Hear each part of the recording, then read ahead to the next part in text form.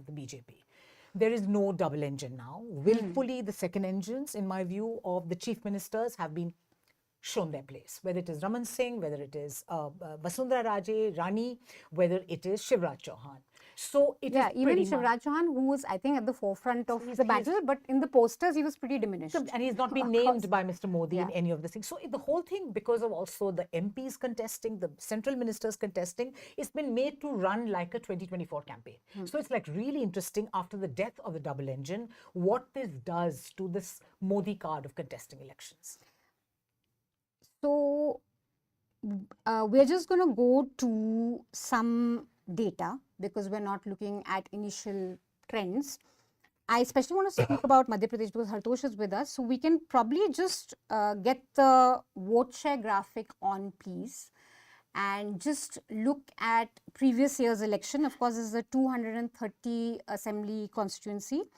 Last time the Congress won 114 seats, BJP was at 109. If you look at the vote share though, BJP was slightly ahead, but a little diminished from 2013. So what you have in front of you is 2013 and 2018 election data. The Congress went up slightly, but yeah, that's what we have. And we're going to have Yogendra Yadav join us. Is he with us? Okay. Hi Yogendra, welcome. Hi, how are you? Great. So we met you last during Karnataka elections, which was just one state, so it was easy. We have 4 states to talk about this time. The counting for Mizoram has been postponed. But tell us, we thought that the first 1 hour we should be talking about big picture themes that are coming out of this election, zoom out a little bit. On the ground, when you're traveling, a lot of the reporters at least told us that the big sort of overarching theme this time was welfare schemes. A lot of conversation about what party is offering what, especially to women voters. And communalism kind of took a back seat, Hindutva took a back seat. The large conversation was about welfare. Would you agree with that? And what were your observations in your travels? Thank you. And let me begin once again by congratulating all 5 of you for coming together, because in many ways, that's the future of independent journalism in India. So my thanks also to all of you for creating this conglomerate. Yes, as I traveled, I traveled in 3 of these 4. I must confess, I did not travel in Chhattisgarh. So what I say is hearsay. But when I traveled here, yes, very much the conversation that you get is about welfare schemes. So let's begin by saying what these elections are not about. These elections are not about Mr. Modi. BJP tried very hard.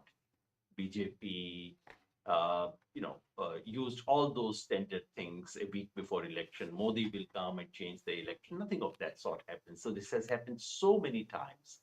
But the legend still goes, Modi will come and change the election. Even if BJP wins a few states, it's not because of Mr. Modi. That's not what the election is about. And I heard that thing about double engine not being there. That's true. That doesn't cut ice. Now, in all the 4 states, it is not that people are saying the government didn't do any work. Let's begin with Telangana, where I expect nothing short of a wave this time. And that's what I saw. So let's see what the results say. My observation, as I said, then I wrote and said, this is clearly a wave. But even there, voters do not say that, look, he didn't do anything. So that standard thing of throw the rascals out did not exist. They said, yes, he brought current, he brought water, he brought roads. But that's all right. Ho gaya iska kaam. Now it's turn for someone else to come. So there was that sense. There was that sense in Rajasthan too, where Ashok Gehlot could well win this election. However, the mood was, yes, he's done a few things. Yes, his schemes are very good. Magar yahan to roti palatti. Whether it actually, so what it would ensure is that we are not going to see the kind of thumping majority that a government which is popular, a government which has a popular chief minister, no anti-incumbency sentiment should get. We're unlikely to see that. In Madhya Pradesh, strangely, that's the one place where I heard Badlav more often than any other state. The exit polls are saying no, BJP is going to win, which would actually be a genuine surprise if that were to be the case. In Madhya Pradesh too, they said, हाँ काम किया था, मगर 18 साल बस हो गया. There was that sense. I can't say that about Chhattisgarh, but in Chhattisgarh too, you have an incumbent government which has had a decent track record in some ways, especially in terms of payments to the farmers and many other welfare schemes that they came up with, but which faces difficulties. So governments which have done work face difficulties because voters want more. That, in a sense, connects these all. At least very interesting that you say. Even I felt that, at least in my travels, what I saw, there's very little anti-incumbency, at least for the CMs in the 3 states. Even with Shivraj in Madhya Pradesh, there was a fatigue. There was that, okay, let's try something else. But no one was angry, which is, I mean, we'll see what the numbers say. But tell us a bit, Hartosh. You've traveled through Madhya Pradesh. You saw a diminished Shivraj, sort of a tussle. I mean, uncharacteristic of BJP, because you usually have strong regional leaders and the center kind of supplements that. But here you saw Modi pretty much everywhere. It was one of the important. Yeah, in that sense, I think Seema began by saying that we perhaps should not use a sporting metaphor, but the kind of hold that the Sun has over the BCCI is the kind of hold the duo has now over the party. The figures that we are talking of. And the BJP, over a period of time, you look at Madhya Pradesh, it took 15 years of work before you had a set of OBC leaders like Uma Bharti, Babulal Gaur, Shivraj Chauhan. Today you look around and you are still in that era. Modi is doing what the Congress has done over the last 40 years, starting from the Indira Gandhi era, diminishing leaders with their own support and their own base, and this is being deliberately done. Shivraj is not to be projected. No projection in Chhattisgarh. Vasundhara, who by far is the most popular person on the ground, is not the person who's projected in the BJP. So the idea is very clearly that in these results, as ever, you will see that there will be a lot of credit that will go to Modi if the elections come through. And if the elections are lost, of course, I mean, these people, there was this anti-incumbency, Gehlot has done great work, Baghel has done great work. So there's always this excuse that is available. And in Madhya Pradesh, this was particularly the case here. People are tired of Shivraj, but nobody dislikes Shivraj. That is one of the things that has quite evident in what has come out. And I think in all these states, while we are seeing a lot of focus on delivery, I think it's only in Rajasthan that you are seeing schemes that have been crafted out with some care for the future, health, education. Otherwise, there's a competition for distributing resources, which I don't think is clearly thought out. It is that everybody must offer something and you must offer it in competition. So in some senses, it was not an election of competing visions. And it is only in Rajasthan that the Congress avoided falling into the trap of Hindutva over and over again. Kamal Nath is a man, RSS people in Madhya Pradesh told me will be very happy that he wins the elections. And in some ways, the language he speaks is the language even the BJP was not speaking in Madhya Pradesh. So you see that there are no competing visions in states like Madhya Pradesh. That's a very interesting point you make of lack of competing visions. I'm going to quickly come to Seema, and then Gilles Vernier has joined us, so we'll go to him. Somebody actually in Rajasthan, so we talk about BJP diminishing, regional leaders, but Congress, at least if you look at the Rajasthan election, is a very out of character election because Ashok Gehlot, even his campaign didn't have INC colors, it was pink, it was his face throughout. Sonia and Rahul Gandhi made an entry very late, I think maybe on posters 2-3 weeks before the election. It was really very much about Gehlot. So, I mean, I thought Rajasthan was like really interesting because all the state leaders had almost delinked from the central leadership, whether it is Sachin Pilot, Gehlot or Vasundhara Raje. They had very little sort of backing, if you like, or the back of central leadership. So it almost seems like, I mean, Rajasthan is emerging as a very interesting autonomous model almost in the Hindi belt. Because as Hartosh said, we need to differentiate between just offering a Ladli Behna in Rajasthan to offering health, to having a completely different vision about gig workers, So there is a kind of a thought through idea of an economic model. And also we must not forget what Gehlot told, I think, the Hindu, that he believes in a gardener's model, which is a very interesting mixed metaphor, which is a reference to the community he happened to be born in as well, that I believe in a Mali model where all kinds of flowers should blossom. So, I mean, so I think Rajasthan sort of offers a lot to the Hindi belt, which is why, for reasons of, as you said, leaderships kind of running on their own, as it were, not really looking up to some ala kaman. And the kinds of schemes in the Hindi belt, it's the first time. So we should be looking at that very closely. But I think Ashok Gehlot's campaign got probably the least amount of kind of support from the centre in terms of rallies, at least. The central leadership's rally. Yes, precisely. Yeah. So it'll be interesting to see. We have Pooja Prasanna joining us from the news unit. And Giles. Hi, Pooja. Hi. Where are you joining us from? We can't hear you. You have to unmute yourself. I hope I'm audible now. Yes, you're audible. Where are you joining us from? Bangalore? I am back in Bangalore, yes. Oh, great. So, Tracking Telangana from Bangalore. how excited are you about Telangana? Because when we were there, my God, I think we got trolled quite a bit because of the 2 videos we put up, because it was mostly people just unhappy with the BRS, and we were accused of being like, I don't know, paid trolls or something. But there was a lot of, clearly you could, I mean, we, obviously journalist's job is not to predict who's going to win or not, but we could clearly sense that there's dissatisfaction, unhappiness. And now if the exit polls are anything to go by, it's going to be a Congress sweep, at least some are claiming so. We'll see what the results say. But tell me, how excited are you and what are you looking out for Telangana?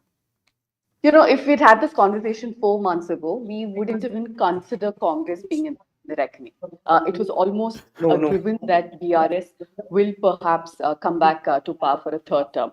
So the very fact that Congress has come this close, whether they win or not, I'm not going to predict. But that in itself, I think, is a huge indicator of what's been happening in Telangana the last 10 years. Quickly, I want to just touch upon the Telangana sentiment that is spoken about so much. What I found on the ground is it's very much still present, but it's kind of evolved from what it was, say, 10 years ago or 5 years ago, because the statehood has been achieved. So the question is, what next? Has there been uniform development? Hyderabad is one place where BRS still has a lot of backers because they have developed the city. It has changed from what it was before, but it was work in progress. Chandrababu Naidu developed Hyderabad, so did YSR Reddy. So, outside of Hyderabad, people still feel that they're being ignored and neglected. The very core of Telangana was that they were being ignored when they were a part of the larger Andhra Pradesh. So there is that sentiment in nooks and corners of the state. And I feel like that is one of the main reasons why people have come out and spoken against KCR in such large numbers. Because in the past, when I have reported from Telangana, there was anger, Manisha, no doubt. The kind of people that we spoke to in the panel, they have been people who have been speaking out against KCR. But there was this impression that he is invincible. Yeah. So what if you're angry with him? He cannot be defeated. Now, that image has been shattered, I think, this election. A question for Pooja. Yeah. Pooja, how significant is it that, the Congress doesn't do brilliantly versus people who left its party and set up regional outfits, especially those who are so powerful that they change their name from Telangana to the Bharatiya, who have very clear kind of national So ambitions. everyone still says TRS there. Well, okay, that's interesting. So how do you see the Congress kind of running up from behind and getting into this position to challenge the BRS or TRS? Yeah, a whole host of factors have worked in favor of Congress. But yes, it is mostly anti-incumbency vote that the Congress is leveraging. We saw several other parties, smaller parties, including Y.S. Sharmila's YSRTP, and also an outfit that supported, that fought for the Telangana movement led by Professor Kodandaram. All of them put their weight behind the Congress. So that would have done them a lot of good. That was, I think, the primary reason. Bharat Jodo, in small measures, could have not, if not in terms of public perception, it could have at least, built the morale of the cadre, because this is a state. If I could just quickly take a minute, every election, after election, we saw defectors. Usually we see that happening in, say, places like Madhya Pradesh and Karnataka, only to form government. Here we saw the BRS having full numbers, but still we'd see people from the Congress and in one case TDP going towards the TRS as it was then. So Yeah. there was no opposition. So for the Congress, they had to build it almost from scratch. The cadre had left because they thought it's a lost cause. The leaders had left. There was a joke saying that, the Congress has sleeper cells of KCR whenever he wants them to just come to TRS and they just walk. That's not happening this time around. The swing is the other way. From BRS leaders who were miffed that they didn't get tickets, strong leaders, I must add, have joined the Congress, gotten tickets, and have kind of revived the Congress in Telangana. So these are some factors that have come together for the Congress party. But the fact remains that even their most prominent face, Revant Reddy, is not originally a congressman. He was Yeah. from the ABVP TDP, leader, yes. came and worked really hard on the ground. I must give him credit for that. So the Congress has had a rethink of its policies. You cannot no longer say that we gave Telangana, so be grateful to us. Welfareism was something that was very, very prominent in the campaign this time, both from BRS as well as Congress. And finally, I think the win in Karnataka did give them a lot of confidence. We saw a lot of leaders from Karnataka also go there and campaign. And we hear that a lot of money has been also pumped in from Karnataka. Let's get Yogendra in. See, general elections are going to happen in the next 6 months. And there is this irresistible urge to draw conclusions on what these results will mean for BJP in the Lok Sabha, for Modi, or for Lok Sabha results. How perilous is that? Should we be drawing any conclusions? And Telangana, I think that will be most interesting if the exit polls are anything to go by, because like Pooja said, BRS was invincible. There was this sense that, okay, even if you're upset, you have to go with BRS. I think I heard this thing about semi-final not being an apt metaphor, and I completely agree. Year after year, election after year, after election, we've seen that these results do not directly translate into Lok Sabha elections. It's only a function of electoral coincidence that these 5 states, earlier it used to be 3, would go just before the national election. So we have to be very careful in drawing the conclusions. One conclusion to my mind would be about whether it's exit for BJP from South India, because Karnataka, they've lost. Telangana, no matter what happens, I think no one is saying that BJP is getting into double figures, which is much less than what they did in the 2019 Lok Sabha election. BJP's bid, BJP's sort of assault on Telangana, like they did in West Bengal, clearly did not happen. In West Bengal, at least they managed to become the real second party, the real competitor to TMC. Nothing of that sort is expected from Telangana this time. So in one broad thing would be BJP is out from South India. Now, this has some implications for Lok Sabha election. You could say BJP could bounce back if they ally with the BRS, which is what is widely expected, just as it happened in Karnataka, BJP aligning with JDS. There is some room there, but BJP on its own emerging as a very important player in the South is something you can rule out for 2024. That's important because that sets limits to what the BJP can do. That has been a structural limitation for the BJP. For the BJP to emerge as a very strong player in national politics in the long run, stronger than it is, it needs to break through that. And that is something it is unable to. And to my mind, it has implications for 24 as well. In Karnataka, yes, BJP can come back with some. I don't expect a 25-seat fall or something of that kind in Karnataka. And BJP would struggle to get back its 4 seats in Telangana. So there's some implication there. As for the 3 states, my sense is that all the 3 are going by very small margins. We spoke about Ashok Gehlot-ji. Now, it's the 3rd time for Ashok Gehlot. Anyone who's observed Rajasthan would know that every time he's actually run a reasonably decent government. His record in the first term was a tremendous record of famine relief, which is amazing. Very few governments has done the kind of famine relief that he did during the first term, but he lost. Second time, he ran again a reasonably good government. That is when the health reforms of Rajasthan began. He lost, and he lost very bad. Yeah. This time, he has come up with a slew policies, not just health. It's about pension, it's about gig workers, series of reforms which have some vision for Rajasthan. And if he doesn't win, what message does it give? That's something we need to ponder over. So in all these three states, Rajasthan, Chhattisgarh, and Madhya Pradesh, I think we are looking at small margins. A shift of 2 to 3% vote is going to tell us, to produce the final verdict. The difficulty, of course, is that this tiny shift in tectonic plates, if I could use a geological metaphor, can produce very big consequences. So consequences in terms of morale, consequences in terms of the larger political message. The larger political message people would wish to look at is the Congress on its way back?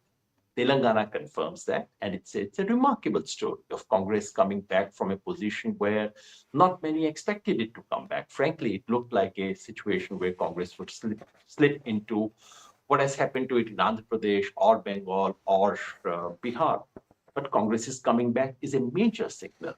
But if Congress can hold on to, let's say, two of the three states, Madhya Pradesh, Rajasthan, and Chhattisgarh, then the message would be much bigger than change. And that's the importance of this the verdict today.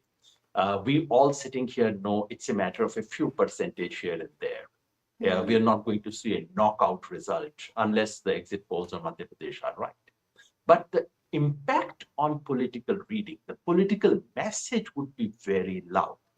If Congress manages to win two, Congress can go back into election confident, and it changes the morale. If BJP manages to get the two big states, Madhya Pradesh and Rajasthan, BJP goes back into elections much more strongly, although there is no direct correlation. But it does affect morale, it does affect political messaging, it does affect your overall preparation for the Lok Sabha. So morale is one thing, but Hartosh, like when you travel, I think the voters are pretty clear. There's a clear distinction that we're going to vote for Lok Sabha for X reasons, and the state will, vote for this government. And the, Modi's popularity hasn't diminished at all to my mind. Whenever you talk to voters, there's a very clear sense that, okay, center में तो वही ठीक है, यहाँ पे हम कांग्रेस को ला सकते हैं, यहाँ पे और किसी को try कर सकते हैं. So to what extent are voters giving any message? I mean, are we being completely wrong in taking any message from the voters? Because the voter seems very clear that ठीक है, center में मोदी अच्छा है, यहाँ पे हम देखते रहेंगे क्या करना है. Absolutely, Manish. And I'll just stop for a minute to just remind our viewers that we will be changing into Hindi occasionally over the 8 hours. We will have a few hours of Hindi as well in between. 9 to 10, in fact, will be Hindi, hosted by Arfa from the Wire. I think what is clear from conversations, and I mean, these are anecdotal, but from small villages to sort of towns, bazaars, offices, Modi remains undiminished in at least the Hindi belt, in the sense that I know, I think it's probably true of Rajasthan, but in Madhya Pradesh, it is certainly the case. So I don't think we should be reading much into these results in terms of the Lok Sabha, except for the question of psychology and momentum as you go into the elections. This also is, and I just move away from just the campaigning for these elections, it perplexes us. What are these events that are being staged for us here? The G20, the constant propaganda, how ridiculous it seems, this constant thrusting of himself in front, the images. Everywhere I went to in Madhya Pradesh, this would come up that he has changed our stature on the world stage. You ask people this question, what does it mean?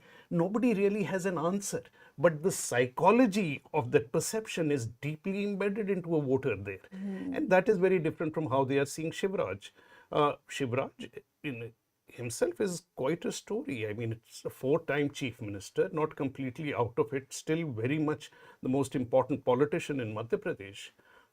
And I think it would be interesting to see post the results, however they come out, how the BJP handles, who today in a genuine sense, in terms of being tied to his community, the most important OBC leader they have in the Hindi belt in this side. I'm not talking of UP, because I think OBC politics, and we haven't yet come to that, is going to be one of the central themes as we go into the Lok Sabha, and we have seen glimpses of that in these elections. I think we will discuss that a bit further as we go along. In fact, I just want to underscore this point that Hartosh made about this sentiment of India having arrived at the global stage, that we've made it, and that somehow this will percolate down to us and we'll also do well.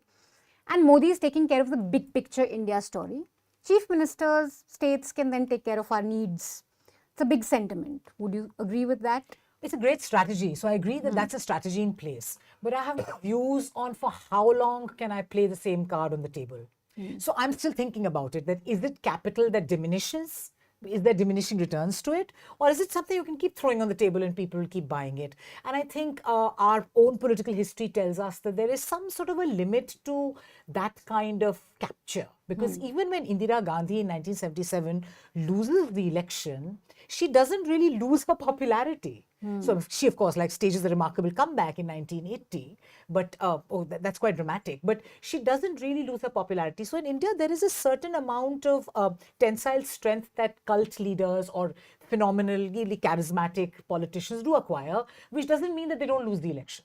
So I think what's a big change in terms of governments, should it happen, and the defeat of the BJP in states would do is, it just kind of creates chaos. Like here in the studio, if people standing behind the camera started jumping around, there were suddenly things happening. It may not interrupt our broadcast, but it shifts. I mean, I like the geological metaphor that Yogendra used. Tectonic plates also play a role. And also, we must remember one thing. Holding on states for Mr. Modi is very important. This is something that has been learnt by the BJP after 2017, because he derives his power from saying that I am elected by the people. All other institutions, whether they're courts, media, whatever, don't say that. They cannot say that because they're not elected by the people. The only ones who can say that are the state chief ministers. We've been elected by the people too.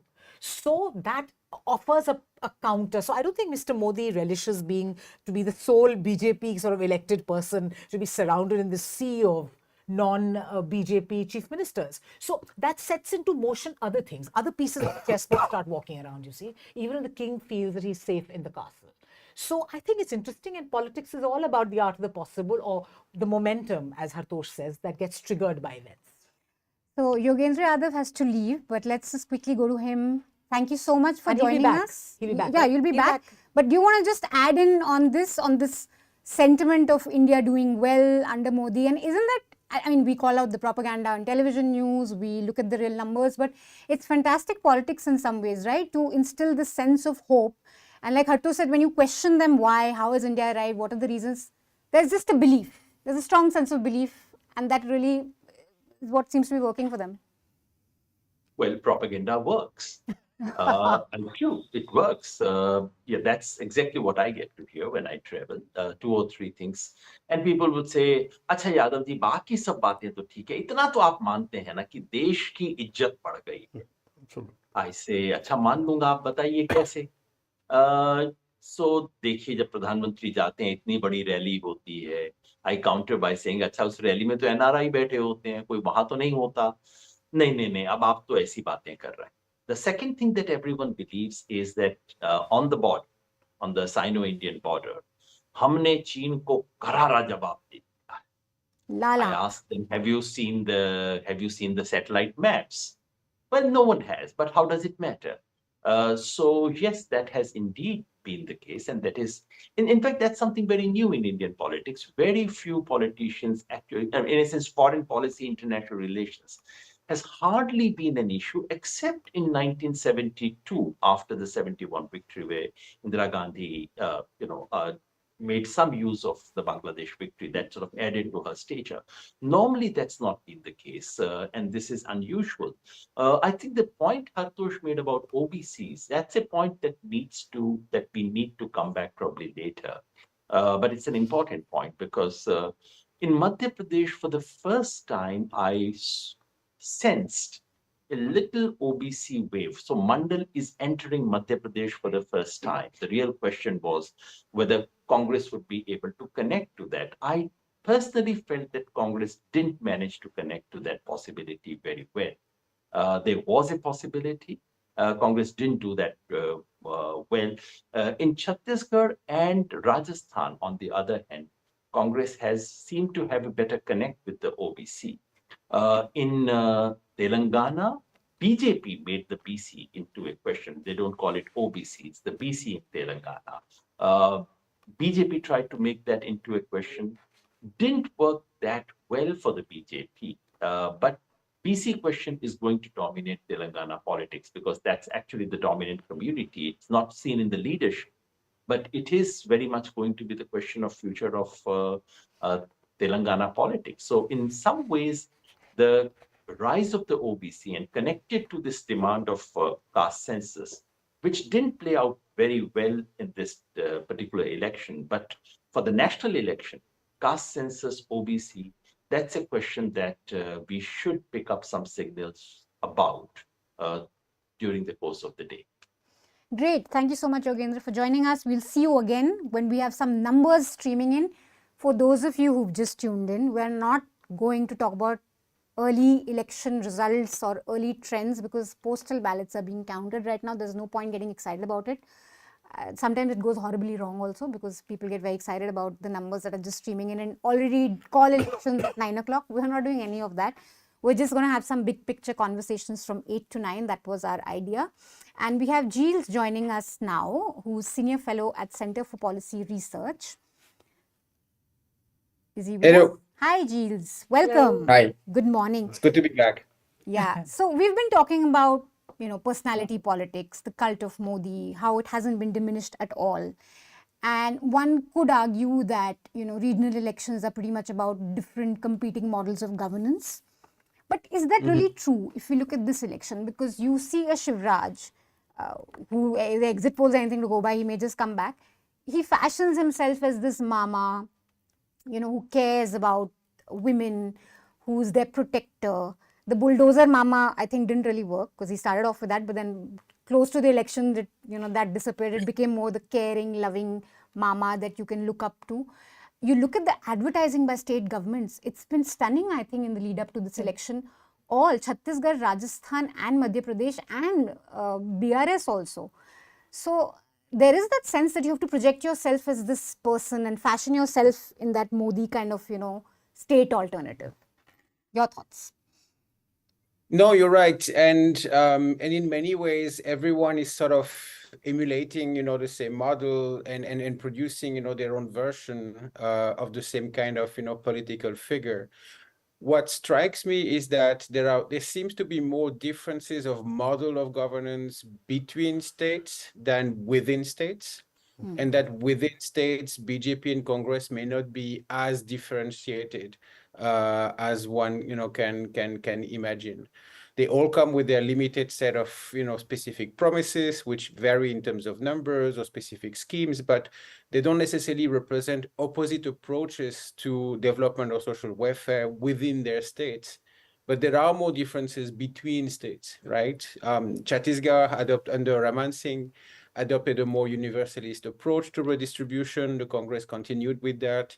Madhya Pradesh always had a more conventional approach of targeting welfare schemes for farmers, women, OBCs. In both states, BJP and Congress are basically offering, making the same promises or offering the same scheme. Sometimes the difference is like 1,000 rupees between X or Y scheme. Telangana has a rather different model where the state combines massive investment in welfare schemes and public infrastructure, but it combines that with intense crony relations with the private sector, real estate barons, developers in and around Hyderabad. So that's been more, the marking of the Telangana government's model. In Rajasthan, again, you find traces of the previous UPA model, combining welfare schemes with, the extension or the creation of new rights for workers, like gig workers, for example. So, and again, the BJP is not contesting those schemes and is likely going to continue them should they win, should they come to power, and vice versa for the Congress in case they manage to unseat BJP governments. So, I mean, it's just an observation, but it's quite interesting that you don't have that much differentiation between parties in that regard, in terms of model of governance and style of leadership, also projection of, a benevolent, generous leader, provider of welfare. basically sort of plagiarizing one another. I think it's quite fascinating what you said about Rajasthan, especially because one of the reasons why we were told that the state always votes out the incumbent is because they are sure that the BJP will continue the same schemes as Gehlot. So they are not really bothered. They know यहाँ से भी मिलेगा, वहाँ से भी मिलेगा. Let's keep them on their toes, change करते रहो, which I think is pretty sensible actually. You should keep them on their toes, you should keep changing. Seema, do you want to come in? No, I just want to geez, this whole business of this competitive welfareism, which I think is a very good thing because I'm a fan of lots of elections because that's the only time in India where voters seem to have their say, they are wooed, the netas turn up at their door, they knock. So anyway, just that's a disclaimer. But in what we've been made to believe that people are voting for reasons other than what's good for them. So we experienced that in the past couple of elections, that there is a sense that voters are looking for something else, this whole business of pride or the Hindu nation or dreams that are outside of their material well-being.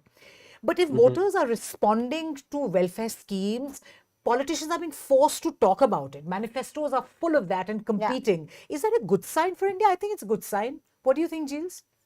No, it is a good sign. And I mean, there are other models which I have not mentioned, but if you look at Kerala, for example, I mean, the story of Kerala has been of competitive welfareism between two coalitions for a very long time, one Congress-led, the other communist-led.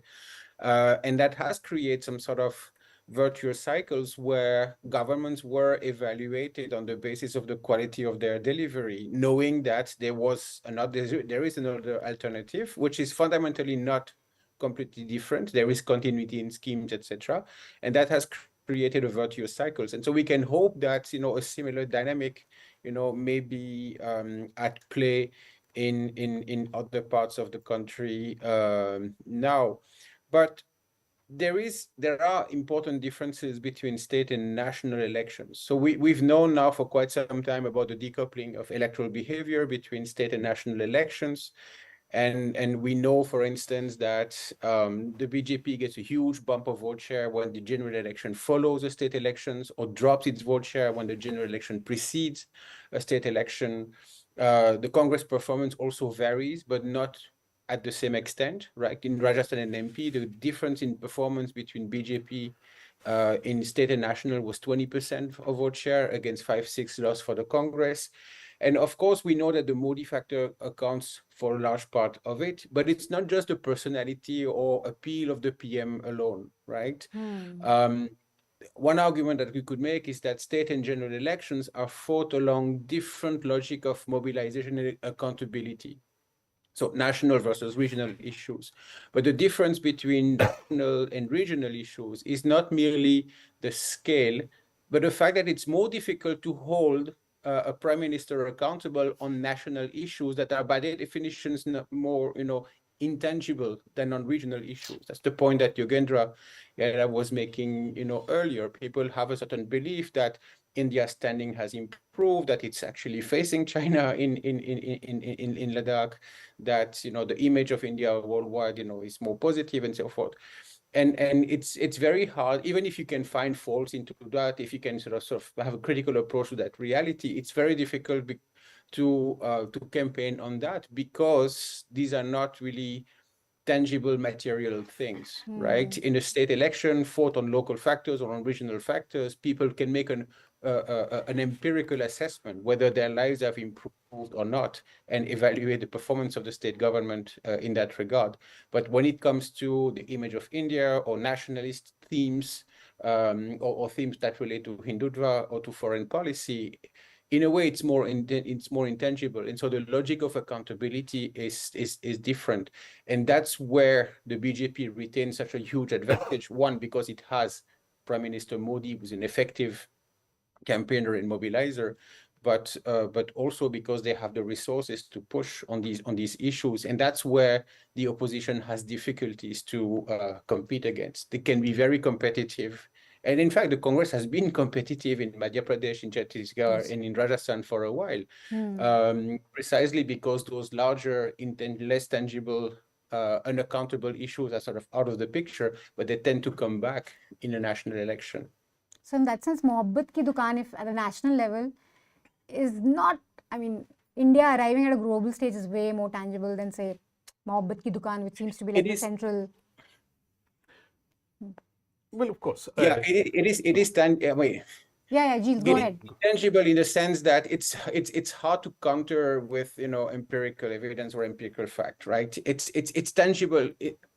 It's real in terms of perception, right? The belief is real, and therefore it performs its effect, right? But it's much harder to sort of confront the prime minister on, you know, the fault in the approach to the Ladakh situation, for example, than to criticize the chief minister on the functioning or dysfunctioning of a scheme, right? In a way, it's maybe tangible is not the best word, but, you know, maybe, you know, material versus immaterial. I don't. Hartosh, you coming in?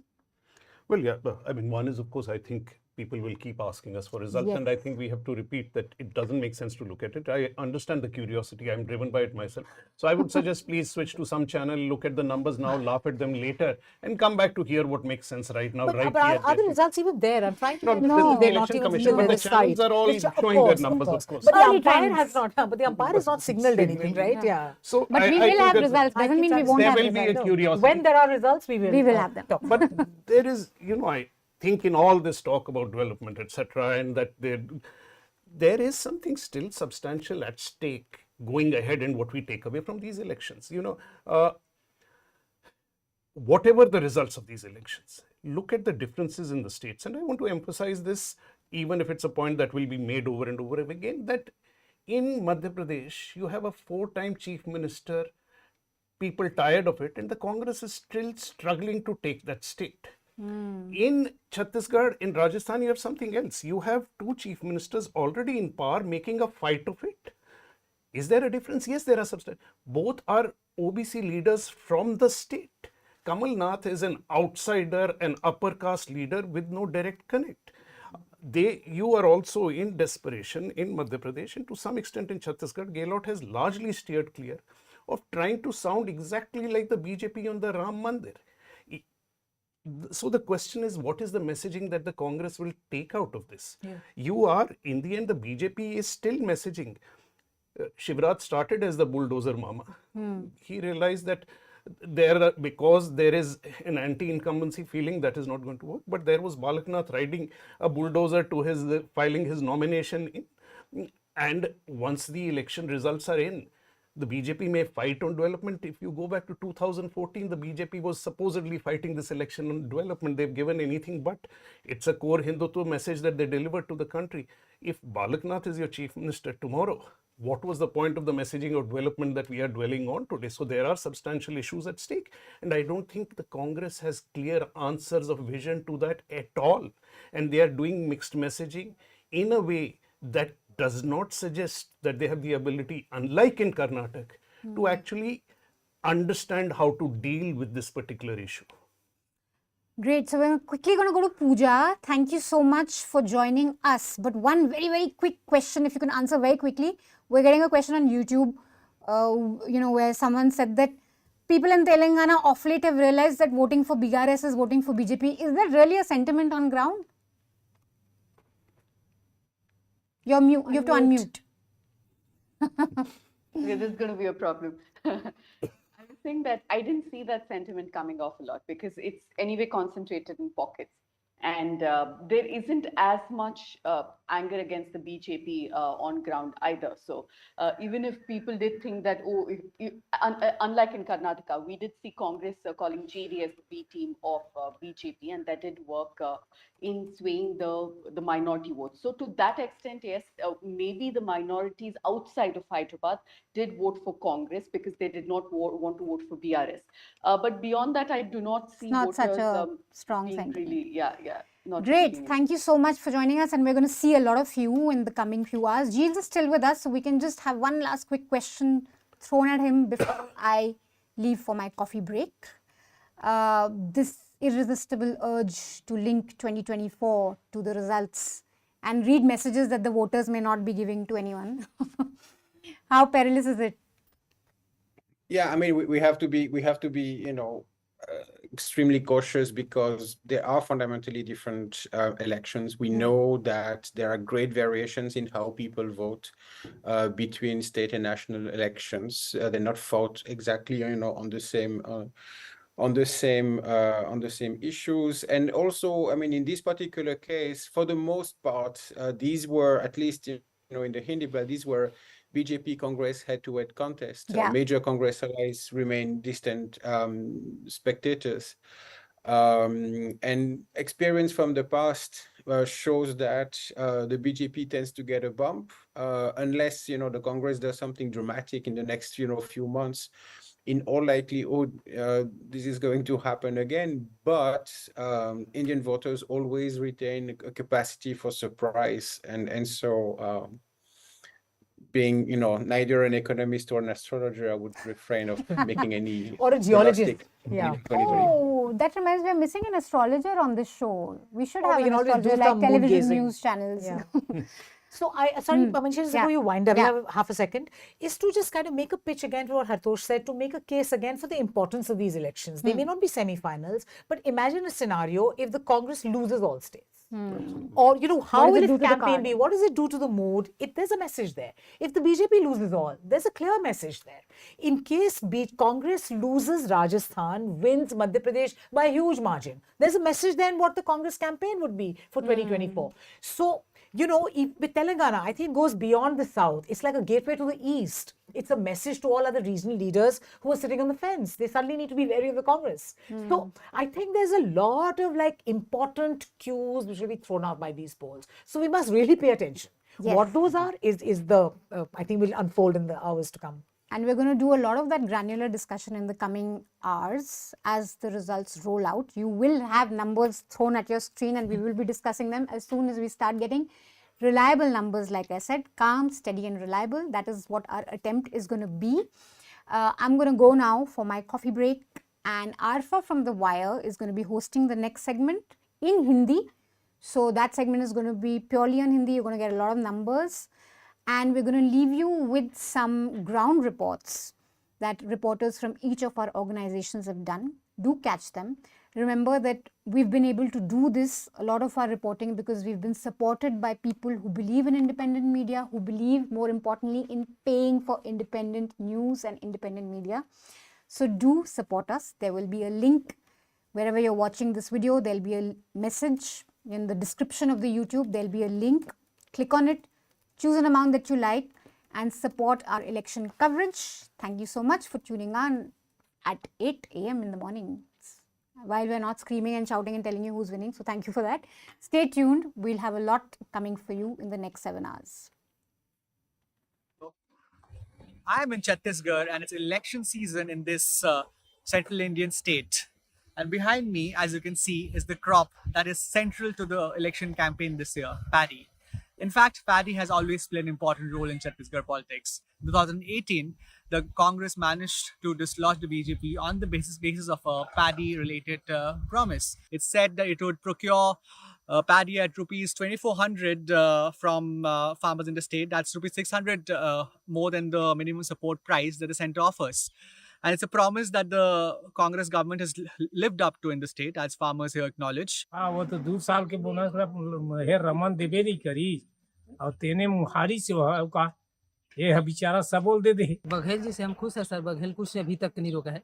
धान का bonus भी दिया है sir. In response to that, the BJP this time has in its Ghoshna Patra manifesto has said that it would buy paddy at rupees 3,100 per quintal. But not to be left behind, the Congress in its manifesto has now said it will buy paddy at rupees 3,200, 100 more than the BJP has offered. Paddy, as you see, is at the heart of the elections this year in Chhattisgarh, and is probably this crop that will decide the fate of the political parties in the state.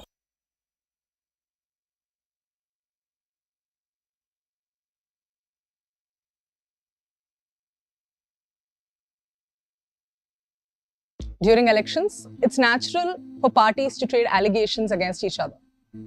In Telangana, the biggest allegation a party faces is that it's the B team of another party. The Congress, for instance, has accused the BRS and AIMIM of being the B team of the Bharatiya Janata Party. मगर TRS और आपके chief minister ने BJP की B team का काम किया। ये मत सोचिए कि बीआरएस अकेली है। बीआरएस, बीजेपी और एमआईएम तीनों एक साथ मिले हुए हैं। The BRS has flatly denied these allegations of being the B team of any party. Instead, they have claimed that they're the A team of the Telangana public. In this interview with the News Minute, BRS working president KTR responded to Rahul Gandhi's allegations of BRS being the B team while speaking to TNM's editor-in-chief Dhanya Rajendran. B team जो लोग बोलते हैं, the people whatever this narrative that they've built, if not arresting my sister by the enforcement directorate is what is the prima facie evidence that we are BJP's B team, then Rahul Gandhi and Sonia Gandhi also have not been arrested. They are also facing ED inquiry. So इसका मतलब क्या हुआ? BJP के B team है Congress.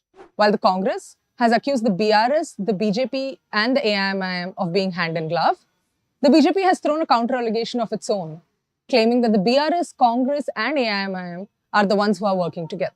What does the AIMIM make of these allegations? Listen to what its party chief Asaduddin Owaisi has to say. But the fact that it is forcing the Prime Minister and the Congress leaders to talk about us, to criticize us, I feel that, we have hit the arrow where it hurts. But the B team saga does not end there. Owaisi has accused Congress President Revanth Reddy of being the B team of the RSS. Revanth was a member of the ABVP during his college days, and Owaisi alleges that that association has still continued.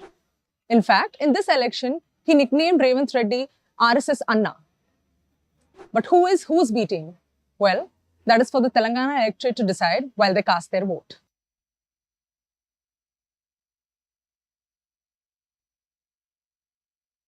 हमारी चुनावी यात्रा राजस्थान से शुरू हो गई है। हम पाली constituency में हैं, जहां 1998 से बीजेपी के एमएलए ज्ञानचंद पारक हैं। 25 साल हो गए उनको यहाँ पे। ये पाली का प्रदूषित पानी आ रहा है, उससे हमारी जमीन बर्बाद हो गई है, हमारे कुएं बर्बाद हो गए हैं और किसान सारे बर्बाद हो गए हैं। बीजेपी के राज में सब समस्या का हल था, अभी कांग्रेस के राज में कुछ नहीं है।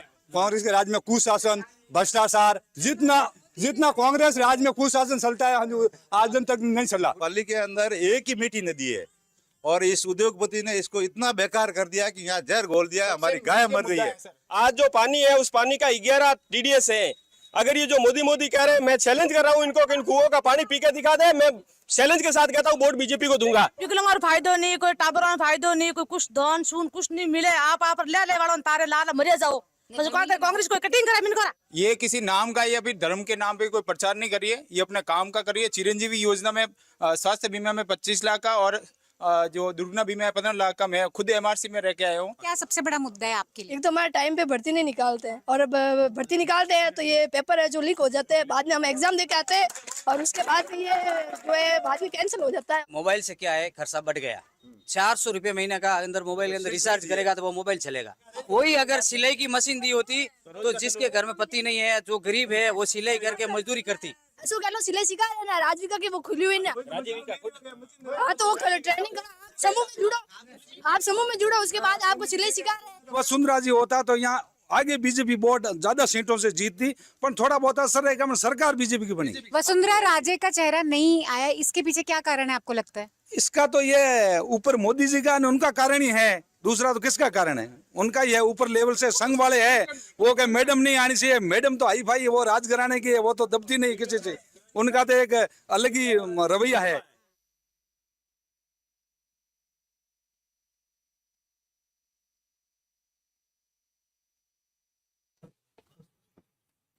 नमस्कार, बहुत बहुत स्वागत है आपका इस खास चुनावी कवरेज में। आपने सत्ता का राजनीतिक गठबंधन तो बहुत सुना होगा, लेकिन ये मीडिया का गठबंधन है। अक्सर आप लोग कहते रहते हैं कि क्यों नहीं गोदी मीडिया के खिलाफ आप तमाम सच्चे ईमानदार पत्रकार एक हो जाइए। हमने आपकी बात सुन ली और आज हम यहाँ हाजिर हैं।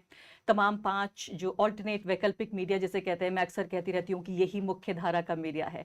आज जब 5 राज्यों के चुनाव हो रहे हैं तो हम कोशिश आपको करेंगे सटीक खबरें देने की। हम बहुत जल्दी रिजल्ट्स देने की कोशिश नहीं करेंगे, क्योंकि हम जानते हैं कि हम बहुत ज़्यादा दौड़ भी लें तब भी जो हमारी मंजिल है वो वही है। तो मंजिल करीब नहीं आएगी सिर्फ दौड़ लेने से। राजस्थान, मध्य प्रदेश, तेलंगाना, छत्तीसगढ़, ये 4 राज्यों में कम से कम जो चुनाव हो रहे हैं महत्वपूर्ण, उनके नतीजे हम आपको आज बताने वाले हैं। कई खास मेहमान हमारे साथ स्टूडियो में मौजूद हैं जो 5 न्यूज़ ऑर्गेनाइजेशंस हैं, उनके नुमाइंदे या हमारे साथ स्टूडियो में मौजूद होंगे जिनके ज़रिए मुद्दों को हम समझेंगे। तो स्टूडियो के गेस्ट के अलावा हमारे साथ फील्ड में रिपोर्टर्स भी मौजूद हैं। तमाम तरह के आंकड़े हमने आपके लिए जुटाए हैं, ये सब तो बताने के लिए कि कौन जीत रहा है, कौन हार रहा है। लेकिन लोकतंत्र में और लोकतंत्र की चुनावी प्रक्रिया की सबसे खास बात यह है कि इस जीत और हार में छिपी हुई जो महत्व है, जीत और हार का जो महत्व है लोकतंत्र के लिए, उसको समझाने की हम कोशिश करेंगे। कहा जा रहा है बार बार कि ये सत्ता का सेमीफाइनल है, 2024 से पहले 2023 सब कुछ तय करने जा रहा है। लेकिन मैं ये कह सकती हूँ ज़रूर कि फील्ड में ज़मीन पर उतरकर जब जनता से बात करते हैं तो लगता है कि मीडिया की कहानी अलग है, जनता की कहानी अलग है। जनता इस बात को बिल्कुल अलग तरीके से देख रही है। स्टूडियो में मेरे साथ हरतोष सिंह बल मौजूद हैं कैरावान से, इसके अलावा अतुल चौरसिया न्यूज़ लॉन्ड्री से, शुएब दानियाल साहब मेरे साथ स्क्रोल से मौजूद हैं, और ग्राउंड पे मेरे साथ 2 रिपोर्टर्स इस पूरे 1 घंटे के दौरान मौजूद रहेंगे, इरम आगा कैरावान से और प्रतीक न्यूज़ लॉन्ड्री से। तो ये 5 मेहमान और मैं द वायर से, तमाम लोगों के जरिए आप तक हम सही खबरें पहुंचाने की कोशिश करेंगे। अभी तक 8 बजे से लेकर 9 बजे तक का ये जो घंटा होता है, इतने सारे चुनाव मैंने कवर किए। स्टूडियो में वही कहानी कि 8 बजे से लेकर 9 बजे के बीच में जो पोस्टल बैलेट्स होते हैं उनसे हम नतीजे या मैं कहूँगी रुझान लगाने की कोशिश करते हैं, और पत्रकार भी कहीं ना कहीं लालायित हो जाते हैं कि क्या यही नतीजे हैं। मैं कहूँगी इंतज़ार हम करेंगे कम से कम 11 साढ़े 11 बजे तक का, जब लीड नतीजों में बदलते हुए, यानी कि रुझान नतीजों में बदलते हुए नजर आएंगे। 2 लीड्स अभी दिख रही हैं स्क्रीन पर, आप देखिए। फिलहाल कुछ ही पलों में स्क्रीन पर आपको लीड्स नजर आएंगी कि जो रुझान है वो किस तरह के दिख रहे हैं। राजस्थान में आप फिलहाल देखिए 2 सीटों का जो रुझान है वो देखने को मिल रहा है। कांग्रेस पार्टी 1 सीट पर, भारतीय जनता पार्टी 1 सीट पर, और इसमें बीएसपी भी एक दावेदार है। इसके अलावा तो अभी 2 सीटों के रुझान अभी फिलहाल आपको दिख रहे हैं। काफ़ी खबरें और जो कुछ हम यहाँ चर्चा करेंगे, इसके अलावा स्क्रीन पर भी नज़र बना के रखिए, क्योंकि स्क्रीन से भी काफ़ी कुछ आपको देखने को मिलेगा। मैं जानती हूँ कि हमारे जो तमाम 5 ऑर्गेनाइजेशंस हैं और द वायर के दर्शक हैं, वो ये देखना चाहते हैं कि वायर और ये 5 न्यूज़ ऑर्गेनाइजेशंस मिलके जो कवरेज दे रहे हैं उसमें किस तरह से इस पूरे मुद्दे को समझा जाए। अतुल, मैं आपके साथ शुरुआत करना चाहती हूँ। अभी तक सिर्फ 1 घंटा गया है, मैं कहूँगी कि समंदर के नीचे, पानी के नीचे। इस 1 घंटे में अभी तक आपने क्या कुछ इकट्ठा किया? अभी बहुत शुरुआती जो रुझान है, और जो हमेशा होता है कि शुरुआत के 1-2 घंटे में चुनाव आयोग की अपनी जो वेबसाइट है, जहां से हमने कोशिश किया कि हम चुनाव आयोग की वेबसाइट का ही सहारा लें रुझान या फिर नतीजों को बताने के लिए, तो वो क्रैश कर गई है। उसमें बहुत ज़्यादा कोई इन्फॉर्मेशन नहीं हमारे पास आई है। लेकिन एक मोटा जो बाकी रिपोर्टर्स हैं हमारे और अलग अलग जगहों से सूचना आ रही है, उसके मुताबिक करीब करीब जो एग्जिट पोल हमें बता रहा था उसमें उससे थोड़ा सा दाएं बाएं जा रहे हैं जैसे, लेकिन बहुत शुरुआती रुझान है तो हम इस पर बहुत भरोसा भी नहीं कर सकते हैं। मध्य प्रदेश का जैसे जिस तरह का बताया जा रहा था उस तरह का नहीं है। मध्य प्रदेश में थोड़ा सा शुरुआत में दिखा कि शायद कांग्रेस को बढ़त मिल रही है। राजस्थान में इस तरह का जो था कि राजस्थान में शायद फिर से रिपीट हो सकती कांग्रेस की, लेकिन वहाँ पर भारतीय जनता पार्टी ठीक करते दिख रहे। तेलंगाना का बहुत साफ है, तेलंगाना के जो नतीजे हैं उसमें साफ एक ट्रेंड अभी शुरुआत से ही एक दिखने लगा है। तो ये है, लेकिन अभी मुझे लगता है कि फिर भी हमें थोड़ा सा इंतज़ार करना है, क्योंकि सीट्स के लिए, रुझान के लिए एग्जैक्ट नंबर्स अभी कुछ बहुत ज़्यादा हमारे सामने नहीं है। शुएब साहब, आप क्या देखना पसंद करेंगे? मैं सोच रही हूँ कि इन 5 राज्यों में देखें, जिसमें से आज 4 के नतीजे हमें देखने को मिलेंगे, कुछ ही घंटों में पता चल जाएगा। बार बार मैंने कहा कि ये टेम्पटेशन तो होता है कि ये कहा जाए कि ये जो 23 के नतीजे हैं वो 24 के हैं, लेकिन जो भी फील्ड में गया है, तमाम रिपोर्टर्स, ये कोई खास मेरी बात नहीं है, इसको लेकर एक तरह की आम राय है कि कुछ मामलों में, बल्कि कई मामलों में मैं कहूँगी कि जो राज्य के मुद्दे हैं वो अलग हैं, और जो केंद्र की जब सरकार बनेगी तब उसके मुद्दे अलग होंगे। अभी मैं मान लेती हूँ कि अगर ये पूरी जो हिंदी हार्टलैंड जिसे कहा जाता है, हिंदी पट्टी, काउ बेल्ट भी जिसे हम कहते हैं मजाक में, इस काउ बेल्ट में अगर इन 2 राज्यों को खासकर मैं देखूँ, छत्तीसगढ़ साफ तौर पे निकलता हुआ नजर आ रहा है, लेकिन जो असली कॉन्टेस्ट है इस वक्त वो राजस्थान और मध्य प्रदेश का, या मैं कहूँ बिल्कुल साफ तो सिर्फ मध्य प्रदेश का कॉन्टेस्ट इस वक्त नजर आ रहा है। क्योंकि राजस्थान की वो रिवायत है, न बदले तब भी ठीक है। कांग्रेस पार्टी बहुत पहले, राहुल गांधी, आपको याद होगा कुछ ही हफ्तों पहले की बात है, वो लोग कह रहे थे कि इतनी भी ईमानदारी अच्छी नहीं है, जो उन्होंने कहा हम शायद जीत जाएंगे। तो कैमरे पे कभी आपने ये कहते नहीं सुना होगा, लेकिन उसके बावजूद भी इस शायद का मतलब उन्हें भी अंदाजा था इस बात का। अब इस वक्त राजस्थान की भी एक और लीड आ रही है। फिलहाल आप ये देखिए कि 4 सीटों पर कांग्रेस पार्टी आगे बढ़ती नजर आ रही है, भारतीय जनता पार्टी 1 सीट पर। सवाल के बीच में आपको रुझान भी बताते हुए चलते हैं। शोएब साहब, ये बताइए कि अगर मान लेते हैं कि मध्य प्रदेश 18 साल के शासन के बाद फिर से बीजेपी लेने में कामयाब हो जाती है और राजस्थान अगर मान लेते हैं कि उसी तरफ जाता है, बीजेपी की तरफ, अगर ये 2 बड़े राज्य कांग्रेस पार्टी लूज करती है, पहले मैं लूज से शुरुआत करती हूँ, तो आप इसे कैसे देखेंगे? देखिए, ये जो आपने कहा जी, ये बहुत ही इंपॉर्टेंट क्वेश्चन है कि इज दिस, ये क्या सेमीफाइनल है लोकसभा के लिए? क्योंकि आजकल क्या हो रहा है, जो इंडियन वोटर है वो बहुत ही अक्लमंदी से वोट दे रहा है। वो राज्य में एक जगह वोट देता है और तब सेंटर में जाके दूसरी जगह वोट देता है। तो अगर आप मान लीजिए कि बीजेपी जीत गया इस बार, तो बीजेपी के लिए तो बहुत एक मनोबल के लिए एक होगा कि वो लोकसभा में बहुत हाई स्पिरिट्स में जाएंगे। मगर अगर कांग्रेस जीत गई, इसका क्या मतलब हुआ वो कहना थोड़ा मुश्किल है, क्योंकि एक तो ऑब्वियसली उसके स्पिरिट्स हाई हो जाएंगे, मगर इसका ये आप अगर याद करिएगा, यही हुआ था 2018 में। ठीक है, कांग्रेस ने कई सारे स्टेट इलेक्शन जीते थे, उसके बाद 2019 में मोदी साहब वापस आ गए थे बहुत भारी बहुमत से। क्योंकि अभी इंडियन जो वोटर है वो स्प्लिट टिकट वोटिंग जिसको कहते हैं, वो राज्य में एक जगह वोट देता है ऑन सम इश्यूज, वेलफेयर वगैरह पर, और जब स्टेट नेशनल इलेक्शन आता है तो नेशनल सिक्योरिटी वगैरह पर मोदी जी के जो ये है फिगर है उस पर वोट देता है। तो ये इलेक्शन का मतलब क्या है, ये हम लोग को एक्चुअली 2014 में जाके ही समझ में आएगा। यानी आप ये कह रहे हैं कि ना तो सत्ता की ना ही मीडिया की बात नहीं सुनती है जनता, उसका अपना दिमाग है, तमाम प्रोपेगेंडा के बावजूद उसे पता है क्या करना है। वो सिर्फ अपनी देखता है कि उसके और उसके परिवार के लिए क्या फायदेमंद होगा, स्पेशली स्टेट इलेक्शन में, क्योंकि नेशनल इलेक्शन में तब थोड़ा सा सेंटिमेंट आ जाता है। ठीक है, कि नेशनलिज्म ये वो वगैरह वगैरह, हिंदुस्तान का जो स्टेट है वर्ल्ड में वगैरह। मगर स्टेट इलेक्शन में इट इज़ अ कम्प्लीटली पूरा वेलफेयर बेस्ड और मतलब अपने लेन देन का इलेक्शन है। वो बहुत ही चालाकी से सोचता है कि मुझे किससे ज़्यादा मिलेगा। ठीक है, तो मतलब जैसे मैं तेलंगाना में रिपोर्ट मैंने किया, तेलंगाना में तो मतलब हज़ार रुपए के लिए लोग उस पर वोट डाल रहे कि अच्छा इसने मुझे 1000 रुपये दिया, केसीआर ने मेरे 1000 रुपये डिसेबिलिटी पेंशन बढ़ाया, तो इसलिए मैं उसको वोट दूंगा। तो ये मतलब बहुत मोल तोल के वोट दिया जा रहा है।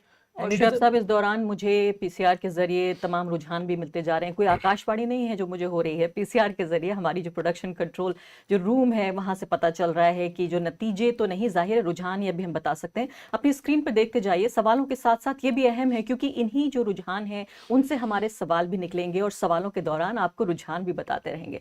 इससे पहले कि मैं हरतोष सिंह बल की तरफ जाऊं, एक और बहुत महत्वपूर्ण बात जो मेरे जैसे एक ऐसे नागरिक के लिए, एक पत्रकार के लिए जो देखना चाहता है कि आम जनता के मुद्दे ही सर्वोपरि हों, उनके लिए बहुत अहम बात यह है कि जब जमीन पर उतरकर मैंने देखा कि कितना भी सांप्रदायिकता का और झूठे राष्ट्रवाद की कोशिशें की कि इस प्रोपेगेंडा में फंस जाए जनता और ये भूल जाए कि उससे बिजली, सड़क, पानी, बैंक अकाउंट, उसे अपने बच्चों के लिए कपड़े, शिक्षा, रोजगार, ये तमाम चीजें चाहिए। मैं हैरान हूं इस बात को आपको बताते हुए, खुश भी हूं कि काफी हद तक इस पूरी हिंदी पट्टी में भी देख लें, मैं तेलंगाना तक तो नहीं गई लेकिन राजस्थान, मध्य प्रदेश में अगर आप देखें, छत्तीसगढ़ में भी मेरी सहयोगी गई थी, उन सब के जरिए पता ये चलता है कि ये राष्ट्रवाद का मुद्दा या फिर जो सांप्रदायिकता का मुद्दा है, इसे काफी हद तक कांग्रेस पार्टी के कैंपेन ने कंटेन किया है, इसको काबू में रखा है और योजनाओं के बदले योजनाओं की बात हो रही है। अभी छत्तीसगढ़ का भी आप जिक्र कर लें तो उधर बात हो रही है कि किस तरह से हम किसानों को बेहतर वो देंगे,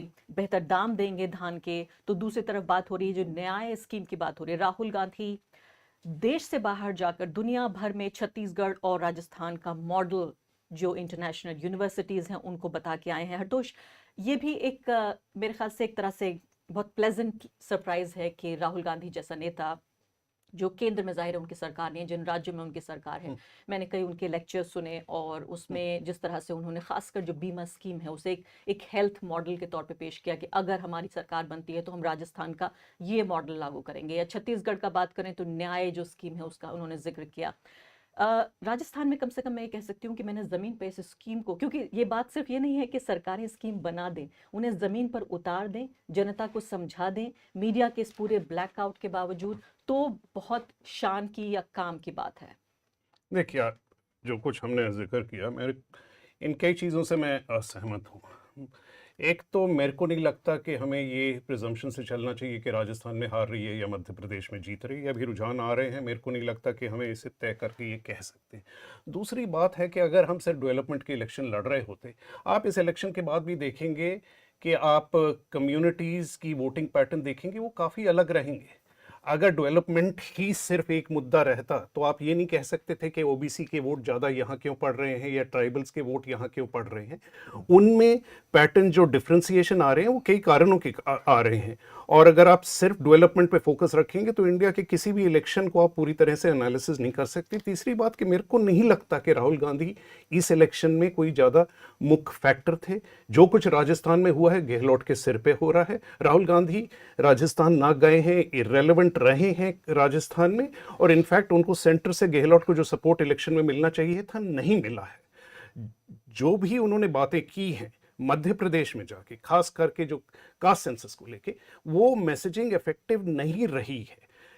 ओबीसी इशू लोकसभा के लिए बहुत ज़रूरी रहेगा, पर उसको कैसे कम्युनिकेट करना है, उस मैसेजिंग को लोगों तक कैसे पहुंचाना है, कांग्रेस को इसके बारे में बहुत कुछ अभी सीखना पड़ेगा। अभी तक वो मैं यहाँ पे ये कहने का मतलब नहीं था कि तमाम जाति धर्म की दीवारें लांघ कर और भारतीय वोटर वोट दे रहा है। मसला ये है कि मैं जो कहने की कोशिश कर रही हूँ कि एक जो ओवर आर्चिंग जो थीम होती है चुनाव की, कि क्या सांप्रदायिकता हावी रही, क्या ध्रुवीकरण हावी रहा, क्या तमाम तरह की समाज कल्याण की योजनाओं पर क्या एक एजेंडा हावी रहा। मैं ये कह सकती हूँ कम से कम राजस्थान मध्य प्रदेश में कि ऐसा देखने को नहीं मिला।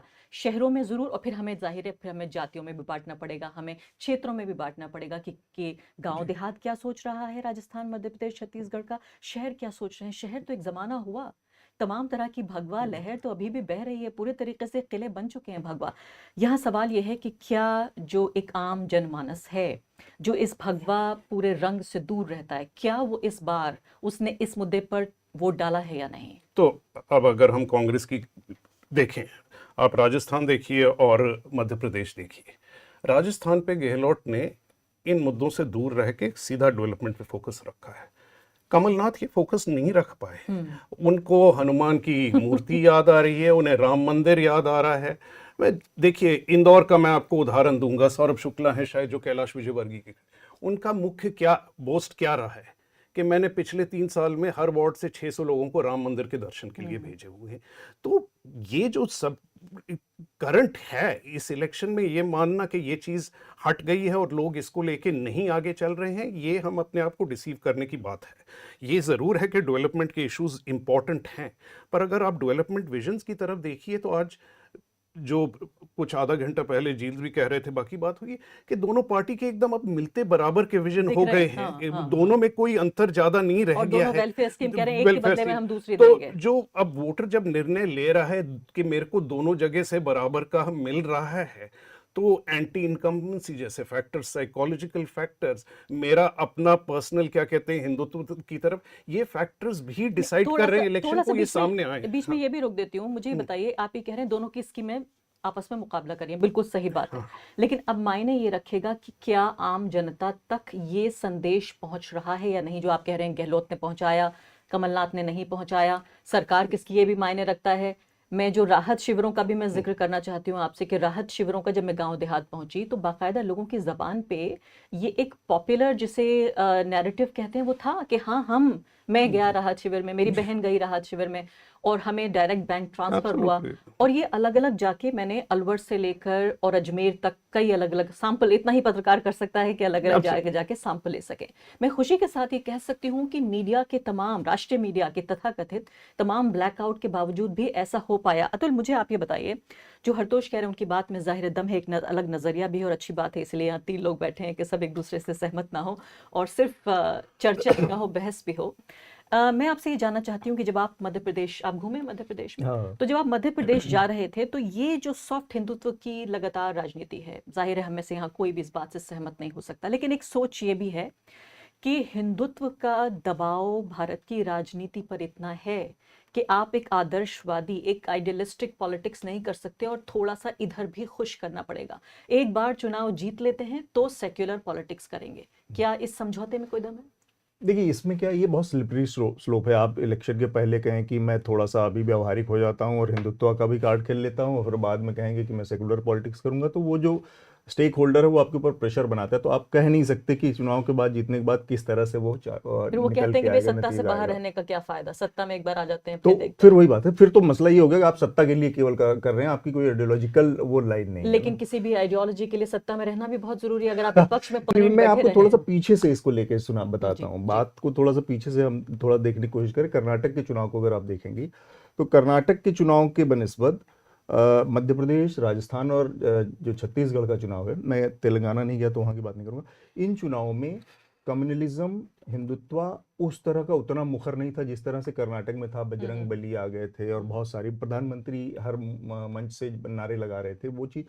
लेकिन उसकी वजह दूसरी थी, उसकी वजह ये थी कि यहाँ पर भाजपा के अंदर जो लीडरशिप की क्राइसिस चल रही थी, कि यहाँ पर मोदी शिवराज को प्रोजेक्ट नहीं करना चाह रहे थे, वहाँ पर वसुंधरा को प्रोजेक्ट नहीं करना चाह रहे थे। उस वजह से उन सारी चीज़ों को, वो सारे मुद्दे जो थे जो कम्युनलाइज करते हैं या जो पोलराइज करते हैं वोटर को, उससे बीजेपी शायद बच रही थी। वो खैर एक दूसरा मुद्दा है।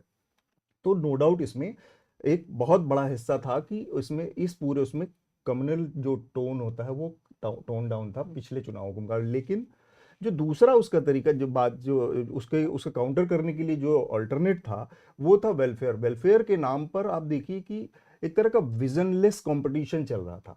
आप एमपी को केवल अगर देखेंगे तो मैं 450 का गैस सिलेंडर दूंगा, वो कह रहा है मैं 500 का दूंगा, वो कह रहा है मैं 150 रुपए दूंगा हर महीने, तो वो कह रहा है कि मैं 3000 तक इसको बढ़ा के ले जाऊंगा।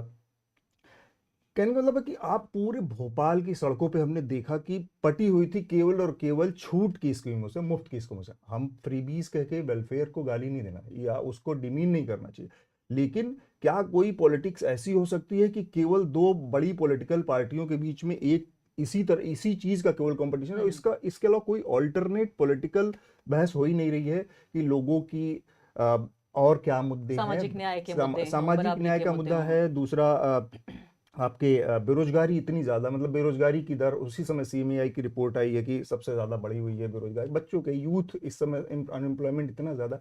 तो अल्टरनेट बाकी चीजों को छोड़ के केवल इमीडिएट लक्ष्य दोनों पार्टियों का है कि किसी भी तरह से मुफ्त या कैश इंसेंटिव देकर और वोट ले लिया जाए। एक तो ये बड़ी प्रॉब्लम इस पूरे कैंपेन लेकिन हो में थी। सकता है यही विश्वगुरु की सच्चाई है कि गरीबी की रेखा के नीचे इतनी बड़ी आबादी है कि कैश देना बहुत जरूरी है। वो कहते हैं कि हम बराबर रिसोर्सेज को बांटने की कोशिश करें। आपको नहीं लगता कि ये मुकाबला देखने में अजीब लग रहा है, लेकिन ये अच्छा सा मुकाबला है कि आम जनता तक, गरीब लोगों तक कम से कम कुछ योजनाएं पहुंचे? ये नहीं, वो ठीक है, प्रतिस्पर्धा लेकिन सही। वो ठीक बात है कि लोगों तक पहुंच रहा है, लेकिन वो किस वजह से, किस मकसद से पहुंच रहा है, उस मकसद को पकड़ना ज्यादा जरूरी है। वो मकसद कोई बहुत नेक मकसद नहीं है, मेरा ये कहना है। और उसको करने की जरूरत। हाँ, आप वेलफेयर नहीं बन रहा है, आपका कैपेसिटी नहीं बन रहा है, कैपेसिटी नहीं बन रही है, आप स्कूल नहीं बना रही, अस्पताल नहीं बना रहे, आप सिर्फ पैसे दे दे रहे और हम्म। लोगों को निर्भर रख रहे हैं सिर्फ सरकार के रहमो करम पर। बीजेपी का तो वर्ड भी है लाभार्थी, मतलब जो आप निर्भर हो जाए आप पर, क्योंकि वो राजस्थान के नजर से राइट नहीं है तब। जी, राजस्थान के लिहाज से मैं एक और बात कहना चाहूँ। राजस्थान में जो पूरी लड़ाई है, ये जो भी आपको रुझान दिख रहे हो या एग्जिट पोल्स के आधार पर हम जो बना पाए,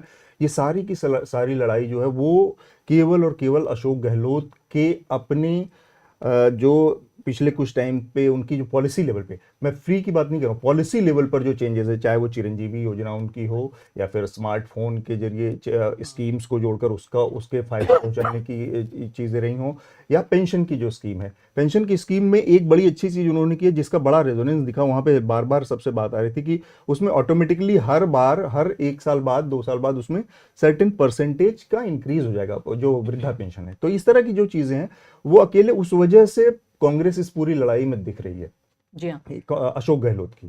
तो एक ये बड़ा वो है। जबकि इस वक्त इरम आगा हमारे साथ हैं, अतुल, इरम आगा से बातचीत कर लेते हैं। यहाँ लाभार्थियों का जिक्र हुआ। इरम, आपने उत्तर प्रदेश से रिपोर्टिंग की है काफ़ी, मैं देखती रही हूँ, पढ़ती रही हूँ आपकी रिपोर्ट्स। लाभार्थी के अलावा नुकसानार्थी भी एक शब्द है जिस फ्रेज को हमें लाना चाहिए इस पूरे डिस्कोर्स में, इस पूरी बातचीत में। क्या नाम बताया आपने? जो लाभ है उसका नुकसान भी तो होना चाहिए। अच्छा, नुकसानार्थी। नुकसानार्थी। अच्छा। ऐसे लोग जिनसे भाजपा की राजनीति से जिन लोगों को नुकसान पहुंचा है, तो लाभार्थी की जगह नुकसानार्थियों से भी मुलाकात हुई राजस्थान में काफ़ी। आपने राजस्थान से भी रिपोर्टिंग की इस दौरान, इस इलेक्शन के दौरान। मैं देख रही थी मुस्लिम वोट को लेकर यहाँ बात हो रही है कि हिंदुत्व की राजनीति का दबाव, किस तरीके से हटोश इस बात से बिल्कुल सहमत नहीं है कि इस पूरे इलेक्शन में हमें धर्म पर आधारित राजनीति कम नजर आ रही है, नहीं नजर आ रही है। मैं देख रही थी राजस्थान में, देखिए आप 10% जो मुस्लिम आबादी है, कोई पूछने वाला नहीं है। जब वायर की टीम वहां पहुंची और लोगों से बातचीत करने की कोशिश की, उन्होंने कहा आप पहला कैमरा, पहली पत्रकार आई है हमसे पूछने के लिए कि हमारा भी कोई मुद्दा है क्या। हिंदुत्व के पैरों तले सेक्युलर पार्टियां भी दबकर मुस्लिम वोटों को इस तरह मान लेती हैं कि ठीक है ये तो हमारा है ही, कहां जाएगा आखिर।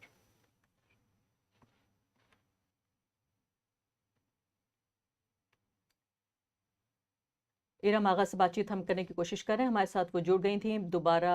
जब इरम अपना अनम्यूट कर लीजिए अपने को।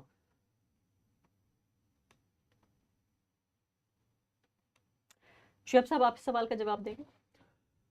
तो यहाँ पर आपने बहुत सही सवाल किया। यहाँ पर जबकि हिंदुत्व आ गया स्पेशली हिंदी पट्टी में, तो मुसलमानों का जो एक, आप जब वोट देते हैं तो आप कुछ उसके बदले कुछ लेते हैं, ये एक नॉर्मल चीज़ है।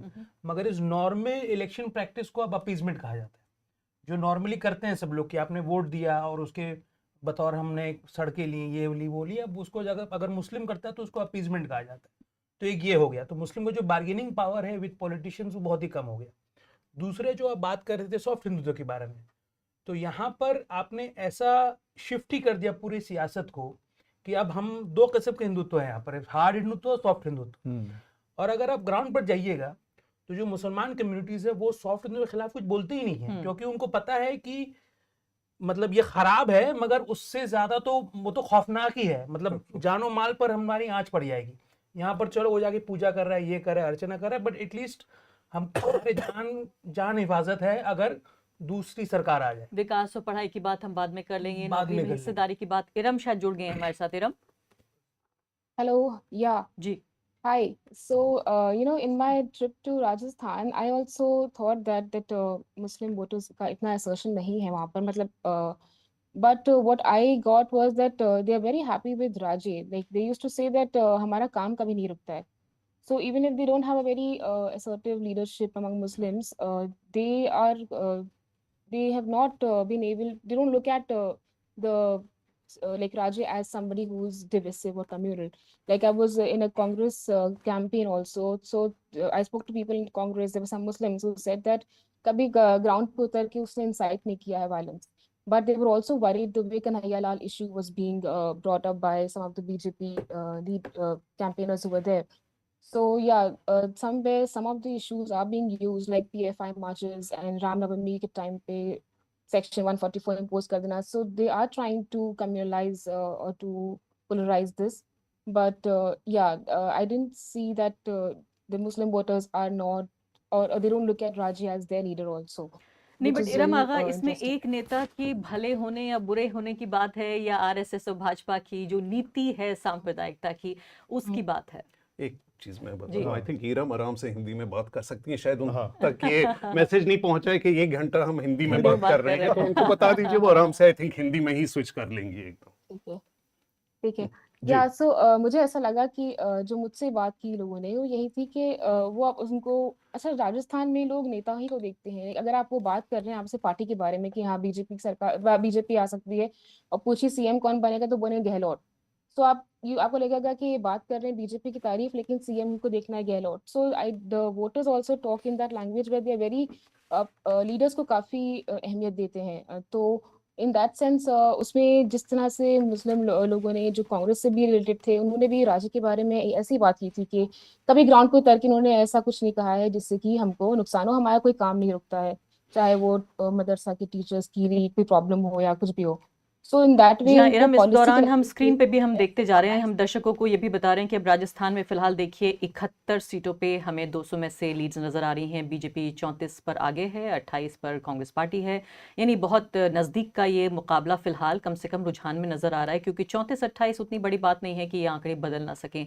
मैं कहती अगर 10 के आसपास होता और वो 30 होता तो शायद लगता कि अब पार पाना मुश्किल होगा। एक और चीज़ इसमें आपको, क्योंकि ये इस पे हमें नजर रखनी चाहिए कि वोटिंग परसेंटेज में अभी वो राजस्थान में कांग्रेस कुछ आगे चल रही है। हमें ये देखना पड़ेगा कि ये आगे रुझान कैसे रहते हैं, और मध्य प्रदेश में बीजेपी के पीछे चल रही है, और ये वोटिंग परसेंटेज ही आगे जाके स्टेबलाइज करता है। सीट के नंबर्स वेरी करते रहते हैं, तो तो हमें कुछ वोटिंग परसेंटेज पे अगर फोकस रखें तो हमें कुछ आइडिया मिलते जाएगा अगले आधे पौन घंटे। मध्य प्रदेश में बीजेपी आगे है। जी हाँ, ये तो बहुत हैरान करने वाली बात है। ये अभी फिलहाल आप देखिए इलेक्शन कमीशन की वेबसाइट, जैसे आप कह रहे थे थोड़ा सा खराब चल रही थी, पीछे चल रही थी, अब थोड़ा लगता है कि बदला भी है उन्होंने अपना, थोड़ा मैं कहूँगी कि अपना रंग रूप भी बदला है इलेक्शन कमीशन ने।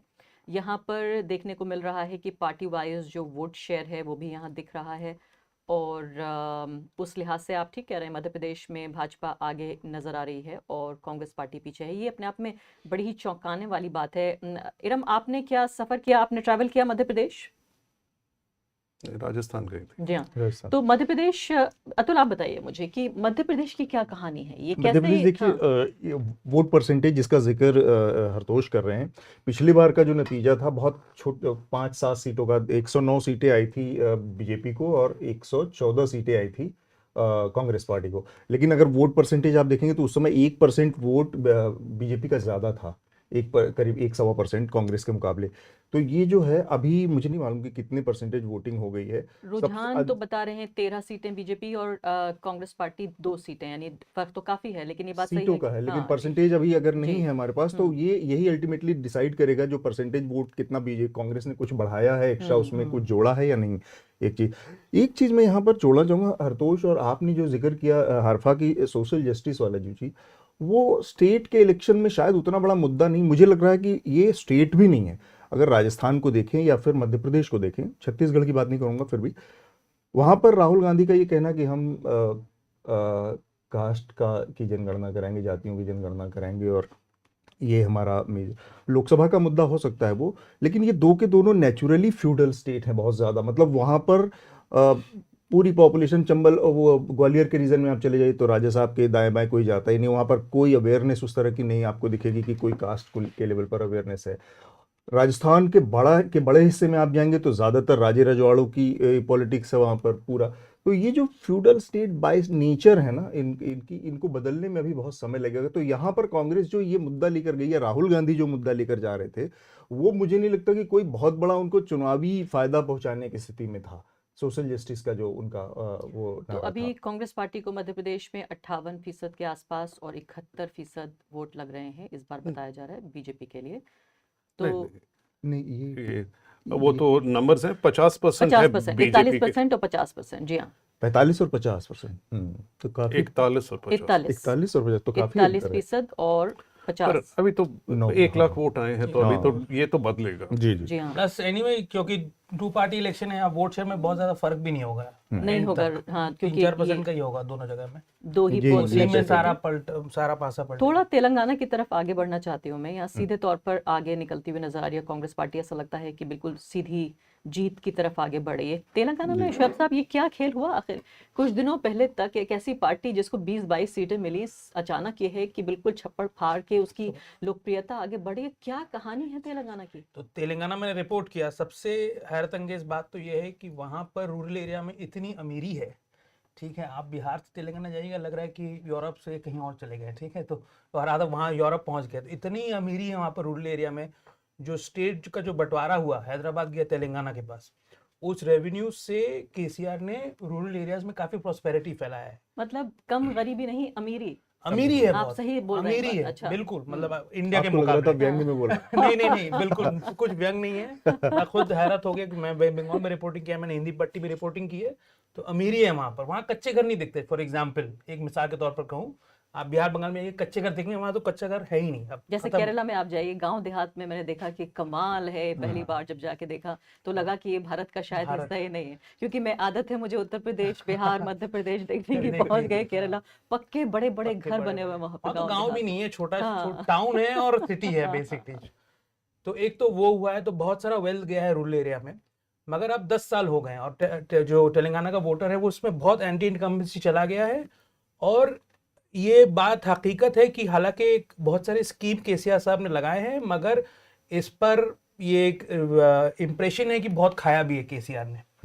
तो it is an anti incumbency vote. और कांग्रेस तेलंगाना में अनलाइक हिंदी बेल्ट में स्ट्रांग है, उनके स्ट्रांग लीडर्स है, स्ट्रांग एमएलएज है, तो वो कर पा रही है। मुझे बस ये देखना था कि लास्ट डे में, क्योंकि वहाँ पर पैसे का बहुत बड़ा खेला होता है, लिटरली 10-15 हज़ार रुपये देते हैं पर वोट ठीक है, तो वो भी एक मतलब अमीरी का एक साइन है। तो आपको 15,000 रुपए की एक वोट के लिए, मतलब आम भारतीय के वोट की इतनी कीमत हो गई अब, इतनी कीमत हो गई है।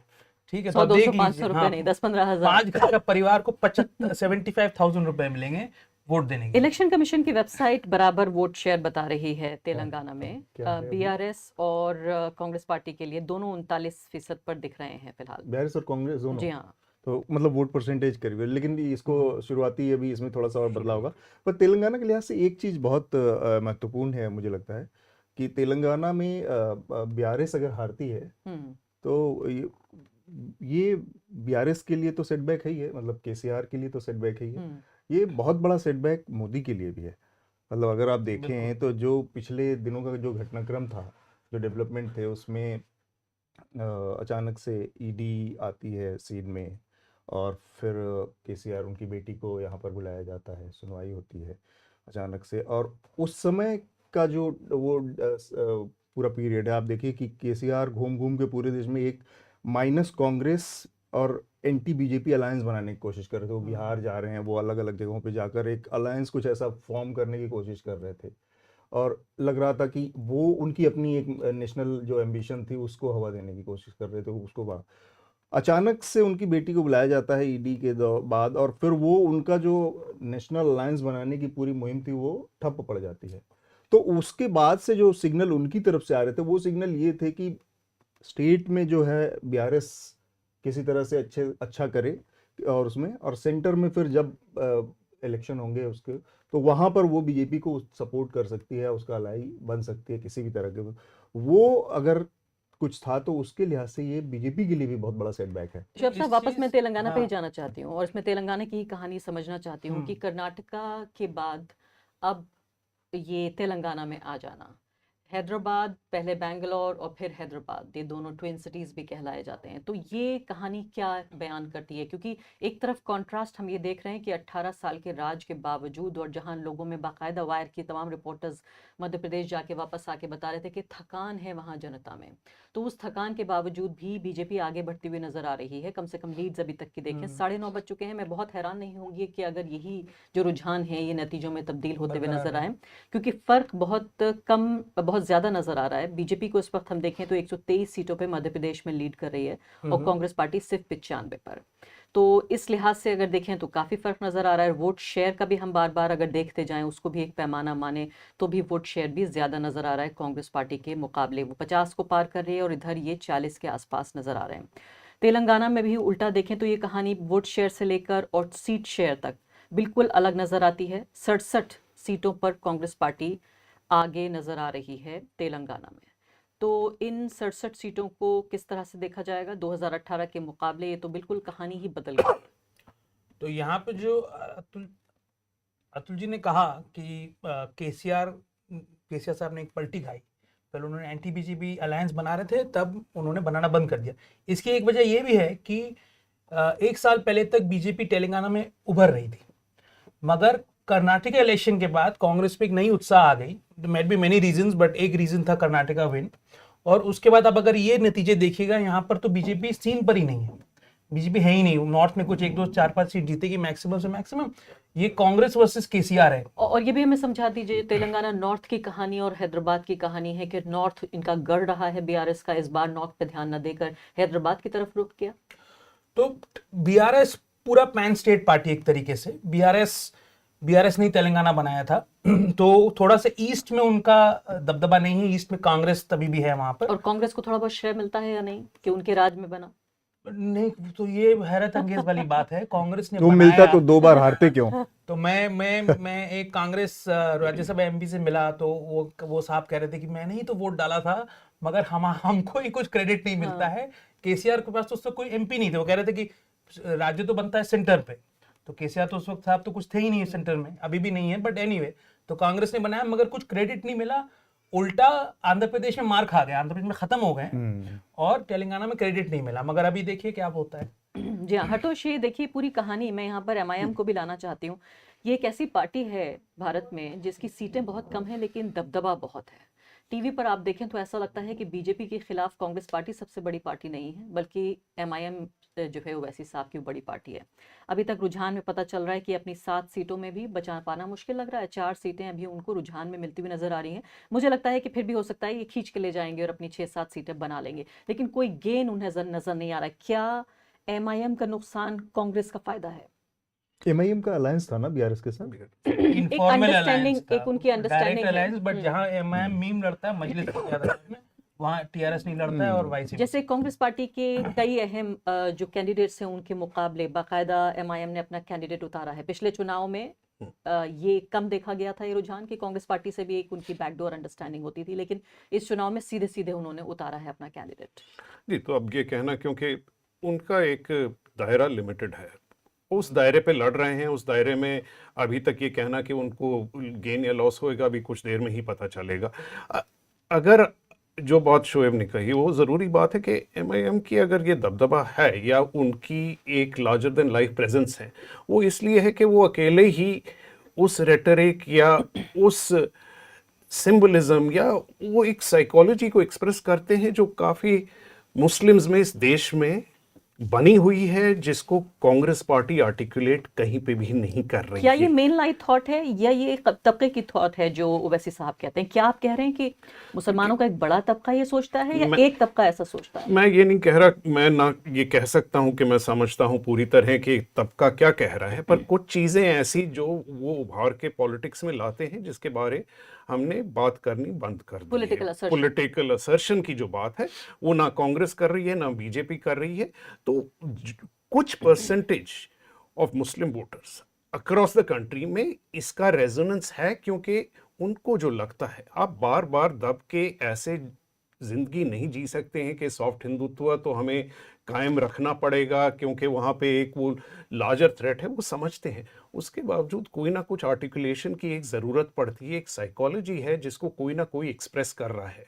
उसको बार बार हम लोग ये कह देते हैं कि ये बीजेपी से यहाँ मिले हैं या वो मिले हैं, वो उसका जो भी सच्चाई होए, बट एक जो वर्बल आर्टिकुलेशन है जिसकी ज़रूरत है कई जगहों पे और जहाँ एक सेंटिमेंट एक्सप्रेस करता है वो एमआईएम ज़रूर कर रहा है। मैं इसी बात को मैं आप तक ले जाना चाहती हूँ, क्योंकि आप तेलंगाना में आपने ट्रैवल भी किया, इस पूरी पॉलिटिक्स को भी अच्छे तरीके से समझते हैं। इससे पहले कि जो प्रतीक गोयल हैं न्यूज़ लॉन्ड्री के, वो भी हमारे साथ जुड़ गए। प्रतीक, एक सेकंड में आपके पास आती हूँ, लेकिन इस जो पूरी दलील है इसको यहाँ पर मैं आपके साथ काउंटर करना चाहती हूँ। एक तरफ एक पॉलिटिकल पार्टी है जिसका काम है इलेक्शन लड़ना, इलेक्शन जीतना, लेकिन अब हम देखते हैं कि ओवैसी साहब पार्लियामेंट में तो एक अच्छे पार्लियामेंटेरियन हैं, इस बात में तो कोई शक नहीं है। तमाम आंकड़ा ये बताता है, उनकी कितनी अटेंडेंस है, जो उनकी स्पीचेस हैं, जिस पॉलिटिकल असर्शन का जिक्र कर रहे हैं, हरतोष इस बात से असहमति नहीं है। लेकिन जब जमीन पर उतरकर उनकी इलेक्टोरल पॉलिटिक्स को आप स्टडी कीजिए, एक एक सीट देखने की कोशिश कीजिए कि उत्तर प्रदेश में मान लेते हैं इलाहाबाद सीट पर उन्होंने किस तरह से चुनाव लड़ा।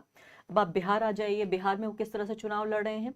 तेलंगाना में यहाँ किस पार्टी के खिलाफ कहाँ उन्होंने अपना कैंडिडेट रखा। मैं आपको गुजरात तक ले जाना चाहती हूँ। गुजरात में आप ये देखिए, फिलहाल एक अकेला मुस्लिम एमएलए वहां पर मौजूद है जो कि कांग्रेस पार्टी का है, 3 से अब वो भी कम हो गया।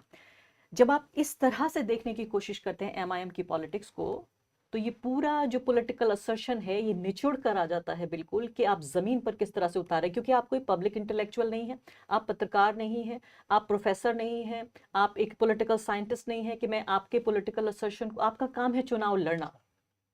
तो मैं 3 चीजें कहना चाहूंगा अर्फा जी। एक तो जो मजलिस है, मीम है, वो बहुत ही छोटी पार्टी है। हैदराबाद शहर का एक हिस्से में वो ऑपरेट करते हैं, ठीक है। 7 या 8-9 सीट है, इस बार अजहरुद्दीन के खिलाफ भी उन्होंने कैंडिडेट दिया है। They only operate in a very small area. पहले तो ये पिछली बार नहीं दिया था, ठीक है। तो अभी तो ये एक समझना पड़ेगा। तेलंगाना में अगर आप रूरल एरिया में जाइएगा तो वहाँ मजलिस नहीं है, तो रूरल क्या आप हैदराबाद के दूसरे एरिया में जाइएगा वहाँ मजलिस नहीं है। उसमें दलील बोल देते हैं कि भाई देखिए बीआरएस के साथ हमारी अंडरस्टैंडिंग है तो इसलिए हम नहीं जाते हैं। तो ये है, पहले कांग्रेस के साथ अंडरस्टैंडिंग थी, तो ये मीम का स्ट्रेटेजी की जो रूलिंग पार्टी है उनके साथ अंडरस्टैंडिंग होता है। सेकंड, आप जो मीम के सीट्स में देखिएगा ओल्ड सिटी में, वो वोटिंग परसेंटेज बहुत ही कम होता है, 30-40% जाता है, ठीक है। ये दूसरा रीजन है। इसके वजह से मतलब वोटर काफी वहां पर नाखुश है। एक इसका एक लक्षण है कि वोट नहीं देने जाता है वो, उसको लगता है कि वहां कुछ भी करे मजलिस का ही एमएलए आएगा। तीसरा पॉइंट है कि वहां पर जो मैंने देखा हैदराबाद में, वहां जो थोड़ा सा एजुकेटेड तबका का मुस्लिम है वो कांग्रेस की तरफ जा रहा है, और उसका यहाँ पर थोड़ा सा इफेक्ट हुआ है भारत जोड़ो यात्रा का। भारत जोड़ो वहाँ से गया था, तो राहुल साउथ में मैंने कवर भी किया था राहुल भारत जोड़ो। साउथ में एक अलग उत्साह था भारत जोड़ो के लिए कंपेयर टू नॉर्थ। तो यहाँ पर क्योंकि राहुल गांधी जो भी कह रहे हैं, जो थोड़ा सा कह रहे हैं की दुकान वगैरह वगैरह, वो मुस्लिम वहाँ देख रहे हैं कि नेशनल लेवल पर मोदी जी का एक चैलेंजर है, तो राहुल जी को उस नजरिए से कुछ मुस्लिम देख रहे हैं, और उसका एक कंपाउंडिंग इफेक्ट भी है। तो ये भी समझा दीजिए, जब आप ये कह रहे हैं, अभी आपने कहा कि एक छोटी पार्टी है जिसका हैदराबाद के भी एक हिस्से में असर है, तो फिर नरेंद्र मोदी के चैलेंजर कैसे बन गए? तो अब वो कैसे बन गए वो देखना पड़ेगा। मीडिया ने बना दिया है। मीडिया ने बना दिया। एक्चुअली वो तेलंगाना पार्टी भी नहीं है, मतलब एक थोड़ा सा मजलिस जैसा कोई पार्टी नहीं है इंडिया में कि आप जैसे देखिएगा, अगर मध्य प्रदेश में सिर्फ इंदौर में एक पार्टी लड़ती, सिर्फ भोपाल में एक पार्टी लड़ती, भोपाल का भी एक हिस्सा मेरी समझ में ओवैसी साहब की पार्टी और उनका एक इस्तेमाल जरूर है। जिस फिक्र की तरफ हम इशारा कर रहे थे कि राजस्थान में टेकन फॉर ग्रांटेड, कहाँ जाएगा आखिर मुस्लिम वोट, वो एक काम उन्होंने अच्छा किया है कि मुस्लिम वोट को लेकर सेक्युलर पार्टियों में, सेक्युलर स्पेस में एक कंपटीशन पैदा किया है। मैंने खुद पॉलिटिकल पार्टियों में, चाहे वो कांग्रेस पार्टी हो, समाजवादी पार्टी हो या बीएसपी हो, एक डर देखा है कि मुसलमानों को भी अच्छा है कि मुसलमानों को भी जरूरत है, जो साइकोलॉजी ऑफ पर्सन और एक्सप्रेशन है, मैं उसी की बात कर रहा हूँ। कुछ दे दीजिए ना, वो वैसे आ जाएगा। वो आप उनका जो नुकसान, कई जगह पे लोग कहते हैं ये नुकसान हो रहा है, वो नुकसान उनका मिनिमल है। मैं नहीं कह रहा कि नुकसान नहीं कर रहे हैं वो, बट ये आर्टिकुलेशन अपने पॉलिटिक्स में जरूरी है, क्योंकि ये आवाज कहीं ना कहीं से आनी पड़ेगी। अगर कांग्रेस ये आवाज नहीं उठा रही है, आपको कोई ना कोई कहीं से मिलेगा जो ये आवाज उठाएगा। वो अपने पर्सनल उसके लिए करे, पर्सनल गेन के लिए, पर पॉलिटिक्स पर्सनल गेन के ही लिए लड़ रहे हैं। कोई कांग्रेस देश की भलाई नहीं चाह रही है, पहले तो वो पावर सत्ता में आना है, एआईएम भी वही कर रही है। ये एक्सप्रेशन जरूरी है। जब तक चुनाव में टानाटुनी ना हो तब चुनाव नहीं। हाँ, लेकिन प्रतीक भी हमारे साथ जुड़ गए हैं, और हमेशा वैसे साहब ये कहते हैं कि भाई मुझे आप आंकड़ों में बताइए कि कहाँ मैं सेक्युलर पार्टियों को हरवा रहा हूँ। अगर मैं वोट कटुआ हूँ, जिसे स्पॉइलर कहें अंग्रेजी में, तो फिर आम आदमी पार्टी क्या है, फिर बीएसपी क्या है, और जितना अग्रेसिवली अगर आप ओवैसी साहब के खिलाफ कहते हैं तो ये बात बीएसपी के लिए। अब आप गुजरात का पूरा चुनाव नतीजा देखिए पिछले असेंबली इलेक्शन का, उसमें सीधे स्पॉइलर का काम आम आदमी पार्टी ने किया है, लेकिन अगर ये ओवैसी ने किया होता तो बहुत सारे इल्जाम लगते। प्रतीक गोयल, ये बताइए, मध्य प्रदेश के हम देख रहे हैं फिलहाल जो ये रुझान हमें मिल रहे हैं, और साफ साफ हम ये भी बताना चाहते हैं कि अपनी स्क्रीन पर जो आप देख रहे हैं ये रुझान आपको कम जो सीटों पे नजर आ रहे हैं, हम इलेक्शन कमीशन की को फॉलो कर रहे हैं, तो स्लोली बट श्योरली आपको रुझान सही मिलेंगे। कोई भी चीज़ बहुत ज़्यादा रफ्तार से आगे बढ़ती नजर नहीं आएगी। तेलंगाना में सिर्फ 25 लीड्स दिख रही हैं हमें, और इन 25 लीडों पर जाहिर है इन रुझानों में कांग्रेस पार्टी आगे नजर आ रही है। उसके बाद अब स्क्रीन पर दूसरे स्टेट का देखिए, छत्तीसगढ़ के फिलहाल रुझान नजर आ गए, इसमें भी कांग्रेस पार्टी आगे नजर आ रही है, यानी रिटेन कर रहे हैं। मध्य प्रदेश की ये कहानी बिल्कुल समझ में आने वाली नहीं है। जो एग्जिट पोल्स थे, चाहे उनको हम जितना भी कुछ कह लें, कभी गलत भी होते हैं, अक्सर सही भी होते हैं। इस बार लगता है कि मध्य प्रदेश की ये पूरी कहानी कुछ और बयां कर रही है। प्रतीक, आप इसे कैसे देख रहे हैं? जमीन पर क्या नजर आया था कि मध्य प्रदेश थके हुए शिवराज सिंह चौहान को फिर से वापस लाने की तैयारी कर रहा है? और इसमें हैरानी की बात तो ये है कि ये शिवराज सिंह चौहान अब इतने बड़े कद के नेता बन जाएंगे कि मोदी का मुकाबला करेंगे। मतलब देखिए, एमपी में जो ग्राउंड पे था, तो जैसे वो बदलाव की बात चलती है, वो तो चल ही रही थी। और इलेक्शन, मतलब हम 3 महीने पहले जाते हैं इलेक्शन डेट से, तो जो बीजेपी की हालत थी एक्चुअल में सही नहीं थी। वहाँ पे इन्होंने जो सेंट्रल लीडरशिप है, उन्होंने 7 बिल्कुल सेंट्रल लेवल के लीडर्स को मैदान में भी उतारा। शिवराज सिंह चौहान को काफी साइडलाइन भी किया उन्होंने। लेकिन ये जो आप रिजल्ट अभी देख रहे हैं, अगर ये बीजेपी जीतती है चुनाव, तो ये पूरा चुनाव शिवराज सिंह चौहान की वजह से जीता जाएगा। मतलब उन्होंने बहुत ही जम के मेहनत करी है चुनाव में। और जैसे अक्सर बोलते हैं कि मोदी फैक्टर आता है, या बहुत जगह मतलब उनका वो दिखता है, लेकिन इस चुनाव में ना ही तो नरेंद्र मोदी उनका कोई फैक्टर चला है वहां पे, ना ही कम्युनल कार्ड चल पाया है मध्य प्रदेश में। जितना एमपी को मैं जानता हूँ, उस चुनाव में बिल्कुल नहीं चला है। जो चला है वो शिवराज सिंह चौहान ने जिस तरीके से कैंपेनिंग करी है, उन्होंने बहुत मेहनत करी। मतलब वो एक दिन में 10-15 सभाएं करते थे, और आप कंपेयर करेंगे कांग्रेस से तो जमीन आसमान का फर्क था। और उन्होंने जिस तरीके से वहां पे काम किया, तो ये जो रिजल्ट है ना, अगर जीतती है बीजेपी तो उनकी वजह से जीतेगी। और डेफिनेटली वो, आई मीन, ये नहीं पता कि नरेंद्र मोदी जितने बड़े लीडर बन पाएंगे वो, लेकिन हाँ ये है कि उनको पहले कैसे बोल रहे थे कि सीएम उनको प्रोजेक्ट ही नहीं किया गया। लेकिन हाँ ये है कि उनको रोकने की कोशिश जरूर होगी सीएम बनने से, लेकिन इतना इजी नहीं होगा उनको रोक पाना। लेकिन प्रतीक क्योंकि मुझे ये ये चुनाव समझाइए, आप पूरा ये अपने कह दम रहे हैं पे उनका मतलब अगर जीतते हैं तो ऐसा माना जाएगा कि शिवराज सिंह चौहान ने अपने दम पे चुनाव जिताया पूरा। आप ये कह रहे हैं कि ये जीत का सेहरा उनके सर पर सजेगा, शिवराज सिंह चौहान के, और हाँ, ये सिर्फ उनकी वजह बिल्कुल, है, आप बिल्कुल। हिंदुत्व की पॉलिटिक्स उतना नहीं देख रहे हैं। लेकिन क्या ये भूल जाएं कि पिछले 3 साल शिवराज सिंह चौहान ने सिर्फ एक योगी आदित्यनाथ के क्लोन के तौर पे काम करने की कोशिश की। चुनाव पूरा अगर जी। अभियान भी हम देख लें, उसमें भी बाकायदा बुलडोजर्स पहुंच गए मुसलमानों के घरों पे, सरकारी बुलडोजरों ने किस तरह से हमला किया। बाकायदा वो केस भी आपको याद दिलाना चाहती हूँ कि केमिस्ट की दुकान से उसकी पूरी दवाइयों सहित उसकी दुकान को ध्वस्त कर दिया गया। जिस तरह से पुलिस एक्शन लिया गया, पूरा एक योगी मॉडल को मध्य प्रदेश जैसे एक शांतिपूर्ण राज्य में लाने की कोशिश की गई। इससे पहले अगर आप देखें 5 साल पहले, इससे पहले के शिवराज सिंह चौहान, तो मुस्लिम तबके में भी उनको लेकर बहुत कोई ऐसी भावनाएं नहीं थी। जैसे राजस्थान के लिए कहा जाता है कि राजस्थान की बीजेपी बाकी बीजेपी गुजरात या उत्तर प्रदेश से अलग है, मध्य प्रदेश में भी मामा सबके मामा कहलाए जाते थे वो। लेकिन इन मामा ने जो एक पूरा अपना रंग दिखाया, एक कंस की तरह जो नजर आए एक समुदाय के लिए, क्या इसके बावजूद भी आप ये कहेंगे सांप्रदायिकता आपको नहीं दिख रही है? देखिए, ये जो बुलडोजर जो 2020 में जब वापस से बीजेपी है, जब सिंधिया बीजेपी में आ गए और उसके बाद शिवराज सिंह चौहान ने डेफिनेटली उन्होंने एक सभा करी थी वहां पे, वहां से उन्होंने शुरू किया अपना एग्रेसिव इमेज बनाना। लेकिन वो इमेज इस इलेक्शन के पहले बिल्कुल वो उनकी ये जो बुलडोजर मामा वाली इमेज काम बिल्कुल नहीं आई। वो लास्ट में उनका जो एक्चुअल जो रूप है वो उसी में आ गए थे, मतलब लोगों से मिलना जुलना, और वो अपने उनका जो सॉफ्ट टोन है वो उस पॉलिटिक्स में घुस चुके थे। एंड में उनकी ये हालत हो गई थी। तो बुलडोजर मामा वाला डेफिनेटली एमपी मैंने खुद कवर किया, जो बुलडोजर कैंपेन चला था मध्य प्रदेश में, बहुतों के घर तोड़ दिए गए हैं। मतलब अगर दंगा 10 किलोमीटर दूर हुआ है तो 20 किलोमीटर दूर कोई अगर गांव में आदमी रहता है तो उसका घर तोड़ दिया है। प्रधानमंत्री आवास योजना के तहत मिले घर थे वो तोड़े गए। तो वो सब बहुत हुआ है। लेकिन उनका वो जो इमेज वो सोच रहे थे कि वो एक बहुत ही जैसे योगी आदित्यनाथ या नरेंद्र मोदी ऐसा इमेज बना लेंगे, तो वो इमेज उनका नहीं चला, उल्टा वो उनके लिए हानिकारक साबित हुआ है। तो वो लेकिन उसके बावजूद भी ये जो इलेक्शन है जो मतलब एक ग्राउंड पर अगर आप देखें तो ये कम्युनल कार्ड नहीं चल पाया इस बार मध्य प्रदेश के चुनाव में। नहीं तो मैं ग्राउंड की हानिकारक बात है कर रहा हूँ। तो जनता के बीच तो उन्होंने वो बीज तो बो दिए। मैं कह रही हूँ आखिरी दिनों में चाहे जो भी उनके मुख से जो भी कुछ निकला हो, लेकिन उससे पहले की जो राजनीति है, आप ये सोचिए कि छोटा मोटा दंगा भी होता है, छोटा मोटा पुलिस एक्शन भी होता है दशकों के लिए, सालों नहीं। मेरी खुद की कहानी है, मेरे खुद के टाउन में मैंने देखा है कि 30 साल पहले दंगा हुआ था, उसके बाद कोई दंगा नहीं हुआ, लेकिन हमेशा के लिए जो धार्मिक समुदाय हैं वो धार्मिक रेखाओं में बट जाते हैं। तो एक बार अगर बुलडोजर एक्शन हुआ और लोगों ने उसको चीयर लीडर की तरह काम किया और गोद में अपने पॉपकॉर्न रख के देखा इस पूरे तमाशे को, आपको नहीं लगता कि इसका असर वोटों पे पड़ रहा होगा और ध्रुवीकरण भी एक इसमें बड़ी वजह रही होगी फिलहाल जो हमें रुझान दिख रहे हैं? मेरे को नहीं लगता कि इससे बहुत ज्यादा ध्रुवीकरण, मतलब मैं मानता हूँ कि ये जैसे आप अगर इंदौर की बात करेंगे तो इंदौर जैसे मैंगलोर है ना, जैसे मैंगलोर एक जैसे हिंदुत्व की लेबोरेटरी बन चुका है, वैसे इंदौर को बना रहे हैं। इंदौर में आप देखेंगे तो बहुत ज्यादा एक्सट्रीमिज्म बहुत अलग लेवल पे जा चुका है। लेकिन फिर भी जैसे आप अभी चुनाव में देख लीजिए तो कैलाश विजयवर्गीय इतने मतलब बीजेपी कद्दावर नेता है, मतलब इंदौर और उनका नाम बिल्कुल समांतर हो चुका था बीच में। उनको अपनी सीट बचाने में मुश्किल पड़ गई। मतलब वो अपनी सीट उन लोग को वहां पे लेके आया था कि भाई मालवा निमाड़ा में घूमेंगे, आप बाकी सीट्स पे भी बीजेपी का वो करें। लेकिन वो अपना सीट खुद से मतलब उस सीट को अच्छी तरह छोड़ नहीं पा रहे थे।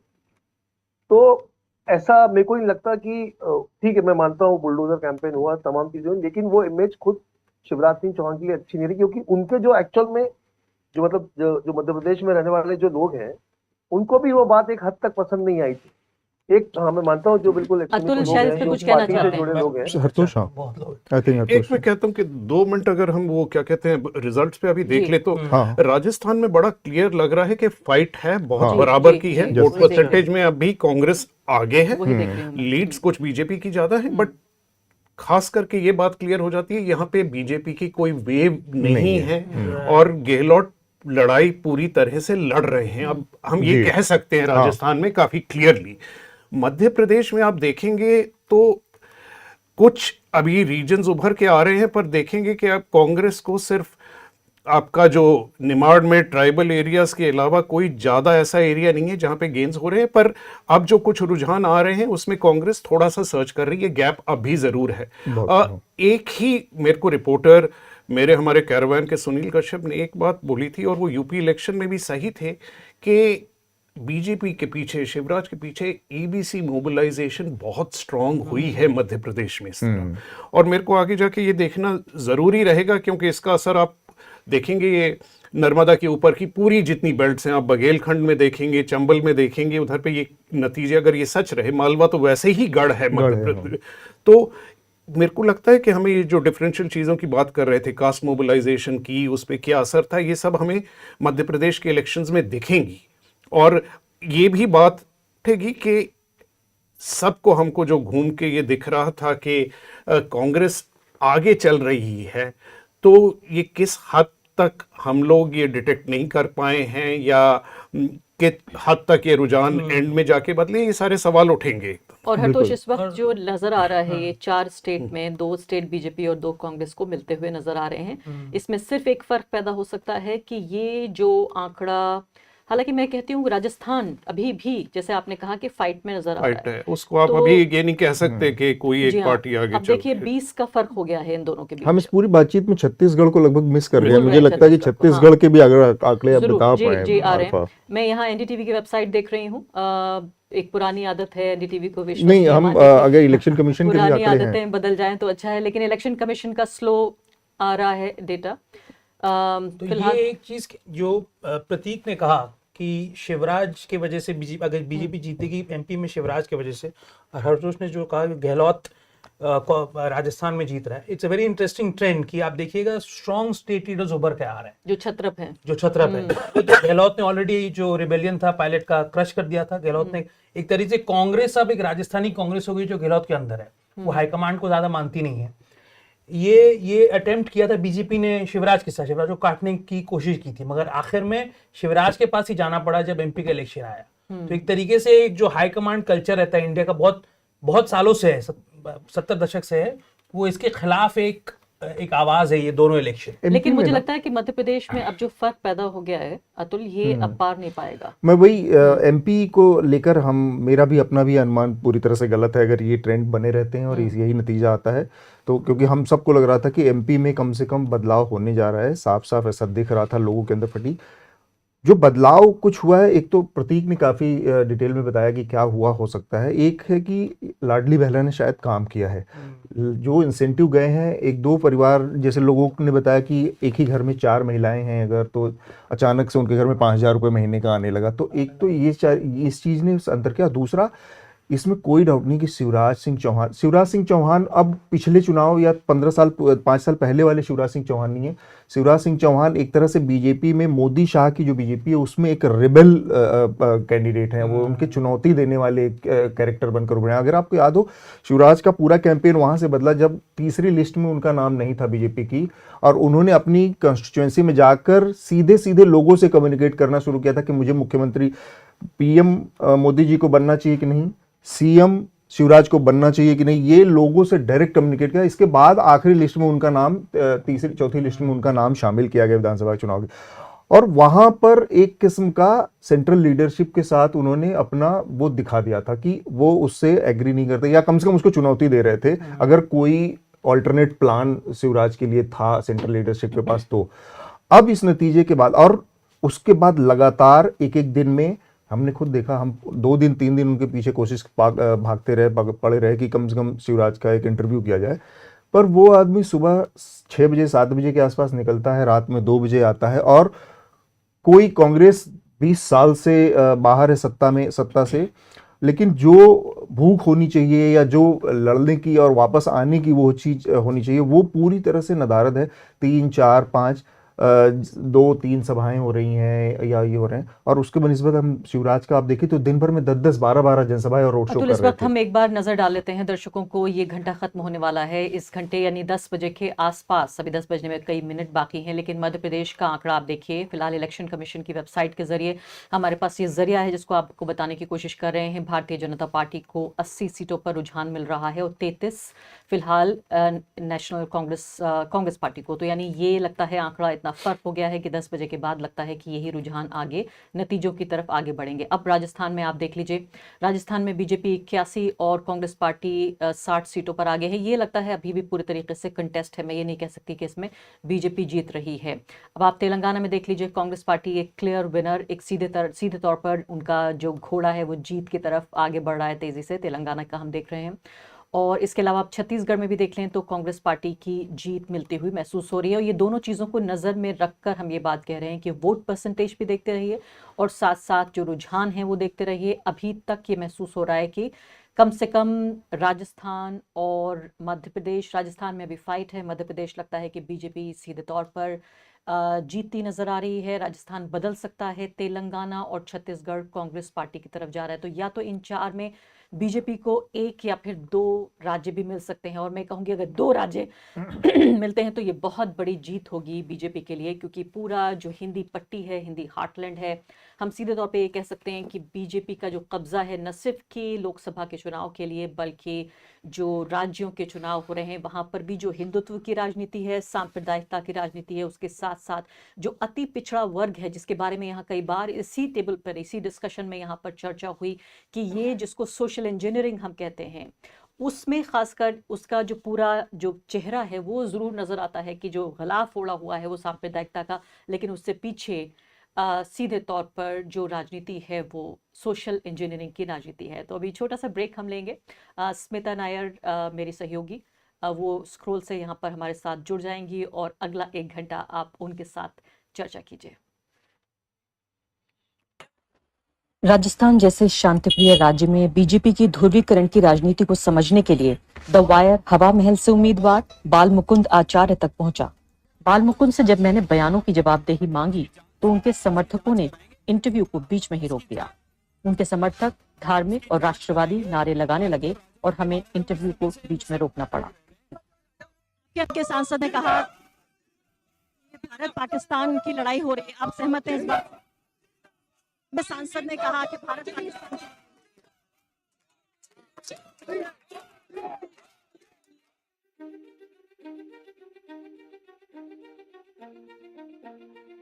नासिर जुनैद के बारे में आपसे बात करना चाहती हूँ कि पहले पहलू खान का मामला आया, फिर रकबर खान का मामला आया, उसके बाद नासिर जुनैद का, और कई ऐसे केस हैं जिनके बारे में बहुत ज़्यादा नेशनल मीडिया में बातचीत नहीं हुई है।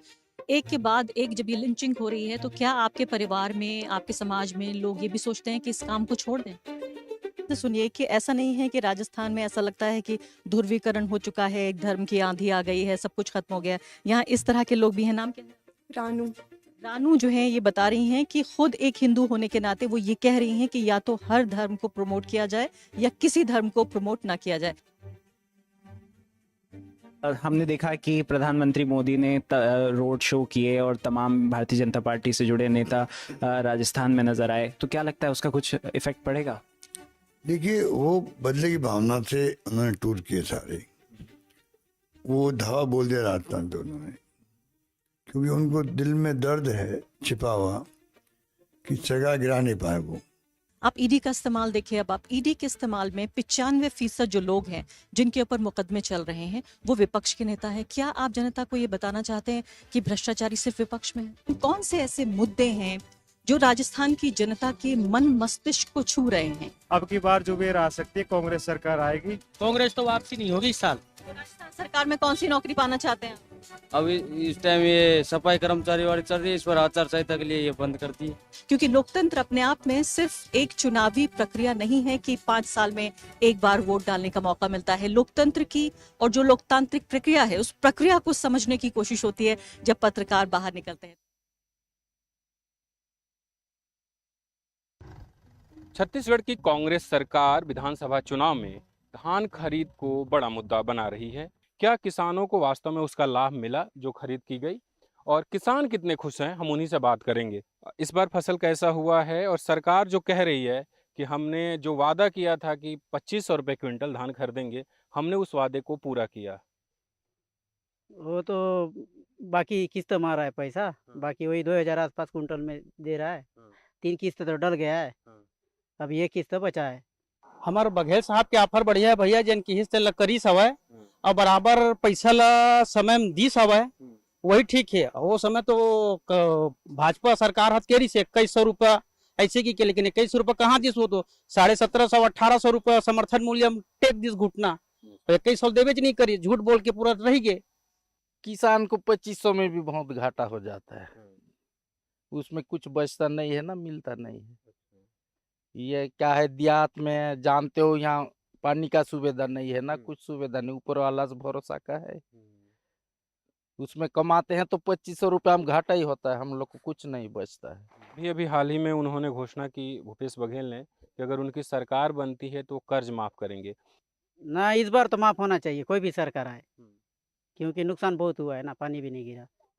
हाँ, कोई भी सरकार आए इस बार कर्जा माफ होना चाहिए, क्योंकि बारिश ही नहीं हुई है। बारिश ही नहीं हुई। पिछले बार क्या वही 29 कुंटल बेचा था मैं, इस बार क्या वही 10-12 कुंटल होगा आसपास। ये तो है, इस साल का सूखा ग्रसित में कर्ज माफ तो होना चाहिए। आपने भी कर्ज लिया हुआ खेती के लिए? जी, मैं भी लिया। कितना? 90,000। आप पे 90,000 का कर्ज है, तो आप चाहते हैं कि माफ हो? जी, हम तो कर्जा माफ नहीं चाहते हैं, बस अपना बस्तर में कुछ ये रोजगार देना चाहिए, उसको चाहते हैं, कुछ प्लांट व्लांट बनना चाहिए, उसको चाहते हैं हम लोग। In 2018, Congress won 11 of the 12 assembly seats in Bastar region on the back of several promises, one of which was the implementation of the Panchayat Raj Extension in Scheduled Areas or PESA Act, in which Adivasi villages would have a say on the kind of projects implemented on their land. Now, the Congress did frame the rules after a gap of over 2 decades. However, they were strongly diluted. There was sharp anger across the region against the government. I visited several villages in Bastar where Adivasi youth were staging protests against the establishment of security camps, laying down of wide roads and mining contracts without taking the consent of the Gram Sabha, a provision mandated in the PESA Act.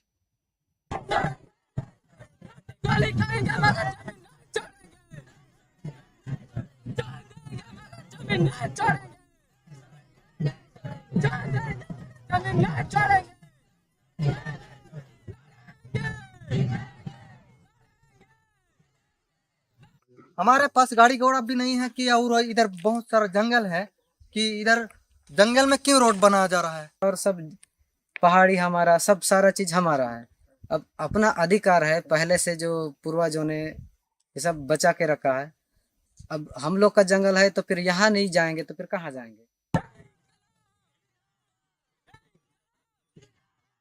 कल उठाएंगे, कल उठाएंगे।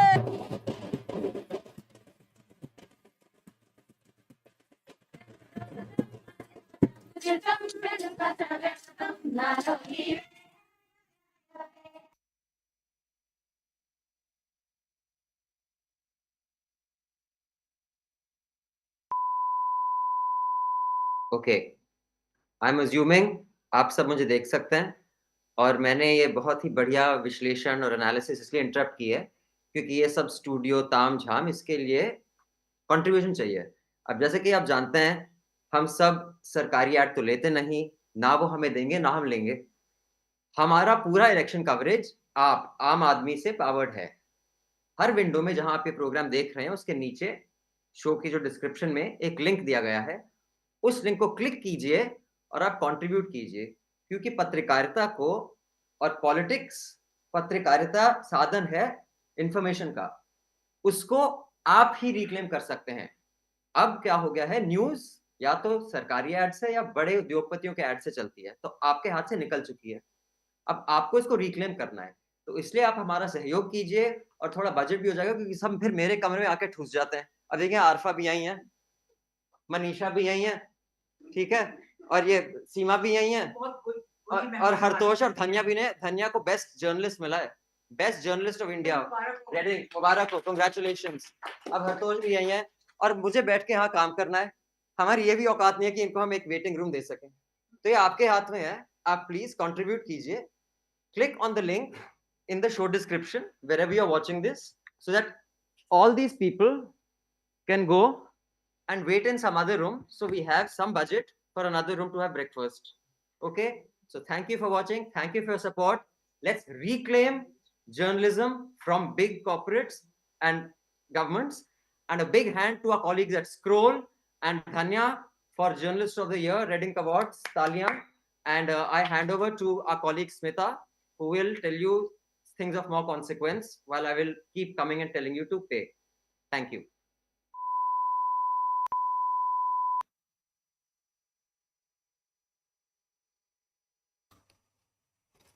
Hi, and a very good morning to all our viewers. Results with Independent Media is a collaboration between Newslaundry, the News Minute, Scroll, The Wire, and Caravan.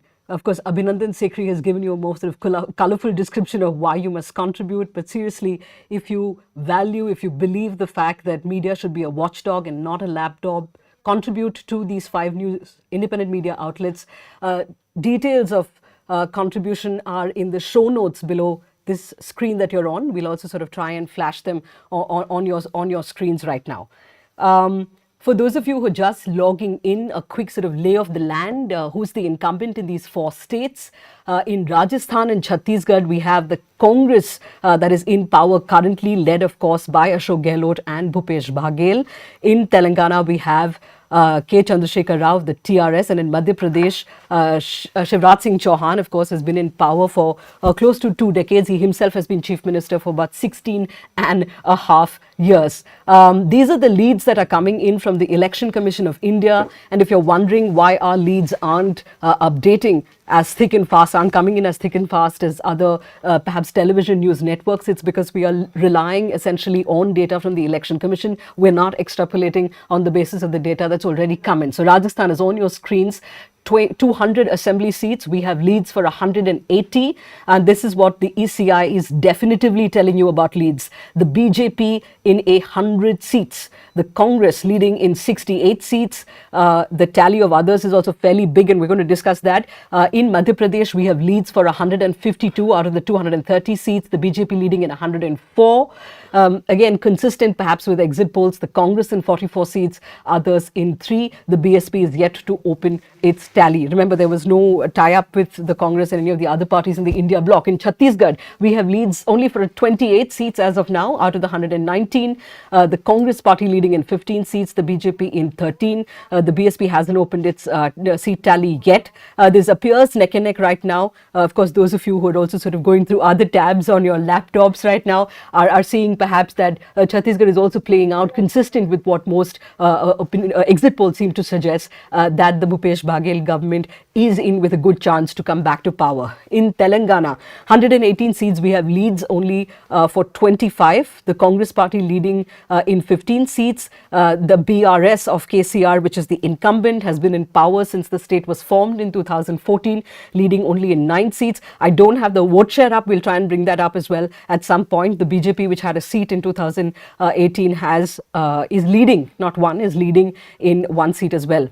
For those who perhaps didn't read your newspapers in the morning or didn't check up on Twitter, the reason why we're not giving you leads from Mizoram is because the ECI has delayed counting on the basis of an appeal by all political parties in that state to 1 day. So Mizoram numbers will come in only tomorrow on Monday. Now, all these states, parties have been banking on welfare schemes to beat anti-incumbency. And of course, the challengers in all these states have also adopted the same sort of political approach, the same strategy. How do these cash transfer regimes or proposed cash transfer regimes, how do they square off with more traditional welfare models of investing in healthcare and in education? Is this indeed a race to the fiscal bottom, as some seem to be suggesting? Also, like, what is the exact correlation between these schemes and electoral fortunes are some of the questions thematically that I hope to sort of discuss in the next 1 hour. But of course, we'll keep giving you numbers. Don't worry about that. I have a great panel with me. Joining me on the broadcast here in the studio, Siddharth Vardarajan. You're familiar with this face. He is, of course, the founding editor of The Wire. We have Professor Nilanjan Sarkar, who I go to very often for election analysis. He, of course, is from the Center for Policy Research. At some point in the broadcast, I'm hoped to be joined by Professor K. Kailash. He is joining us from Telangana. he's there as well. Thanks, Professor Kailash, for joining us. He is a political scientist. We'll also have a reporter from Newslaundry who's extensively travelled in Rajasthan and filed some fascinating reports. Before I go to Nilanjan Sarkar with the numbers, Siddharth, a question to you. We know that cash transfers aren't new, particularly in the state of Tamil Nadu. We have seen some kind of sort of dole, or what you may. But would it be correct to say that in this batch of state elections, we are seeing a definitive shift, that state welfare is being reoriented in a big way to cash benefits? With some differences, I would say. And I think it's, in a way, not unsurprising that the one state where the Congress is doing better than others, right? And perhaps better than it expected at the start of the campaign, was Telangana. Now, Telangana is Telangana. Telangana is, of course, a place where there's been lots of discussion of subsidies, cash, but it's, I was struck by the attempt the Congress has made to redefine the Raitu Bandhu scheme, which currently provides welfare essentially for landowners. Right. So, and if you understand the reality of Indian farming, the cultivator is often not the landowner. Right. And tenant farmers and agricultural laborers. Exactly, yeah. right? Yeah. So you have, I mean, the vast majority, in fact, are perhaps not owning any land. So in trying to redefine Raitu Bandhu, so there's some attempt to anchor welfareism or cash transfers, because at the end of the day, this is still a cash transfer, but anchor it in the specific requirements of the state's political economy, right? But otherwise, everywhere else, and actually even in Telangana, I mean, it's a competition for who can give the best price for rice, who will have the most attractive pension scheme, the most attractive scheme for women, and somewhere down the line, one would have thought that Indian politics would allow for the calm and careful design of a long-term, public welfare, social insurance scheme that would not be subject to the vagaries of elections in this way. But the nature of competitive politics in India is such that that conversation has become virtually impossible. Which was going to be a question that can we arrive at a democratic consensus on, where we are heading economically as a country, what should policy be? I'll come to that in a short bit because we need to keep going to numbers as well. Professor Sarkar, you and I have chatted a lot over the last week and we've spoken about Rajasthan. Can we pull up Rajasthan numbers, please? There you have it on your screens. The BJP leading in 100 seats, the Congress in 68. We have leads for 187 out of 200. Perhaps the most number of leads coming in on the Election Commission of India website is from Rajasthan, and which is to suggest that perhaps Rajasthan is following its revolving door politics of 5 years Congress and 5 years the BJP. Could you speak to the numbers on the basis of the travels you've had in that state? And could you also comment about, because Ashok Gehlot, most sort of pollsters and political analysts seem to suggest that Ashok Gehlot perhaps has done enough by way of welfare schemes. The Chiranjeevi Health Insurance Scheme, for instance, has been talked about so much in the analysis in the lead up to this election that perhaps he will be able to do what he was not able to do in 2013, yet that the data suggests is not happening. So look, I mean, there is of course one folk wisdom in which, every 5 years Rajasthan flips. This time it's true that when you went on the ground, Gehlot is the single most popular politician in Rajasthan.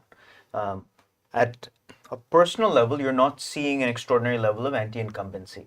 Unlike Telangana, also you don't really have a concern that the delivery was unfair, right? That is, been one of the critiques that was made against the BRS in Telangana. But where the Congress has struggled is in actually managing its own factions. Of course, we know about Sachin Pilot, but when you traveled around, you saw significant splits in, let's say, the Jat community in the Shekhawati belt or in the Gujjar community due to the inability to manage some of these factions. So I think one of the challenges of analyzing a state like Rajasthan is that in addition to personal popularity, distribution of benefits, there are still these sort of structural caste-wise factors. The other issue, which I suspect we'll be talking about all day, is that you are increasingly seeing a split between male and female voters. Correct. So it is challenging, and many people in the field, especially if you're male, are not speaking to female voters, especially in Rajasthan, Madhya Pradesh, where it can be quite difficult. But when you do actually speak to female voters, you have to do it carefully if you're male. You do actually see that there is a push towards the BJP in a number of these Hindi belt states among female voters. A lot of that is a Modi effect. A lot of it is, the ways in which some of the schemes have been branded towards women overall from the BJP. But that is something that you are seeing systematically now across many of the states. When you put two of those together, you do actually have just enough votes dropping from the Congress party in Rajasthan. The other just very quick thing, I know I've taken a little bit of time, is that Rajasthan is a state that has a real seat-by-seat character. There are lots of factions within the Congress, within the BJP, independent candidates being put up, other parties being put up, and you can see it in the initial seat tally. You have a very large number of non-BJP, non-Congress party as winning, even though it's largely a Congress-BJP fight. And that is basically defectors and so on and so forth that are pulling votes away. So there's a chance that despite the BJP being the single largest party, we may still have a hung assembly. Right. So that's the others column that Professor Sarkar is referring to. The 14 leads that you're seeing in Rajasthan for the others is essentially what he is referring to. I'll move to Telangana, but quickly, Siddharth, you would also be interested in this. I was listening to a conversation that Mr. Sanjay Lodha of Lokniti CSDS was having with an interviewer a few weeks ago. And he said that their study very clearly showed that the welfare delivery of state government schemes was perhaps better in Rajasthan of the state government than of central government schemes. That satisfaction shown with the state government schemes was much higher than, say, Ayushman Bharat at the center or the Ujala scheme. And he said Ujala scheme, I beg your pardon. And he also said that it has never happened before. 3/4 of the respondents said that not only had they heard of the Gehlot government schemes, that they personally had been beneficiary of these. Even so, we're not seeing that play out in the results, at least looking at the leads right now. But can I just add a caveat though? I mean, in the sense that, to explain the mystery, as it were, right? In both in Rajasthan and in Chhattisgarh, but let's stick to Rajasthan. Actually, you have a large difference in seats, but the vote percentages of both the Congress and the BJP are remarkably stable, right? Right. You've got the data in front of you. Yeah. I mean, like I noted earlier that in 2018, the BJP was 38%, Congress was 39%. Right. Both are at roughly 40% today. Right. So it's neck and neck in terms of vote shares, right? But clearly, the way in which these votes are distributed across constituencies can often make all the difference. In the last election, with a vote share difference of barely 1%, the Congress, ran away with the state, winning 100 seats. Correct. So I would just say that the seat result does not necessarily contradict what you heard about the delivery of schemes. It's just that the way in which this gets manifested in terms of actually the seat distribution is the sort of the magic sauce of first past the post. Right. And also a health warning, I think even with Election Commission data, there's a stats reason for this, but vote shares converge before seat shares. Correct. So in the next hour and a half, we could likely see a change in how that is translating into seats. We don't know yet. yet. With that caveat in place, can I bring in Professor Kailash from Hyderabad? Thanks, Professor, for joining us. I want to read to you from a report filed by my colleague, Scroll's political editor, Shoaib Danial.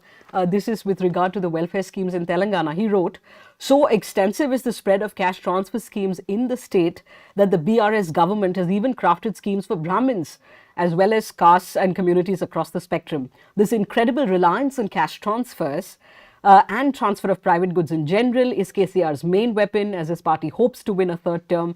That may not be happening looking at the numbers. Cash transfers have an immediate and visible impact among voters in a way that traditional welfare, for example, building hospitals and schools, just cannot. Yet it would seem, as we pull up the numbers from Telangana on your screens, Professor Kailash, that the TRS is perhaps unable to battle anti-incumbency. What does this say for the manner in which these cash transfer schemes, a massive sort of cash transfer schemes that we saw in Telangana, how do you see the correlation with the numbers that we're seeing play out right now? Okay, so thank you for having me here. Let me just put this whole issue of cash transfer and the type of welfare that we see in India in context.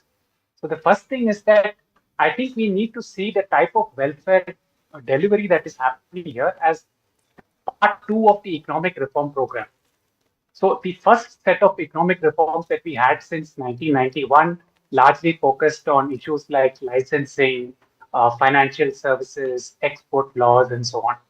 So this largely left out the ordinary people, whereas the second level economic reforms that actually begin focus on welfare delivery.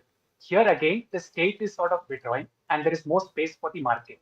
So this is also the dominant thinking that happens in economics as such. When you say that you move away to, you sort of incentivize or you give cash transfer so that this then leads to increases demand in the economy, and then there is a entire runoff that happens. So I think this is the idea behind the cash transfer schemes that have happened, and every across India, that is this whole idea of how welfare delivery should take place has changed.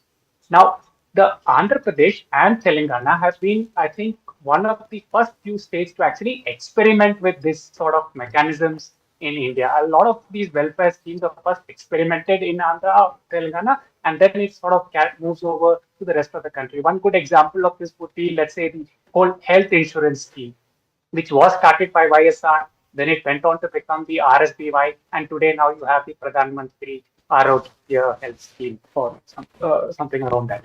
So I think in the context of Telangana, there is a very big difference between having these schemes that is promising a lot, and then when it comes to delivery, there's a big gap between this. So whether it is the famous Right to Bandhu scheme, or whether it is the Grihalakshmi scheme, which gave money to women for building houses, or whether it is with regard to the Dalit Bandhu scheme, which gave money to Dalits to build for self-employment.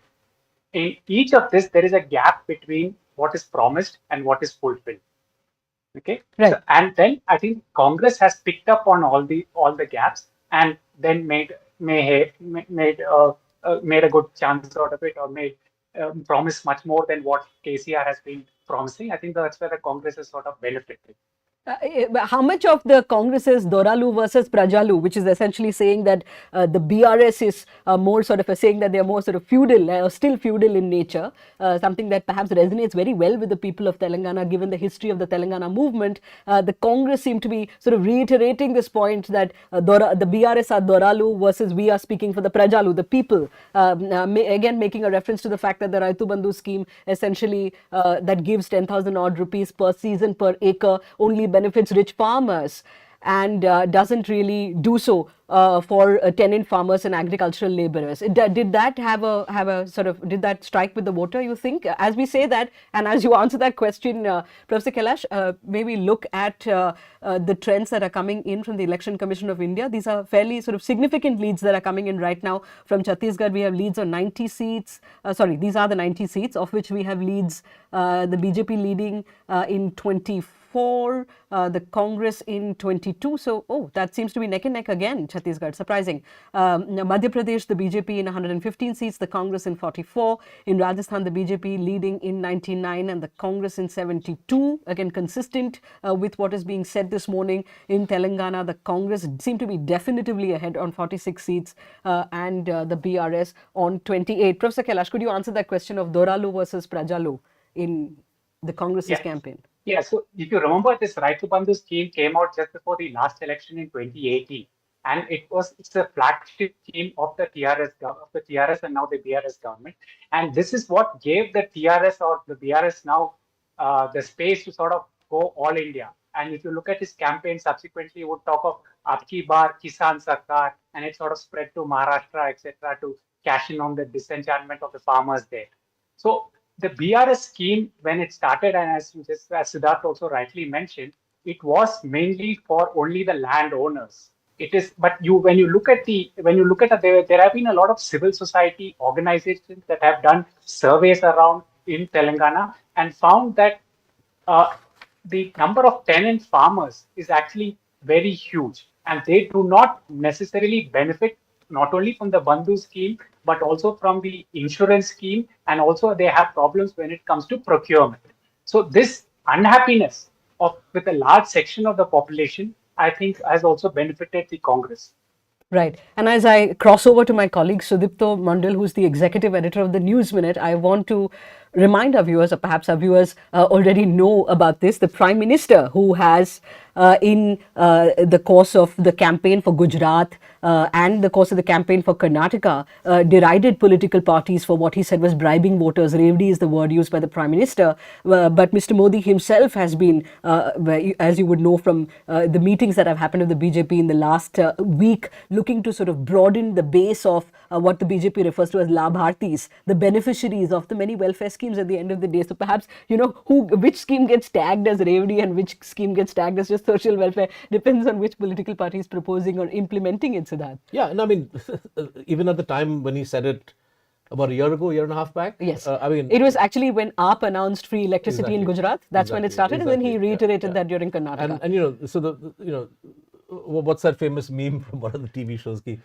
Sada Kutta Tommy Itwar. So everybody was sort of saying that, look, when you do it, it's all great economics, and when we do it, it's Revdi. So that's the fact that every party has plunged into this same pool also is a comment on, and I think this is the other aspect that should alarm us, right? There is poverty which the state successive governments have been unable to dent. Like look at the food subsidy that the BJP government at the center is unable to withdraw. Right, the subsidy that was announced during COVID, right? Yeah, they've extended it now indefinitely. Exactly, it's extended it, and so that's you can say that that's tempting the voters. It's also a commentary on the fact that there is genuine food insecurity, and somewhere down the line the question has to be asked that can we this Viksit Desh, all the big promises that the Modi guarantee is supposed to, if people are not able to earn enough to even feed themselves, this is a sad commentary on the state of affairs of the country and the government running the show, right? So somewhere down the line, the Revdi politics or freebie politics is a comment on the broad failure of economic policy. And it's not just the opposition party against whom the finger is raised. The primary finger has to be raised against the union government. Right. Representative Sarkar, now that said, state finances, state resources are finite. It is not the case that politicians, the Revile lot, don't know what is required to help the disadvantaged. Perhaps they are best in a best position to appreciate the reality on the ground. That said, do you see something that Siddharth alluded to in his first answer in reply to my question? Do you see in this country, given that there is such a big focus now on these cash handouts and a cash transfer regime, as we are saying, a term I borrowed from my colleague Shoaib Daniel. He talks about these cash transfer regimes in place everywhere. Do you see a democratic consensus emerging in some way on the general direction that a country is taking? We do know that in Chhattisgarh, and I really hope to go to Sudipto because he's traveled in Chhattisgarh, the fact is that these last 5 years also saw the pandemic. We saw precarious livelihoods, people who we call middle class, that one economic shock pushing them below the poverty line. So these cash benefits were significant, were important. Even the much reviled National Food Security Act from the Congress's time, Manrega, all of this played a big role in ensuring that people didn't starve, for instance. So how do you see this going forward? Three related comments. So I think that what concerns me, and if you actually talk to even some of the people, academics who initially made an argument for these kinds of cash transfers, is that they didn't realize the monster that they were going to unleash. What I think has been unleashed on the system is a certain cynicism about what the state can do. So there are certain characteristics about many of these cash transfers. First, there's an attempt to make them universalistic, right? Which is a cynicism about the ability to target, let's say, the poorest people, right? So if I'm giving a cash transfer, I'm often giving cash transfers, free rations, scholarships, not just to the poorest people or the people most needy, but basically to everybody, because the conditions for meeting these, for getting these benefits is typically very permissive. The second is that a cash transfer does not need to be spent on the purpose for which it's being given. For instance, if I'm giving a scholarship and putting it in the bank account of the mother, there's no requirement that money be spent on education. Can be spent on consumption anyway. Right. So when you talk to people in, let's say, the education department in many of these states, they're actually quite upset. And the reason is, it's education money. But that money need not be spent on education. So how these schemes are framed and the manner of delivery, something that we'll talk about bureaucrats and how they. Sudipto Mandal, the News Minutes executive editor who travelled in Chhattisgarh, is with us. Sudipto, if you're going to, we are there. We have the numbers from Chhattisgarh. 61 leads of the 119 seats. And about 7 minutes ago, I told you that the Congress appeared to be in the lead, but now the BJP has inched slightly ahead in 31 seats to the BJP, to the Congress's 28, others in 2 seats. Sudipto, a question about political alliances. There was much talk about how the Congress couldn't come to an understanding with the Samajwadi Party in Madhya Pradesh.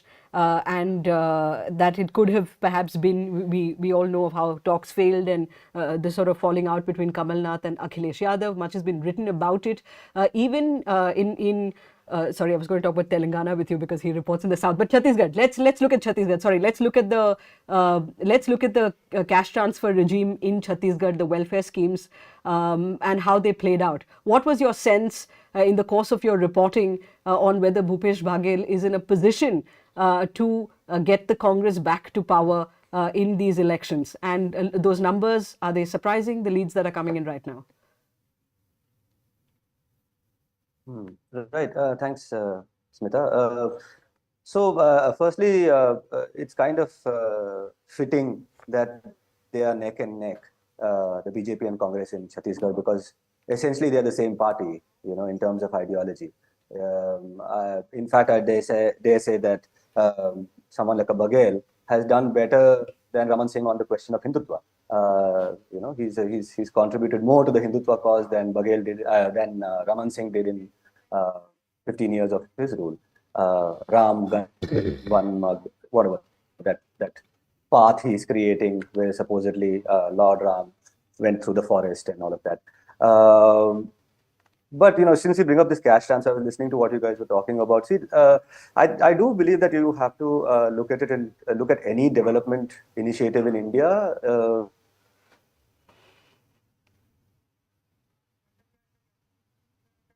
Right. Hi. So it appears our link with Sudipto Mandal briefly broke. Can you hear me, Sudipto?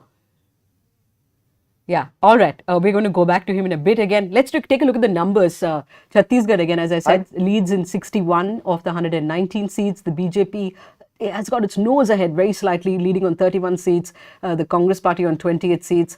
2 to the others, we don't know. No, BSP hasn't opened its tally. Can we look at the other states, please?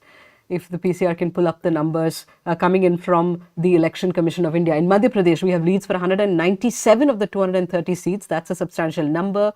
The BJP leading on 137, the Congress only on 57. That lead appears to be far too big for the Congress to make up. So it would seem that remarkably, the BJP coming back again to power. Remember, they came to power first in 2003. They have continually been in power. 2018, of course, the Congress won in Madhya Pradesh and the BJP engineered a defection, which resulted in the party forming a government in Madhya Pradesh again. Rajasthan, 194 of the 200 leads in, the BJP leading in 98, the Congress in 76. This lead also looks fairly big, maybe not as big as Madhya Pradesh, but the BJP certainly ahead here. Others, 18 seats, that's big, and So the it would BSP. still be hung.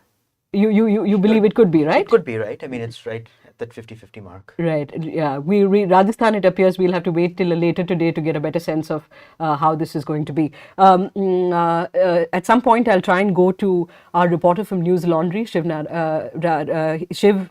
Shiv is on. Shiv is on. All right. I'm told Shiv is on.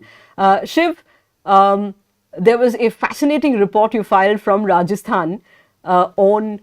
You traveled across 4 districts, you went to about 15 villages, and you were trying to track down these young people in the state who were part of these BJP WhatsApp groups that were looking to seed the ideology of Hindutva. And what is it that you found? Could you tell our viewers through the insight you gained from many of these young people who perhaps will be voting for the first time or voted for the first time in this election? Yeah, so for this story, I traveled to 5 districts and I traveled to mostly tribal areas in Udaipur division. I went to Udaipur, I went to Pratapgarh. So the story was basically about how BJP is using WhatsApp groups, how big their machinery is. So I tried to reach out to youths, only youths who are recent converts or people who are slightly older but who have recently converted to who have recently started voting for the BJP. So and by the time I was already part of BJP's WhatsApp group, so I was looking at the content also, what kind of content BJP pushes out on daily basis. So I saw that the content that they push out, it's not only about the schedule, the itinerary of leaders. It's also about it's also hateful content, Islamophobic content that they push out. When I met these youths in these areas, in these 15 odd villages, they were saying the same thing what I had been saying in WhatsApp groups. For example, they were saying they were convinced that Rahul Gandhi is a Muslim. They were convinced that Congress didn't want the construction of Ram temple and they fielded some 25 lawyers. Wow. And yeah, and they also said that look at Priyanka Gandhi, wherever she goes, if she is in Kerala, she wears the cross. If she is in UP, she wears Janeu, she wears Rudraksh. So they are hypocrite. So look at Modi, wherever he goes, he doesn't wear religious symbols of other religions. So these were the instances where I mean these were only anecdotal evidence, but it shows me to what extent BJP has sort of brainwashed youths in some sense. Maybe everybody may not be convinced by what BJP is pushing out in WhatsApp group, but to some extent it confirms to their bias and it also helps BJP in pushing their agenda, what kind of India they want. In fact, I met one class 12 student and who was just 2 months shy of the age of 18, and there was an essay competition in his school where the essay was on how how do you see Rajasthan in 2013. So he wrote in the essay that he wants India to be a Hindu Rashtra. Wow. So even school students are saying these things. Of course, apart from that, he must have written so many other things. But the first thing that he came to his mind was like, I want India to be Hindu Rashtra by 2013. That's my idea of India. So it was, so since you were discussing welfare schemes, to what extent welfare schemes can help political parties. Right. I think unless political parties have emotive issue other than the welfare schemes, these welfare schemes will always fall short of what the particular party expects from expects after the polls. So I think the Congress, I mean, most of the welfare schemes came in the run-up to the polls. Or maybe the Congress didn't have much time to implement these schemes. It was only Chiranjeevi scheme, the insurance scheme, health insurance scheme, which had a good run of 2 years or 3 years. But I think rest of the schemes ran only for 2 months or 3 months. So see, these welfare schemes have to be gelled with some emotive issue that the Congress feels that, yeah, because people do vote on emotive issues. It's not only welfare schemes. I've met a lot of people, a lot of girls. I mean, I saw in Pratapgarh, I was at one place where there were 2 girl students. They got smartphones, but their father and their brothers, they were saying they are going to vote for BJP because Narendra Modi is building Ram temple in Ayodhya. Right. Shiv, you know, that was an eye-opener. I mean, one knows that misinformation campaigns are carried out by political parties. In particular, the BJP has been in the dock for doing so. But the extent to which these WhatsApp groups that you refer to in your reporting, and it is important for our viewers to recognize here that Shiv had to seed himself in these WhatsApp groups. Then he had to go and track down people who are part of these WhatsApp groups and try and understand from them, you know, to what why did they join the group in the first place? To what extent are they being influenced by the kind of propaganda, if I may, that is being sort of given to them, fed to them day in and day out. And this sort of reporting takes time. You know, he puts in the hard yards, so do all of us here. If you watch me on Scroll, you know, I say this time and again, in a democracy, nothing is more important than an informed electorate. That's what we're trying to do here.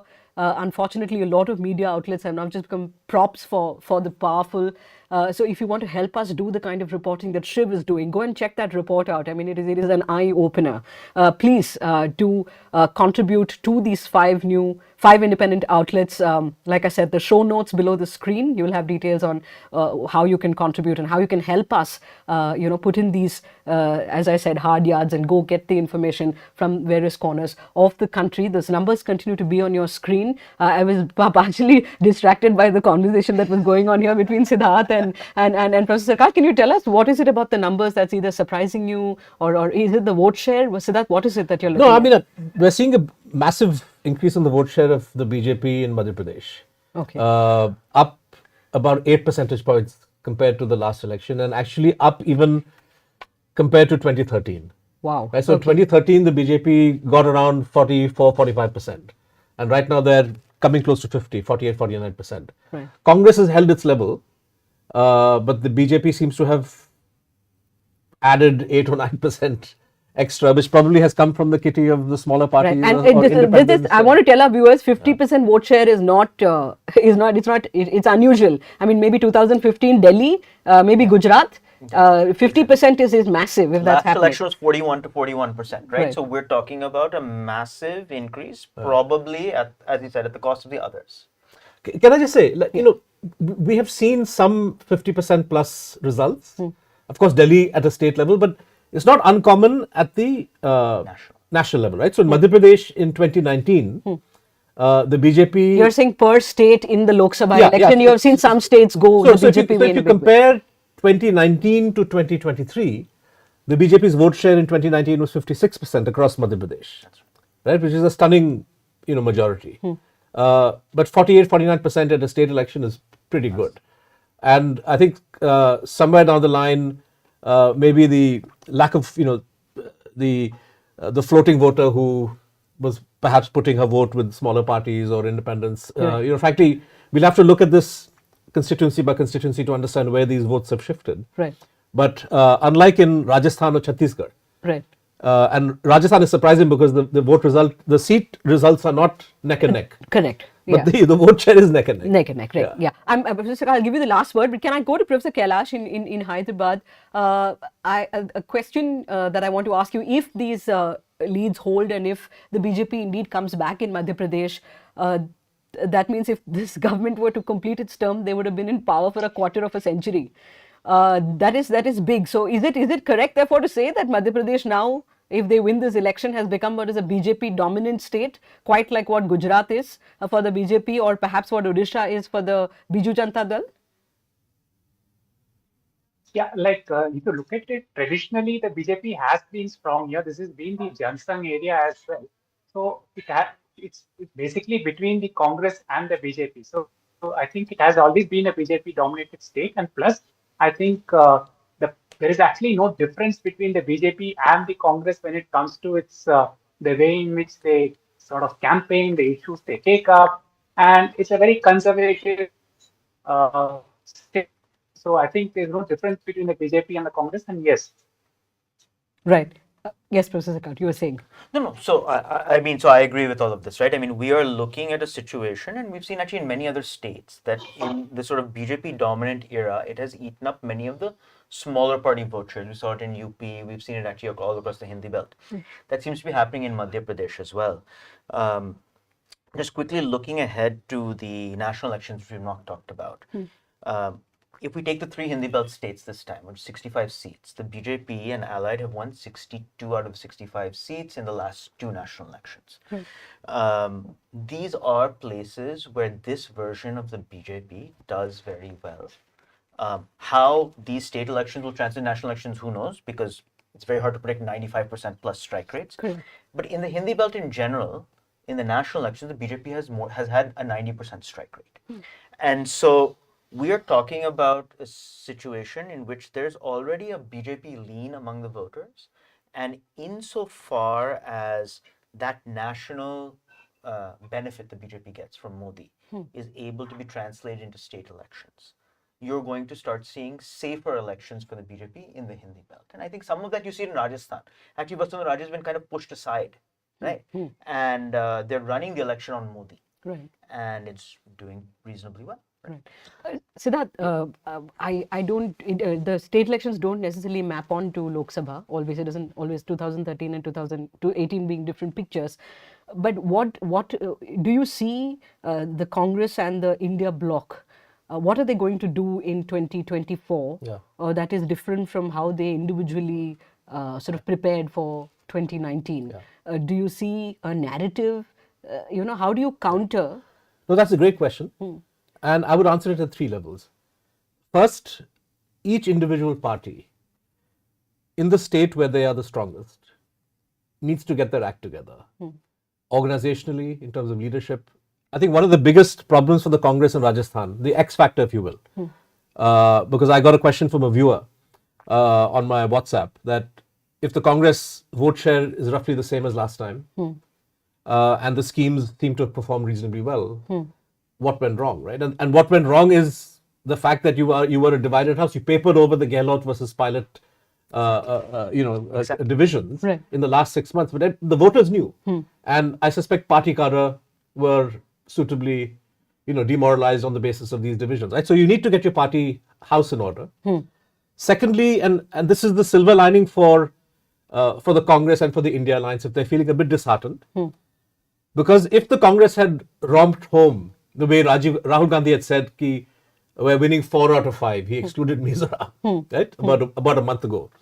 If that had really happened, you can imagine the effect this would have had on seat sharing talks within the India Alliance, right? Congress would have said, no, we're not going to share. We want more seats. So I think that in a funny sort of way, this result, which is quite good for the BJP, today's state election results, will galvanize the India Alliance to get serious about seat sharing. I know that since the Bombay meeting, there's been virtually no progress. And this result is a wake-up call. Third point, and this ties together the discussion we've been having on quote-unquote freebies, welfare schemes, etc. And what the reporter who was in the WhatsApp groups was saying. People want a vision, right? And I fear that some of the observations that he has picked up from Rajasthan, their effect is going to be even more, will be magnified at the national level in 2024. The Congress and the India Alliance have to come up with an alternative vision. And, it's good to have a hard-hitting, concrete, practical economic program for jobs, for other kinds of economic insecurity. But in terms of the broad direction that the country is taking, if you don't have a narrative that can counter the line that the BJP is clearly going to push, which is of Hindutva, Hindu Rashtra, in various ways, I think the India Alliance will have a problem. So I think they need to work on these three aspects. To what extent, as we look at the numbers coming in from Madhya Pradesh and Telangana, these are, of course, in one you have the Congress having something to cheer about, leading in 51 seats. The BJP in the Bharatiya Rashtra Samiti, I beg your pardon, on 29 seats, and the BJP in 6. They had only one in 2018. And Madhya Pradesh, of the 211 seats that we have leads for, the BJP leading in 147. They're just like storming ahead. And this is true to, at least some of the exit polls seem to say that it's going to be a fairly big sort of lead. And the Congress party with only 30, in Chhattisgarh you have the BJP on 36, the Congress on 33. That seems to be neck and neck. We have leads for 71 of the 119 seats and 2 for the others. The BSP isn't able to open its account in Chhattisgarh yet. The counter narrative to the BJP sort of overarching Hindutva narrative, coupled with what they call Pradhan Mantri ke guarantee, Modi ke guarantee. On my way here from the airport, I saw that everywhere as well.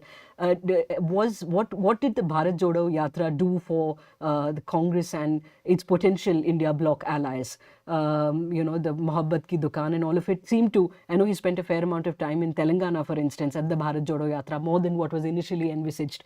Sort of his program went on longer, and some people would say that perhaps you can credit Rahul Gandhi to that extent for the manner in which the numbers are playing out for them in Telangana. But that doesn't seem to have sort of, and there's no tangible electoral benefit. Is that correct to say, or?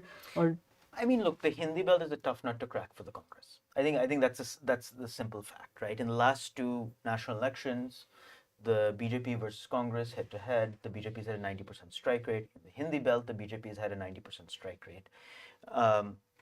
These are places where the combination of Modi, Hindutva politics, and what the BJP represents has really surged ahead and has built a large core vote bank. You see what is happening in Madhya Pradesh.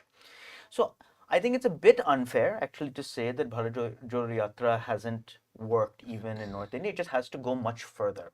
In the South, where there was actually room for the Congress to come back, it seems to have had some impact, right? So maybe, right? I mean, but I think like we see that in Rajasthan, there were local factors that hurt the Congress. We see that in Madhya Pradesh, you have an ascendant BJP vote bank. You have Shivraj Singh Chauhan, even in a diminished capacity, and Modi being very popular. Just to give you one sort of thing, because I look at a lot of surveys. When you look at the South and you ask who is responsible for delivering benefits to you, you typically get a much lower percentage for the Prime Minister. When you look at the North, in the Hindi belt, you'll typically get a much higher number. So the combination of a chief minister that is reasonably popular, even in diminished capacity, and the overwhelming popularity of the Prime Minister makes the BJP very formidable in the Hindi belt. Right. Professor Kailash, a question to you about, this seeming north-south divide in how the Congress, of course, having been able to make a comeback in Telangana, if these numbers indeed hold, and it appears they will, and having won Karnataka earlier in the year. This is obviously significant for the party, for the cadre morale, and frankly for campaign finance, for raising money. I mean, you need to be in power somewhere to get money, do you not? But how do you see, Professor Kailash, the sort of distinctly separate tastes in the south and in the north of voters in the context of how the BJP's campaign has been, and what the Congress and what is the larger India bloc, the sort of the narratives that they have looked to offer to the people, to the voter? Yeah, just to take Nilanjan's point slightly more. One is when you speak of voter satisfaction with the government, whether it's at the state level or with the center, I think one doesn't know whether the voters are actually talking of satisfaction with the government, or is it a partisan sort of identity that matters, whether they're looking at governance through the lens of the party. So they support a party, and therefore whatever the government in that particular state does, if it's their party, they say yes. So I think one needs to be a little more careful when looking at it in terms of that. So I think, but there is this divide between, let's say, the North and the South, because the BJP has been traditionally weak in the southern states, whether it is Kerala, Tamil Nadu, Andhra, or Telangana. It has got a space in Karnataka. Now, moving on to the sort of India bloc that which we hope will come up in 2024, or which plans are being made, I think it is very difficult.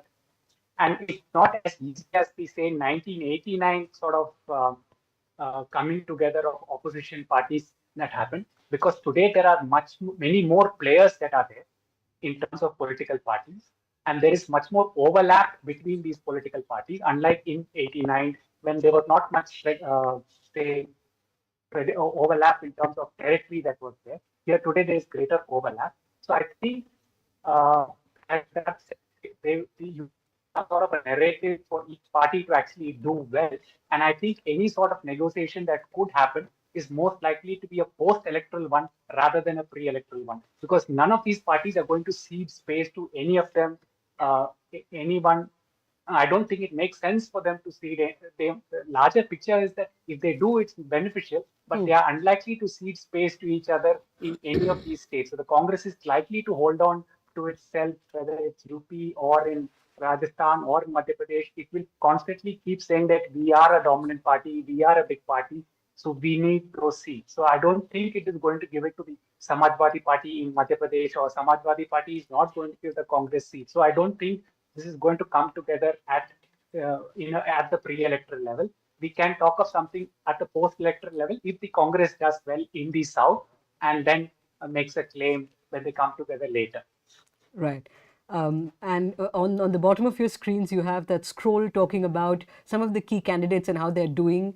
Two expected results, of course. Chief Minister Ashok Gehlot of Rajasthan is leading from his seat of Sardarpura, and that very interesting battle that Bhupesh Baghel, the Chief Minister of Chhattisgarh, had against his own nephew, fielded by the BJP, and of course Amit Jogi as well. Again, the speculation has been that BJP fielded him as well. Let's see what happens getting in Amit Jogi, but Bhupesh Baghel seems to be from Patin ahead comfortably for the moment. Siddharth, what Professor Kailash was talking about, that what everybody is saying, that the India bloc will collapse under the weight of its own internal contradictions. Essentially, historically, the Congress and these regional parties have had similar demographics as their core voter base, and therefore he doesn't envisage a situation pre-2024 that there could be a smart, clever sort of consensus arrived at on seat sharing. If at all anything could happen, it has to be post the election results come in.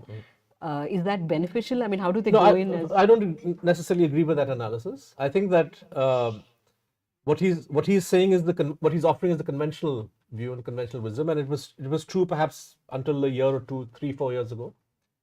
Every party other than the BJP today, and I mean every party, including BJP allies, is facing an existential problem in the face of the BJP machine, Operation Lotus, weaponization of ED, income tax, CBI, the manner in which individual parties are being run off the stage, right, is something which is impelling parties that earlier may not have wanted to come together. So I see, for example, reasonable prospects of the Aam Aadmi Party and the Congress, who are at daggers drawn in Delhi and Punjab. And I would say even in Gujarat, where the Aam Aadmi Party got 14-15% in the last election, and the Congress felt that they spoiled a lot of, even in a state like Gujarat, smart politics dictates that where if you're Congress, you got 0 out of 26 in the last 2 elections. What's the harm in having a seat adjustment with Aam Aadmi for the Lok Sabha, right? So I think somewhere down the line, this existential question that if we don't put up a fight, then we may not be around after 24, is what's going to drive parties together. You see that with TMC, you see that with the DMK, you see that with Samajwadi Party. I'm willing to wager that if the lay of the land changes in a certain fashion, even the BSP, which today clearly has been pushed into a corner by threats of legal action by the BJP, even the BSP may feel that it has some benefit in throwing its lot in with India. So I think that let's wait and see. Right. All right. Siddharth, thanks so much for that.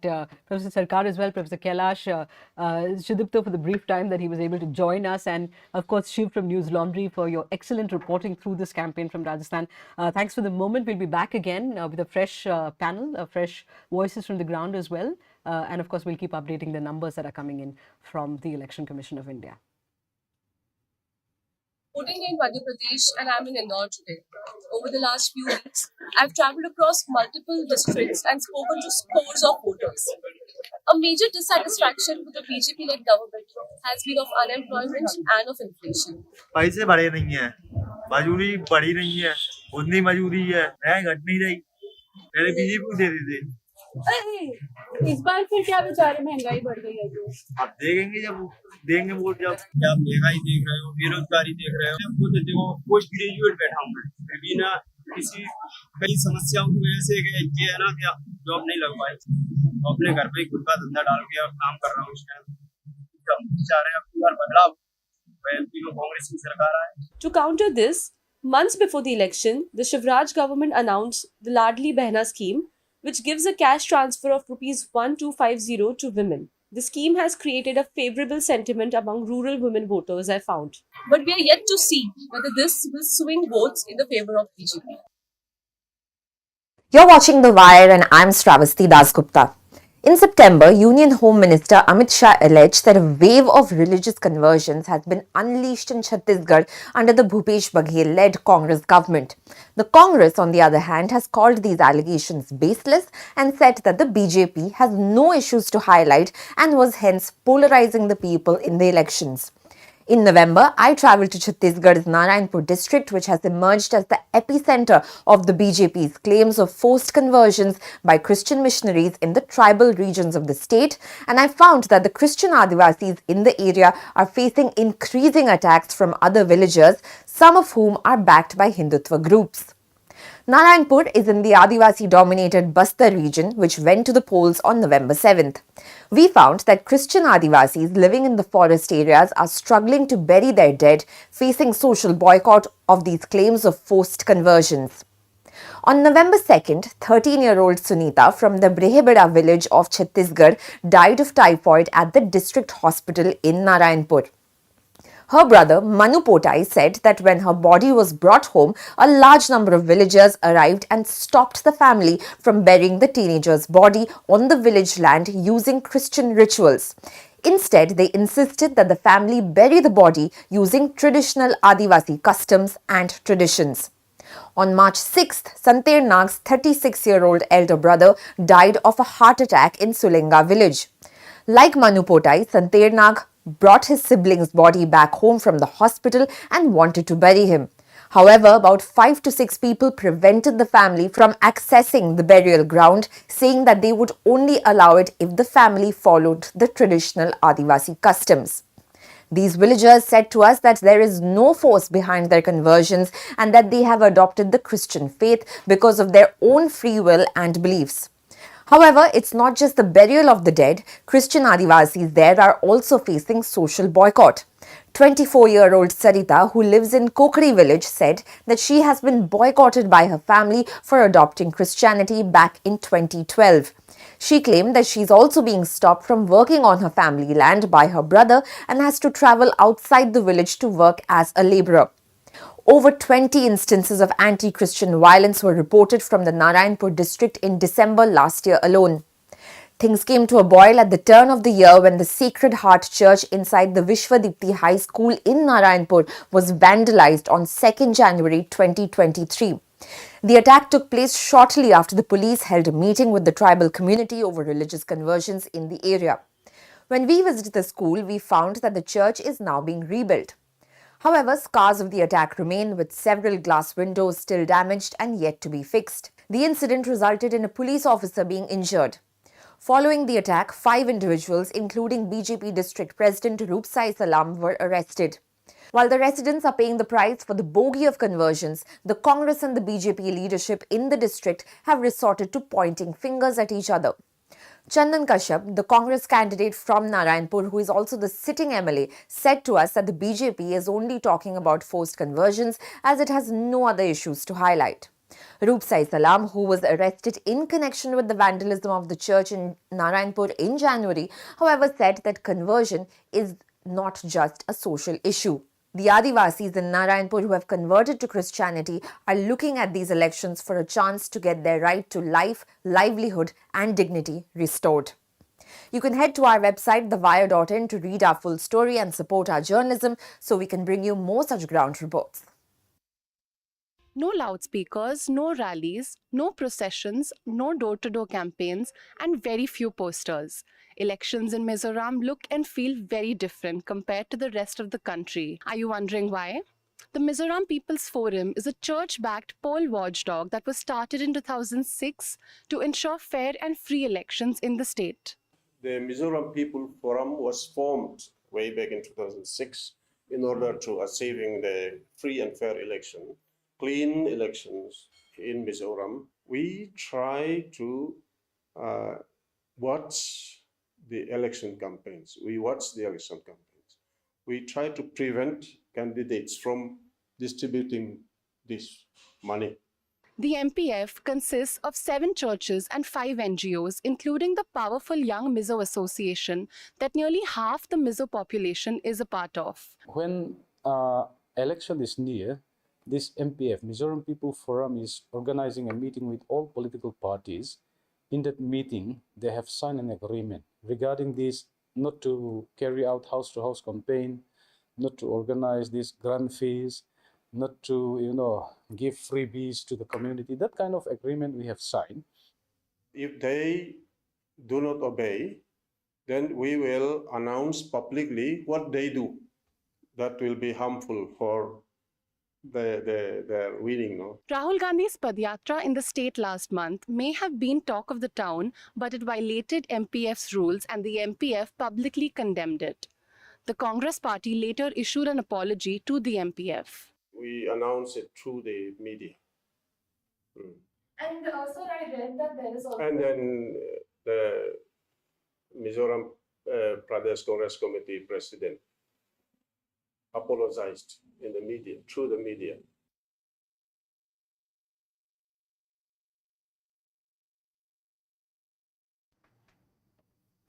A very good morning to you all. It's 11 a.m. Results with Independent Media is a collaboration between Newslaundry, the News Minute, Scroll, The Wire, and Caravan. From Scroll, I'm Smita Nair. Now, for those of you who are just tuning in, perhaps at 11 a.m., it's best that we go with the numbers first. So could we pull up the various states, please? We have numbers coming in thick and fast, at least from the Hindi belt. I know a substantial leads from a substantial number of seats in Rajasthan are available. In fact, 196 of the 199 seats that are being counted today. One seat, of course, it's been put off the election. Here are the leads. The BJP leading in 100 seats. The Congress party in 78. Others with 15. The Bahujan Samaj party leading in 3 seats. The general trend that was being suggested in the exit polls done by the various news networks seemed to suggest it was neck and neck. If these leads are to be believed, it certainly isn't. The BJP seems firmly in the lead. In Chhattisgarh, we have numbers coming in from 81 of the 90 seats. Here again, about 10 minutes ago when I checked the numbers, they seem neck and neck, with the BJP again inching forward here in 42 seats as opposed to Congress's 37, others in 2 seats. Can we pull up Madhya Pradesh and Telangana, please? In Madhya Pradesh, leads from 218 of the 230 seats, the BJP leading in 150, the Congress in 65, the others in 2, and the Bahujan Samaj party in 1. This is big, which means, as we were talking about in the earlier panel, the Congress, the BJP, if it were to form the government in Madhya Pradesh again, would have been in power for a quarter of a century. Telangana leads from 98 of the 119 seats. The Congress firmly in the lead here, 51, well beyond the halfway mark. KCR's BRS in 29 seats, and the BJP in 6 seats. I'm going to ask one of our panelists who's joining us to comment on that particular figure and whether it's going to be relevant in the Lok Sabha polls that happen in a few months from now. Let me introduce the panel to you. My colleague and editor here from the Scroll, Supriya Sharma. She's traveled extensively in Chhattisgarh.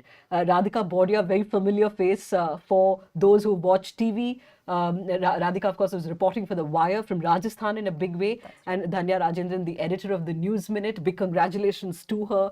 The reason you see a glow on her face is because she's won Journalist of the Year at the Red Ink Awards in Mumbai. Scroll, of course, also big bragging rights for the investigative reports done by this news website. Online, do we have our guests who are joining us online as well? Yamini Iyer is expected from the Center for Policy Research, a great mind there. I would want to go to Yamini, as I have in the past in Scroll. We've discussed, Revdi versus freebie, what's a merit freebie or a welfare scheme versus a non-merit scheme. We'll come to all of that in a bit. Yamini, thanks so much for making the time. Who else do we have? For the moment, perhaps we'll return to the numbers for now. And I want to start with Rajasthan, Radhika, because up until this morning, we were being told that perhaps Ashok Gehlot will be able to buck the revolving door trend of 5 years BJP, 5 years Congress. The various schemes of Ashok Gehlot and his own personal popularity was being sort of put forth by pollsters, even to say that, the reason why they think this is different from 2013 is because, Gehlot is a different figure, blah, blah. In fact, I remember I was listening to a senior editor from a news network, and he said if Gehlot were to come back, it would propel him, as one of Congress's big leaders on the national stage. Break these numbers down for us and why they are the way they are. Absolutely. I mean, I think that we've had a lot of talk about Gehlot's popularity, and undoubtedly that is the case. Across Rajasthan, that is what you will repeatedly hear. And I think the reason everyone has found that this contest is as tight as it is because your vote share is telling you that. Currently, the difference in the vote share, and I'm going by the Election Commission website, is 1%. That was also the margin that the Congress won with in 2018. Now, when you have such a close margin of victory and you're an incumbent government, definitely the BJP had the edge. And I think by now almost every journalist has heard every version of revolving door, roti palatna, thali parosna, etc. that can be said. And so the BJP went into this with that edge. Having said that, I think the vote share will also be very interesting because it tells you just how tight it is. This is a state which is a Hindi belt state. It's also a Hindu belt, and it's got a long history of that as well. And some of that is manifesting if you look at the numbers from the BJP stronghold, which is Mewar. Mewar is Udaipur, it's Nathdwara, it's Rajsamand, and there the BJP did very well even when the Congress won last time. That consolidation, I would say, has an underlying communal tinge to it. Having said that, look at what's happening with the tribal vote in Mewar. And that's actually, you have 4 seats where the Bharatiya Adivasi Party is leading. And I think we need to, because not much will be said about them. And that's a very important force to recognize because the Bharatiya Adivasi Party is doing something which the Congress is not doing in that region. It's actually challenging the Hindutva agenda of tribals. This is a region where the Vanvasi Kalyan has done extensive work. Correct. Right? So I think Mewar is where they're getting gains. Eastern Rajasthan, a lot was said about the whole pilot and Gehlot dispute and how the Gujars are going to move away. And I think we'll have to look closely at the seats in Eastern Rajasthan. At the moment, at first glance, you are seeing a lot of losses there. But I will just want to put this on record. When we're talking about development, the reason you're seeing that vote share recurringly for the Congress is because Gehlot is seen as a man who is thinking of a social welfare umbrella for the state, which goes well beyond anything that can be called raveries, because he's actually initiated laws that are going to outlast him. That takes courage, because one, just going into a battle on a plank that is only development. And unlike Madhya Pradesh, unlike Chhattisgarh, you've not had we open the Ram door temples, as Kamal Nath was saying in Madhya Pradesh. Here, there was a very clear thing, Kaam kiya dil se, Congress phir se. It was a slogan that was coined by a Congress worker in Bharatpur, actually. And that's what he's gone to the polls with. And I think that he will lose. There are, and we will, as we discuss further, many reasons for that. One of it is the lack of cohesion with which the Congress is unable in the end to make that mahal. But we can talk about that more as we go along. Right. I may perhaps come to you with Madhya Pradesh and, with the chat we had before we went on the air. I just want to quickly read some of the leads that are coming in on the scroll, on the ticker there. BJP's Rajavardhan Singh Rathore is trailing. This was, I wouldn't say expected, but it was being said even before elections that perhaps he's not on a weak wicket against the Congress's Abhishek Chaudhary in Jotwara. Radhika, you're looking at that and not surprised? By Rajavardhan Singh Rathore? Trailing? Yes, trailing. Absolutely. That was something that many people were seeing on the ground. On the ground as well. There is actually there are a lot of the inner politics and factionalism has also come to fore. Right. So that's something that was Right. not surprising at all. I have to bring in Dhanya here. Dhanya, I don't know whether you obviously you're on the phone throughout, so you've already heard this. I don't know by how many votes, but we are being told by the PCR that K. Chandrasekhar Rao, who's fighting from 2 assembly seats, Gajwel, of course, that he is the incumbent, and Kamareddy as well. In Kamareddy, his challenger, Mr. Revanth Reddy, potential chief ministerial candidate for the Congress, is actually leading against him. That you're surprised, expected? No, I wouldn't be. I mean, if there is a way for the Congress, which is what it looks like, if the Congress goes anywhere to win more than 65, there's definitely a wave, because in Telangana, that's what you call a wave. I think then Revanth Reddy has to win from Kamareddy. There's, I was actually thinking that the seat which KCR may lose could be Gajwel, more than Kamareddy, because on ground in Gajwel, there was a lot of anger.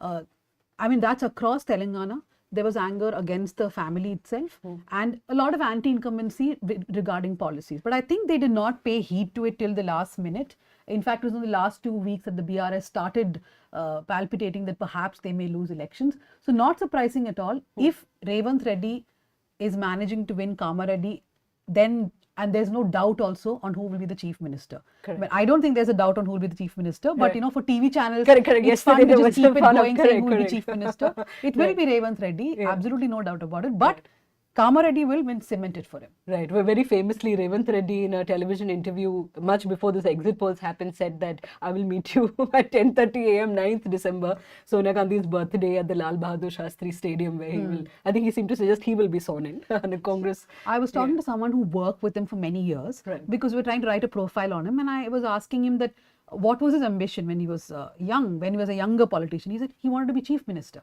I said, but how can a young politician with the TDP, when Chandrababu Naidu is alive and he has a son who may take over, how can he think of becoming chief minister?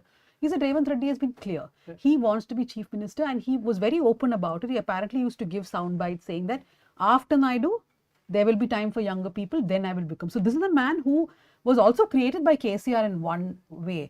During the whole Telangana struggle, there was this whole incident where he was arrested. That is, of course, post-Telangana, but even during Telangana movement. So KCR created Revanth Reddy is what a lot of people feel. Right.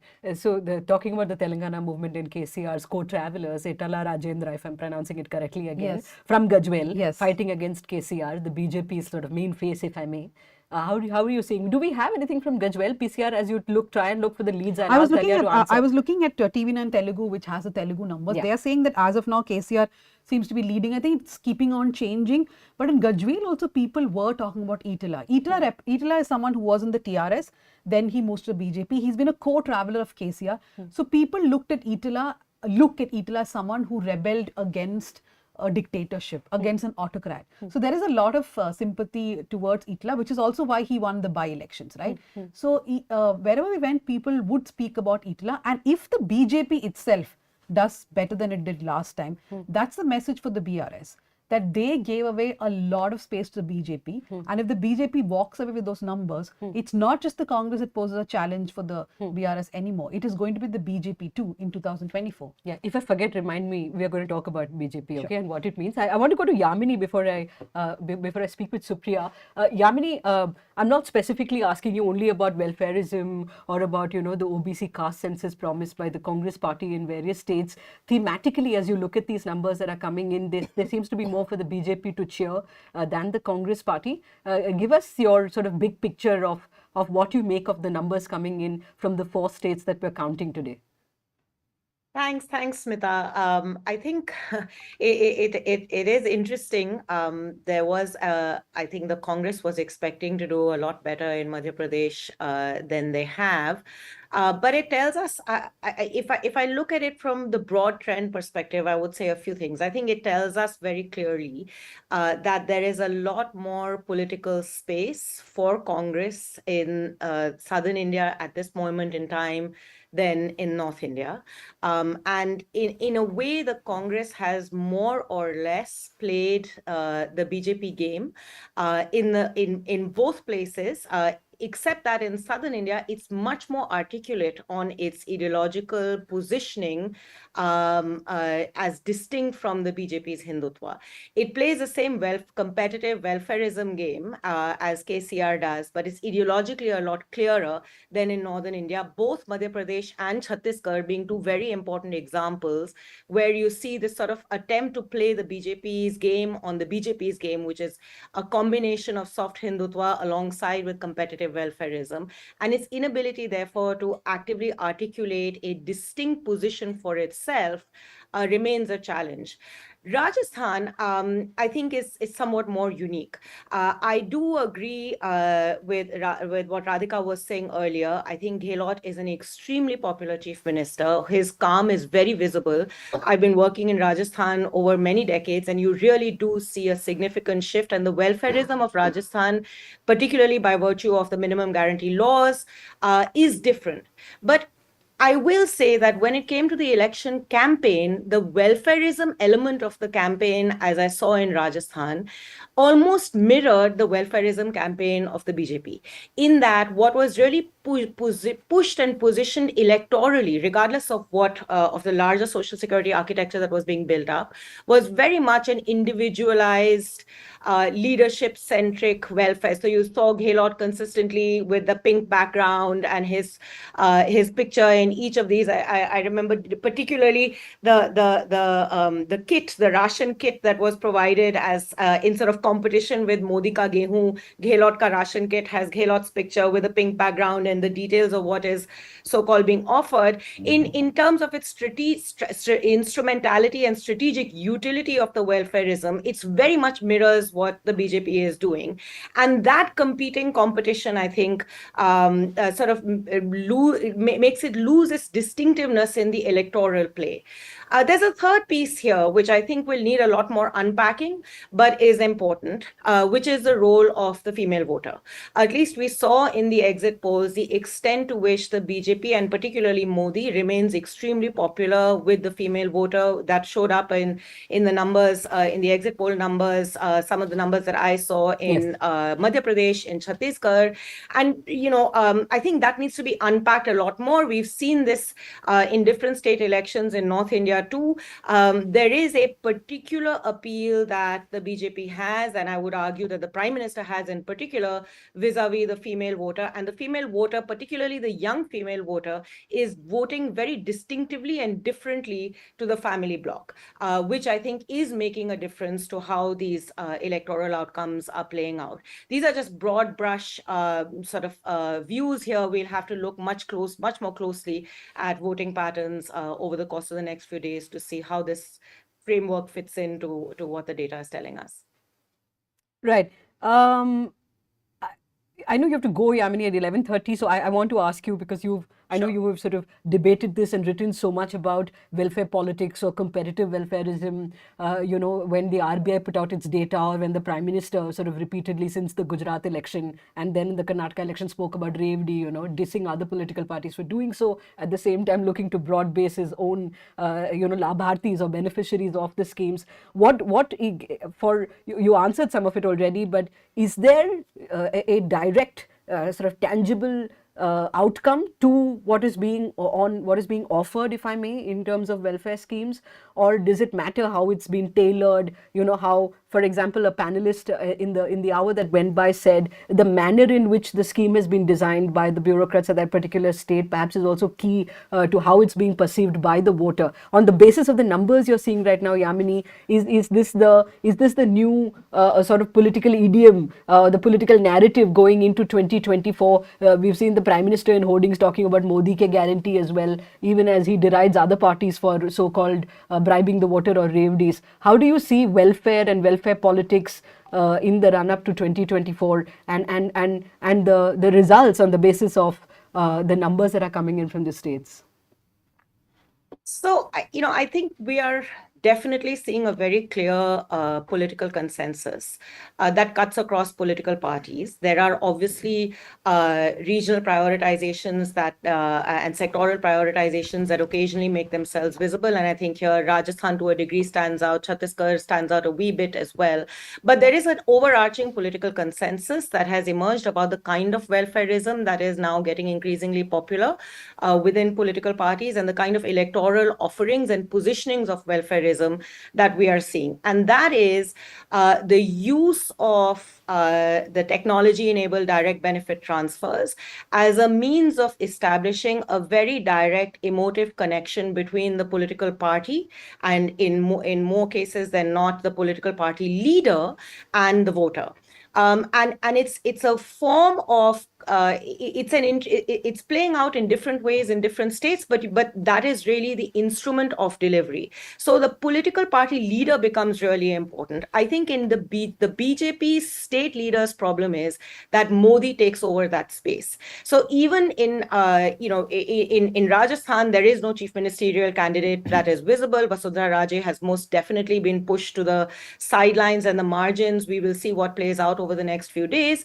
In Madhya Pradesh too, an active attempt was made to sideline Shivraj Singh Chauhan to a greater degree. I think his ability to fight back is a lot more visible than, say, Vasundhara Raje's ability to fight back. But even so, it's a double engine with Modi winning, and it is Modi's visibility that is able to establish that direct connect with the voter. In Rajasthan, the attempt was made by Gehlot to do exactly the same, but bypassing other political leaders, the Gandhis most visibly, but also seeking to bypass the local political challenges that he was competition that he was facing with Sachin Pilot to become the established figure that is establishing the emotive connect. That is why his image or his photograph was so central to the way in which the welfare offerings were delivered.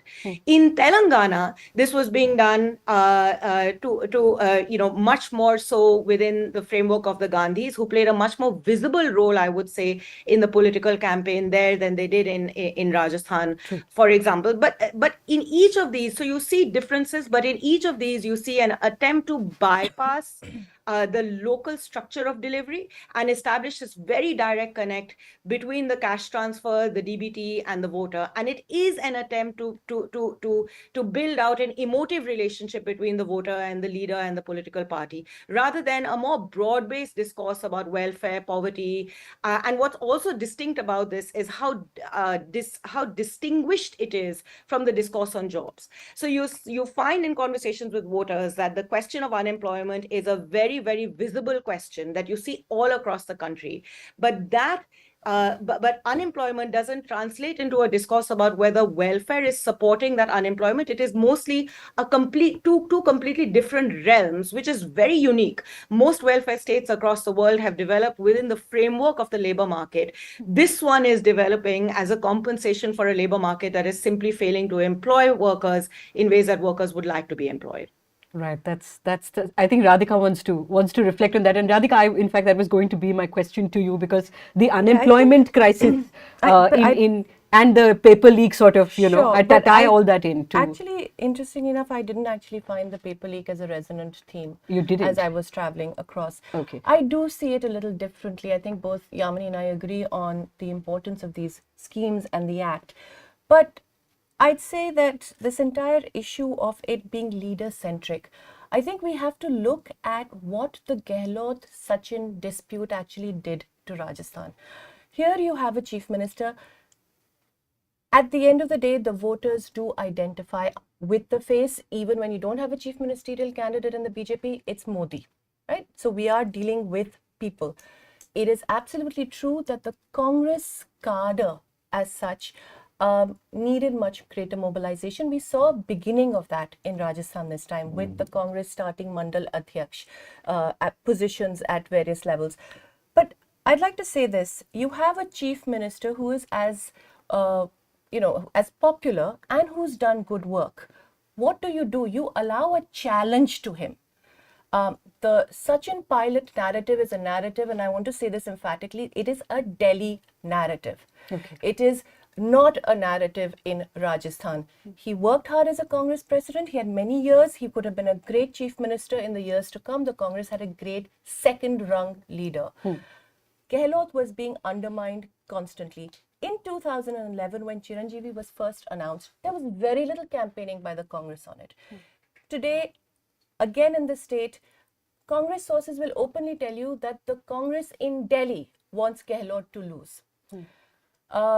And have tried everything possible for what was seen as Gehlot people to sort of undermine them. Gehlot has done his own politics. He's we're not calling anyone a saint here. Right. But I think that what pushed Gehlot to this sort of design box campaign strategy design box was an election management company which is responsible for all the pink packaging and Gehlot's faces and that I would agree with Yamini that I think there was too much of a reliance on something like the design box.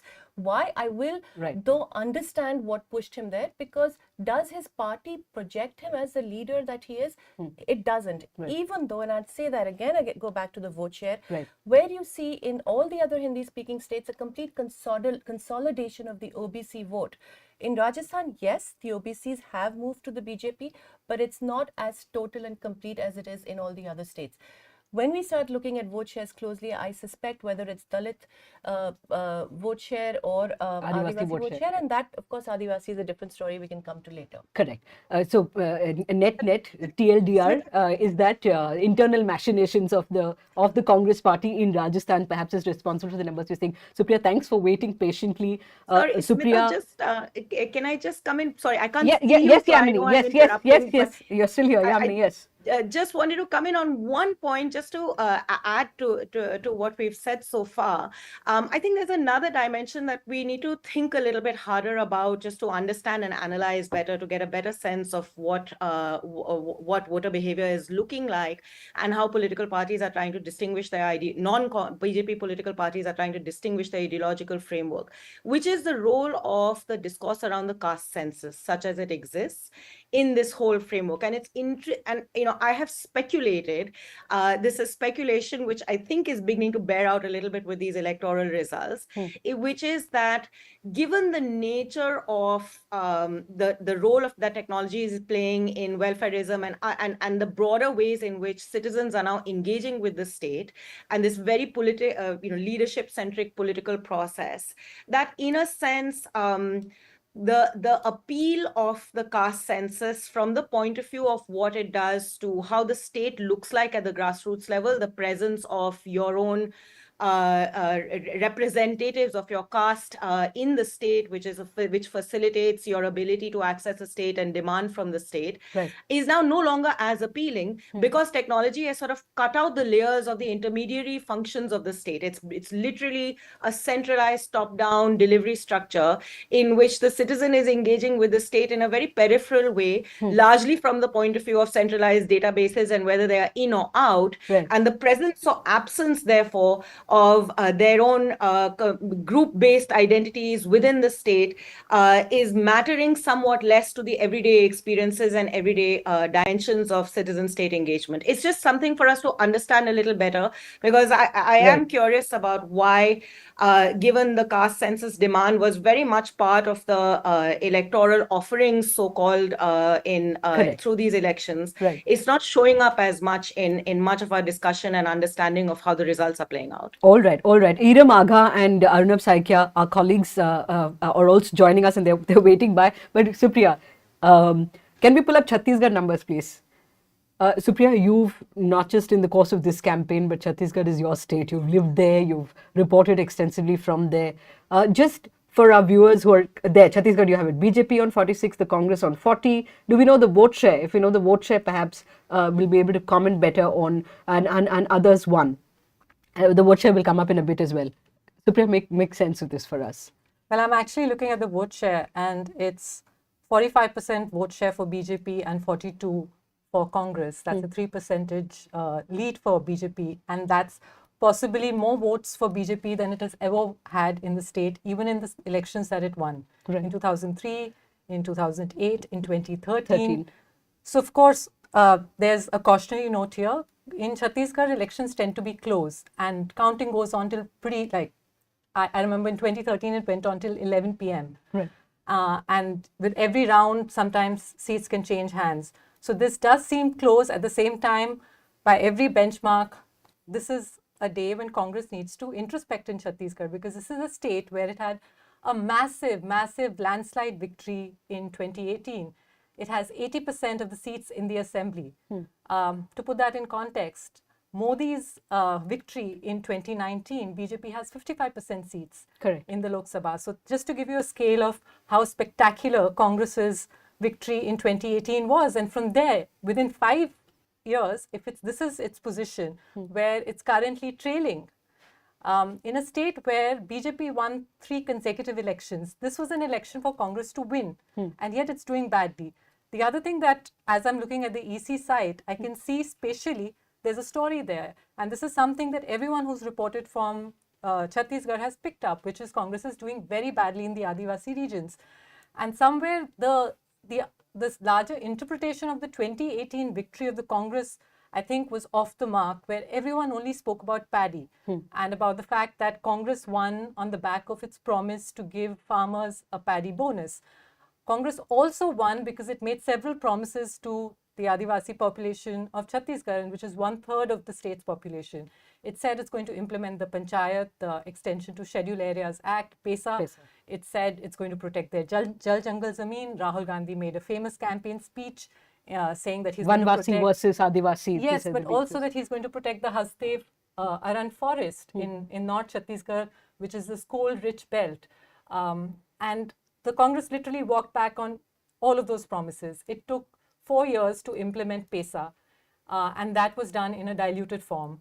In Sarguja, there's a lot of anger because it actually did not stop mining.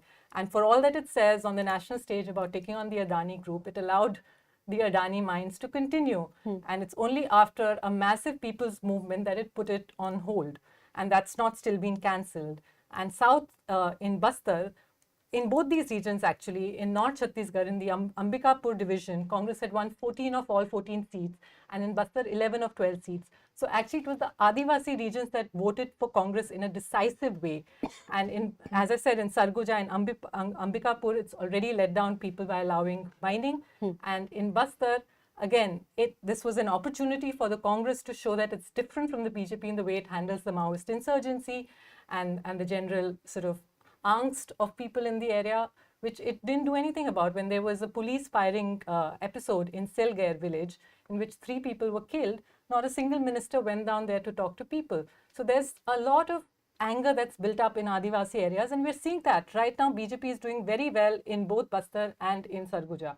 On the map, you can see these are 2 regions on the extremes of the state, while the plains are in the middle, and the plains we're seeing blue, the color of Congress, and that is Bilaspur on and both the the other. extremes we're seeing saffron. Correct. So that tells the story. And again, in the plains, it isn't as if Congress is sweeping the plains.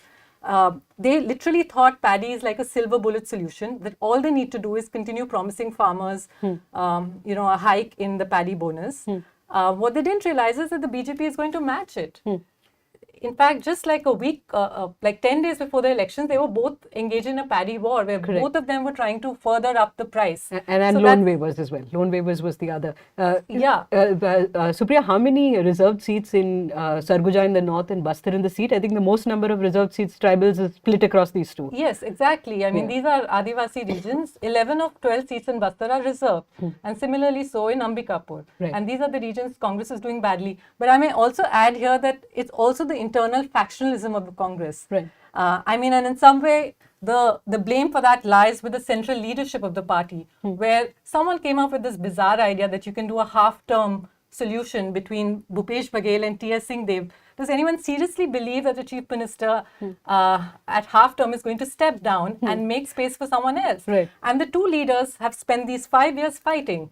And because of that, very little has actually been done in the state. Right. And the Congress is now paying a price for that. Right. Arnab travelled to Chhattisgarh as well. Some of the reporting for Scroll was done. Arnab, I want to pick up from where Supriya has left off and what Radhika alluded to in her answer with respect to Rajasthan. It was being reported in national dailies that, Mallikarjun Kharge, the Congress president, has been able to bring warring factions together, Gehlot and Sachin Pilot, of course, in Rajasthan. And here, T.S. Singh, for viewers who are perhaps not that familiar with Chhattisgarh, T.S. Singh, candidate from Ambikapur from the Sarguja region.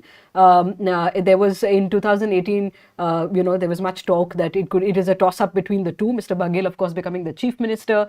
Again, there was speculation that perhaps this is a half-term chief ministership and that supporters of Mr. Singh will perhaps be unhappy that he wasn't able to sort of take over the chief minister's chair. In June, the Congress made him the deputy chief minister. Was this a factor in the results that we're seeing play out, Arnab, this T.S. Singh versus Mr. Baghel?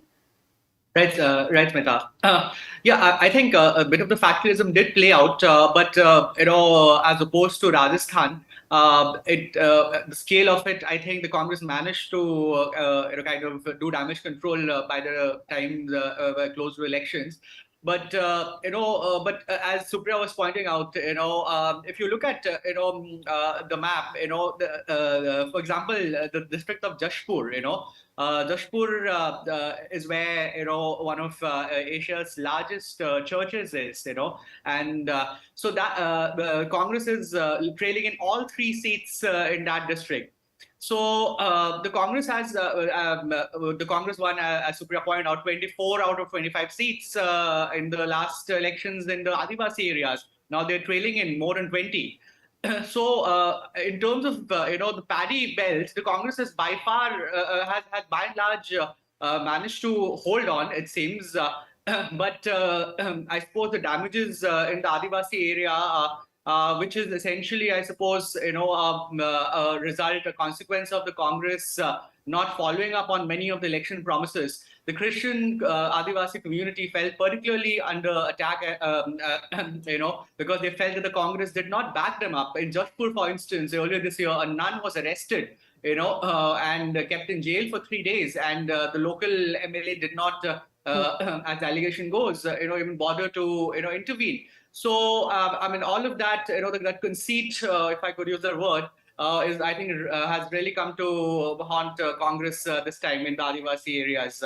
I think, and that probably be, there was anger. It was, the Congress leadership did acknowledge it, but it looks the anger is much more than they probably anticipated or gauged. Is it true, Supriya, this soft Hindutva one didn't see, it was not discernible to me in the campaign, but you're saying it is. Well, it's sort of complicated where it may not be discernible in the campaign, but in the course of these 5 years, it was very clear what Bhupesh Baghel was doing. He thought that he's going to try and outdo the BJP, but instead, for instance, Ram Van Gaman Path, this sort of route that they were tracing that Ram had taken while in exile, in the name of building this sort of path for Ram, they were actually building a pathway for the BJP, because they were taking this iconography of Ram to regions where people didn't really know about it. I went to one of those sites where there were Durva Adivasi women who had actually built this installation. This is one of the sites along this Ram Van Gaman Path. And they didn't know anything about what they had built. And there's a temple there and none of them have visited it. But clearly, in the years to come, they've introduced people to what is actually a Hindutva plank. But if I may just come in on what was really the price that Congress is paying for its internal factionalism, they may have done some sort of a patch-up in the months leading into the elections. But for 5 years, there was a bitter war between Bhupesh Baghel and T.S. Singhdev. That meant that Baghel was always insecure that Singhdev is going to take over the mantle, and he was always trying to undermine Singhdev. Singhdev held 2 crucial portfolios, Panchayat and Health. And because of this, because Baghel was always trying to undermine Singhdev, basically the state didn't construct PM Awas houses because that's the Panchayat department. Correct. And the Panchayat extension to Schedule Areas, PESA Act, the major promise that they made to Adivasi communities in the state, also suffered because of this internal fight. And what we're seeing right now is an outcome of that you cannot arrive at a truce like 6 months before the elections and undo the damage. Correct. But also that Baghel could have actually, if he had been able to work with other Congress politicians who are quite seasoned and experienced, they may have actually been able to have a better governance record. Baghel his vision seemed to be limited to just providing a better paddy price to farmers. And he didn't really utilize the expertise of other colleagues. And because the Congress was this sort of divided house internally, and Baghel had become like this kind of centralized figure, almost like we know many chief ministers, like a mini Modi, where all the publicity of the state was about him, and his narrow, limited vision has sort of resulted in this, where his Chhattisgarhi identity that the national media really talks about excludes the Bastaria and the Sarguja identities. Right. And that's really not something that was factored in. And there was this perception that the Congress is doing very well in Chhattisgarh. But everyone who's actually traveled to the state could see that there was all of this pent-up resentment that is now coming to fore. Right. I can bet none of what Supriya has now talked about was reflected in any of the coverage, because I was watching television news channels as well. And in answer to that question, his Chhattisgarhi identity, this unique thing that Baghel created, will that, in a sense, reap benefits electorally? But actually, all the pieces they did reflect. In fact, we also had Sudipto had gone to Chhattisgarh. I think in their pieces and ours, it did reflect that. I was surprised to read that Baghel is more Hindutva than the BJP in Chhattisgarh. Right. In fact, which is why, as I keep saying, the most important thing in a democracy is that we need a well-informed electorate. Unfortunately, we haven't had legacy media do that. There have been more props to the powerful. And if you believe that we should be watchdogs in a democracy and not a lapdog, you should contribute to these 5 media houses that have come together. Below this box that you're seeing in the show notes below, we have details on how you can contribute and be part of this journey. I want to go to Telangana because we've been holding that off for a while, but I believe Iram Aga from the Caravan, who's done some very good reporting from Rajasthan, is also on the line with us. Idam, you've been listening into the conversation. You heard the insight that Radhika had and was sharing with us from the state. Idam, you're looking at the numbers in the vote share right now. Tell us what you think, what we haven't covered so far. BJP has 100 and Congress 78. I mean, you didn't feel that there is any anti-incumbency in the state for the Gehlot government, but you can. There was some very interesting interaction I had with people in the BJP who said that the generation of voters has changed and it will reflect this time. And the tradition of roti paltana or revolving door might, in the sense, it is going to reflect in the fact that the people will choose. In Raji won't be somebody who they would like to see next, because the generation has changed and it will reflect in BJP High Command bringing in the next person. And if you tell them that you have heard much better things about Rajay in the older voters section, and you go to people from the universities, speak to young students, they would go for Baba Balaknath. So there is definitely a kind of shift maybe that is taking place, which if BJP wins this time without the Rajay Idam, can you talk about this Mahant Balaknath? For people unfamiliar with this name, he is being touted as Rajasthan ka yogi. Yeah, so he came to file his nomination on bulldozers. So, that is exactly how he was pitching himself also. And he's fighting against Imran Khan from Congress. But what reports I saw that also said that he doesn't really have that kind of edge in that region. And the Dalit and the oppressed minorities might not vote for him. So this is something that we can look for, that how Baba Balaknath can be is not in a very good position that way. I don't want to say it, but yeah. So Baba Balaknath is we don't have leads from his Tijara. What's the seat? Yeah, Tijara. Yes. Tijara. Yeah. And as I'm seeing the seat of Tijara, I have to say though, that again on the ground, there wasn't such a clear sense. He was pushed to having to campaign village to village, had to moderate his sort of Adityanath emulation as we were getting closer to the polls, but there has obviously been some kind of a polarization there, because he's leading with a margin of 20,000. So, and it is, I think I would say that what Idam was saying, that this comfortable victory, and as I'm seeing on the election website, I just need to point out that even there has been a great gain of vote share for the BJP, I think this very comfortable victory for the BJP in Rajasthan will be a huge shift for the state polity, because this will be the first time you will have a non-Vasundhara, possibly a non-Vasundhara BJP. There are surprises and they could still make her the chief minister, but they have done everything possible to sideline her. And so this is a non-Gehlot, non-Vasundhara Rajasthan, which I think opens the door to a lot of far greater communalization, because there is a base, a social base there, much like actually Gujarat. Right. Talking about polarization in the BJP in Telangana, can we have the Telangana numbers, please? You can look at the vote share. Congress 40.57, the BRS 38%. I'm looking at the BJP's seats. Yeah. The BJP is leading in 8 seats, Sirpur, Adilabad, Nirmal, and in fact they're leading in 3 seats in old city of Hyderabad, Bahadurpura, Karwan and Goshamal. Goshamal is a seat that they won last time. Raja Singh, the most rabid BJP leader you can find in Telangana.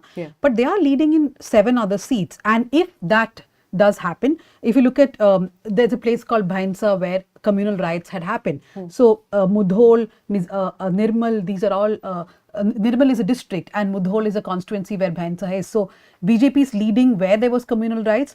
What is surprising is they're leading in Nizamabad urban, which is actually a Muslim population, a large Muslim population is there. So there could have been some sort of polarization.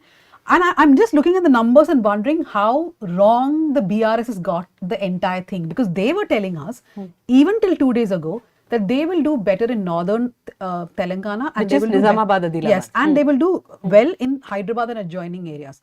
But and they were really scared of the seat where Bandi Sanjay was standing, the previous BJP president, which is from Karimnagar, that they would lose seats there. But now it looks like the BJP may walk away with old city seats. And also the places where there was communalization. So old city seats at the cost of MIM?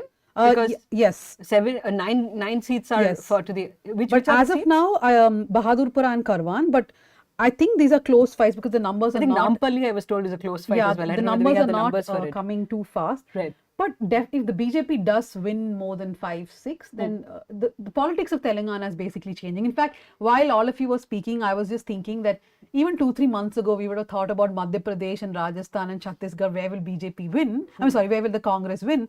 And imagine it's Telangana where the Congress will be winning. And 2-3 months ago also, they were not very much on the map. So this election is where I think the Congress really has to go back to the drawing board. Yamini was talking about the caste census. The kind of messaging that party sends, for example, in Karnataka, Siddaramaiah had done a caste census. The first thing that he said during the campaign is the moment I come to power, I will release the caste census. So many months have passed. His own Deputy Chief Minister D.K. Shivkumar has signed a document along with a lot of associations saying that the caste census should not be released. So the Congress speaks in so many voices. And I think that indecisiveness is what always does them in. Right. What do you make of this 13.73? What was their vote share in 2018? I know the BJP when they won one seat. Yeah. Yeah, almost the same. The Almost the BJP same. but the BJP's vote share actually went up quite a bit in the last election. When Bandi Sanjay became the president. They I think they gained quite a bit because he did this yatra through Telangana, and that was quite popular.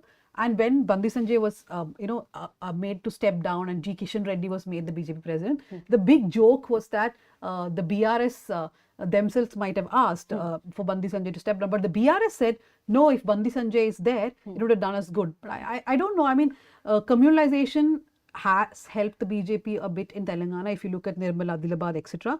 But the big story really is Revant Reddy. Right. Revant Reddy set to become the chief minister of the state if we go by the numbers. Right. In case somebody is scratching their heads, I'll come back to Revant Reddy. Bandi Sanjay was the man leading the BJP in Telangana. He's an OBC leader. He was very popular. He was basically known for taking on the BRS in a very big way. And then later it was speculated that perhaps there is some understanding between the BJP and the BRS, which is why the BJP went on an upswing, went on a rise, removed Bandi Sanjay and supplanted G. Kishan Reddy, a very quiet sort of man. Yes, I mean, I haven't exactly. seen a tourism minister. You may be familiar with him at the centre. Sort of take that role on. Tell us about Congress and Revant Reddy and the importance of Telangana for the Congress party after, again, they've come back in the south. Now they've got Karnataka, they've got Telangana. As I keep saying that it doesn't matter whether these, it doesn't matter if these map on to Lok Sabha. The fact is a political party needs campaign finance, right? You need to be in power somewhere to raise money. And so, I don't know about how things were in Rajasthan and Madhya Pradesh, but in Telangana, money was flowing. Is that the same in Rajasthan and Madhya Pradesh? Chhattisgarh? I suspect not as much as Telangana. In Telangana, there was one constituency where they paid 3,500 rupees per voter. So money. I heard 10,000 from other people. No, I think 3,000. I think the maximum was 3,000. That was possibly a figure for the family, the household. Yeah. Okay. But the money has not helped because the BRS themselves were thinking that they are way more confident because in the last 2-3 days they gave money to a larger number of people. But I don't think that's helped. And as far as the Congress is concerned, 2-3 things worked. One, after the Bharat Jodo Yatra, there has been some sort of a movement, a positive movement for the Congress. The second thing is the promises. The promises helped them in Karnataka. They replicated the same in Telangana, and people thought, okay, fine. If KCR is making the same promise, he's only second in line, right? The Congress made it first. But I think more than anything else, more than this being a vote for the Congress, this is a vote against the BRS. People are saying no to the BRS. Not because this was a party which didn't have schemes. They had Dalita Bandhu, Raita Bandhu, a lot of schemes they brought in. But people felt that the family has been in power for 10 years. There is this whole notion that they have made a lot of money. There's been corruption, something the BJP and the Congress has been hammering for months now. That Kaleshwaram or any other big project you take, the BRS and the first family has made a lot of money. So I think this is a vote primarily against the family. In fact, there was this woman, we spoke to in Gajwel where KCR had one from. She said, an old woman, she gets all the schemes and everything, but she said, what happens if he loses one time? He's won twice, now let him lose. So even that thought, one simple thought, right? Like why should someone be in power for 5 more years? Right, and this Revant Reddy, the man who could likely be chief minister if these numbers stay and the Congress wins, he's also an interesting character. Former ABVP, joined the TDP, was there for a while. 2017, I think he joined the Congress. And he was also in the TRS for a short while. In then the TRS. He goes to the Congress. yeah. And I think 2021 is when he Yes, was made he was made the president Yeah, of the and party. now he's potentially chief minister in a matter of two years. There's so many things I don't know how to sort of reorient myself now to looking at all the states. But as we close, because my PCR director is sort of counting down, saying itne hi minute bache hain. Thankfully, we have no ads. I don't know if it's thankfully or not. Supriya, you're my big picture person for a lot of things. So while you have traveled only in Chhattisgarh this time around, can you map what is happening now onto Lok Sabha 2024? I asked Siddharth Vadrajan, the founding editor of The Wire, whether he agreed with this general understanding that this India bloc will be something that collapses under the weight of its own internal contradictions, that they have the same demographic vote base as the smaller parties they're looking to tie up with, and a seat adjustment will not happen. Madhya Pradesh may, maybe nahi kar paaye with Samajwadi Party. How do you see, what does this mean for Congress and India bloc?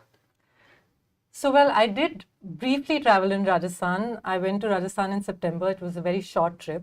And then, of course, I traveled in Chhattisgarh. And in all the conversations that I had with voters, the last question, after speaking to them about the assembly election, the last question was, what about Lok Sabha? And virtually 9 out of 10 people said Modi. They didn't even say BJP. And this is like, I'm talking about Jhunjhunu in Rajasthan and Konta, which is like extreme south of Chhattisgarh, deep Bastar. People are just saying Modi. So it's pretty clear from just this little sample that I collected in my reporting that even those who are voting for the Congress in this election seem to be inclined towards BJP and Modi. And in fact, for me, that was like the big takeaway from the travels that I did, because, you know, we're just a few months away from the Lok Sabha election. And if the first thing that voters say when you ask them about Lok Sabha is Modi, then it kind of gives you a sense of where things are heading. I had a conversation with a group of young Jat men in Jhunjhunu in Rajasthan. This is part of Shekhawati region. Jats are the dominant community. And, you know, I'd heard all this, that there's a lot of anger about Agniveer, the scheme, the army recruitment scheme. You know, people are like, especially in this belt, are feeling cheated out of like jobs, crucial jobs for them. There's anger over the way that the wrestlers have been treated. And that was all the case.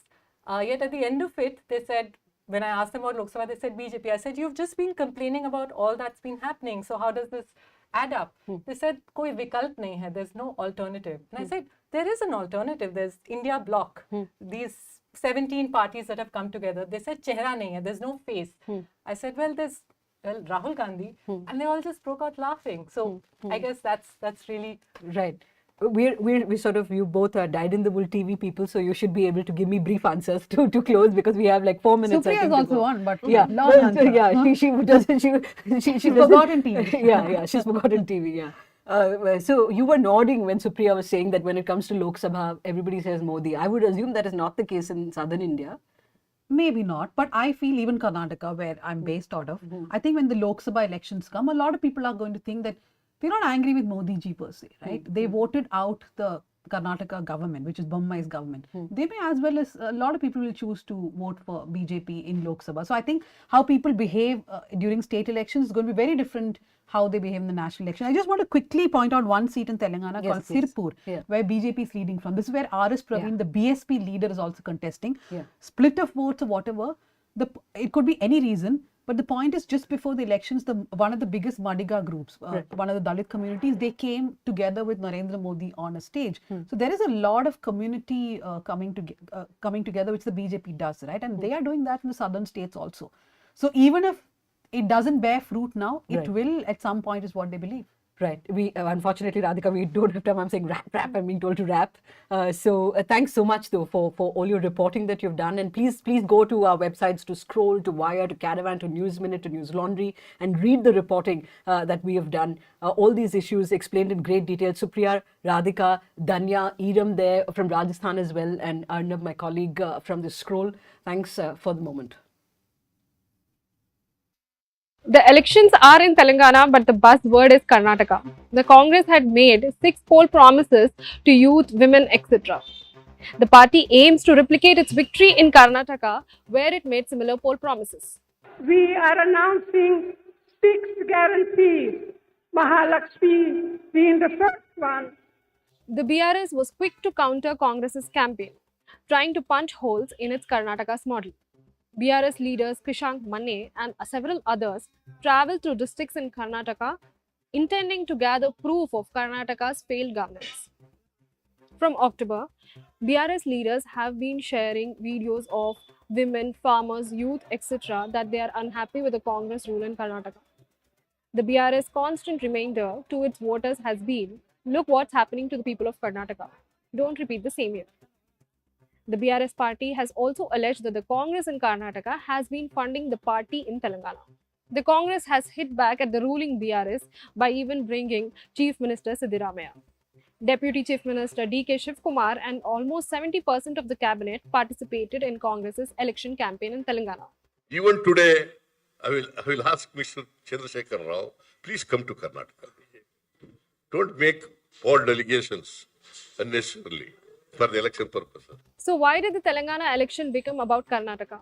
The BRS blames it's the Congress that it had made the election all about Karnataka and it was forced to reply. But in reality, the Congress win in Karnataka will have a spillover effect in Telangana. Congress leaders and its cadre are confident than ever, and that itself is a threat to BRS. So instead of allowing the Congress to praise its rule in the neighboring state, the BRS has decided to go for an attack and claim from the very beginning that the Karnataka model is a failed model. But will the people of Telangana buy it?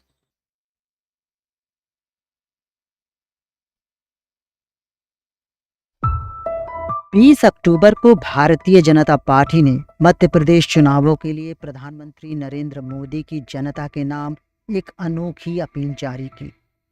उस appeal में जनता को प्रदेश में BJP को विजय बनाकर सीधे मोदी को समर्थन देने का संदेश था। अपील में प्रदेश के 4 बार के मुख्यमंत्री शिवराज सिंह चौहान का नाम फुटनोट की तरह था और तस्वीरों से भी शिवराज लगभग लापता थे। मोदी ने अपने चुनावी भाषणों में वही किया है जो वे अक्सर करते हैं, यानी अपनी ही बात की है।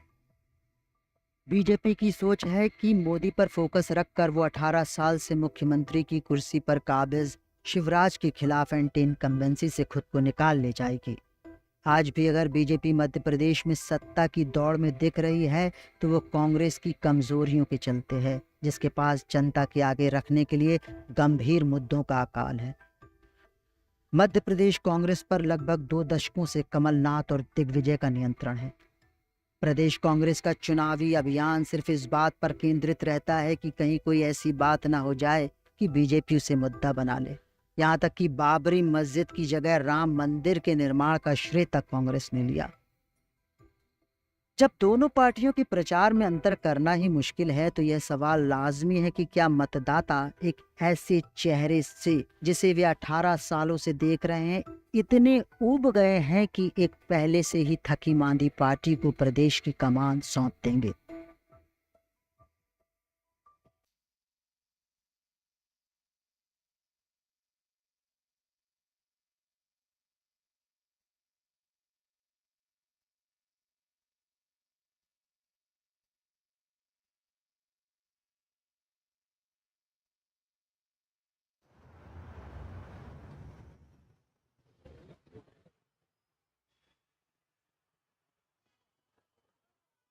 In Rajasthan, Chief Minister Ashok Gehlot has managed to ensure development and welfare schemes are the dominant themes of the campaign.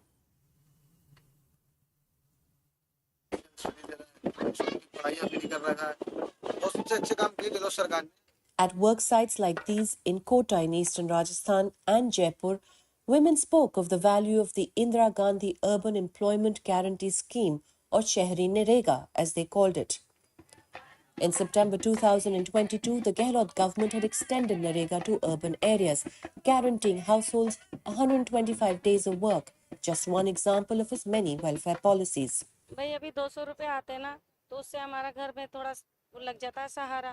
By late October, the Congress had also announced its social welfare guarantees. Ironically, development and welfare are seen as electorally risky, pushing the Congress to also adopt Hindutva overtones in states like Madhya Pradesh and Chhattisgarh. In Rajasthan, the slogan is predominantly secular. But phir se or once again is the problem in a state which changes governments every year. A logic peculiar to Rajasthan, a pattern of change almost internalized by voters. Gehlot had other issues to contend with. The Gehlot pilot dispute will impact the Congress and has polarized the party into two camps. ये गहलोत साहब कमी नहीं है मुझे काम की उम्र से काम की बरकत से थी बेस्ट आप कह रहे हो गहलोत साहब बेस्ट हैं तो इस वजह से इन्होंने थोड़ा कर दिया ना, हमसे कड़ा कर दिया, वोट ले लिए सचिव पायलट की वजह से ले लिए, भाई सीएम बनाया जाएगा, फिर धोखाधड़ी कर दी। तो आप कह रहे हो कि पायलट की नाराजगी के कारण गुजर 90% खिलाफ रही, लेकिन गहलोत जी एक नंबर पे हैं, the best. Pilot's challenge to Gehlot's stable government also forced the CM to seek the help of MLAs. Some of them faced serious anti-incumbency, but beholden to them, Gehlot was in no position to replace them. And yet, Gehlot remained a formidable rival to the BJP, which went into these elections with few issues, banking more on Hindutva, the idea of change, and Modi. The party has had to fight hard, even having to pull out 7 of their MPs to contest assembly seats, like Diya Kumari from the erstwhile royal family of Jaipur. In the Mewat region, Balaknath Yadav, the MP of Alwar, who filed his nomination for the Tajara seat atop a bulldozer with another saffron-clad MP and CM of Uttar Pradesh in tow. The BJP believes this will be enough for victory and the Satta market is tilted in their favour.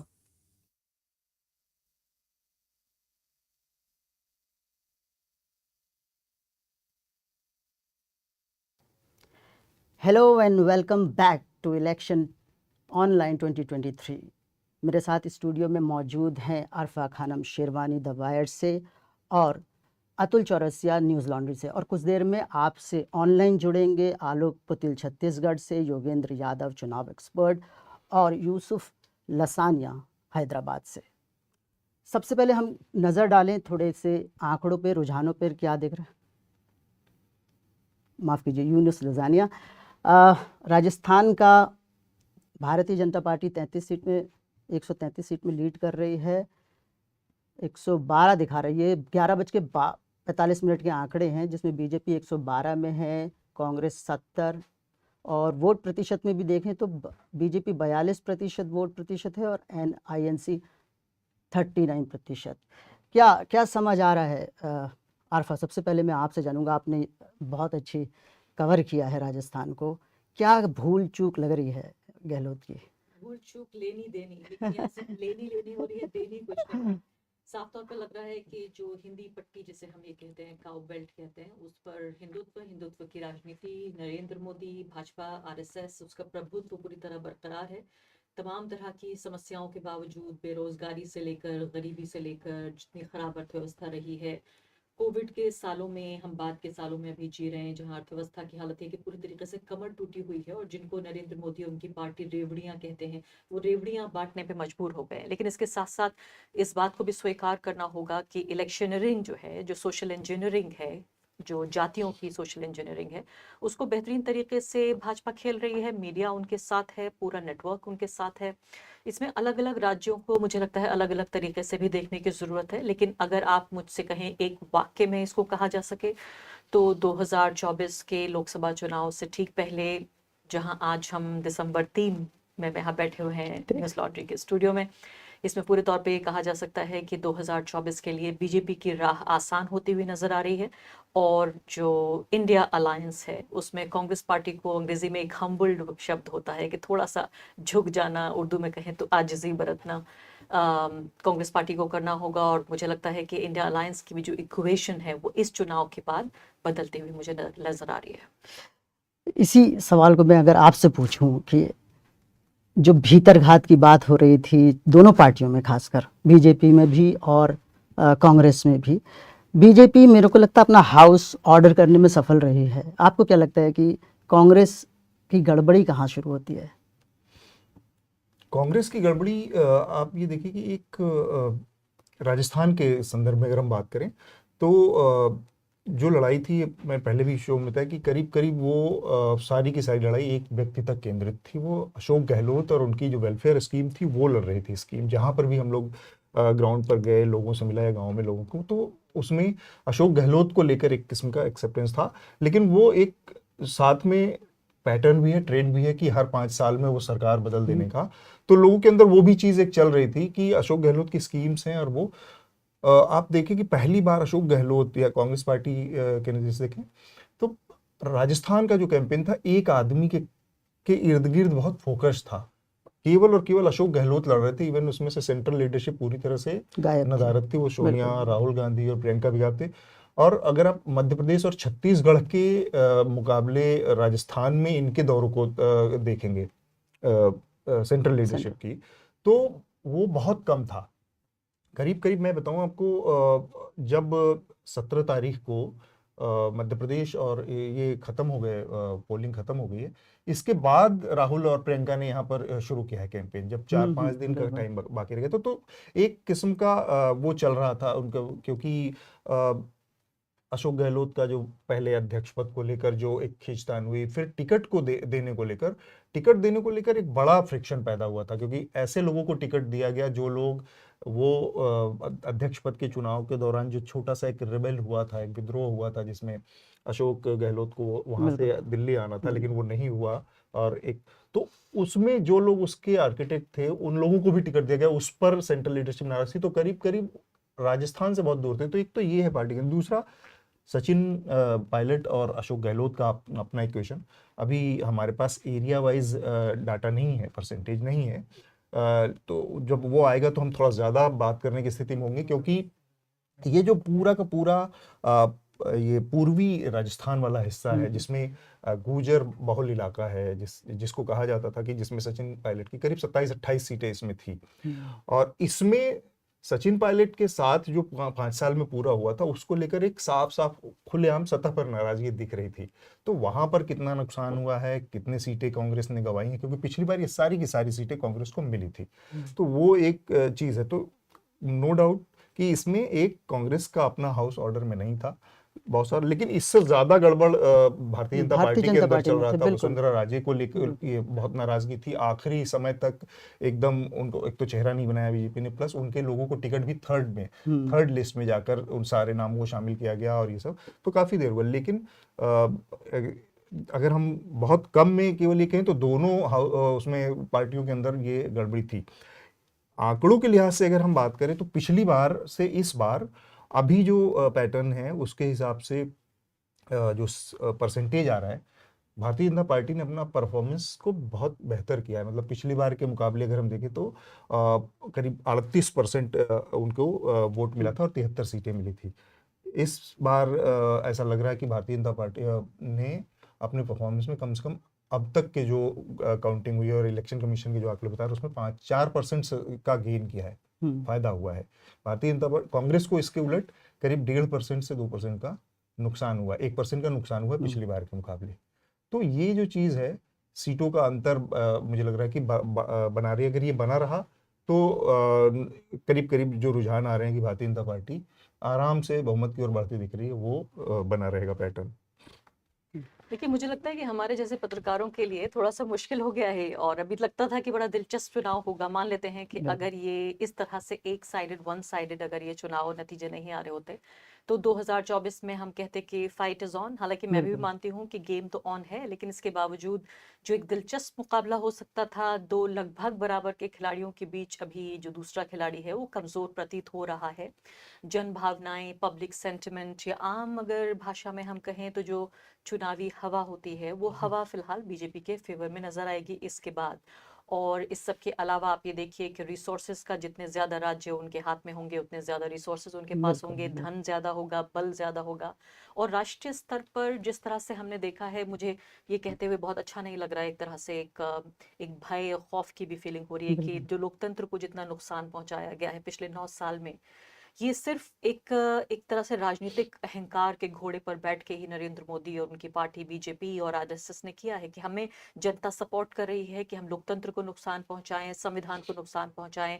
अल्पसंख्यक विरोधी तमाम नीतियां, मैं कहूँगी गरीब विरोधी तमाम नीतियां, कारोबारियों को देश का सब संसाधन सौंप देना। अब ये जो चुनावी जीत है, ये सीधे तौर पर उनके हौसले और ज़्यादा बुलंद करेगी। ये कोई बहुत खुशी के साथ मैं इस बात को नहीं कह रही हूँ, एक ऐसे नागरिक के तौर पे जिसको लगता है कि चुनाव तो जाहिर है एक बुनियाद है लोकतंत्र की, लेकिन चुनाव में एक बराबरी का जो, जिसे अंग्रेजी में लेवल प्लेइंग फील्ड कहते हैं, हमें ये भी समझना ज़रूरी है कि क्या चुनावों में हमें लेवल प्लेइंग फील्ड पार्टियों को हम दे पा रहे हैं। एक के पास जो धन का बल है वो ज़्यादा है, एक के पास मीडिया की पूरी ताकत है। मुझे राजस्थान थोड़ा सा नहीं बल्कि ज़्यादा हैरान कर रहा है, क्योंकि राजस्थान में जब गांव देहात में मैं सफ़र कर रही थी और वहाँ के चाय खानों पे जाके लोगों से बातचीत कर रही थी, तो एक पूरे तरीके से ये प्रतीत होता था कि मीडिया के प्रोपेगेंडा को हराते हुए एक पहला स्टेट ऐसा लग रहा था जहाँ कांग्रेस अपनी स्कीमों, अपनी नीति और अपनी राजनीति को लोगों के साथ बांटने में, उस जो पॉलिटिकल मैसेजिंग है उसमें कामयाब रही है। क्योंकि जब लोगों से आप बात कर रहे थे तो वो सिर्फ ये नहीं कहते थे कि हमें गहलोत चाहिए या मोदी चाहिए, वो ये कहते थे कि गहलोत हमें पसंद है लेकिन क्यों पसंद है, और उसकी वजह बताते थे बिल्कुल कि देखिए ये 5 स्कीमें हैं, ये 5 गारंटी हैं, और ये जो 5 स्कीमें हैं या 7 उन्होंने वादे किए, 7 गारंटी की, 7 गारंटी चुनावी, मैं कैंपेन की बात नहीं कर रही हूँ, सिर्फ उससे मैनिफेस्टो से पहले 5 साल राजस्थान में जो गहलोत सरकार थी उसने लोगों की जिंदगी में तब्दीली लाई। लोग, मुझे गांव देहात में ये कहते पाए गए कि मेरा ट्यूमर का ऑपरेशन होना था, जिसको लेकर मुझे लगता था कि अब ये मेरे ताऊजी हैं, ये तो बचेंगे ही नहीं, और 5 लाख रुपए लगे और उनका ट्यूमर निकल गया, और मुझे लगता है उन्हें 5 साल जिंदगी और मिल गई। लोग ऐसे मुझे मिले वहां पर जो कहते थे हमें मोबाइल फोन मिला है, किसी को लैपटॉप मिला है। बहुत सारे ऐसे लोग थे जिनको जो 60 प्लस की जो पेंशन स्कीम्स थी वो उनको मिली थी।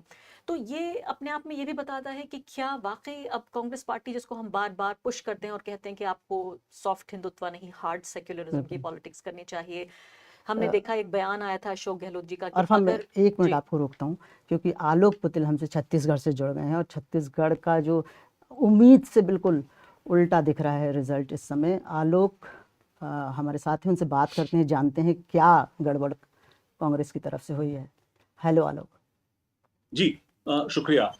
पिछले 5 सालों से कांग्रेस पार्टी ने जो जमीन तैयार की थी हिंदुत्व की, बीजेपी उसी जमीन का लाभ उठाने में सफल रही है। हमारे हिंदुत्व जैसे की लोग जमीन पिछले कांग्रेस 3 ने साल तैयार 4 की साल थी। से लगातार ये बात कहते रहे थे कि ये जो कांग्रेस पार्टी है ये बार बार राम वन गमन पथ, अंतरराष्ट्रीय रामायण महोत्सव, गांव गांव में मानस प्रतियोगिता, रामायण प्रतियोगिता, आरएसएस के सहयोग से राम और राम वन गमन पथ पर होने वाले सेमिनार, तो उसका हल तो यही आना था, परिणाम तो इस रूप में ही आना था। तो मुझको बिल्कुल आश्चर्य नहीं है। लेकिन ओबीसी आरक्षण के मामले में और ये तमाम सारे सोशल जस्टिस के मामले में भूपेश बघेल सोशल आगे दिख रहे जस्टिस की बात जहां तक आप पता नहीं किस हद तक पहुंच पाई है आप लोगों तक। भूपेश बघेल की सरकार ने एक क्वांटिफाइबल डेटा कलेक्ट करवाया था ओबीसी का, उसको भूपेश बघेल की सरकार ने आज तक सार्वजनिक नहीं किया है। तो जातियों के भीतर के वर्चस्व का जो मामला है वो जस का तस बचा हुआ है। सोशल जस्टिस के नाम पे ओबीसी का जो आरक्षण प्रतिशत बढ़ाया गया था वो आज तक लटका हुआ है, क्योंकि इनको मालूम था कि ये लटकेगा। और जिन लोगों ने इस मामले को हाईकोर्ट में चैलेंज किया, भूपेश बघेल की सरकार ने उनको पद दिए, उनको सरकार में अच्छी जगह दी। और एक बात और थी, कल्लूरी की वापसी भी भूपेश बघेल के ज़माने में हुई है, जिन पर काफ़ी मानवाधिकार हनन के आरोप थे एक्सट्रीमिस्ट के। एक सवाल मैं यहाँ पे विष्णु आलोक जी से पूछना चाह रहा हूँ। आलोक जी, एक बड़ा जो मुद्दा था चुनाव में हमेशा छत्तीसगढ़ की, उसमें हमने देखा धान की खरीद का बड़ा मुद्दा था और बार बार उस पे बहुत जोर था भूपेश बघेल का। इन लोगों ने एमएसपी धान की बढ़ाकर 3100 रुपये पर क्विंटल कर दी थी और पर एकड़ 20 कुंटल से बढ़ाकर 21 कुंटल करने का ऐलान किया था। माना जा रहा था कि ये बहुत बड़ा गेम चेंजर होगा इनके लिए और ये पूरी योजना। लेकिन हम जब अब वोट के उसमें देख रहे हैं तो भारतीय जनता पार्टी ने अपना वोट परसेंटेज जो सबसे बड़ा जो सुधार किया है वो यहीं पर किया है। अभी जो दिख रहा है उसमें हालत हमें हमारे सामने है। छत्तीसगढ़ में पिछला जो वोट परसेंटेज था भारतीय जनता पार्टी का सिर्फ 33% था और उसके मुकाबले कांग्रेस ने 43% वोट हासिल किया था। और आज की जो स्थिति है उसमें अगर मैं देखूं तो छत्तीसगढ़ में जो बीजेपी की अपनी वोट शेयर है वो करीब करीब बढ़कर 45.78 यानी कि करीब 12% के वोट गेन किया है भारतीय जनता। तो एक बहुत बड़ी छलांग दिख रही है। हम ये जब ग्राउंड पर थे तो वहां पर भी करीब करीब देखने में इसको असमर्थ रहे। एग्जिट पोल जैसी तमाम संस्था वो भी इसको समझने में वो रही। तो ये इसको आप थोड़ा सा अगर हमें एक्सप्लेन कर पाए कि मुद्दा कौन सा था जो भारतीय जनता पार्टी के पक्ष में काम कर। एक तो आपने हिंदुत्व वाली बात बताई, लेकिन वो 12-13% एक बड़ा गैप देखिए था। छत्तीसगढ़ के इलाके में ये पहली दफा ऐसा हुआ जिसकी आशंका पहले से थी कि बीजेपी हिंदुत्व के मुद्दे पे ही चुनाव लड़ेगी। बीजेपी ने इसकी पूरी जमीन तैयार कर रखी थी और कांग्रेस ने कहीं से भी एक संवैधानिक दायित्व निभाने वाली जो भूमिका होनी चाहिए थी उसको निभाने में कांग्रेस पार्टी असफल रही। कांग्रेस पार्टी की सरकार ने बार बार ये कोशिश की कि वो गलती से भी अल्पसंख्यकों के साथ न देखें, वो किसी भी तरीके से जो है अल्पसंख्यकों के साथ न दिखें। 15 साल के रमन सिंह के शासन काल में छत्तीसगढ़ में ईसाइयों पर और चर्चों पर जितने हमले हुए थे उससे 5 गुना ज्यादा हमले केवल 5 साल के शासन काल में भूपेश बघेल के शासन काल में हुए। हालत ये हुई कि मैं उदाहरण के साथ इस बात को कह रहा हूं कि बेमेतरा एक इलाका है, उस जिले में बीरनपुर में इसी साल दंगे हुए, सांप्रदायिक दंगे में एक हिंदू लड़के की मौत हो गई, मुसलमानों ने मार डाला। मैं ये बहुत साफ क्योंकि बात जब बहुत साफ तरीके से होती है तो चीजें बहुत क्लियर रहती हैं, तो इसलिए मैं उल्लेख करते हुए कह रहा हूं कि मुसलमानों ने पीट पीट के उसकी हत्या कर दी। 2 दिन बाद विश्व हिंदू परिषद और भाजपा ने बंद बुलाया और उसी इलाके में 2 मुसलमानों को पीट पीट के मार डाला। सप्ताह भर के भीतर भूपेश बघेल ने हिंदू परिवार के लिए 10 लाख रुपए और नौकरी का ऐलान किया और जो 2 मुसलमान मारे गए थे उनके परिजनों को मुआवजे के लिए हाई कोर्ट में जाना पड़ा। जी। अभी से इस इलेक्शन के दरमियान एक इंटरव्यू में भूपेश बघेल ने कहा कि मुसलमान हमारे पास आए ही नहीं थे तो हम मुआवजा कहां देते। तो ये जो स्टैंड है पूरा, जी जी, उससे साल भर पहले कबीरधाम जिले में सांप्रदायिक दंगे हुए। सांप्रदायिक दंगे झंडे फहराने को लेकर हुए थे। हिंदू संगठनों ने वहां बनारस से, अयोध्या से, देश के बाकी हिस्सों से झंडा फहराने के लिए साधु संतों को बुलवाया, 120 फुट ऊंचा झंडा फहराने का ऐलान किया और जिस दिन ये पूरा कार्यक्रम था उस दिन उस इलाके में और छत्तीसगढ़ के बाकी इलाकों में पूरे पन्ने का कांग्रेस पार्टी ने विज्ञापन देकर उन साधु संतों का स्वागत किया जो झंडा फहराने के लिए आए थे। तो कांग्रेस पार्टी किसके साथ खड़ी थी?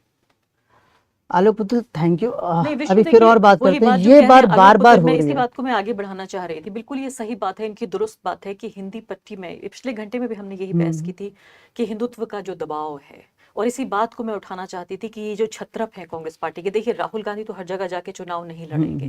राहुल गांधी और उनकी जो कांग्रेस पार्टी की जो पूरी टीम है, चाहे वो उनके राष्ट्रीय अध्यक्ष हों या पूरी जो उनकी सीनियर लीडर्स की जो टीम है, दिल्ली का जो आला कमान है, वो तो सिर्फ एक नेतृत्व देगा। लेकिन ये चेहरे हैं, चाहे वो अशोक गहलोत हों, चाहे वो भूपेश बघेल हों या कमलनाथ हों, ये तीनों चेहरे और इनकी अगर राजनीति आप जमीन पे देखें, अभी पिछले घंटे में यही हमने चर्चा की थी, जिस बात का जिक्र पुतुल साहब कर रहे हैं कि क्या जो जिसको अपीजमेंट कहा जाता है, ये बहुत अच्छा शब्द नहीं है, मैं इसको पसंद नहीं करती, लेकिन चूंकि इतना डिस्कोर्स का ये हिस्सा बन गया है कि खुश करने की ये कोशिश कि हम बीजेपी नहीं है, उनसे थोड़ा कम है। तो अगर आपके पास एक ओरिजिनल हिंदुत्व पार्टी है तो आप डुप्लीकेट या जीरोक्स हिंदुत्व पार्टी की तरफ क्यों जाएंगे? बिल्कुल यही बात है। और छत्तीसगढ़ लगातार आप देखिए, हमेशा लगातार पिछले 1-1.5 साल में, 1.5 साल से मैं फॉलो कर रही हूँ, जिन खबरों के लिए प्रकाश में आया, और बार बार छत्तीसगढ़ में लोगों से आप बात करेंगे, कहेंगे लोग रेडिकलाइज हो रहे हैं, भूपेश बघेल इसको कंट्रोल करने की कोशिश कर रहे हैं। यहाँ इन्होंने आपने छत्तीसगढ़ का एग्जाम्पल, मैं आपको राजस्थान का एग्जाम्पल देना चाहती हूँ। नासिर और जुनैद का आप एग्जाम्पल देखिए, और आप उदयपुर की जो घटना हुई थी, दुखद घटना, उसका आप एग्जाम्पल देखिए। जब मैंने राजस्थान में मुस्लिम समुदाय के लोगों से बातचीत की, उनकी आंखों में आंसू था। उन्होंने कहा कि हमें लगा कि पूरे तरीके से हम अनाथ हो गए हैं इस राज्य में। नासिर जुनैद के परिवार वालों से मिलने तक को तैयार नहीं थे मुख्यमंत्री। वहां हेलीपैड के पास उस फैमिली को बुलाया गया। उनको जिस जिस संघर्ष का यहाँ जिक्र कर रहे हैं, जो संघर्ष हुआ, उन्हें जो कॉम्पनसेशन वगैरह लेने में, यही संघर्ष राजस्थान में भी देखने को मिला।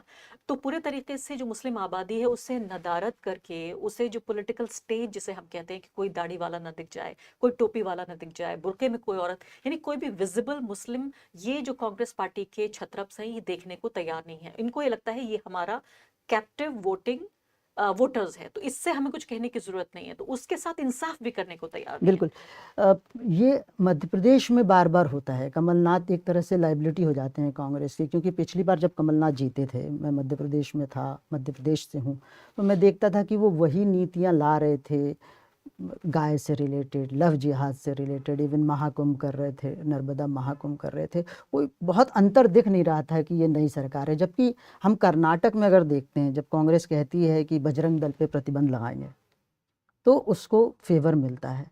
फिर बार बार कांग्रेस उस चीज़ को ना पकड़कर जो से सफलता दिलाती है, वही पिछली चीज़ क्यों पकड़ने की एक कोशिश छोटा सा करती है। उदाहरण जो देना बहुत यहाँ अहम है, और इसमें पर्सपेक्टिव भी आपको मिलेगा कि राजस्थान में ये पता चला कि गौ रक्षा के लिए जो बजट है, वो जो पूरे मुस्लिम समुदाय के लिए, अल्पसंख्यक कल्याण के लिए जो बजट है, गौ रक्षा वाले बजट के लिए वो 23 गुना उससे ज्यादा है। तो इस बात से आप अंदाजा लगाइए कि गायों को बचाने के लिए 23 गुना ज्यादा बजट है, बजाय इसके कि पूरी की पूरी वहां लगभग 10% आबादी। तो आपने जो सवाल पूछा, तो आप इसका जवाब देना चाहेंगे? नहीं, आप बताएं। जी, तो आप ये कह रहे थे कि क्यों ऐसा नहीं करते हैं, तो मुझे लगता है कि ये मान लेना चाहिए कांग्रेस पार्टी को इस चुनाव के बाद खासकर, कि वो नहीं समझती कि हिंदी पट्टी का वोटर क्या चाहता है। ये पिछले 5 साल की कहानी है इस पूरी हिंदी पट्टी की, कि मीडिया, आप देखिए मीडिया को देखिए आप, ये पूरा जो बिग मीडिया आप इसे देखेंगे, लगातार भूपेश बघेल जैसे लोग, गहलोत जैसे लोग, कमलनाथ जैसे लोग, इनके प्लेटफॉर्म्स पे लगातार देखे जाते हैं। इसके बावजूद भी कि पूरे इंडिया अलायंस ने बॉयकॉट किया कि हम इन गोदी एंकर्स के साथ नहीं देखे जाएंगे। क्या कमलनाथ ने इंटरव्यू नहीं दिया? बिल्कुल जो गोदी दिया, मीडिया के एंकर को बिल्कुल। बघेल ने किया, वो बड़े से बड़े फेस्टिवल्स जो एक खास मीडिया नेटवर्क के फेस्टिवल है, मीडिया फेस्टिवल, उसमें नहीं देखे गए? बिल्कुल। क्या अशोक गहलोत ने बढ़ चढ़कर हेलीकॉप्टर में बैठ बैठ के क्या बिग मीडिया को इंटरव्यू नहीं दिया? तो मुझे लगता है कि इनको ये लगता है कि हम बीजेपी जैसे लगते हुए भी चुनाव जीत सकते हैं। मुझे लगता है भारत में देखिए तमाम तरह की जो आर्थिक समस्याएं हैं उससे अलग हटके ये चुनाव आइडियोलॉजिकल इलेक्शन हो रहे हैं भारत में। विचारधारा के स्तर पर लोगों की, मैं कहूंगी कि लोग कहते हैं कि ईवीएम को रिग किया, मैं कहती हूँ उनके जहनों को रिग कर दिया गया है कि देखिए बीजेपी जो है वो हमारी पार्टी है, हमारी अपनी पार्टी है। तो ये छत्रप नहीं समझ पा रहे हैं। ये सीधे तौर पे कह सकती हूँ, ये 4 स्टेट हारने के बाद कि कांग्रेस पार्टी को वापस टेबल पर बैठ के ये सोचना चाहिए कि क्या बिना हिंदी पट्टी के वो 2024 में उसको डिग्निटी के साथ चुनाव में जाना भी चाहिए या नहीं। अब यहाँ हम आलोक पुतिल जी से एक सवाल पूछना चाहते हैं। आलोक दिख रहे हैं स्क्रीन में? आलोक, ये जो रुझान अभी दिख रहे हैं, क्या उसमें कुछ फेरबदल हो सकता है? एक्चुअली मैं पिछले चुनावों की बात करूं तो छत्तीसगढ़ में बहुत लेट पिक्चर क्लियर होती है। अभी आपको क्या लग रहा है, थोड़ा सा कांग्रेस फाइट बैक करेगी? म्यूट पे हैं आलोक, आप अनम्यूट करिए प्लीज।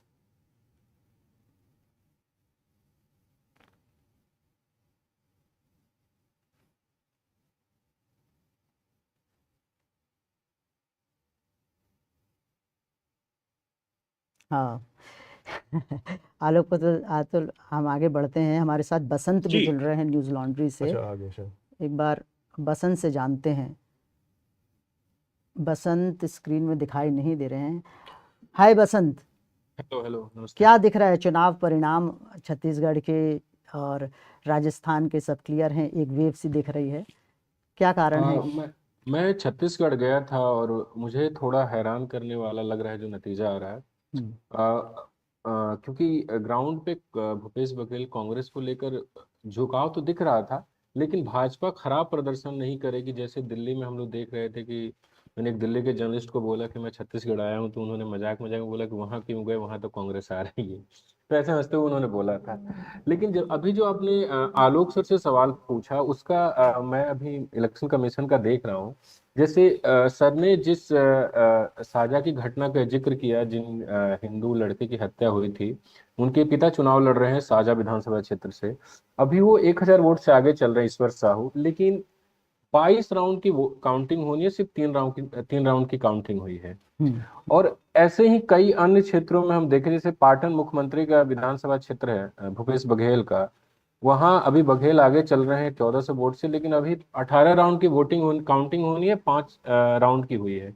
तो अभी जो और अंतर ज्यादा नहीं है, 100 200 400 500 यही अंतर है। बिल्कुल। तो ये जो अभी दिख रहा है स्क्रीन पे कि 54 सीटों पे भाजपा आगे है, 34 पे, तो इसमें काफी बदलाव होगा। बस्तर में, दंतेवाड़ा में भी 16 17 18 राउंड बाकी है। 5-6 राउंड में हो सकता है शहर में काउंटिंग हो रही हो, तो वहां भाजपा को फायदा होता है। गांव में काउंटिंग पहुंचती है तो कहते हैं कांग्रेस को फायदा होता है। तो नतीजे मुझे लगता है जब तक आधे राउंड की काउंटिंग ना हो जाए तब तक ये नहीं माना, मतलब मुझे लगता है कि ये ना माना जाए, और आधे राउंड की काउंटिंग के बाद अंतर 5 या 4000 का हो, तो मान सकते हैं कि जो दिख रहा है इलेक्शन कमीशन पे वो बेहतर वही नतीजे आएंगे। बिल्कुल मुझे ये पसंद। लगता है। आप आलोक पुतिल फिर जुड़ गए हमारे साथ, मैं उनसे वही सवाल दोहराना चाहता हूँ। आलोक स्क्रीन में दिख नहीं रहे हैं।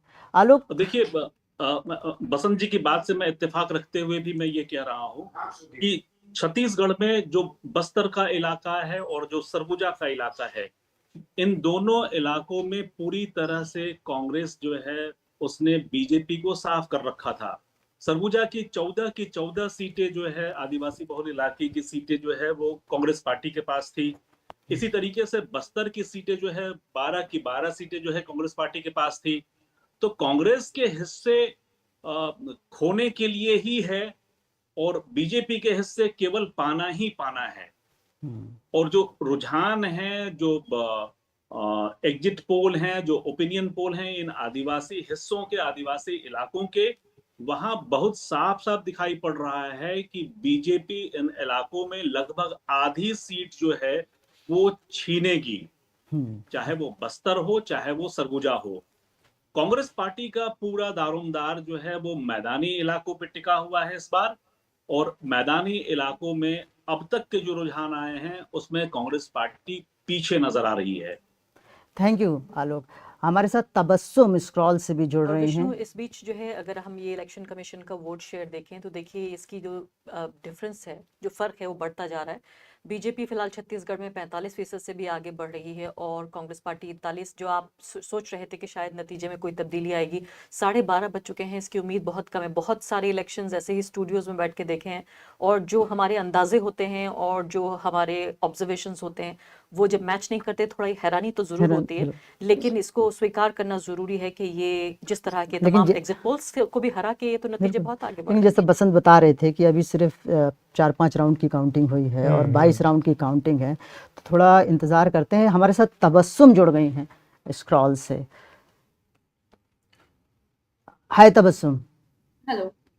तबस्सुम, क्या नतीजे देख रही हैं आप? बीजेपी बीजेपी बीजेपी सब जगह बीजेपी नजर आ रही है, क्यों, कैसे हुआ है? देखिए, मैं जब एग्जिट पोल के बाद कांग्रेस के कार्यकर्ताओं से बात कर रही थी तो वो लोग काफी कॉन्फिडेंट थे कि हम लोग अगर हारेंगे तो भी 100 सीट्स क्रॉस जरूर करेंगे। पर आज जब मैंने सुबह से कॉल्स लगाना शुरू करे हैं तो एक एक्सेप्टेंस उन लोगों के अंदर आ रहा है और 2-3 फैक्टर्स बहुत क्लियरली निकल कर आ रहे हैं। कांग्रेस पे इनफाइटिंग अभी भी चल रही है। कमलनाथ के अगेंस्ट एंगर बहुत ज्यादा है। छतरपुर इलाके में, ग्वालियर चंबल के इलाके में, ट्राइबल बेल्ट जो साउथ वेस्ट की तरफ आता है मध्य प्रदेश का, झाबुआ बड़वानी, सबका ऐसा कहना है कि कमलनाथ का टिकट डिस्ट्रीब्यूशन जो है वो उन लोगों को ठीक नहीं लगा। हम लोगों ने इलेक्शंस के वक्त भी देखा कि 4 सीट्स में उन लोगों ने कैंडिडेट्स बदले। कई जगहों पे कमलनाथ की क्लोज एड्स को टिकट दी गई है। हम छतरपुर का एग्जाम्पल ले तो राजनगर की सीट में विक्रम नाथी को सीट दिया गया था। सारे सर्वेज ने बोला था कि वो शायद इस बार नहीं जीतेंगे और अभी हम जो देख रहे हैं उसमें बीजेपी लीड कर रही है। अशोक करके वहां के बीजेपी के कैंडिडेट है जो लीड कर रहे हैं। तो एक टिकट डिस्ट्रीब्यूशन जो है उसको लेकर काफी गुस्सा है। कांग्रेस के यूथ जो है उन लोगों ने कैंपेनिंग के वक्त भी ये चीज डिस्कस करी कि टिकट डिस्ट्रीब्यूशन जो है उसकी वजह से हम फुली सपोर्ट नहीं कर पा रहे हमारे एमएलए कैंडिडेट्स ये को। बिल्कुल तबस्सुम, आपको याद होगा कि 2019 के लोकसभा चुनाव के बाद भी जब राहुल गांधी ने इस्तीफा दिया था, उन्होंने गहलोत और कमलनाथ पर तंज भी किया था कि वो अपने बेटों की पॉलिटिक्स बनाने के लिए ज़्यादा ध्यान देते हैं इंस्टेड ऑफ राज्य में। ऐसा ही नज़र आया अब मध्य प्रदेश में जब चुनाव हुआ है, आप मध्य प्रदेश गए हैं, तो मैं देखता हूँ पिछले 7 दिन जो बहुत महत्वपूर्ण होते हैं चुनाव के, उसमें कमलनाथ अपनी सीट से छोड़ते नहीं है, मतलब छिंदवाड़ा से बाहर नहीं निकलते। ये जो लापरवाही है, बार बार कमलनाथ क्यों करते हैं? नहीं, लापरवाही नहीं, आप इसको, मुझे लगता है कि कमलनाथ का जो आखिरी 7-8 दिन अपनी सीट पर केवल चिपक कर, एक उसमें अपवाद एक्सेप्शन था जब वो राहुल गांधी ने भोपाल में एक रोड शो किया और जनसभा की, तो उसमें वो आए, लेकिन एकदम वो जनसभा में, रोड शो में नहीं उन्होंने हिस्सा लिया, सीधे स्टेज पर आए और अपना छोटा सा हिस्सा भाषण का देके स्टेज पर जनसभा में, राहुल गांधी, उसके बाद वो चले गए। ये शायद इसलिए क्योंकि उनको कहीं ना कहीं इस बात का एहसास हो रहा हो कि पूरे स्टेट के चक्कर में ऐसा ना हो कि कहीं वो अपनी सीट ना गवा बैठे हैं, अपनी सीट हारने का कोई खतरा नहीं हो। मतलब ये तो हम अंदाजा लगा सकते हैं, ये तो हुई अटकलबाजी की बात। लेकिन ये आप देखिए कि जो कंटेंडर थे, पहली बात तो ये कि मध्य प्रदेश के नतीजे चौंकाने वाले हैं। अगर हम देखें जो ग्राउंड पर सेंटिमेंट था लोगों के, मैं इंदौर की बात कर रहा हूँ जहां से सीटें आ रही हैं भारतीय जनता पार्टी को, वहां पर भी जिससे बात करो तो नहीं, इस बार तो शिवराज जाएगा, ऐसे बात कर रहे थे लोग। तो एक तो इसकी व्याख्या क्या हो सकती है इस नतीजे की? जब हम वहां पर थे तो कुछ और था। इसकी एक ही 2 चीजें मुझे समझ में आती है। एक तो कांग्रेस ओवर कॉन्फिडेंट हो गई क्योंकि चारों तरफ से सिग्नल आ रहे थे कि भाई जीत रहे हैं, जीत रहे हैं, जीत रहे हैं, तो वो ओवर कॉन्फिडेंट हो। शायद उसी ओवर कॉन्फिडेंट होने का नतीजा था कि इनको, कमलनाथ को लगा हो कि अपनी सीट पर बैठते हैं आराम से, बाकी जगह काम हो जाएगा, निकल जाएगा से। तो एक तो वो है। दूसरा ये कि शायद एक चीज होती है इमोशनल, जो भावनात्मक जो एक कार्ड होता है, उसके नजरिए से अगर मैं देखूं तो इस चुनाव में, मध्य प्रदेश के चुनाव की व्याख्या, नतीजों की व्याख्या, अभी तो ये नतीजे नहीं है, रुझान है, फिर भी इसमें कोई बहुत बड़ा बदलाव नहीं, क्योंकि बहुत बड़ा अंतर है और परसेंटेज में भी बहुत बड़ा अंतर दिख रहा है, सीटों में भी बहुत बड़ा अंतर दिख रहा है। एक इसकी व्याख्या ये हो सकती है कि शायद जो भावनात्मक कार्ड होता है, इमोशनल कार्ड होता है, एक उसकी वो हावी हो गई बनिस्बत बाकी मुद्दों के। 20 साल की एंटी इनकम्बेंसी, 18 साल, 18.5 साल कह लीजिए, उसकी एंटी इनकम्बेंसी पर शिवराज सिंह चौहान का जो भावनात्मक कार्ड था। आप देखिए कि जब ये सिग्नल आने लगे, शिवराज सिंह चौहान 3 बार के चीफ मिनिस्टर को लगभग ह्यूमिलिएट किया गया हर स्टेज पर कि प्रधानमंत्री आते थे, उनसे बात नहीं कर रहे हैं, उनका नाम नहीं ले रहे हैं, और इसका पूरा एक परसेप्शन बन गया। ये मीडिया के जरिए एक व्यापक पैमाने पर फैल भी गया कि ऐसा हो रहा है कि प्रधानमंत्री लगातार इनको नजरअंदाज कर रहे हैं, दरकिनार कर रहे हैं, इनको पूछ नहीं रहे। वहां पर अचानक से, और ये सब 1 महीने पहले हुआ, शिवराज ने अपने पूरे कैंपेन का गियर चेंज कर दिया। शिवराज जो बहुत माइल्ड माने जाते हैं, बहुत ज्यादा मतलब कन्फ्रंटेशनिस्ट नहीं होते, हालांकि बीच में 3 साल में उन्होंने बुलडोजर के जरिए अपनी एक हार्ड छवि बनाने की कोशिश की थी, बहुत एक सख्त नेता की छवि बनाने की कोशिश की थी। वो दूसरी चीज थी, वो दूसरा फेज था, क्योंकि तब उनके सामने इमीडिएट चुनौतियां दूसरी थी, क्योंकि बाहर से एक नया दावेदार पार्टी के अंदर आ गया था ज्योतिरादित्य सिंधिया के रूप में, केंद्र की तरफ से नरोत्तम मिश्रा जैसे चैलेंजर आ गए थे, जो हर दिन विजय वर्गीय से चल ही रहा था। तो बहुत सारे चैलेंजेस के बीच में वो अपनी पोजीशन शायद सख्त करने के लिए एक लार्जर कल्ट इमेज बना रहे थे, और वो उसमें बुलडोजर वाली चीज थी। लेकिन चुनाव आते आते इस 1 महीनों में जो उन्होंने किया, वो स्पेसिफिक, बहुत यूनिक शिवराज सिंह की स्टाइल है। बहुत बेचारा वाली छवि, बहुत डाउन टू अर्थ वाली छवि, लोगों के बीच रहने वाली छवि, मामा, इजी अवेलेबल, बहुत आसानी से उपलब्ध होने वाली। और सिर्फ ये छवि नहीं, उन्होंने इस बीच में वैसा काम भी किया, जैसे कि किसी ने उतनी जनसभाएं नहीं की एक दिन में, सुबह से लेकर 10-10, 12-12, 13-13।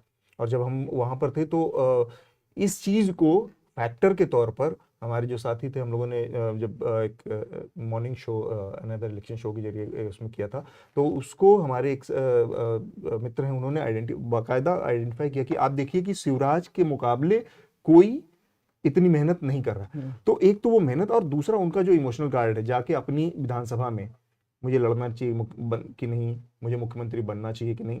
फिर उस सबसे आगे जाके एक लाइन थी कि ऐसा भाई फिर नहीं मिलेगा, ऐसा मामा फिर नहीं मिलेगा।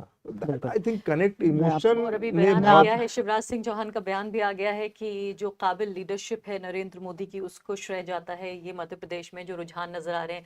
अतुल की बात पे थोड़ा सा ऐड कर देती हूँ, ये सिर्फ मामा मैं के अरफा 1 मिनट के लिए आपके लिए रुकता हूँ। तेलंगाना से हमारे साथ यूनिस लसानिया जुड़ रहे हैं, उनसे जान लेते हैं तेलंगाना की उलटफेर के बारे में। जी हेलो यूनिस, क्या है तेलंगाना में तो एक बहुत बड़ा बदलाव कह सकते हैं इसे, इसकी वजह क्या रही है?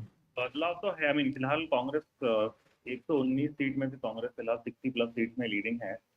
जो भारत राष्ट्र समिति जो पावर में थी, उनके पास फिलहाल मेरा ख्याल 36 या 38 सीट में कुछ लीडिंग है वो लोग। 37। बट फिलहाल आधे राउंड्स काउंट हो चुके हैं, तो इसीलिए ये भी नहीं बोल सकते कि 101% हम लोग श्योर है कि एग्जैक्टली यही रहेगा। अभी 1 घंटे में प्रॉब्लली पता चल जाएगा क्या एग्जैक्टली विनिंग का परसेंटेज क्या होगा। लेकिन काफी इंटरेस्टिंग है कि कांग्रेस बाकी स्टेट्स में इतना अच्छा नहीं करके यहाँ पर उनका परफॉर्मेंस इतना अच्छा रहा, क्योंकि 2-3-4 महीने पहले तक तो कांग्रेस का हाल इतना कुछ अच्छा नहीं था। बट लास्ट 1 महीने में, स्पेशली नवंबर के एंडिंग में, कांग्रेस काफी पिकअप कर दिया था यहाँ पर। तो क्या ये यूनिस, ये जो भारत जोड़ो रैली थी, उसका बहुत दिनों तक तेलंगाना से गुजरी है, वो लंबा समय दिया है साउथ में, उसका असर है क्या इस पूरे मोमेंटम में? मेरे ख्याल से थोड़ा असर है, क्योंकि फॉर एग्जांपल यहाँ पर एक सीट है। आई मीन 2014 से पहले जहां तक हमारा अंडरस्टैंडिंग ये था कि हैदराबाद के बाहर ऑल इंडिया मजलिस इत्तेहादुल मुस्लिमीन जो है, that is led by Asaduddin Owaisi, understanding ये था कि हैदराबाद ओल्ड सिटी या कोर हैदराबाद एरियाज के बाहर जनरली मिस्टर ओवैसी का होल्ड इतना कुछ खास नहीं था कि और तो डिस्ट्रिक्ट्स में काफी सारा मुस्लिम जो वोट था 2014 के बाद बीआरएस को शिफ्ट हो गया था, जहां तक हमको समझ में आया था। लेकिन इस बार मेरे ख्याल से वो भी थोड़ा सा शिफ्ट हुआ है, और भारत जोड़ो यात्रा का भी जनरली इम्पैक्ट थोड़ा सा हुआ ही होगा, क्योंकि एक सीट है निजामाबाद अर्बन बोल के, ये सीट जो है वहां पर मेरे ख्याल से 30 या 33% मुस्लिम वोट है वहां पर। तो इस बार कांग्रेस का जो मुस्लिम कैंडिडेट है वो फिलहाल लीडिंग पे है, या वेरी क्लोज कॉल है वहां पर भी। तो दिख तो रहा है कांग्रेस का जनरली वेव यहाँ पर था है, अच्छा खासा कुछ इम्पैक्ट हुआ है। ये काफी लोग 1 महीना पहले तक भी यही पता, जहां तक हमको समझ में आया था कि ये दिख रहा था कि बीआरएस मोस्टली शायद एक 70-75 से निकल जाएगी, बट अभी रिजल्ट तो कुछ और ही है। फिलहाल 35 पे है कांग्रेस का lead, so 60 is the winning number. ठीक है, थैंक यू यूनिस। हमारे साथ योगेंद्र यादव भी जुड़ गए हैं, आइए चुनाव विश्लेषक हैं, उनसे समझते हैं। हेलो योगेंद्र जी। जी योगेंद्र जी, चुनाव क्या विश्लेषक हुआ करता था, अब नहीं अभी तो एक राजनीतिक कार्यकर्ता। जी बताइए योगेंद्र जी, आप राजनीतिक कार्यकर्ता के हिसाब से भी हमें बताएं कि क्या कमी रह गई है मध्य प्रदेश में कांग्रेस की तरफ से? आप तो भारत जोड़ो रैली के सूत्रधार की तरह थे, हमेशा अपडेट दे रहे थे, और लग रहा था कि अच्छा इसका असर जहाँ जहाँ से राहुल गुजरे होगा, लेकिन वैसा असर दिखाई नहीं दिया मध्य प्रदेश में। देखिए, मैं समझता हूँ जहाँ तक भारत जोड़ो यात्रा का ताल्लुक है, भारत जोड़ो यात्रा का असर हमने कर्नाटका में देखा। अभी आपके साथी बता रहे थे कि उसका असर तेलंगाना में भी हुआ। मध्य प्रदेश के एक छोटे से रास्ते से गुजरी थी, वहां एग्जैक्टली उन कॉन्स्टिट्यूएंसीज में क्या हुआ इसको थोड़ा चेक करना पड़ेगा। लेकिन भारत जोड़ो यात्रा का महत्व मैं बार बार कहता था कि देश का माहौल बनाने की यात्रा है, देश में एक पॉजिटिव माहौल बनाने और हर चुनाव के बाद अमूमन एक टेंडेंसी रहती है कि हम हर सफलता के पीछे हर चीज को सफल बता देते हैं, हर विफलता के पीछे हर चीज विफल हो जाती है, नॉर्मल चीज है। मैं समझता हूँ इससे अलग हटके हमें सोचना चाहिए। कांग्रेस को जो तेलंगाना में सफलता मिली है बहुत बड़ी है, क्योंकि कांग्रेस जिस हालत में पहुंच गई थी पिछली बार, 28% वोट, तो बिल्कुल लग रहा था कि जो कांग्रेस के साथ आंध्र प्रदेश में हुआ, बंगाल में हुआ, बिहार में हुआ, कुछ उस स्थिति में कांग्रेस जा रही। वहां से पलट के कांग्रेस आई, ये अपने आप में एक लेसन है कि हाँ, यदि आपके पास नेतृत्व हो, आप ऊर्जा डालें तो बदलाव आ सकता है। लेकिन जो 3 उत्तर भारत के राज्यों से संकेत आ रहा है, हिंदी पट्टी के राज्यों से, वो बहुत निराशाजनक है। सिर्फ कांग्रेस के लिए ही नहीं, हम जैसे लोगों के लिए जो इस देश में बेहतर बदलाव की उम्मीद करते हैं, हमारे लिए भी बहुत निराशाजनक संकेत है। अब उसके लिए ये कह देना कि हर चीज गलत थी, उसकी बजाय या बीजेपी जो सब कुछ कर रही है सब सही है, वो तो ठीक नहीं होगा, क्योंकि क्रिकेट मैच में भी आप नहीं कहते कि अगर कोई टीम जीत गई तो उसकी बॉलिंग भी अच्छी थी, बैटिंग भी अच्छी थी, फील्डिंग भी अच्छी थी, ऐसा तो नहीं होता। हमें अलग अलग देखना हो। ये मायूसी की बात इसलिए है क्योंकि ये तीनों राज्यों में कांग्रेस जीत सकती थी। राजस्थान में सरकार के खिलाफ कोई एंटी इनकम्बेंसी नहीं थी, मुख्यमंत्री खुद पॉपुलर थे, लेकिन एमएलए के खिलाफ काफी एंटी इनकम्बेंसी थी। और राजस्थान का पुराना रिकॉर्ड रहा है कि कांग्रेस जब हारती है तो पूरी तरह से हारती है, हर 5 साल बाद सत्ता पलटती है। इस सब के बराबरी करने के लिए जो रणनीति चाहिए थी वो कांग्रेस ने नहीं बनाई, खासतौर पे बिल्कुल एक कुछ साधारण सी गलतियां, यानी कि जो एमएलए जिनके खिलाफ कांग्रेस को पता था कि खूब गुस्सा है लोगों का, उनको वापस टिकट दिया गया। और 2 अलायंसेस जो बहुत आसानी से बन सकते थे, सीपीएम के साथ और बीएपी के साथ, वो क्यों नहीं बने मुझे आज तक कभी समझ ही नहीं आया। अगर इतना भी हो जाता तब भी आज आपको मुकाबला उस तरह का न दिखता जैसा कि अंक इस टाइम दिख रहे हैं। ये बहुत ही योगेंद्र नजदीकी जी, का मुकाबला राजस्थान में योगेंद्र था। जी, आफ्टर ऑल जितने भी सीट के आंकड़े आपको दिख रहे हो, वोट में सिर्फ 3% का फासला है इस वक्त भी कांग्रेस और बीजेपी के अंदर। इन 2 चीजों से वो ठीक किया जा सकता है। योगेंद्र जो जी, मुझे समझ नहीं आता वो है मध्य प्रदेश। आपको 1 मिनट यहाँ रुके। आप कास्ट सेंसस के बहुत बड़े समर्थक हैं, बार बार उसको इम्पोर्टेंट बता रहे हैं। कास्ट सेंसस की बात बार बार कांग्रेस ने उठाई, इसका लाभ क्यों नहीं मिला कांग्रेस को मध्य प्रदेश, छत्तीसगढ़ में या राजस्थान आपको में? लगता है कांग्रेस ने उठाई? कांग्रेस के नेतृत्व ने इसका जिक्र किया बड़ी बड़ी रैलीज में, बिल्कुल। लेकिन जमीन पे आप लोग घूमे होंगे, आपके कॉरेस्पॉन्डेंट्स गए होंगे, क्या आपको जमीन पे कहीं भी ये मुद्दा दिखाई दिया? मुझे तो कम से कम नहीं दिखाई दिया। ना कांग्रेस के कैंडिडेट इसका जिक्र करते थे, ना कांग्रेस का कार्यकर्ता इसके बारे में जानता था, और जिसके लिए बना है ओबीसी और लोअर ओबीसी, वहां तक तो खबर पहुंची ही नहीं। तो मेरे ख्याल में ना तो ये पॉजिटिव मुद्दा था ना नेगेटिव मुद्दा था। और दिक्कत यही है कि कांग्रेस के राष्ट्रीय नेतृत्व का जो एक पोस्चर, आइडियोलॉजिकल पोस्चर, वो और जमीन पे कांग्रेस जो कर रही है उसमें मुझे कोई अलाइनमेंट, तारतम्य दिखाई नहीं देता। वो एक बहुत बड़ी कमी है। और जो दूसरी इससे जुड़ी हुई कमी है वो है कि कांग्रेस का जो अपना जनाधार, कांग्रेस का जनाधार किसमें है? जो बॉटम ऑफ द पिरामिड है, जो निचले तबके में लोग हैं, गरीब हैं, अल्पसंख्यक हैं, ओबीसी, एससी, एसटी, जनाधार कांग्रेस का वहां है।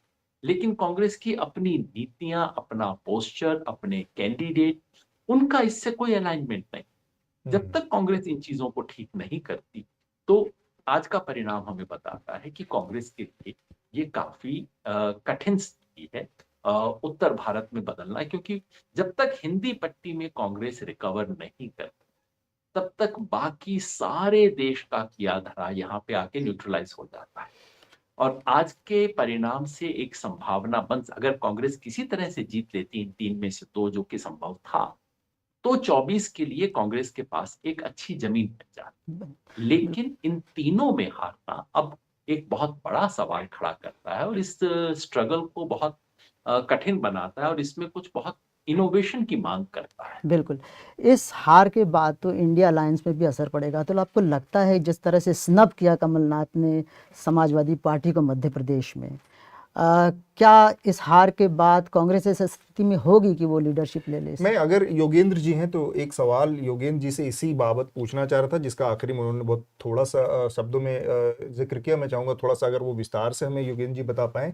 एक तो आप बताने जा रहे थे कि मध्य प्रदेश आपको बहुत चौंका रहा है, वो हम सब लोग के लिए भी। मैं मध्य प्रदेश में मैं भी जब दौरा कर रहा था और आज के नतीजों में बहुत अंतर है। मैं बहुत भरोसे से कह रहा था कि शायद मध्य प्रदेश में कमलनाथ से।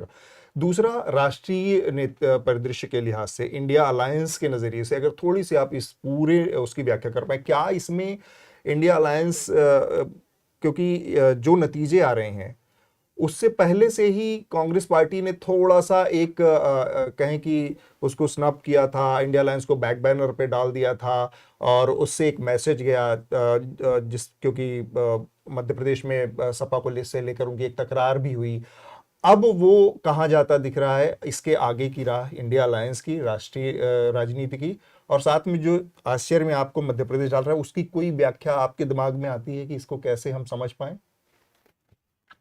दोस्तों दिक्कत यही होती है कि अगर मुझे लगता है कल तक कि ए होगा और उसके बाद जिसके लिए मेरे पास 50 तर्क हैं, उसके बाद हो जाता है बी, तो अब मैं एकदम तुरंत तर्क करके बता दूं, वो शायद बहुत अच्छी बात नहीं होगी। ईमानदारी की बात मैं आपको बताऊं, अभी भी मुझे मध्य प्रदेश पूरी तरह समझ नहीं आता। मध्य प्रदेश में सच ये है कि लोगों में बदलाव की इच्छा, पिछली बार देखिए, पिछली बार कांग्रेस लगभग चुनाव जीत गई, सरकार भी 15 महीने के लिए बना ली थी, सरकार को चोर दरवाजे से तोड़ा गया, लोगों की सिंपैथी इसलिए कांग्रेस के साथ थी, और जहां जाइए लोग बदलाव की बात करते। अब इसमें कोई शक नहीं है कि उस बदलाव के भाव को कांग्रेस ने इतना गंभीरता से नहीं लिया। इसमें कोई शक नहीं है कि कांग्रेस ने जिस तरह से चुनाव लड़ना चाहिए था शायद उस तरह से नहीं लड़ा, और कांग्रेस में एक तरह का ढीलापन रहा। ये सब बातें हैं, लेकिन ये हमेशा कांग्रेस में होती हैं। पिछली बार तो इससे भी ज्यादा थी, 2018 का जो चुनाव था उसमें तो कांग्रेस का ढीलापन इससे भी ज्यादा था। तो और इसमें कोई शक नहीं है कि बीजेपी ने रणनीति के साथ चुनाव लड़ा, लेकिन इस सब से अगर ये हो जाता कि भाई कांग्रेस को जो बहुत स्पष्ट लीड दिखाई दे रही थी आज से 3-4 महीने पहले, अगर वो लीड लगभग 0 हो जाती, अगर कांग्रेस और बीजेपी लगभग एक दूसरे के बराबर हो जाते, तो मैं समझ सकता था कि देखिए कांग्रेस को एडवांटेज था, जो कि उसने अपनी छोटी छोटी गलतियों के कारण न्यूट्रलाइज कर दिया। लेकिन बीजेपी 8% आगे चल रही, कोई 48% है उसके लिए, 48% वोट इस वक्त बीजेपी के पास है, कांग्रेस के पास 40%। जी, 8% का फासला इतना योगेंद्र जी आपको रोकता हूँ, समय मेरे इस कम से सेशन कम का मुझे समय दिखाई हो नहीं रहा दिया, है। ईमानदारी की बात है। मैं अरफा का फैसला सड़क पे, ये बिल्कुल वैसे है जैसे 103 डिग्री बुखार, वो आप यूं हाथ लगाइए आपको पता लग जाता नहीं, है। बुखार के अलावा मैं दूसरी बात कहना चाहती हूँ, ये चीज जो हमें समझ में नहीं आ रही, कहा जाता है जब समझ में ना आए तो क्या है, इसका मतलब वो प्यार है। यानी कोई व्यक्ति जिसकी शक्ल सूरत अच्छी ना हो, उसके पास कोई अच्छी नौकरी भी ना हो, और वो लड़की उसके प्यार में पड़ जाती है, वो पूछते हैं लोग इसमें क्या देखा, तो प्यार है। तो यही मैं कहना चाहती हूँ, जिसको अतुल कह रहे थे कि मामा के साथ भावनात्मक रूप से जुड़ गए, मैं कहती हूँ कि भारत में अब चुनाव भावनात्मक चुनाव हो रहे हैं, इमोशनल वोटिंग हो रही है, जिसमें आप ये नहीं देख रहे, अंधी मोहब्बत है कि आप पूछ रहे हैं कि बीजेपी में क्या देखा, आप पूछ रहे हैं कि भी 18 साल में आपके इतने बदतरीन हालात थे, आप फिर उसी पार्टी को वापस क्यों लाना चाहते हैं? आप अरफा, जो रिपोर्ट्स मध्य प्रदेश से आ रही थी उसमें ग्रामीण इलाकों में बहुत अच्छा वो हुआ है, वोटिंग हुआ है, और खासकर महिलाओं ने किया है। तो जो लाडली बहन योजना है उसने भी गेम चेंजर का काम किया है। योजनाओं का वादा तो कांग्रेस पार्टी ने, ये योजनाएं राजस्थान में फिर कांग्रेस के लिए क्यों नहीं काम कर रही हैं? जिन योजनाओं को मैंने खुद फर्स्ट हैंड देखा, मैं किसी का सेकंड हैंड एनालिसिस नहीं पढ़ रही हूँ, मैंने खुद देखा, तो अगर ये भावनात्मक लगाव कांग्रेस पार्टी से राजस्थान में होता तो इन तमाम स्कीमों से जो अशोक गहलोत हैं वो जीत गए होते। इस चीज को सिर्फ और सिर्फ, इस पूरी ऐसी हार जिसको कोई एक्सप्लेन नहीं कर सकता, उसे सिर्फ एक चीज एक्सप्लेन कर सकती है, वो है इमोशनल वोटिंग।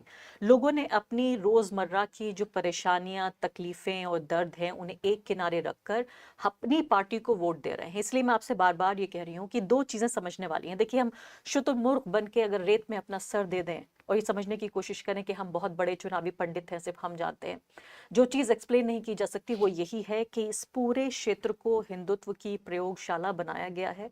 और न सिर्फ जिस तरह से पुतुल जी कह रहे थे, मैं 100% उनके साथ हूँ इसमें, कि इस प्रयोगशाला में और ज्यादा जो रसायन डालने का काम कर रहे हैं वो कांग्रेस पार्टी के छत्रप कर रहे हैं। ये वक्त है सीधे कांग्रेस पार्टी को ये देखने का कि 6 महीने पहले आप ये देखिए, उत्तर प्रदेश, गुजरात, मध्य प्रदेश, राजस्थान, उत्तराखंड, और ये अगर आप मिला लें 6-7 स्टेट्स, तो ये करीब 160-170 सीटें बैठ जाती हैं ये भाजपा के लिए। कुछ सीटें उन्हें और चाहिए, 70-80-100 सीटें, और उसके बाद ये इलेक्शन पूरे तरीके से उनका हो जाएगा 2024 का। बिल्कुल। तो कांग्रेस पार्टी को बैठ के ये समझने की जरूरत है। 5 राज्य हैं अरफा, आपको मैं रोक रहा हूँ, 5 राज्य में 83 लोकसभा सीट बनती है, और इसका व्यापक इन पांचों में मिलाकर इनका व्यापक असर होने वाला है। तबस्सुम हमसे कुछ कहना चाहती हैं, तबस्सुम से जोड़ते हैं, हमारा वक्त देखिए, मध्य प्रदेश में हमें एक योगेंद्र जी ने एक बात बोली कि कास्ट सेंसस को लेकर ग्राउंड पे ज्यादा डिस्कशन नहीं था। ये ओबीसी महासभा के लोगों ने भी मुझे कहा कि राहुल गांधी और प्रियंका गांधी बात कर रहे हैं कास्ट सेंसस की, पर कमलनाथ उनकी स्पीचेस में बहुत एग्रेसिवली ये प्रॉमिस नहीं कर रहे कि कास्ट सेंसस किया जाएगा। दूसरी बात ये है कि कांग्रेस ने काफी अच्छी अच्छी स्कीम्स अनाउंस करी है इस पोल कैंपेन में। उन्होंने पढ़ो और पढ़ाओ स्कीम अनाउंस करी, जिसमें बच्चों को 500 से 1500 रुपए दिए जाएंगे स्कूल गोइंग बच्चों को हर महीने।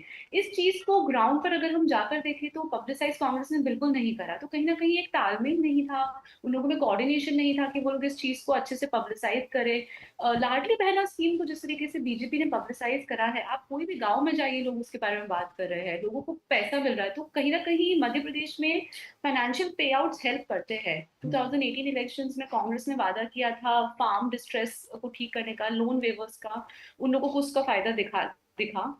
इस इलेक्शंस में लाडली बहना 4 महीने औरतों के अकाउंट में पैसे आए हैं 1250 रुपीज। कोई छोटा बिल्कुल अमाउंट नहीं है, बहुत बड़ा बिल्कुल अमाउंट है। 6 महीना पहले अगर मैं लोगों से जाके बात करती हूँ, मैं बहुत गुस्सा था बीजेपी के against, but Ladli Behna scheme शुरू होने के बाद गुस्सा पूरी तरीके से ठंडा हो गया है। कहीं ना कहीं कांग्रेस ने अपनी नारी सम्मान योजना का इतने अच्छे से पब्लिसिटी नहीं करा, पढ़ो पढ़ाओ स्कीम का पब्लिसिटी नहीं करा।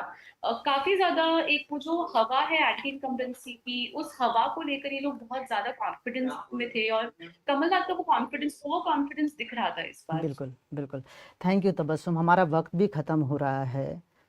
अब हमारे नए मेहमान भी आ चुके हैं, नीलांजना सरकार और के वेणु अगले सत्र में होंगे और उनका साथ देंगे, उनके साथ चर्चा करेंगी मेरी वायर की कलीग श्रमस्ते। तब तक लेकिन हम स्क्रीन पे कुछ देख लेते हैं। स्क्रीन पे आप थोड़ा सा ला सकते हैं क्या भैया? छत्तीसगढ़ में भारतीय जनता पार्टी 53 सीट में आगे है, इंडियन नेशनल कांग्रेस 36 में, अदर 1 और बहुजन पार्टी 0। क्या हमारे पास मध्य प्रदेश का है? हाँ, मध्य प्रदेश भारतीय जनता पार्टी 162 में, एक तूफान है वहाँ। इंडियन नेशनल कांग्रेस 65 में, बहुजन पार्टी 2 में और अदर 1 में। इसके साथ राजस्थान में भी 114 में Bharatiya Janata party, Indian national Congress 70, other 13 और बहुजन समाज पार्टी ने 2 सीटें हासिल की हैं। तेलंगाना का हमें दिख रहा है इंडियन नेशनल कांग्रेस 64, भारतीय राष्ट्रीय समिति 40, भारतीय जनता पार्टी 9 और अदर्स 5। ये अब तक का रुझान है। उम्मीद है, लगता है कि ये कंटिन्यू रहेगा। हम आपको बता दें कि ये जो इलेक्शन ऑनलाइन 2023 आप देख रहे हैं, ये 5 मीडिया घराने, इंडिपेंडेंट मीडिया घराने लेकर आए हैं आपके लिए, आपके खर्चे पर लाए हैं। प्लीज़ हमारी यूट्यूब चैनल के लिंक में जाइए और हमें कंट्रीब्यूट कीजिए ताकि हमारी हौसला अफजाई हो, हम ऐसे ही कार्यक्रम बार बार आपके लिए लाते रहें। Thank you Arfa, thank you Atul, शुक्रिया। ये बमोरी विधानसभा क्षेत्र का धर्मपुरी गांव है। शाम ढलने पर इस गांव के लोग आग जलाकर या टॉर्चों के सहारे रोशनी किया करते हैं। पानी भरने के लिए भी लोगों को यहाँ से 4 किलोमीटर दूर पैदल या मोटरसाइकिल पर जाना पड़ता है। अगर किसी गर्भवती महिला को प्रसव की पीड़ा हो तो उसे खटिया पर लिटाकर 4 कंधों पर ले जाना पड़ता है।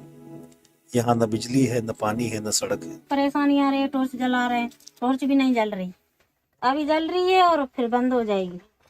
कहाँ जा रहे हैं? जे कावर बमोली जाते हैं। किस लिए? पानी भरने के लिए।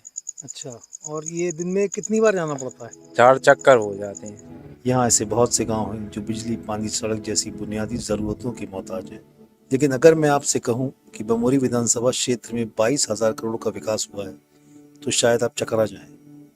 लेकिन इस क्षेत्र के विधायक और मध्य प्रदेश के ग्रामीण विकास मंत्री महेंद्र सिंह सिसोदिया खुद इस बात का दावा कर 22,000 करोड़ के काम अकेली बमोरी विधानसभा में। और यहाँ पे ये कितने कमरे हैं स्कूल में? मतलब 2 कमरे है कमी। अब फिलहाल में पानी की कमी बहुत बड़ी है हमारे, तो हम इधर उधर से पानी भरवा के बच्चों से ही मंगाते हैं। अच्छा, पीने के लिए। तो कहाँ से लाते हो पानी पीने का? बाहर से। और बाथरूम वगैरह किधर जाते हो आप? बमोरी विधानसभा में लगभग 2 लाख वोटर्स हैं, जिनमें से लगभग 70,000 आदिवासी वोटर्स हैं। यहाँ आदिवासी वोटर्स की चुनाव में निर्णायक भूमिका होती है, लेकिन फिर भी उनकी यहाँ कोई सुनवाई नहीं है। तो आपने किसी शिकायत करी कभी इसकी कि भाई हमारे यहाँ बिजली नहीं है, पानी नहीं है, सड़क नहीं है? 25 बार फिर आए हम। और इसी कारण लोग बाग क्या हुआ, गांव पे निकल लगे। हाँ। वहाँ अब बिन के पास जुगाड़ थे, इसलिए बिन ने जगह लेके वहाँ पे मकान बना लिया। अब हमारे पास जुगाड़ नहीं है, हम कहाँ जाएं। तो यहाँ की जो हालत है, मतलब वो कोई भी किसी भी स्तर पे 22,000 करोड़ के विकास की बात को साबित नहीं करती।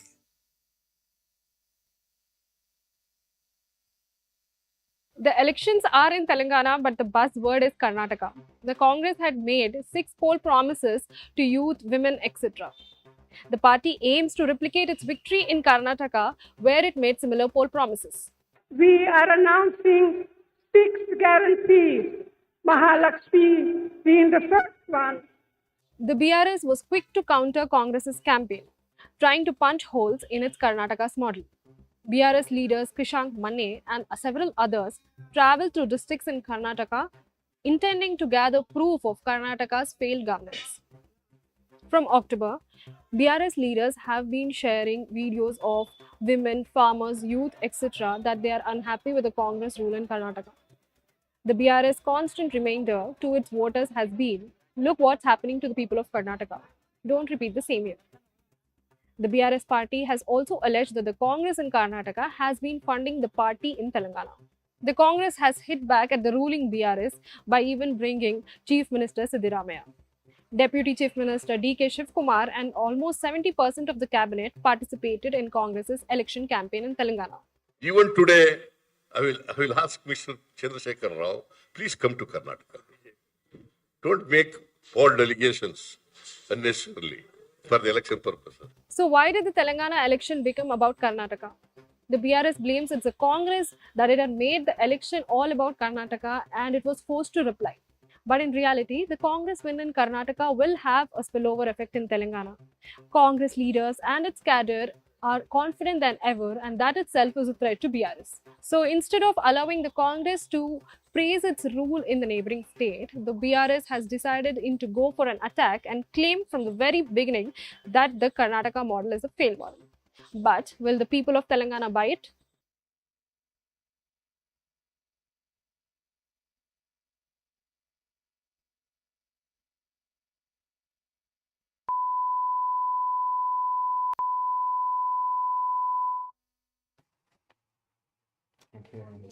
The great thing about visual. आप जो हमारा ये प्रोग्राम है, ये ना किसी सरकारी ऐड से फंडेड है, ना किसी लार्ज उद्योगपतियों के ऐड से फंडेड है, ये ऐड से फंडेड है ही नहीं। ये आप लोग जो कंट्रीब्यूशन देते हैं, उससे हम अपना जर्नलिज्म करते हैं, अपनी पत्रकारिता करते हैं। तो जहां पर भी आप देख रहे हो, उसके नीचे डिस्क्रिप्शन में, इस शो के डिस्क्रिप्शन में एक लिंक होगा, उस लिंक पर जाके आप योगदान दीजिए, कंट्रीब्यूशन दीजिए, ताकि पत्रकारिता को जनता रिक्लेम कर सके। Because we always say that when the public pays, the public is served. So the public has to reclaim journalism. And जब तक ये contribution आएगा, फिर मुझे कमाने की जरूरत पड़ेगी. Now I hand you over back to our journalists. Please go to the link in the window description below and contribute so we can support journalism, we can fund our journalism with your help. This coalition of news is not just these 5 organizations, it is also all of you. So if we come together, journalism can be saved. Thank you. I will hand over to my colleagues in the studio now.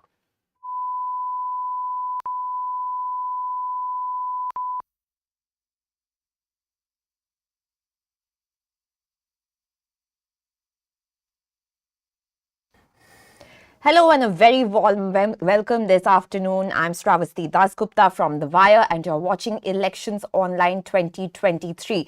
This is a very special webcast that is being brought to you by the coming together of 5 independent news organizations, The Wire, Scroll, Newslaundry, News Minute and The Caravan. And this webcast is being powered by you, the viewer. So I would urge you to support our efforts by contributing and the link is down below in the description box.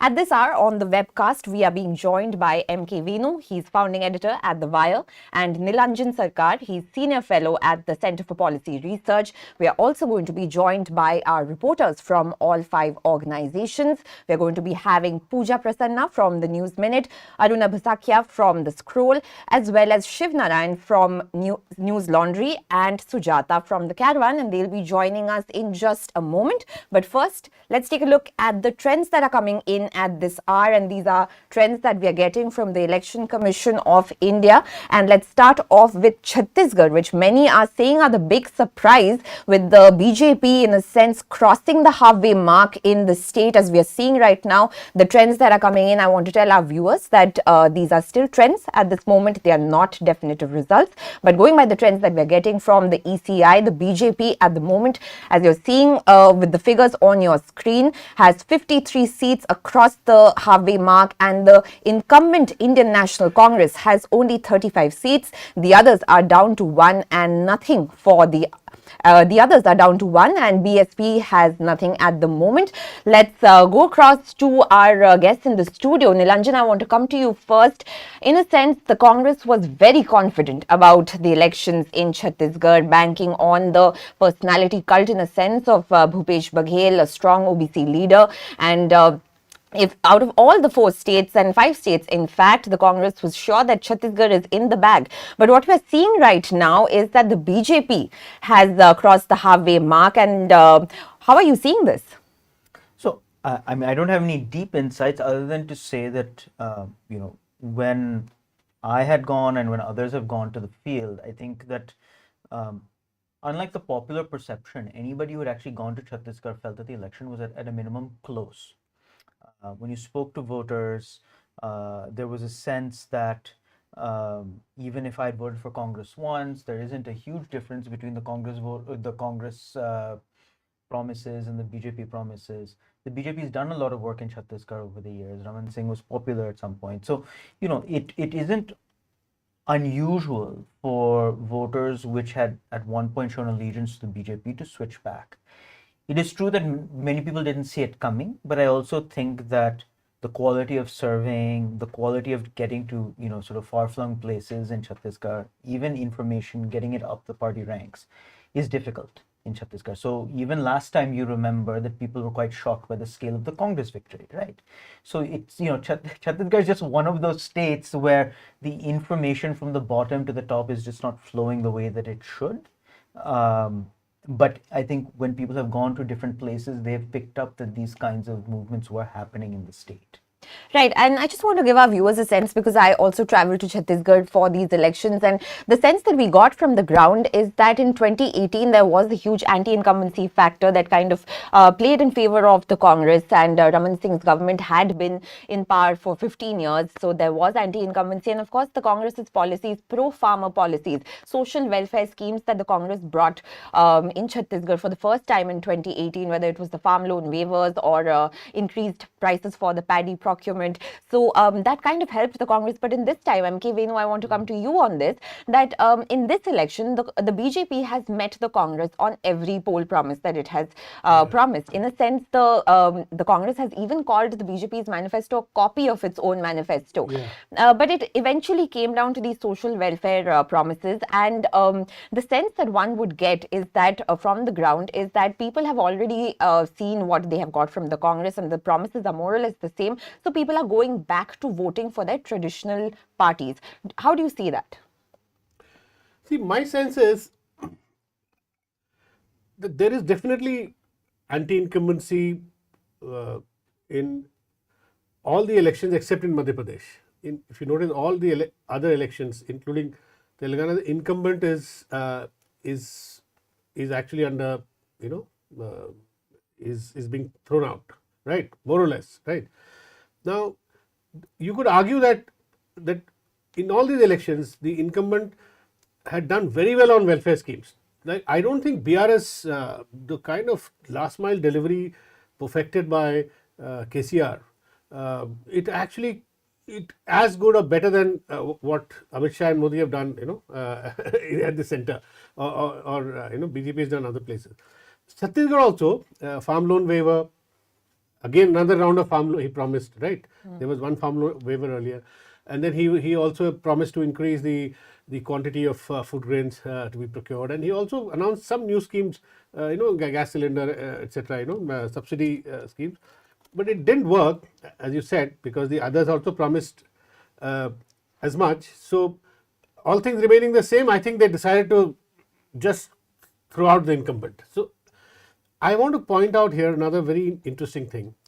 If you look at Axis My India's caste-wise data. Now, Axis My India, all said and done, they have had the best strike rate so far in in their polling. It showed that in Chhattisgarh and in Rajasthan and Madhya Pradesh, very interesting caste polarization, where it showed that Congress was doing much better in getting SC, ST votes, as BJP was miles ahead in garnering OBC votes. In fact, in Chhattisgarh, Rajasthan, Madhya Pradesh, BJP, their survey shows BJP 50% plus, garnering 50% plus of OBC votes, and Congress is at some late 20s. So, huge gap. I think this gap has helped the BJP, and where Axis has gone wrong in Chhattisgarh is that they overestimated scheduled tribe votes for Congress. A lot of scheduled tribe votes have gone to the BJP, which shows in the Bastar region, where Congress had nearly 100% strike rate. This time it's down to some 25%. Really, BJP has taken over most of the seats. I think that's where Axis made a mistake. But my larger point is that this massive OBC, other backward caste vote bank that BJP has built in central India, Madhya Pradesh, Rajasthan, Chhattisgarh, it should be a worry for the India Alliance for even Lok Sabha election, because this caste census, politics around caste census may have some impact in Bihar, but not showing if this data, if you go by this data, with BJP's lead among OBCs being so large, caste census politics will take a long time to take roots here in central India. That's very interesting that you're mentioning that, because the Congress and Rahul Gandhi from the front has led this whole OBC mobilization in a sense, while talking about the caste census across all election bound states. And the Congress has also promised that if they come to power in 2024, they will bring a nationwide caste census. In fact, in all these election going states also, they said that if they form the government, they will conduct a caste census. But as Venu's pointing out right now, that that does not seem to have had a resonance in these election bound states. But one more thing. OBCs, for some very interesting reason, is working for Congress. Worked for Congress in Karnataka, also working for them in Telangana, because Telangana Congress was always seen as a Reddy dominated party. But I think a lot of OBCs from BRS may have come to Congress. But those are for different reasons, because South has over the years, decades, built a politics of social empowerment in a very steady sort of foundational sort of way, which has not happened in the north, where it's Hindutva politics which is radicalizing OBCs a lot more, which needs to be watched. It's a very serious trend. Right. I'm just being told that we are being joined by our reporters, Pooja from the News Minute, Sujata from the Caravan, and Arunabha from the Scroll, and they have all covered these elections from the ground. Let's go to Arunabha right now, because we are talking about Chhattisgarh. Arunabha, how are you seeing the trends that are coming in? It was, in a sense, a lot of people were expecting the Congress to win, but that has not happened. But of course, you have traveled to the ground and you have met people, especially you have reported on the competitive prices of paddy that was promised by both the parties.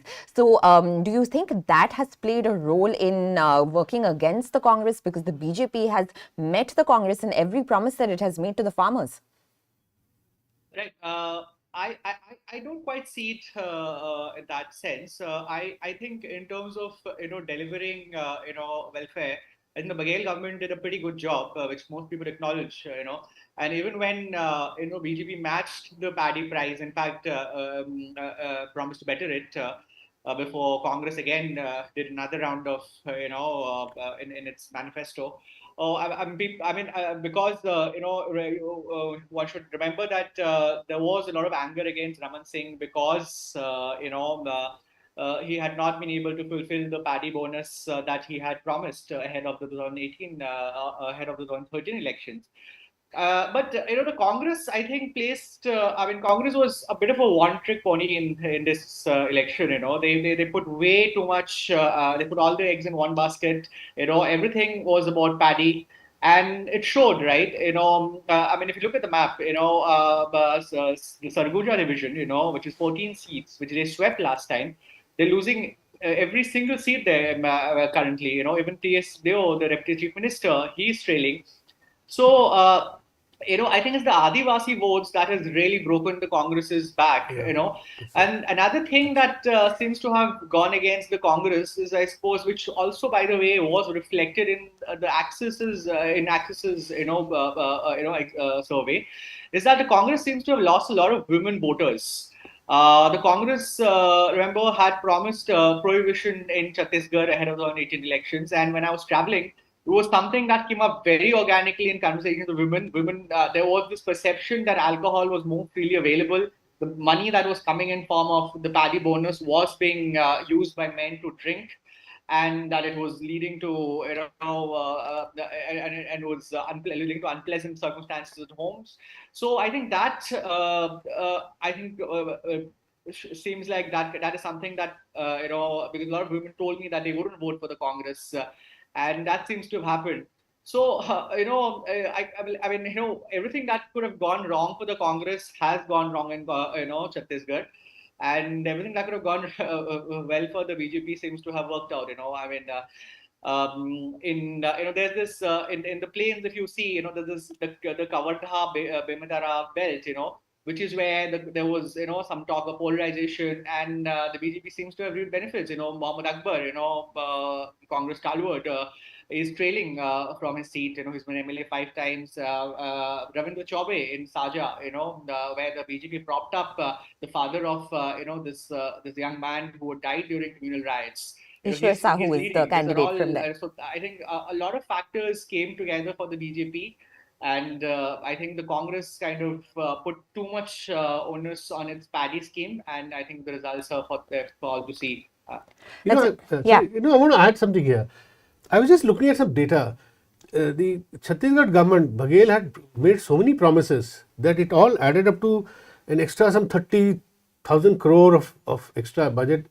We are forgetting he had implemented old pension scheme. Yeah. That itself would have cost an extra 22,000 crores from 3 years from now, 4 years from now.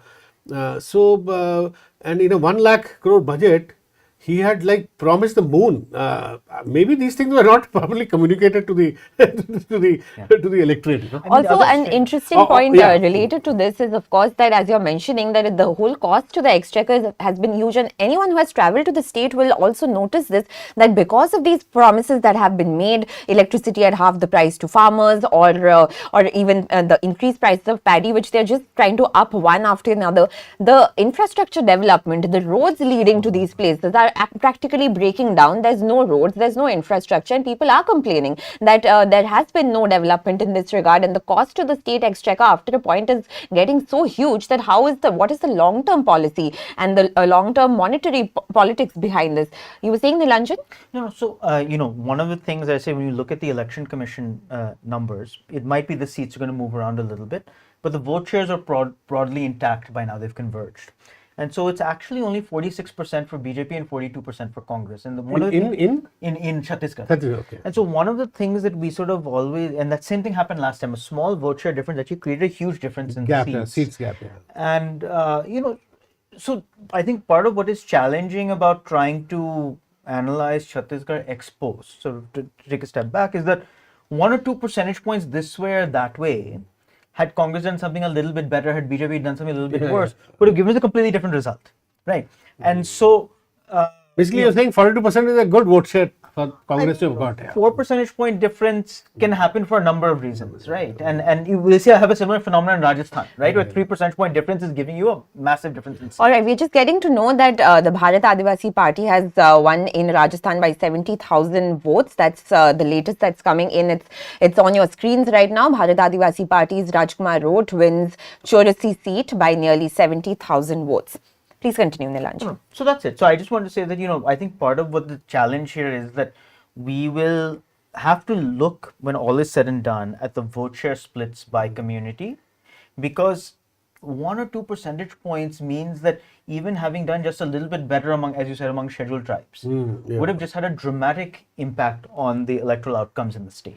All right, let's just shift focus right now to some of the other states where trends are coming in. If we can have the trends coming in from Rajasthan at this point, please, and then we can just take a look at what's happening over there. Rajasthan, of course, Congress incumbent government over there as well, and the BJP leading on 111 seats and the Congress down to 73 seats, others at 13 and the BSP at 2 seats. So Rajasthan, in a way, sticking to its pattern of revolving door governments. The Congress had said that it's very confident that it's going to come back to power, but Rajasthan has stuck to its trend, and looks like we're going to get a BJP government over there as well. How do you see this? So look, I mean, one thing is that Gehlot is actually the single most popular political actor on the ground.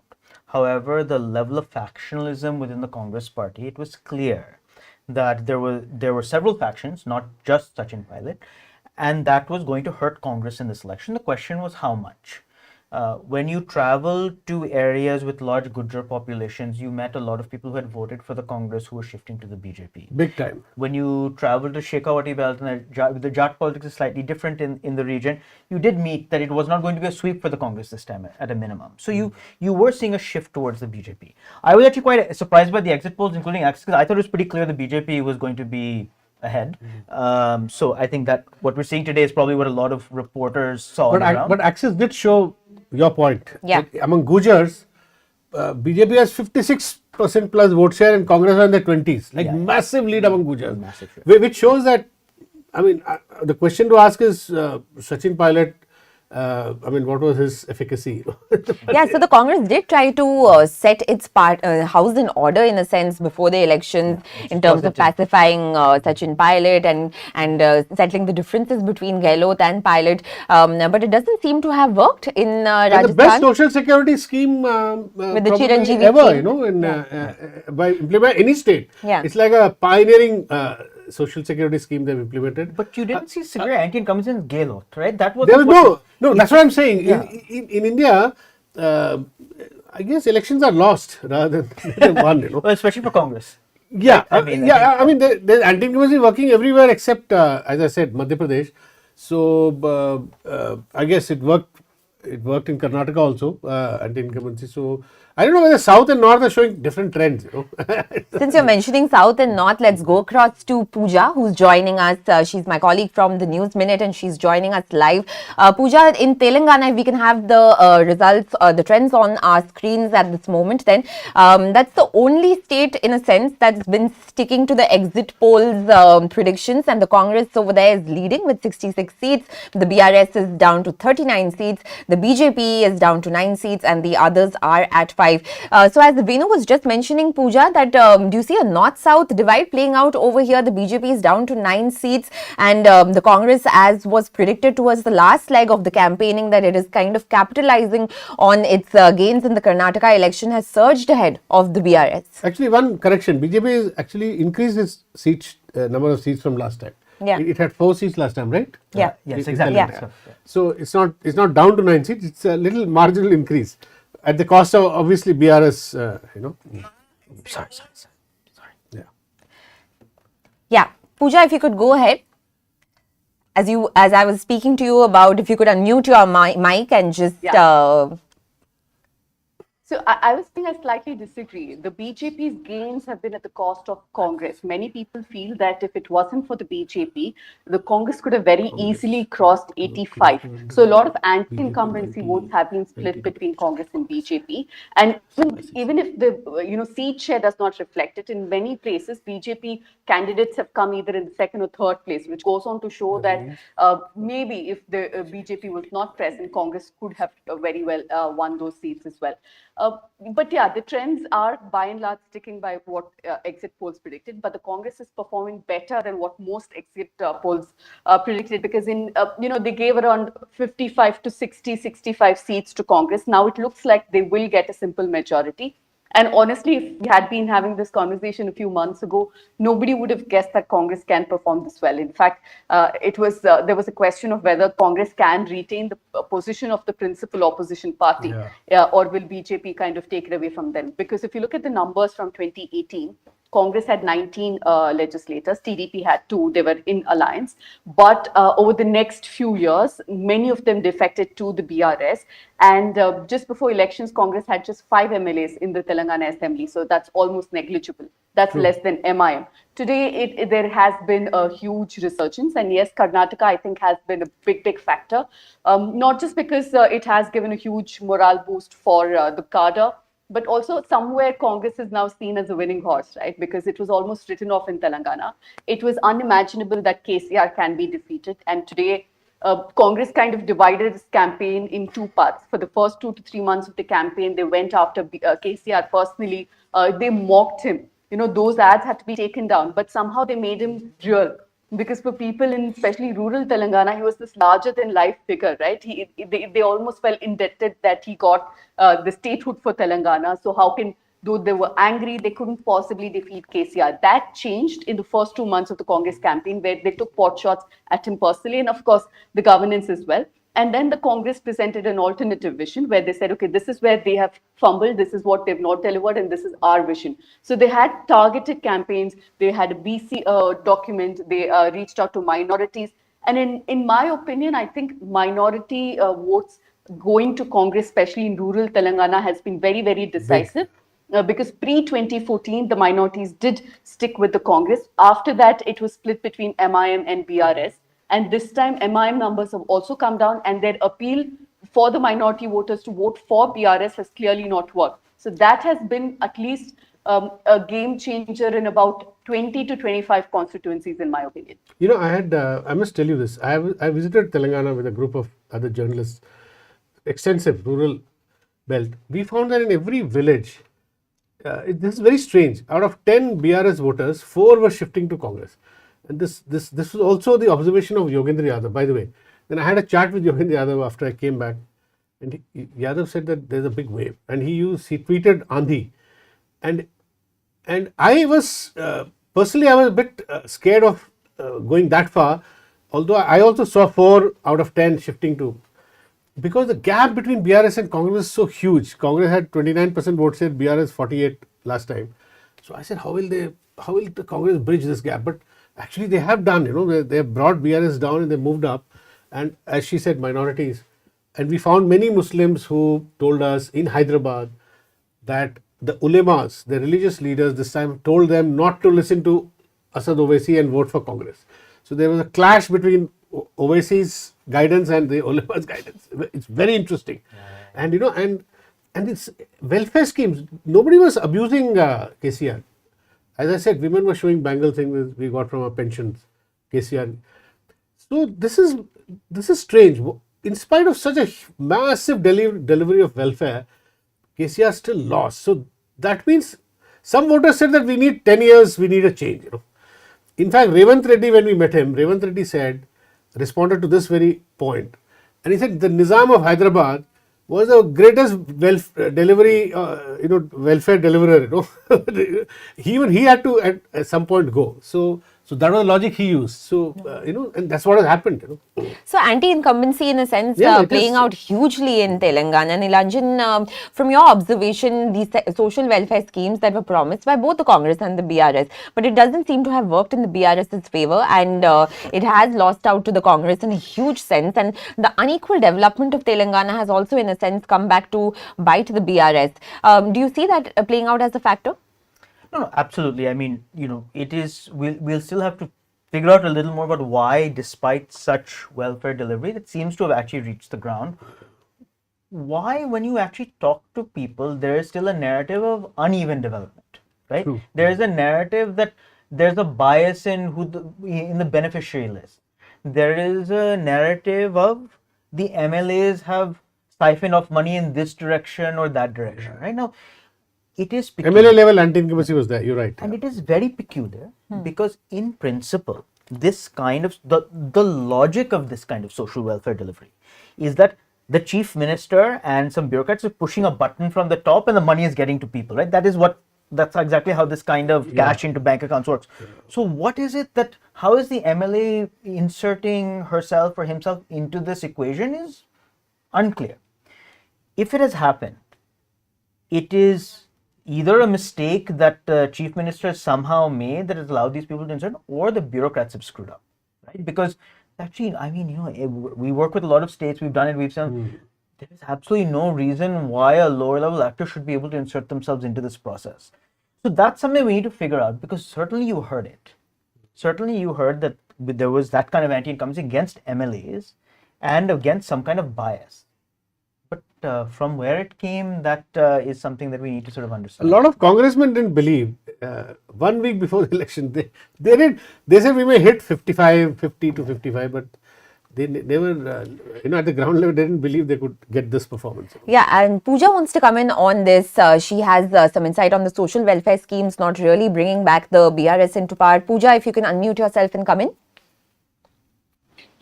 No, I spoke to a few people who traveled about 60, 70 constituencies also, and they feel that, the Raita Bandhu and the Dalita Bandhu schemes, which the, KCR and the BRS party speak so much about, did not reach people in a uniform way. They have reached mostly BRS supporters, and that's where, that aspect of MLAs coming in the middle comes in, because it apparently in many, many villages seem like if you are from the party, then you are a beneficiary of these schemes. The MLAs did find a way to kind of, ensure that it is not uniformly distributed. Even in Dalita Bandhu, this was happening. And an internal survey of BRS did indicate this. About 40 MLAs were facing huge anti-incumbency. But despite that, KCR chose to repeat all of them, saying that I know better. Nobody, no survey can predict what will happen much better than me. And of course, looks like he has been proven wrong. But the fact is that it was a particular community, it was a particular party, followers of the party that were benefiting from the scheme, and there was anger against it. Particularly women felt that they were not getting the kind of benefits that they were being promised. That worked against BRS as well. At the same time, they tried very hard to make sure that the Congress government's promises in Karnataka to paint a picture that it has not been implemented. There are issues in its implementation. That's not feasible even. They ran campaigns in Telangana to prove that, but it doesn't look like that has kind of percolated to the ground. All right, stay on with us, Pooja. I want to cut across to Sujata right now. She's also reported from Telangana, and in her reporting, she has found that there was a wave of anti-incumbency also in terms of the massive policing in the state. 10,000 CCTV cameras, and the general sentiment among citizens is that the police state is getting too much. And Sujata, you want to come in on this? How do you see that having played out against the BRS? Can you hear me? Yeah. Am I audible? Yeah. Okay, it's not 10,000, actually it's 10 lakh, okay? Okay, KTR I'm has corrected. said that in many interviews. 10 lakh CCTV cameras in the city of Hyderabad, it's like, everybody is under surveillance. And more than surveillance is the policing part also. It's not with respect only to the privacy issues and all that. You have, policing in every aspect of, life encountered by anybody in Telangana. You talk to students after the the suicide of Pravalika in October. There was a massive protest on RTC crossroads, if you remember. The protest was just not about that day alone. It was the oppression. Any day after Telangana came, the state was born, KCR and BRS made sure there was no protest at all, and police were used in every part, in every front, and the students didn't have jobs, and they didn't have any means to even express. I just want to stop you there for a moment, Sujata, because we are getting in trends. Congress's Revant Reddy is leading against CM KCR and Kamar Reddy. Those are the latest trends coming in from Telangana. Sujata, please continue. Yeah, so it's students on the jobs front, and policing in every part. Okay, even the TDP voters, even they might not play a major role. They would have voted for BRS. Okay, but when Chandrababu Naidu was arrested, they made sure that there was no protest at all, and protesters were arrested. Right from the beginning, right from the day state was born, KCR made sure there was no protest. Police were used right, left, and center. The cardinal searches. people, it was not told by, I mean, it was not talked about by many political parties because they thought it's not an election issue.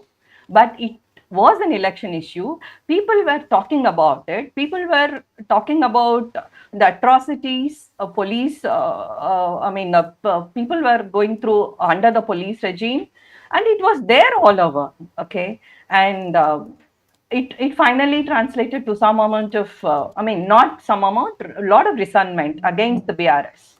Yes, definitely. Policing and surveillance did play a major role among students, among protesters, among the civil society as such. If you remember, when KCR came to power, the first thing they did was close down the Dharna Chowk. And police was used in a major way. All right, Sujata, that's a very important insight that you're getting for us, that police state has seems to have caused Telangana and the BRS government in a massive way, and we are getting to see the vote share numbers that are also coming up on our ticker at the moment, with the Congress in Telangana getting about 39% of the vote share and the BRS at about 37%. That's on your screens right now. Congress's vote share at 39.74%, the BRS at 37.9%, and the BJP at 14.02%. Nilanjan, how do you see the vote share figures and their impact on the results that we're seeing that's coming in? I mean, so this is, I think, another example of vote share and seat share being dramatically different from each other. But I think, as Venu mentioned, I mean, given the gap that existed at one point between the BRS and the Congress, whatever the final vote share numbers look like, it's just an extraordinary shift from one election to the next. 48 to 34%. Yeah. This is like just huge fall. And I can't even think of, I mean, 15% fall. See, because we tend to put KCR in the camp of your sort of Patnaik, Mamta, these kinds of, welfareists who cannot lose so much in such a short period of time, but clearly that wasn't the case. Compared to last time, he lost 14% vote share. Yeah, that's a massive vote share loss in a sense. And let's also shift focus at this point to Madhya Pradesh, which in a departure from all the other states, Madhya Pradesh has no anti-incumbency. If we go by the trends that are coming in right now, BJP is leading on 163 seats, and the Congress is at the moment leading on 64 seats, and the BSP is leading on 2 seats, and others are at 1. So Shivraj Singh Chauhan, Nilanjan, this election was all about Shivraj Singh Chauhan. Initially, we saw that his wings were in a sense clipped by the BJP. They were not projecting him 6 months ago. Yeah, they were not projecting him in any way, and it was all Modi. And but Shivraj Singh Chauhan, in a sense, a lone warrior fighting on his own, parading his schemes of Ladli Behna, and the woman voter has become a massive player in the Madhya Pradesh elections, and he's kind of reordered his image to be Mama more than the bulldozer Mama that was fashioned a couple of months back, and with all the demolitions that took place in Khargone, of course, last year. But do you see this as a personal triumph of Shivraj Singh Chauhan? In a sense, he was not backed by his party as much, but he's gone ahead and he's delivered a huge mandate. Yeah, this is a huge mandate. I actually, this is the one state I had access to the raw data of a post-poll survey. And similar to Access, we picked up very similar vote share percentages, 9 percentage point gap of support for among women. You kind of anticipated that this guy. Vote shares were looking like this, like what Access. So therefore, you would retain the. Yes, and it's all from women. So actually, men, even in the Access data, I think it's like a 1 percentage point gap, something like that. Among women, there was a 9 percentage point advantage for the BJP. Big, yeah. This is a huge advantage, and it's across the board. Every community, every subgroup, and. When we asked about Ladli Behna, we saw that at least 70% plus of the households, which is you typically have underreporting on having received a benefit, reported having received. And Nilan, just correct me if I'm wrong. And they delivered Ladli Behna in a matter of 6 months, right? Amazing. Yeah. From March, the speed of delivery. And they've also promised to increase the amount. Earlier it was 1,200 if I'm not wrong, and now it's going to be 1,500. So Shivraj Singh Chauhan, of course, coming in strongly in Madhya Pradesh. And the other factor that's played out in Madhya Pradesh is the fact that I'm coming to you on this, we know there was a massive sentiment of unemployment. The youth were disenchanted with the Shivraj Singh Chauhan government. Inflation was a huge issue. But he seemed to have defied all of that, and he's coming back to power. How do you see this playing out in the upcoming government, the unemployment and the inflation issues? See, here I want to say something.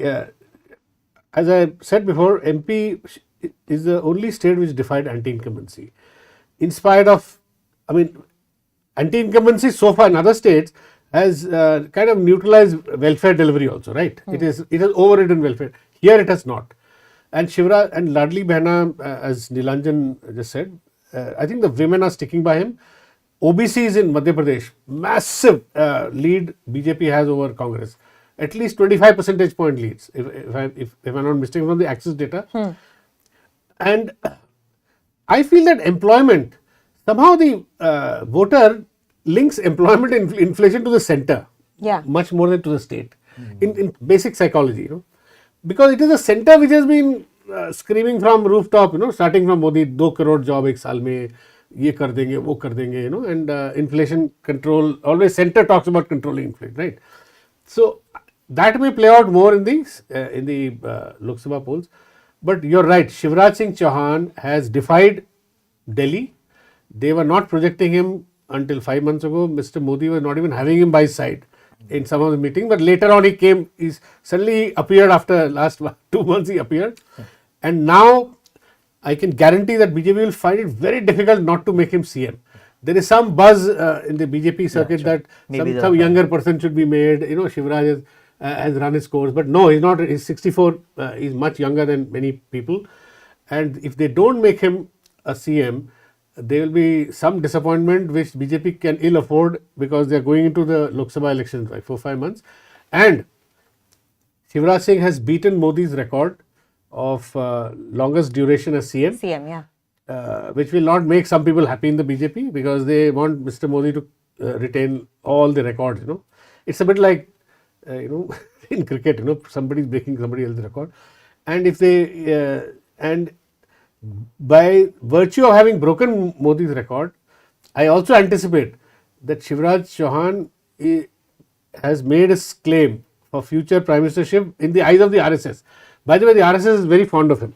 All right. On that note, I want to bring in Shiv Narayan, our reporter from Rajasthan, and let's get the trends coming in from Rajasthan at the moment on our screens, and we can just take a look at that. So the BJP also leading in Rajasthan with 111 seats, the Congress with 73 seats, the others at 13, and the BSP is at 2 seats at the moment. So as we were talking about earlier, in Rajasthan, it has by and large stuck to its pattern of revolving door governments. The incumbent Congress is out, and we are seeing that the BJP is set to form the government again, if going by these particular trends that we are getting at this moment. So let me go across to my colleague Shiv Narayan, who's covered Rajasthan for the Newslaundry. Shiv Narayan, how do you see these trends that are coming in a sense, Rajasthan sticking to the predictions in the past few elections that has taken place in the state, and the BJP is all set to form the government again, if we are going by the current trends? Yeah, if we look at the trends, it seems that BJP is likely to form the government. But I will just give you a couple of things why Congress has not been able to capitalize on its welfare schemes. First is, in so many ways, this election campaign of the Congress was different from previous assembly elections. In 2003, when Congress lost, and at the time Ashok Gehlot was chief minister, at the time his focus was also welfare schemes. By the time after losing election, he ruled the fact that he regretted that he could not market welfare schemes. He could not take schemes to people in terms of awareness. In at the time they were reduced to 50 plus seats. In 2013, again, when the Congress lost, they were reduced to 21. It's worst tally in its history in Rajasthan. At the time, also he was at his wit's end. Like, what is wrong with the welfare schemes? What is the part where what are the areas where the Congress is not working properly?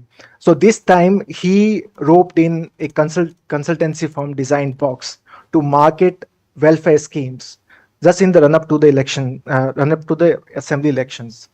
So, and after, I mean, I mean, in the run-up to the polls, there were so many posters about subsidized gas cylinders. There were Mehengai Rahat camps also, where people could go and register themselves and avail a lot of welfare schemes. And once the election dates were announced, the same firm helped the Congress government in its campaign. But again, that did not work out. So there are a couple of reasons why this strategy didn't work for Ashok Gehlot, because the Ashok Gehlot was at the center of the Congress campaign, and he gave an interview to Indian Express why Rahul Gandhi came so late in Rajasthan for campaigning.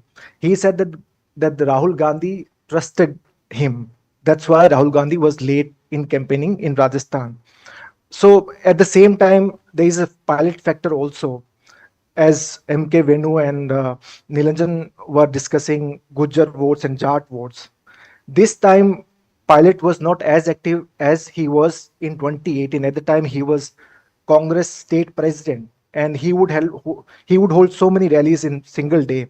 This time, until 16th or 17th of November, if I'm correct, he was campaigning in Madhya Pradesh, and it made sense for Pilot because Pilot was nowhere on the posters, on Congress posters. So at the same time, the Gujjar votes. So Congress believed that Pilot would get Gujjar votes, especially in Eastern Rajasthan. But Gujjars knew that even if Congress comes to power, Pilot is not going to become chief minister. That's very interesting that you're mentioning there, Shiv Narayan, that Pilot's voters and supporters have been disappointed for 2 elections in a row now. In the previous election, he was they wanted him to become the chief minister, but the Congress could not set its house in order, and we saw there was a revolt in a sense by Pilot. He came to Delhi and he protested against the paper leaks, and this time also he's come in campaigning, as Shiv Narayan's mentioning, he's come into the campaigning late and tried to project that the house is in order, but it's not really worked out. So do you think that the Congress's failure to kind of project a united stance convincingly has worked against it? No, absolutely. Yeah. I mean, I think we have seen this movie played out so many times in last 5 years in Rajasthan. Whenever there were differences between Gehlot and Pilot, the central leadership would come in, they would hold meetings, then there'll be rallies, Gehlot and Pilot holding hands, but they could not patch up. I mean, people say that they were thanks there, Shiv Narayan. I just want to get Nilanjan's perspective on this. The fact that they, as he was also mentioning, they've not been able to show this convincing united front, and that may have worked against it.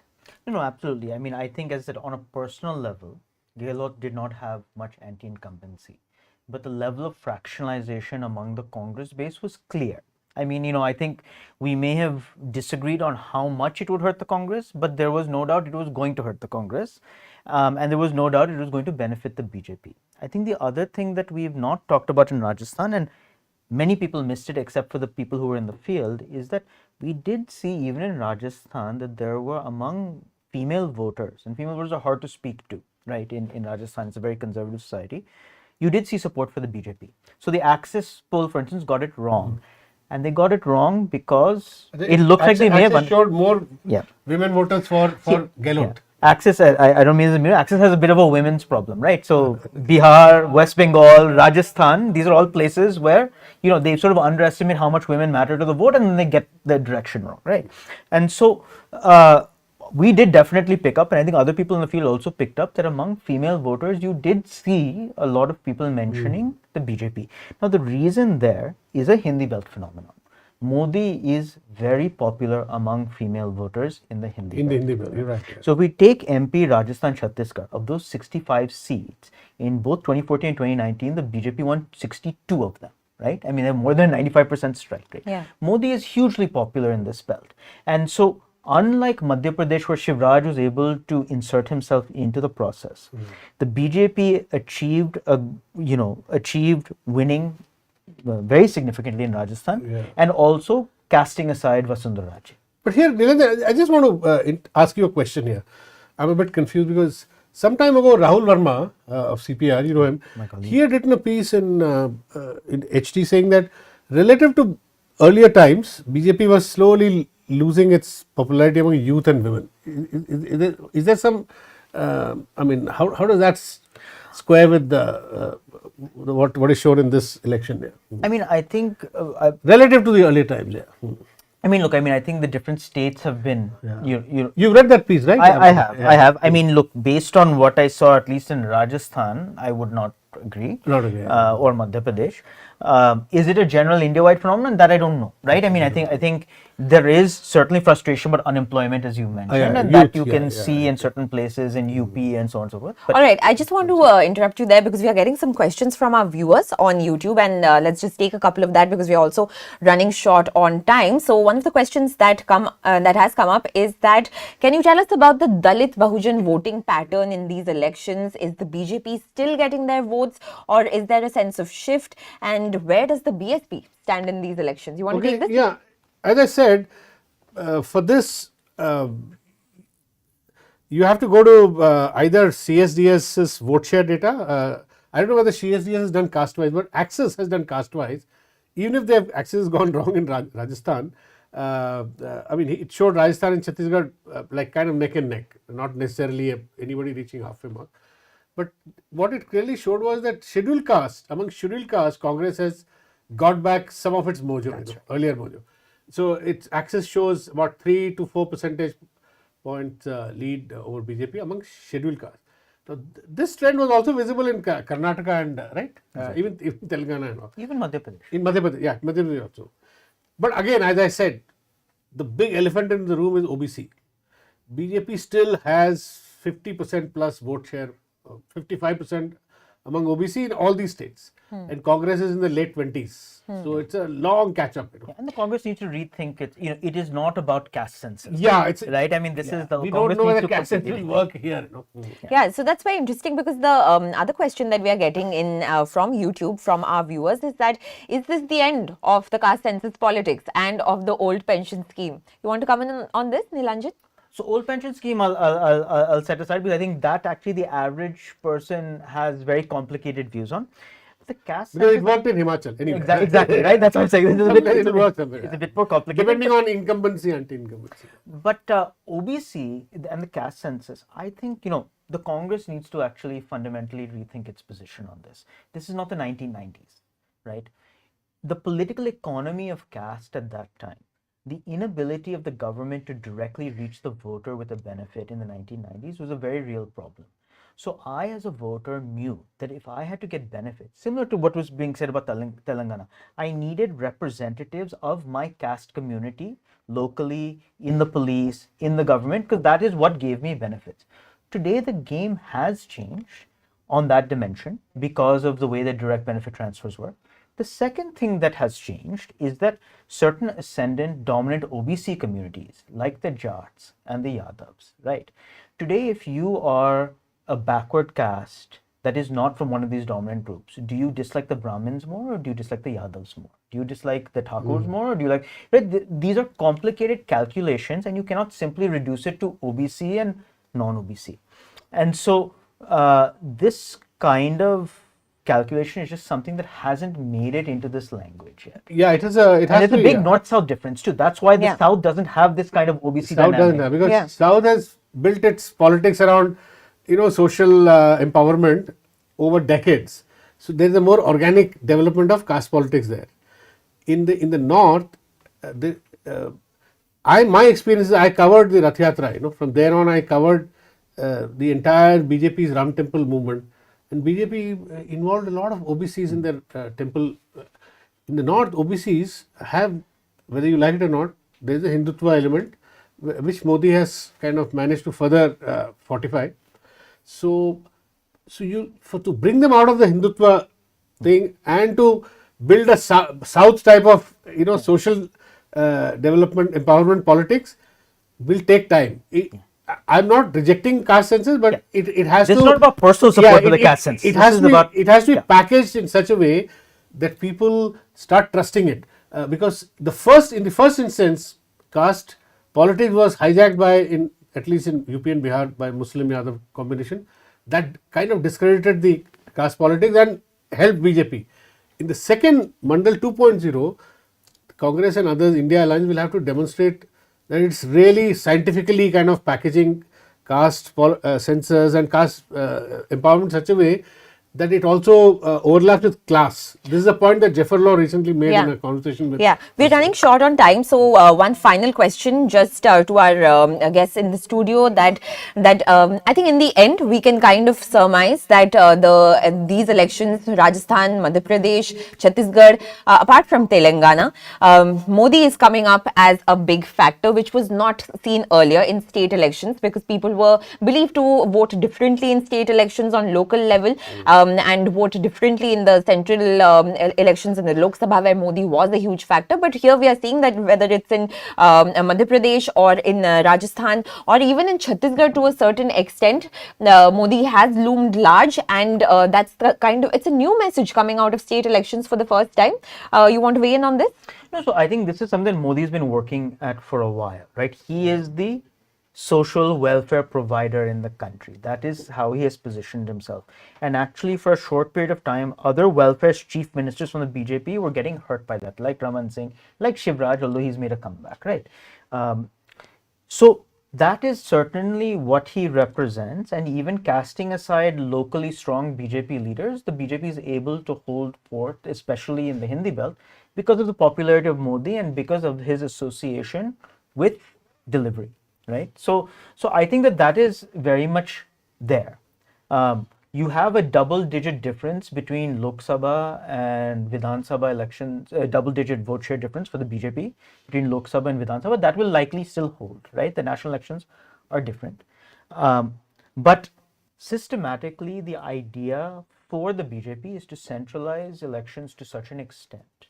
Like the optimal thing for Modi and Amit Shah is that every election is, even at the state level, run on Modi and not on some strong chief ministerial candidate, right? Except in Madhya Pradesh. In Madhya Pradesh, I think Shivraj had a role. They did not succeed in doing it, but they tried. In Rajasthan, they succeeded. Rajasthan. And one point I just want to make very quickly. We just have a minute left. Yeah, you know, Modi, but it will be unfair when some state has won, you give credit to Modi, and when it's lost, you say no, he was nowhere on the fix. So I think give credit to Shivraj Chauhan. While he's right that Modi has popularity among women and OBCs, that is uniform. Yeah, all right. So that's the big message coming in from the elections at this point, that Modi's factor is playing out in the Hindi belt once again. And there were questions that were raised about the leadership crisis in the BJP in these states, but it doesn't seem to have had any effect, and the BJP is surging ahead. I'm going to hand over to my colleague Pooja now, who's going to be bringing you the numbers, the trends that are coming in from all 4 states. And after that, Pooja is going to be handing over to our colleague Atul, who's going to be joined by new guests and reporters to take you through the next hour. Over to you, Pooja. Thank you so much. I am bringing you numbers from 3 minutes ago, the latest numbers, and I'll start with Chhattisgarh. The current numbers are 54 for the BJP, 33 for the Congress. GGP is at 1, so is BSP and the CPI. Moving on to Madhya Pradesh, the BJP is surging ahead at 161. The Congress has been reduced to 66. BSP is leading in 2 seats. And moving on to Rajasthan, we'll start with the BJP, which is again at a formidable 112. The Congress is leading in 71 seats. Independent MLAs candidates are leading in at least 8 seats at this point, and BSP candidates in 2. And Telangana, we are seeing Congress at 64, way past the halfway mark. The BRS has been reduced to 40 from the 101 that they were at. The BJP is at 8, which is still an improvement of the previous tally. MIM has reduced its tally by 1. They're currently at 6. And CPI is leading in 1 constituency. Before I hand it to Atul, a quick appeal from all of us here. Our entire coverage and today has been not sponsored by any advertiser with vested interest or by any political party. You, the viewer, have completely throughout powered our coverage. We still have a couple of hours left. I request you to do your bit and support independent journalism. Over to you, Atul.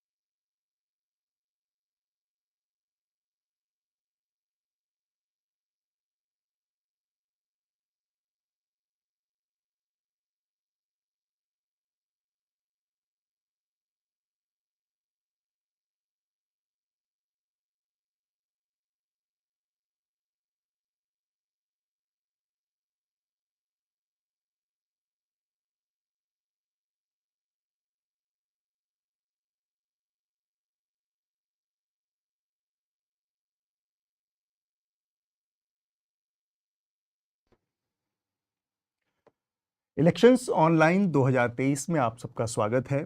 मैं Atul Chaurasia news laundry से हूँ। 5 media संस्थान मिलकर एक साथ ये चुनावी नतीजों की कवरेज लाइव आप तक पहुँचा रहे हैं। मेरे साथ स्टूडियो में 2 मेहमान होंगे। हमारे साथ ही विष्णु शर्मा हैं द कैरवन से। इसके अलावा बहुत जल्दी थोड़ी ही देर में द वायर के editor in chief Siddharth Varadarajan भी हमसे स्टूडियो में जुड़ने वाले हैं। और साथ में ऑनलाइन हमसे CSDS के राजस्थान चैप्टर के संजय लोढ़ा भी हमसे जुड़ेंगे और वो भी जो नतीजे आ रहे हैं उन पर अपनी राय रखेंगे। इसके अलावा हमारे साथ 3 रिपोर्टर ऑनलाइन जुड़ेंगे। बसंत कुमार न्यूज़ लॉन्ड्री से, याकुत अली जुड़ेंगे हमारे साथ द वायर से और प्रतीक गोयल न्यूज़ लॉन्ड्री से। तो करीब करीब नतीजे सामने हैं। उन पर अब इन नतीजों की रोशनी में हम क्या बात कर सकते हैं उस पर बात करेंगे, लेकिन उससे पहले मैं आप लोगों से एक बात कहना चाह रहा हूँ कि ये 5 मीडिया संस्थान जो एक साथ आए हैं, क्यों आए हैं, क्या मकसद है। स्वागत है, सिद्धार्थ वरदराजन हमारे साथ हैं। बहुत लंबे अरसे से हम देख रहे थे कि डिजिटल मीडिया को एक तरह से ये कहा जा रहा था और बड़ी मांग आ रही थी कि बहुत बिखरा बिखरा सा है। तो एक कोशिश ये भी है कि सारी जो महत्वपूर्ण आवाज़ें हैं वो एक साथ आएँ और वो इलेक्शन के नतीजों पर या ख़बरों की बात जो कि आजकल चिल्पों में, चीख चिल्लाहट में तब्दील हो गई है, हल्ले गुल्ले में तब्दील हो गई, बहुत हिस्टीरिया में तब्दील हो गई है, उसको एक सैनिटी भी दी जाए। आराम से बैठकर, शांति से बैठकर हम चुनावी नतीजों को थोड़ा सा समझ पाएँ, उसके निहितार्थ को समझ पाएँ, उसके क्या परिणाम हो सकते हैं उसको भी समझें। तो इस नियत से भी ये 5 मीडिया संस्थान एक साथ आए हैं और इसकी जो सबसे बड़ी खासियत ये है कि इस पूरे 8-9 घंटे की जो लाइव में हम आपसे मिल रहे हैं, इसमें ना किसी तरह का आपको विज्ञापन मिलेगा, ना कोई और कॉमर्शियल ब्रेक मिलेगा, क्योंकि ये पूरी तरह से आप यानी जो भी हमारे दर्शक हैं, जो भी हमारे व्यूअर हैं, उनके समर्थन से हम ये लाइव शो आयोजित कर रहे हैं आज। और ये बहुत ज़रूरी है कि न्यूज़ में जो ख़बरों की दुनिया है उसमें आपकी हिस्सेदारी आपकी से बढ़े, क्योंकि आज जो हमारे मीडिया की हालत है उसमें विज्ञापन का एक बड़ा हिस्सा है और वो ख़बरों को संचालित करता है, नियंत्रित करता है। तो यहाँ पर ये 5 मीडिया संस्थान जो मिले हैं उनकी ये कोशिश है कि खबरें विज्ञापन के चंगुल से, चाहे वो सरकारी विज्ञापन हो, सरकार के विज्ञापन हो या फिर कॉरपोरेशन के विज्ञापन हो, इनसे मुक्त होकर जो पब्लिक इंटरेस्ट, जो मेन मुख्य काम है पत्रकारिता का, उस तरफ ध्यान फोकस कर पाएँ, उससे न्याय कर पाएँ। तो वो भी हमारा एक मकसद है। मैंने आपसे पहले ही बताया कि करीब करीब जो अभी रुझान हैं, नतीजे जिस तरफ जाते दिख रहे हैं वो करीब करीब आ गए हैं। तो अब हम एक बार मैं हमारे जो PCR में मैं बोलूँगा कि एक बार जल्दी से जो चारों राज्यों के नतीजों के अभी तक आंकड़े हैं वो हमारे सामने रख दें। सबसे पहले मेरे सामने छत्तीसगढ़ है और छत्तीसगढ़ की 90 से 90 सीटों में रुझान सामने है। भारतीय जनता पार्टी यहाँ पर 55 सीटों पर आगे चल रही है, कांग्रेस पार्टी 32 सीटों पर आगे चल रही है, अदर्स 2 और बहुजन समाज पार्टी 1। ये छत्तीसगढ़ की बात हुई। अगला है मध्य प्रदेश। मध्य प्रदेश में 230 सीटें हैं और 230 सीटों के रुझान हमारे सामने। भारतीय जनता पार्टी 161 सीट पर, कांग्रेस 66, बहुजन समाज पार्टी 2 और अदर्स 1 सीट पर हैं। राजस्थान के नतीजे 199 सीटों के रुझान हमारे सामने हैं। भारतीय जनता पार्टी 112 पर आगे है, कांग्रेस पार्टी 71 पर, अदर्स 14 पर और बहुजन समाज पार्टी 2 सीटों पर। तेलंगाना की 119 सीटों के रुझान हैं और कांग्रेस पार्टी यहाँ पर 65 सीटों के साथ सबसे आगे है। भारत राष्ट्र समिति 39 सीटों पर है, भारतीय जनता पार्टी 9 सीट पर, अदर्स 6 सीट पर।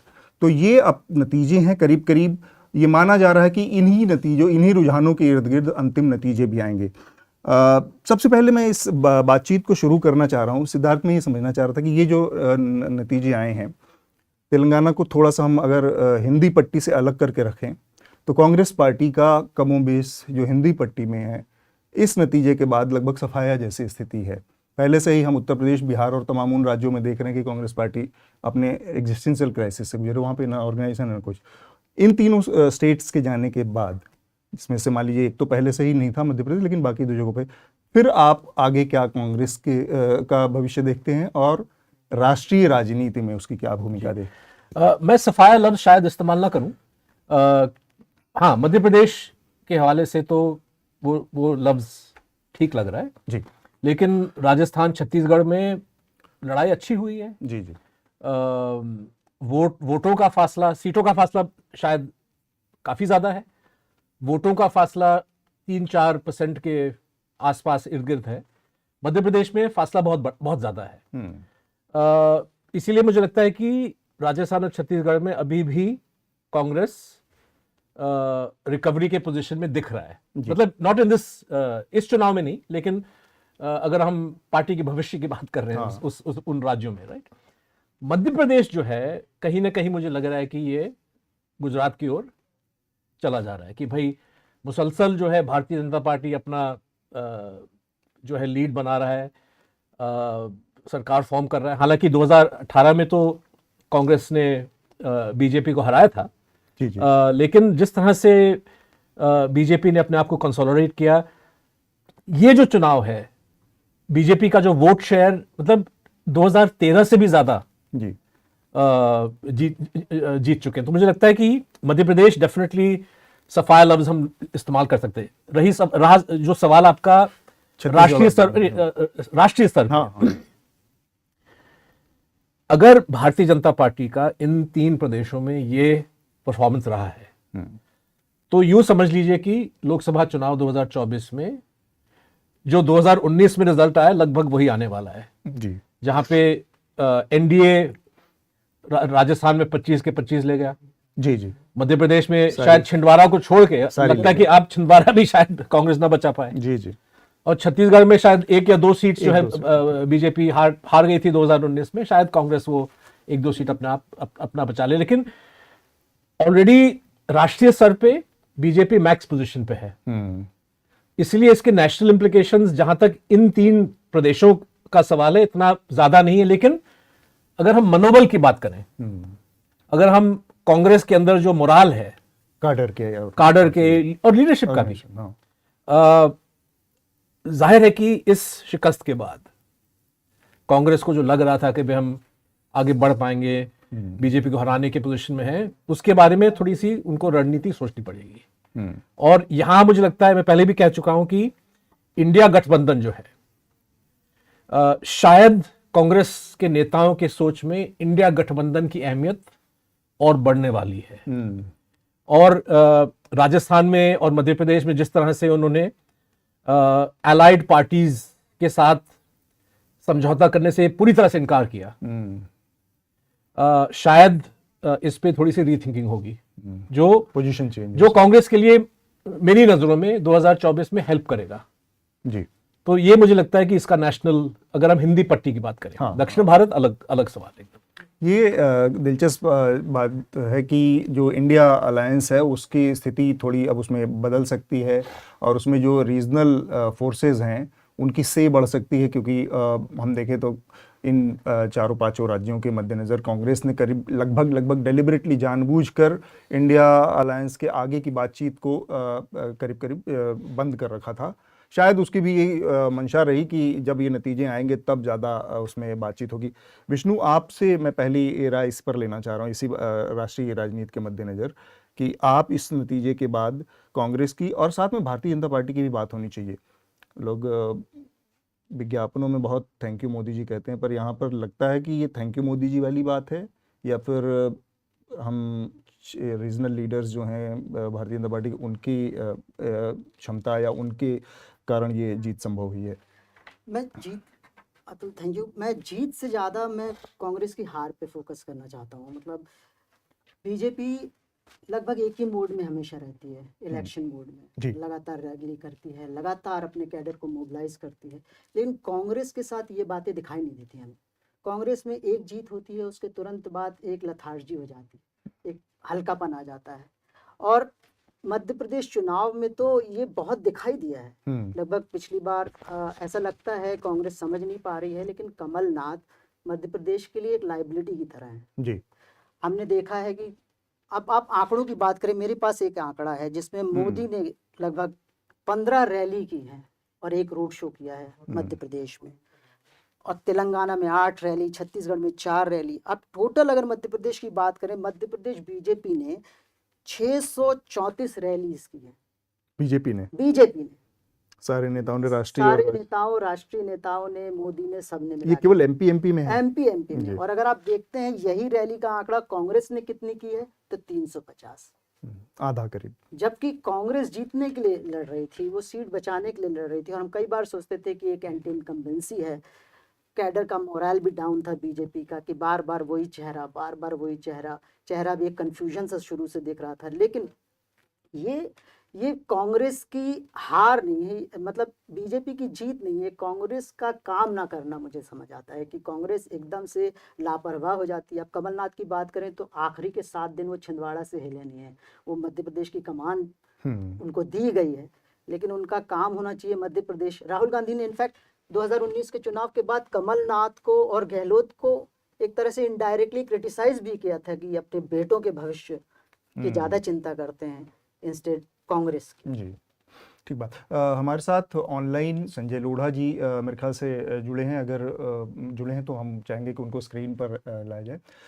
नमस्कार संजय जी। राजस्थान के नतीजों पर मैं सबसे पहले चाहूँगा कि आप हमें थोड़ा सा समझाएं, क्योंकि राजस्थान को लेकर भी ये बात कही जा रही थी जो एग्जिट पोल्स के मुताबिक कि कांग्रेस को वहाँ पर एज है। और साथ में वहाँ पर जब हम लोग थे तो उनकी जो वेलफेयर स्कीम्स थी अशोक गहलोत की, वो भी काफ़ी उनकी चर्चा थी और उसको लेकर बड़ी बड़ी बातें कही जाती। बहुत सारे लाभार्थी भी थे, उसके गाँव में तमाम लोग मिले। तो ये नतीजे उससे अलग दिख रहे हैं। इसको आप कैसे परिभाषित कर पाएंगे हमारे लिए? नमस्ते अतुल जी, वापस आपसे बातचीत हो रही है, अच्छा लग रहा है कुछ दिनों बाद। और आज जब हम पहले बात कर रहे थे पत्रिका गेट पे जवाहर सर्कल में जयपुर में जी, तब से लेके और आज जब परिणाम हमारे सामने आ रहे हैं तो स्थिति काफी कुछ बदली हुई नजर आ रही है। देखिए, वैसे तो एक स्थापित जो समझ है राजस्थान की राजनीति की, तो ये परिणाम उस स्थापित समझ को और मजबूत कर रहे हैं कि एक प्रकार का ऑसिलेशन है या रिवॉल्विंग डोर पॉलिटिक्स राजस्थान के अंदर है कि 5 साल कांग्रेस की सरकार और 5 साल बीजेपी की सरकार, तो उससे तो कोई इनकार किया ही नहीं जा सकता। नतीजे बहुत स्पष्ट हैं। एक बहुत ही हैंडसम विक्ट्री बीजेपी की हमें देखने को मिल रही है। शायद 115 प्लस कुछ सीट्स होंगी और कांग्रेस के पास शायद 76 के आसपास सीट्स होंगी। मैं सिद्धार्थ की बात से पूर्णतः इत्तेफाक रखता हूं कि मतलब अंग्रेजी में कहें तो Congress has been defeated but not disgraced. जो पहले 2003 या 2013 में हुआ, जब 50 के आसपास तक कांग्रेस या 22 के आसपास तक कांग्रेस सिमट गई थी, आज वो स्थिति हाल फिलहाल नहीं लग रही है। आधी काउंटिंग से ज्यादा हो चुके हैं, अब शायद 7-8 राउंड्स बचे हैं, लेकिन मुझे लगता है कि वो स्थिति कांग्रेस की नहीं होने वाली है। तो एक तो ये अंतर मुझे साफ नजर आ रहा है कि हाँ, रिवॉल्विंग डोर कंटिन्यू कर रहा है, लेकिन रिवॉल्विंग डोर में भी कांग्रेस ने अपनी स्थिति को उतना कमजोर नहीं होने दिया है जितना कि वो पहले हुई थी। अब यहाँ पे सवाल यह उठता है कि जो पूरा पिछले 2-2.5 महीनों का जो इलेक्शन कैंपेनिंग हुई, प्रधानमंत्री की सभाएं इत्यादि, जैसा अभी हमारे मध्य प्रदेश के साथी बता रहे थे विष्णु जी, तो राजस्थान में भी नरेंद्र मोदी जी के 14 मीटिंग्स हुई, 2 रोड शोज हुए, ये सारी चीजें हुई थी। अमित शाह बहुत बार आए, दूसरे सेंट्रल मिनिस्टर्स आए, 3 राज्य के मुख्यमंत्री असम के, यूपी के और महाराष्ट्र के लगातार राजस्थान के दौरे कर रहे थे। तो उसका प्रभाव, उससे इनकार नहीं किया जा सकता, उसका प्रभाव शर्तिया इस चुनाव के ऊपर कुछ इलाकों में पड़ा है। लेकिन मैं साथ ही साथ एक काउंटर आर्ग्यूमेंट जो हमेशा मैं देता रहा हूं कि यदि हम 2019 के लोकसभा चुनावों के बाद के विधानसभा चुनाव देखते हैं उत्तर पश्चिम भारत में या दक्षिण भारत में भी, जहां इसी लीडरशिप को रीजनल लीडरशिप की जगह प्रोजेक्ट किया गया था, वहां पे लोकसभा 2019 की तुलना में विधानसभा चुनावों में सब जगह बीजेपी के वोट परसेंटेज कम हुए हैं। तो हम ये नहीं कह सकते हैं कि this victory of BJP in all these 3 states could be singularly attributed to the projection of Narendra Modi as the principal towering leader, which he is definitely.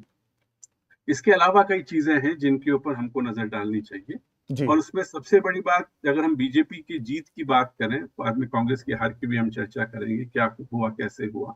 तो जो माइक्रो मैनेजमेंट वाली जो बात है और जिस प्रकार का ऑर्गेनाइजेशनल नेटवर्क बीजेपी का आरएसएस के मार्फत है या दूसरे जो संगठन हैं, चाहे वो बजरंग दल हो या वीएचपी हो, राजस्थान के अंदर हम लगातार ये महसूस करते रहे कि सोशल मीडिया के ऊपर लगभग 38,000 ग्रुप्स बीजेपी के द्वारा अलग अलग तरीके से बनाए गए हैं। तो जिस तरीके से युवाओं को इन ग्रुप्स के माध्यम से कैप्चर किया गया है, वो एक बहुत इंपॉर्टेंट फैक्टर है।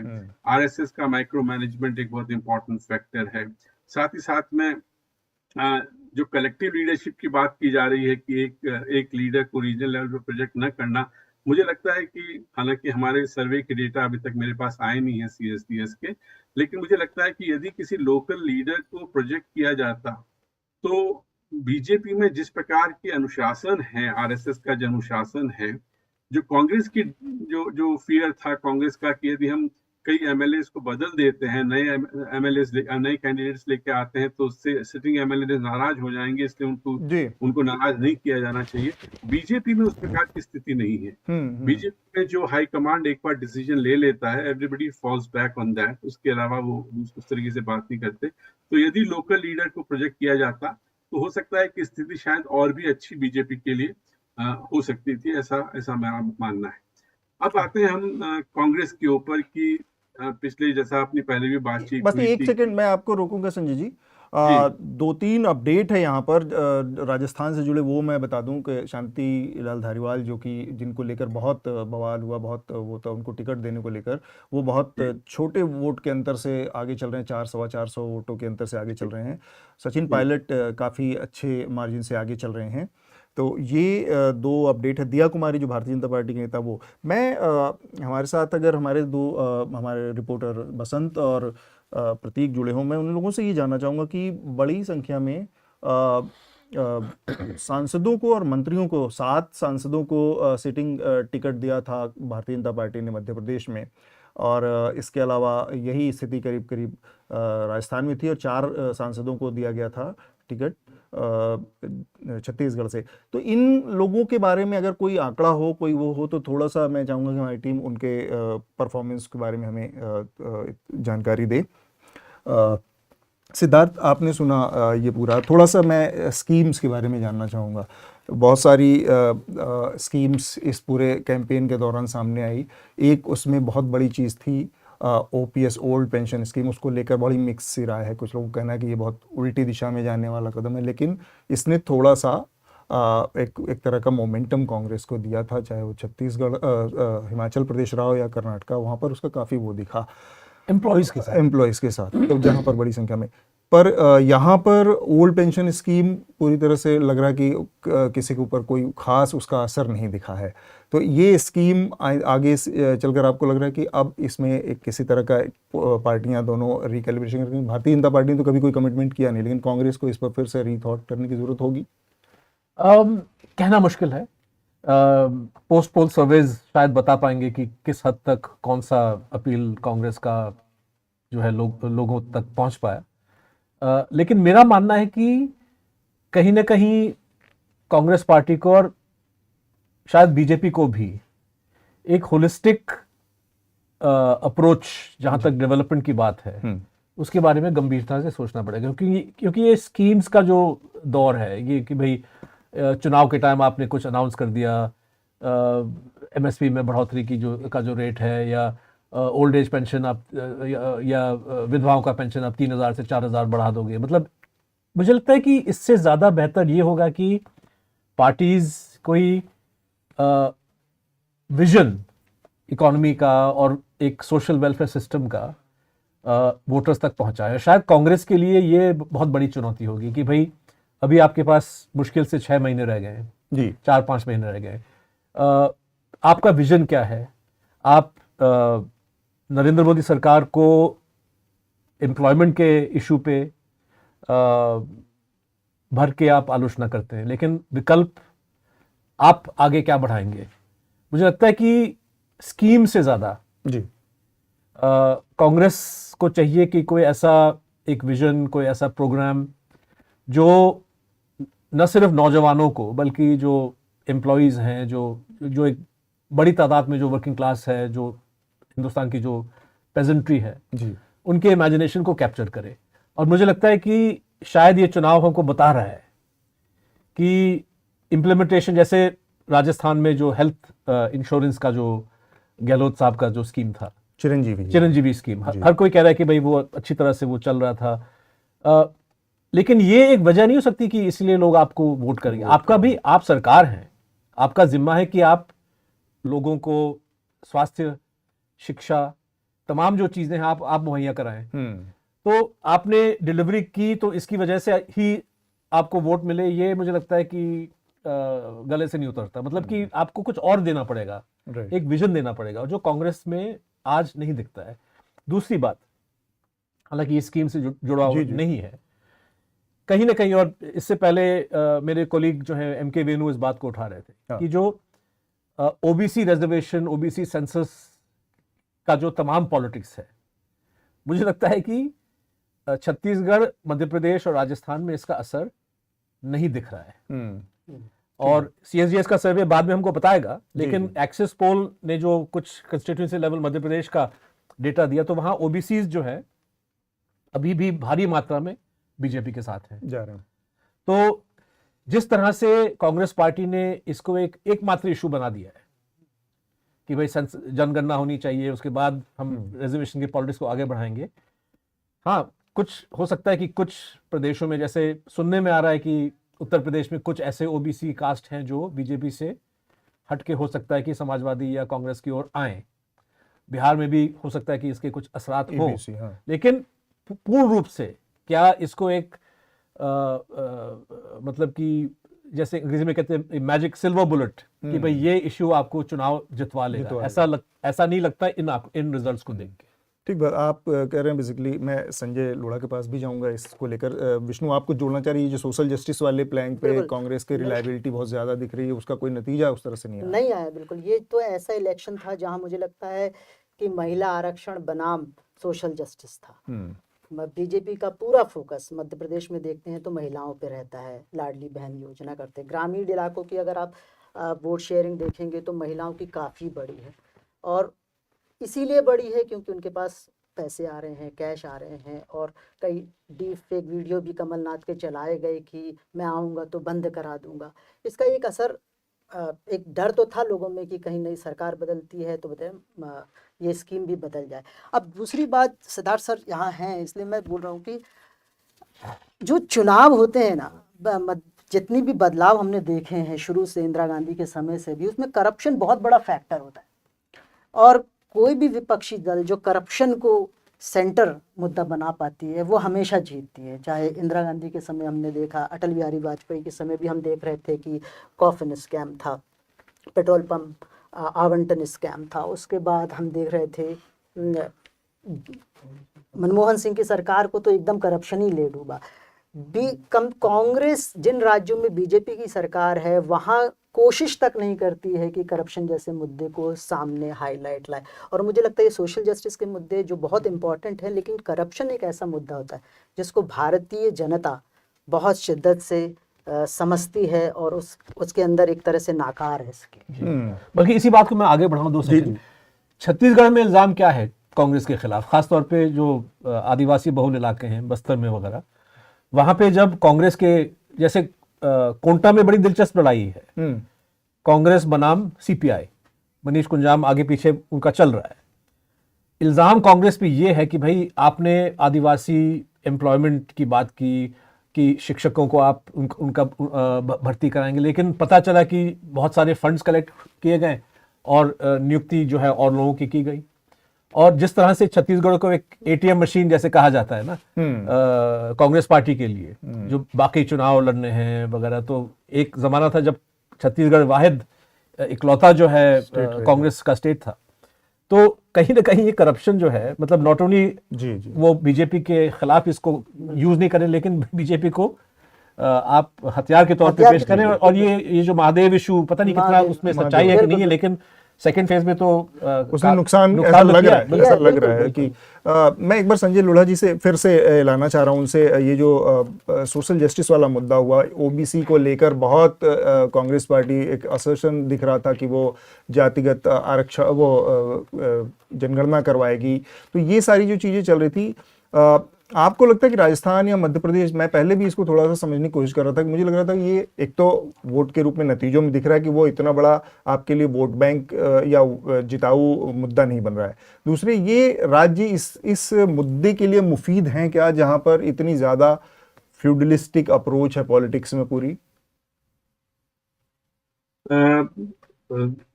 अतुल जी, जैसा अभी सिद्धार्थ ने मेंशन किया था सीएसडीएस के बारे में, तो ये वाला जो सेंसस का कास्ट सेंसस वाला इश्यू है, उसको लेके हमने जो प्री पोल सर्वे किया था नवंबर के प्रारंभ में, तो हमारी जो फाइंडिंग्स हैं बहुत ही स्पष्ट हैं कि यदि आप दो चीज़ों को मतदाता के सामने रखते हैं, एक तो है कास्ट सेंसस का मुद्दा और दूसरा है 3-4 मुद्दे जैसे हिंदू राष्ट्रवाद की बात है या कन्हैया मर्डर की बात है या गौ वध या इस तरह के इश्यूज की बात है, तो कास्ट वाले सेंसस को लेके कुछ लगभग 40% मतदाताओं ने जरूर कहा कि हाँ ये इम्पोर्टेंट एक इश्यू है, लेकिन जब हम दूसरे सेट के इश्यूज पर आते हैं तो वहाँ लगभग 2/3 से लेके 3/4 हमारे उत्तरदाता ऐसे थे जिन्होंने कहा कि हाँ ये हमारे लिए, हम इन आधारों पर वोट देंगे।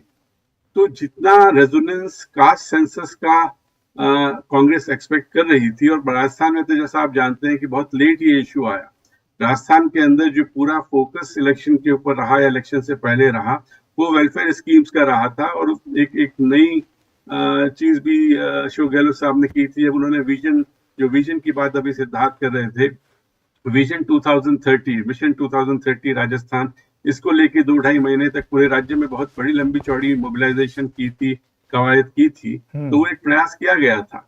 तो मुझे नहीं लगता कि राजस्थान के अंदर, यद्यपि एक एनालिसिस जो राजस्थान के चुनावों की हम हमेशा करते आए हैं कि कास्ट एक बहुत इंपॉर्टेंट फैक्टर है राजस्थान की राजनीति में, पर साथ ही साथ में यदि राजस्थान की सोशल डेमोग्राफी को आप देखें तो स्पष्ट है कि लगभग 45% मतदाता राजस्थान के अंदर ओबीसी के हैं और 9% मुस्लिम हैं, लगभग 17% एससी हैं, 13% एसटी हैं और 20 से 22% जो अगड़ी जातियां हैं।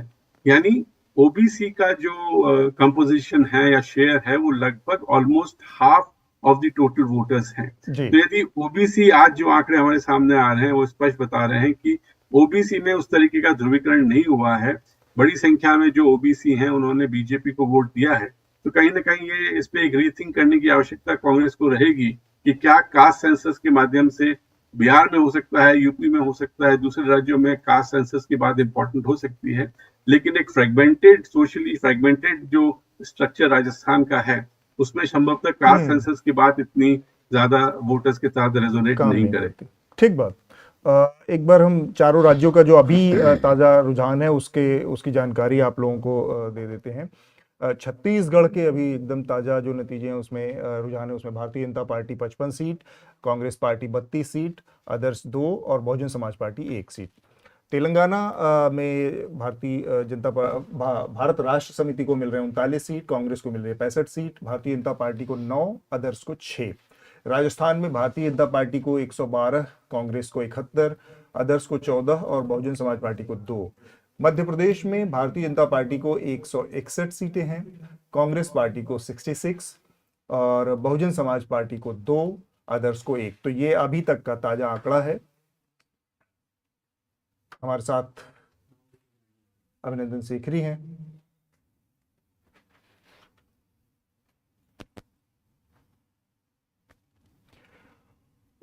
ओके, तो हमारे साथ बसंत और तबस्सुम भी हैं। मैं उन दोनों लोगों को चाहूँगा कि आप एक बार स्क्रीन पर लाएं। मैं छत्तीसगढ़ के नज़रिए से एक बार बसंत से समझना चाह रहा हूँ कि जब 2 फेज़ में हुए, पहला जो 7 नवंबर का था और फिर 17 नवंबर का, इस बीच में क्या चेंज हुआ, क्या बदलाव आया, उसको मैं थोड़ा सा समझाएं। जो नतीजे अब आ रहे हैं और जो वहाँ पर रहकर आपने देखा, बसंत, क्या चेंज हो गए, बदलाव, क्यों इतना अंतर दिख रहा है नतीजों में?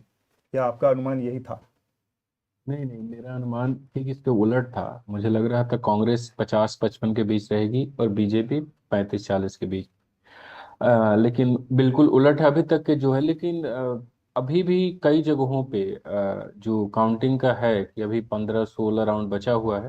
तो मुझे एक जर्नलिस्ट बता रहे थे कि छत्तीसगढ़ का चुनाव एकदम रात तक खिंचता है, तो अभी देखना होगा। आपने पहले एक सवाल बोला था कि छत्तीसगढ़ में जो सांसद चुनाव लड़ रहे हैं उनकी क्या स्थिति है। तो दो मैं जल्दी जल्दी में दो का ही निकाल पाया। दीपक बैज जो कांग्रेस के स्टेट प्रेसिडेंट है, और चित्रकोट जो बस्तर का एक इलाका है वहां से वो विधानसभा का चुनाव लड़ रहे हैं। वो लगभग 4000 वोटों से पीछे चल रहे हैं। अभी तक वहाँ 18 राउंड की काउंटिंग होनी है, 10 राउंड की काउंटिंग हो चुकी है। और विनायक गोयल हैं जो बीजेपी के हैं, वो 4000 वोटों से आगे चल रहे हैं। वहीं पाटन जहां से मुख्यमंत्री खुद कैंडिडेट हैं भूपेश बघेल, और उनके सामने है विजय बघेल जो सांसद हैं, वो बघेल से लगभग 5500 वोटों से पीछे चल रहे हैं। और वहां भी 18 राउंड की काउंटिंग होनी है, 9 राउंड की काउंटिंग हुई है। और सबसे इंटरेस्टिंग है, पाटन से ही अमित जोगी चुनाव लड़े थे, अजीत जोगी के बेटे, उनको महज 2371 वोट अभी तक मिले हैं। तो ये है, तो अभी तक ये स्थिति है। और जहां तक तब मैं लोगों से बात करता था, किसानों से बात करता था, तो मुझे लग रहा था कि कांग्रेस की स्थिति मजबूत है। लेकिन कुछ साइन मिले थे जो मुझे लगा था कि ये अच्छा संकेत नहीं है किसी भी पार्टी के लिए। जैसे मैं अंबिकापुर गया हुआ था, और अंबिकापुर से टीएस बाबा जो उप मुख्यमंत्री बनाए गए आखिरी दिनों में, वो कैंडिडेट है अंबिकापुर में। और मैं सोचा उनके घर गया, वो थे नहीं, तो मैं सोचा कांग्रेस दफ्तर जाके थोड़ा देखते हैं क्या माहौल है। शाम के 6:30 बज रहे थे और अंबिकापुर में कांग्रेस का दफ्तर पे ताला लगा हुआ था। और चुनाव के 5 दिन पहले की बात है, मैं 10-11 तारीख की बात कर रहा हूँ, 10 तारीख की, 9-10 की।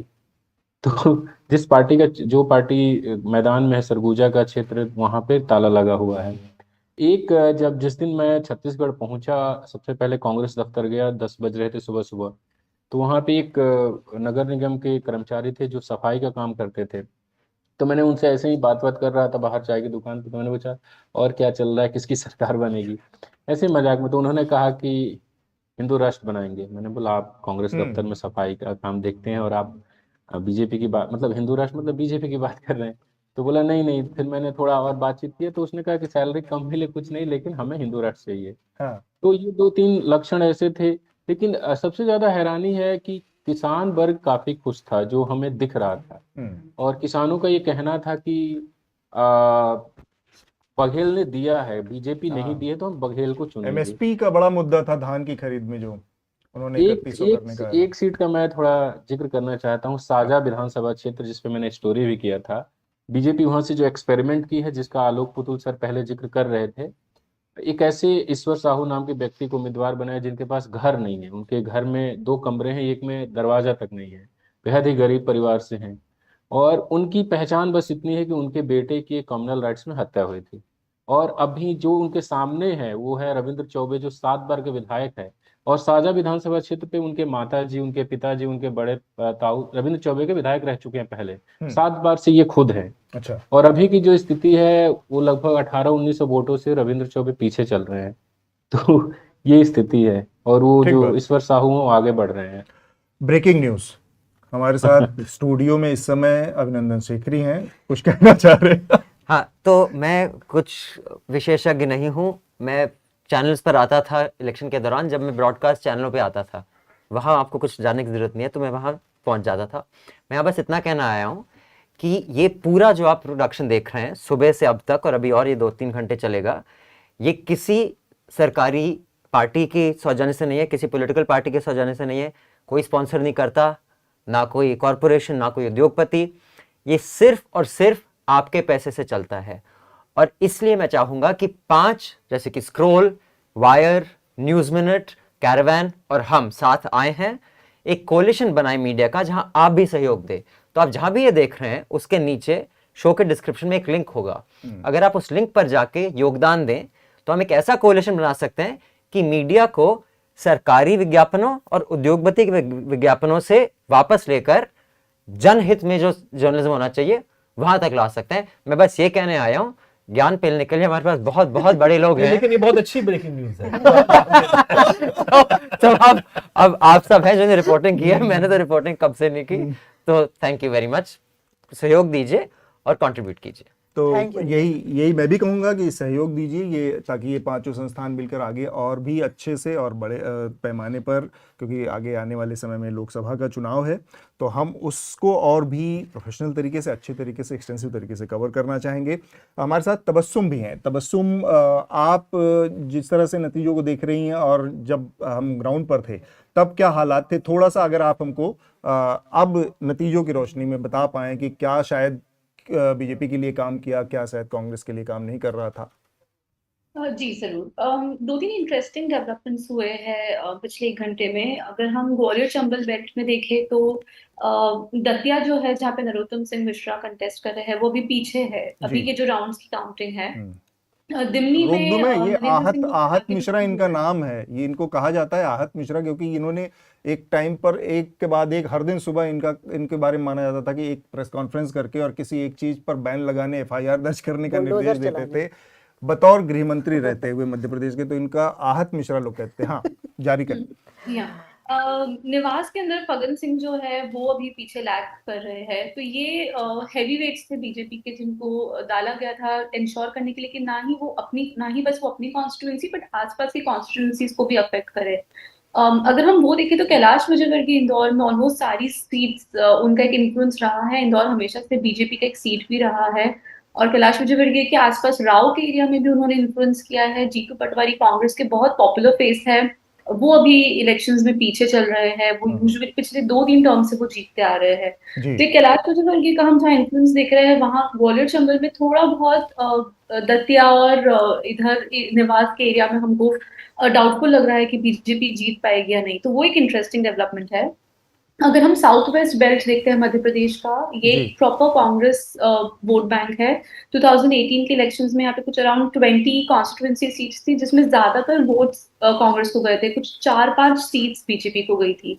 अगर हम अभी देखते हैं लेटेस्ट ट्रेंड्स, तो हमको ये दिख रहा है कि यहाँ पे बीजेपी ऑलमोस्ट 50% सीट्स पे लीड कर रही है। ये ह्यूज डेवलपमेंट है। दिस शोज कि जो कांग्रेस के लॉयल वोटर्स है वो लोग शिफ्ट हुए हैं टुवर्ड्स बीजेपी। और इस एरिया में माइग्रेशन बहुत ज्यादा होता है। यहाँ पर लाडली बहना का इम्पैक्ट दिख रहा है बहुत ज्यादा। जब मैं इस एरिया में टूर भी की थी तभी मुझे लोगों ने बोला था कि जो हमारे अकाउंट में पैसा देगा हम उसको वोट देंगे। तो कहीं ना कहीं एक फाइनेंशियल पे आउट्स वाला जो स्कीम है वो मध्य प्रदेश के लिए वर्क करता है, वो हम देख रहे हैं। 2018 में देखा हमने, हम अभी फिर से देख रहे हैं।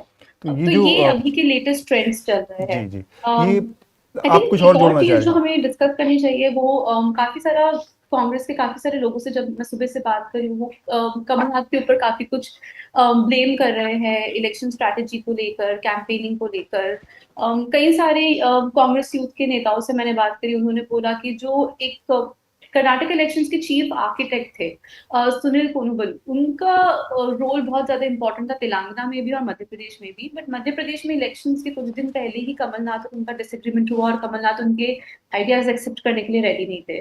तो एक वो जो आइसोलेटेड वे ऑफ वर्किंग है वो कमलनाथ का इस बार इस इलेक्शंस में दिखा है और उसकी वजह से आई थिंक कांग्रेस को एक बहुत बड़ा हिट हुआ है। तो अभी तक इतना हमारे सामने है। ये बिल्कुल आपकी बात ठीक है। वहाँ पर जब हम लोग मध्य प्रदेश में काम कर रहे थे तो बहुत सारे कांग्रेस के नेताओं और कार्यकर्ताओं में ये बात थी कि एक कमलनाथ एक किस्म की पैरेलल कांग्रेस यहाँ पर चला रहे हैं। और वो कई घटनाएं हुई, जैसे समाजवादी पार्टी के अखिलेश के साथ जो तू में हुई, या इंडिया अलायंस को लेकर, या भोपाल में जो वहाँ पर इंडिया अलायंस की सभा होने वाली थी, पब्लिक रैली, उसको दरकिनार करना।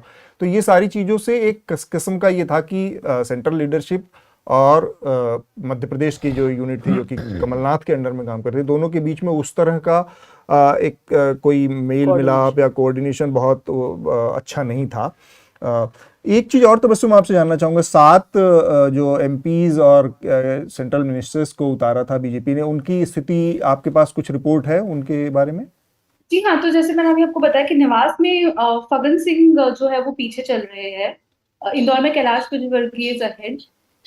दतिया के अंदर नरोत्तम मिश्रा उनका थोड़ा वो चल रहा है पीछे, वो उनके चांसेस थोड़े डिफिकल्ट लग रहे हैं। दिमनी में नरेंद्र सिंह तोमर अभी फिलहाल लीड कर रहे हैं, लेकिन आधे घंटे पहले पिछले राउंड में वो पीछे चल रहे थे। तो उनका रविंद्र तोमर के साथ कंटेस्ट है दिमनी में। रविंद्र तोमर भी बहुत स्ट्रॉन्ग कैंडिडेट है कांग्रेस के, उन्होंने काफी प्रचार वगैरह किया है। ये कुछ हैवी वेट्स है, प्रहलाद पटेल इज लीडिंग, वो आगे चल रहे हैं। और अगर हम दूसरे की प्लेयर्स का देखें तो जैसे रघुगढ़ में जयवर्धन हुए, वो अभी आगे चल रहे हैं। झाबुआ के अंदर विक्रांत भूरिया पीछे चल रहे हैं। विक्रांत भूरिया कांग्रेस के युवा नेता के स्टेट हेड है।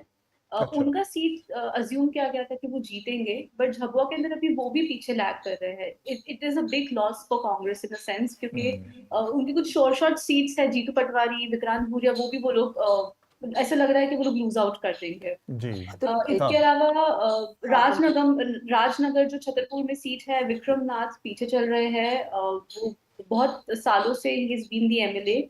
नरसिंहपुर में जैसे मैंने आपको बताया प्रहलाद पटेल लीड में है। शिवपुरी में बीजेपी लीड कर रही है। छिंदवाड़ा में कमलनाथ लीड कर रहे हैं। ग्वालियर में प्रद्युमन सिंह तोमर लीड कर रहे हैं। ये सिंधिया फैक्शन के साथ स्विच किए थे बीजेपी में। अराउंड 18 एमएलए सिंधिया के साथ स्विच किए थे, जिनको टिकट्स मिली है इस बार इलेक्शंस की बीजेपी की तरफ से, और ज्यादातर उसमें से जो है वो लोग लीड कर रहे हैं अभी अपनी ज्यादातर चुनाव अपनी सीट जीत रहे हैं। मतलब आप कुछ तबस्सुम से पूछ सकते हैं कि जबलपुर पश्चिम का क्या हाल है, क्योंकि वहां पर कई बार के सांसद राकेश सिंह को बीजेपी ने उतारा था, पूर्व वित्त मंत्री तरुण भानोट के खिलाफ।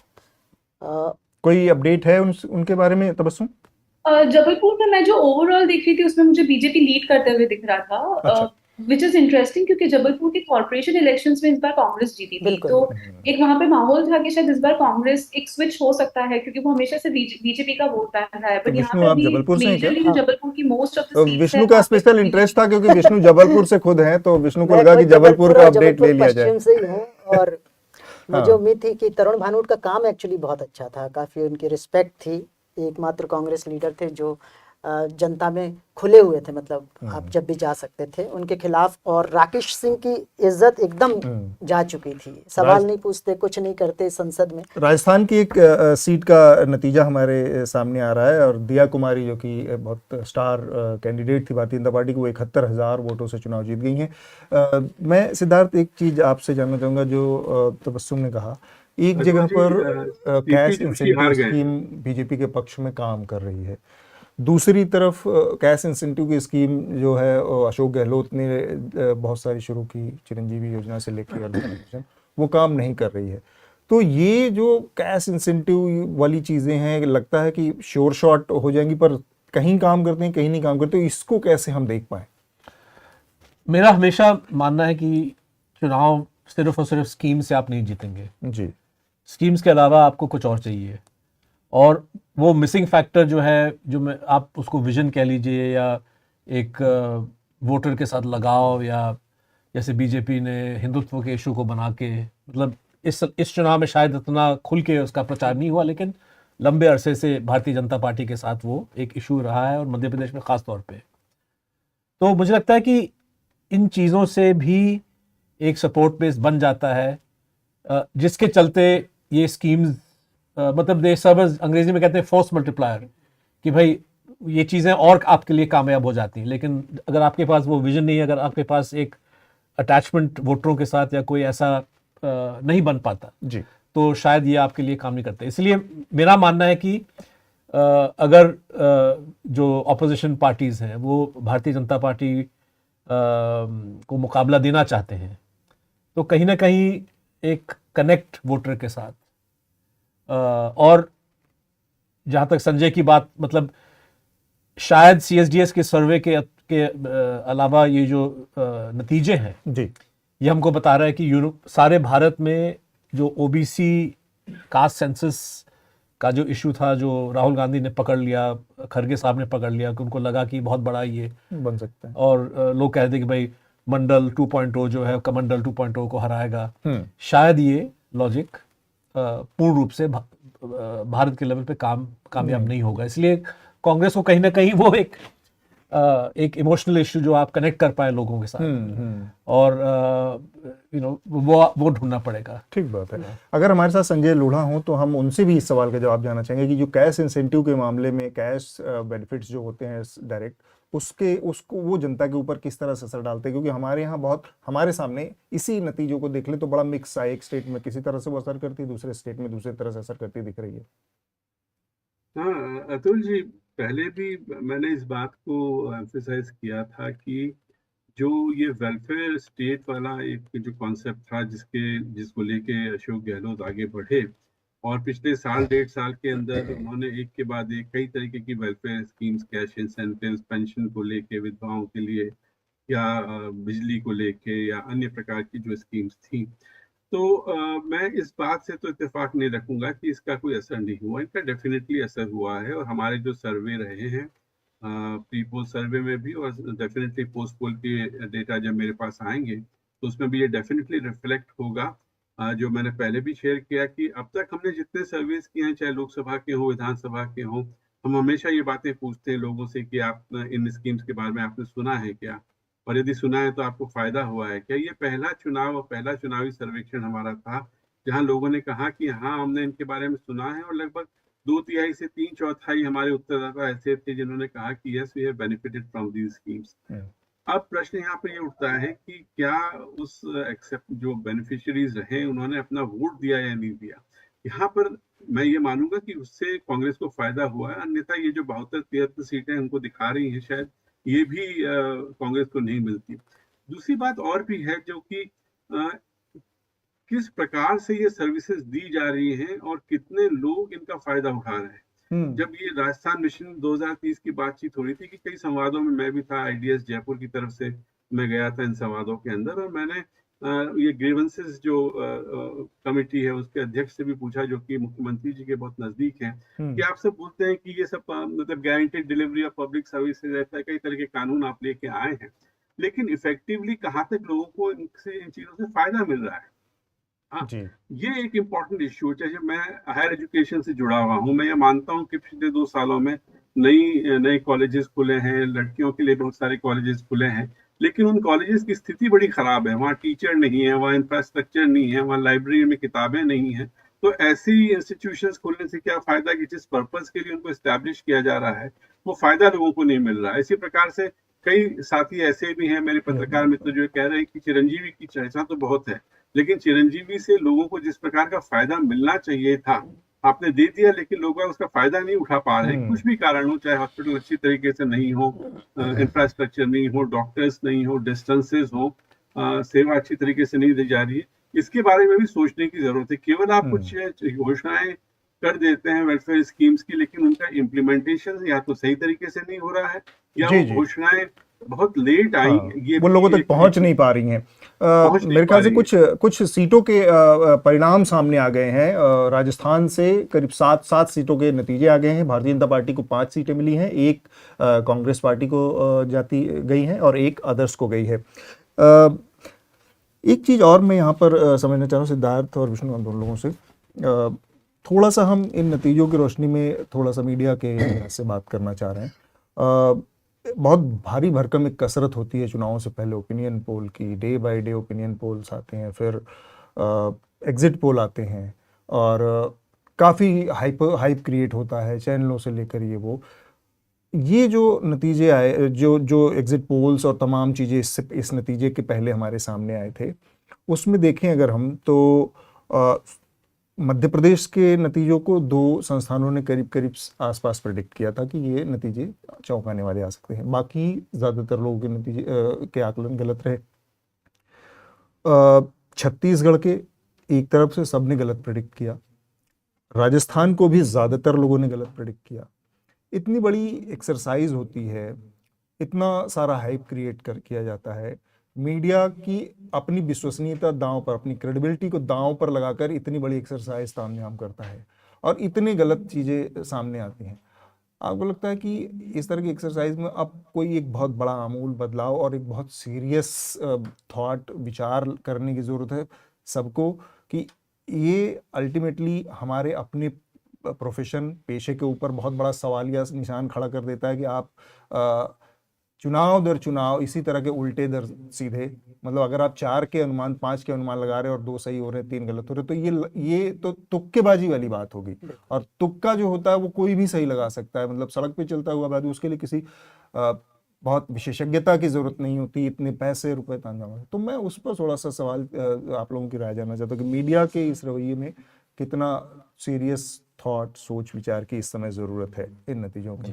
अगर मैं पहले बिल्कुल देखिए, जो सर्वेक्षण होता है प्री पोल, पोस्ट पोल, एग्जिट पोल वगैरह, ये एक साइंस है और इसको एक साइंस की तरह देखना पड़ेगा। जहां मार्जिन वोट शेयर का, क्योंकि at the end of the day सर्वेक्षण करने वाला वोट शेयर को पकड़ने की कोशिश कर रहा है, जहां फासला बहुत ज्यादा है, जैसे मध्य प्रदेश में तकरीबन 9% गैप है। यू वुड एक्सपेक्ट कि जो सर्वेयर्स हैं वो 9% गैप को पकड़ लेंगे, सैंपल छोटा भी हो लेकिन वो सैंपल जो है पकड़ा जाएगा जी और ये डिफरेंस पकड़ा जाएगा। जहां गैप कम है, जैसे छत्तीसगढ़ और राजस्थान में गैप शायद 2-3-4% है भारतीय जनता पार्टी और कांग्रेस के बीच में। अगर आपका सैंपल बड़ा है तो आप उसको पकड़ लेंगे, उसको कैच कर लेंगे। अगर आपका सैंपल छोटा है तो जाहिर है कि आप इसको रिकॉग्नाइज नहीं करोगे। मुझे लगता है कि बहुत सारे ऐसे सर्वेज मीडिया इदारे कर रहे हैं या करवा रहे हैं एक कम से कम मिनिमम बजट पे, जहां पे सैंपल साइज 20,000-30,000 लोगों का होना चाहिए, शायद वो 4,000-5,000 का कर रहे हैं। ये भी मेरा अनुमान है, क्योंकि अनफॉर्चुनेटली इनमें से बहुत कम ऐसे सर्वेक्षण एजेंसीज हैं जो अपना मेथोडोलॉजी जो है वो डिस्क्लोज करते हैं कि भाई किस डेट पे कितने लोगों को कांटेक्ट किया गया, कैसे कैसे सवाल पूछे गए। सीएसडीएस डिस्क्लोज करता है, इसलिए सीएसडीएस जो है एक तरह से पोस्ट पोल एनालिसिस का गोल्ड स्टैंडर्ड माना जाता है। जी। बहुत सारे ऐसे पॉलिटिकल पार्टीज हैं जो सीएसडीएस के सर्वेक्षण को एक आधार बनाते हैं कि भाई चुनाव के नतीजों को समझने के लिए। जी। तो मैं समझता हूं कि मीडिया हाउसेस जो सर्वे करना चाहते हैं, हम जैसे हम लोग 4-5 कैरावान, स्क्रॉल, वायर और न्यूज मिनट और न्यूज लॉन्ड्री हम लोग इकट्ठे हुए, जी। हमारे बीच में भी सवाल उठा कि क्या हम कोई ऐसा पोल कमीशन करें कि ना करें। और सवाल सीधा बजट का है, क्योंकि आप 2 लाख में भी कर सकते हैं लेकिन उसका कोई फायदा नहीं है। पैसे खर्च करके आप कर सकते हैं और उसके सही निकलने के चांसेस ज्यादा है, लेकिन जाहिर है कि 5 इंडिपेंडेंट पोर्टल्स के आने के बावजूद भी उतना बजट हमारे पास नहीं होगा। लेकिन दूसरी बात कि जो रिपोर्टर ग्राउंड पे जाता है, इस पे भी कहीं ना कहीं एक गिरहवान के अंदर झांक के देखना पड़ेगा, क्योंकि बहुत कम ऐसे रिपोर्टर्स हैं, बल्कि ज्यादातर रिपोर्टर्स ने मध्य प्रदेश, अगर 3 हफ्ते पहले आप रिपोर्टर से बात करें जो राजस्थान गए हैं, छत्तीसगढ़ गए हैं, मध्य प्रदेश गए हैं, बहुत सारे ऐसे रिपोर्टर्स थे जो कह रहे हैं कि भाई इन 3 में से कांग्रेस की जीत मध्य प्रदेश में तय है। बिल्कुल।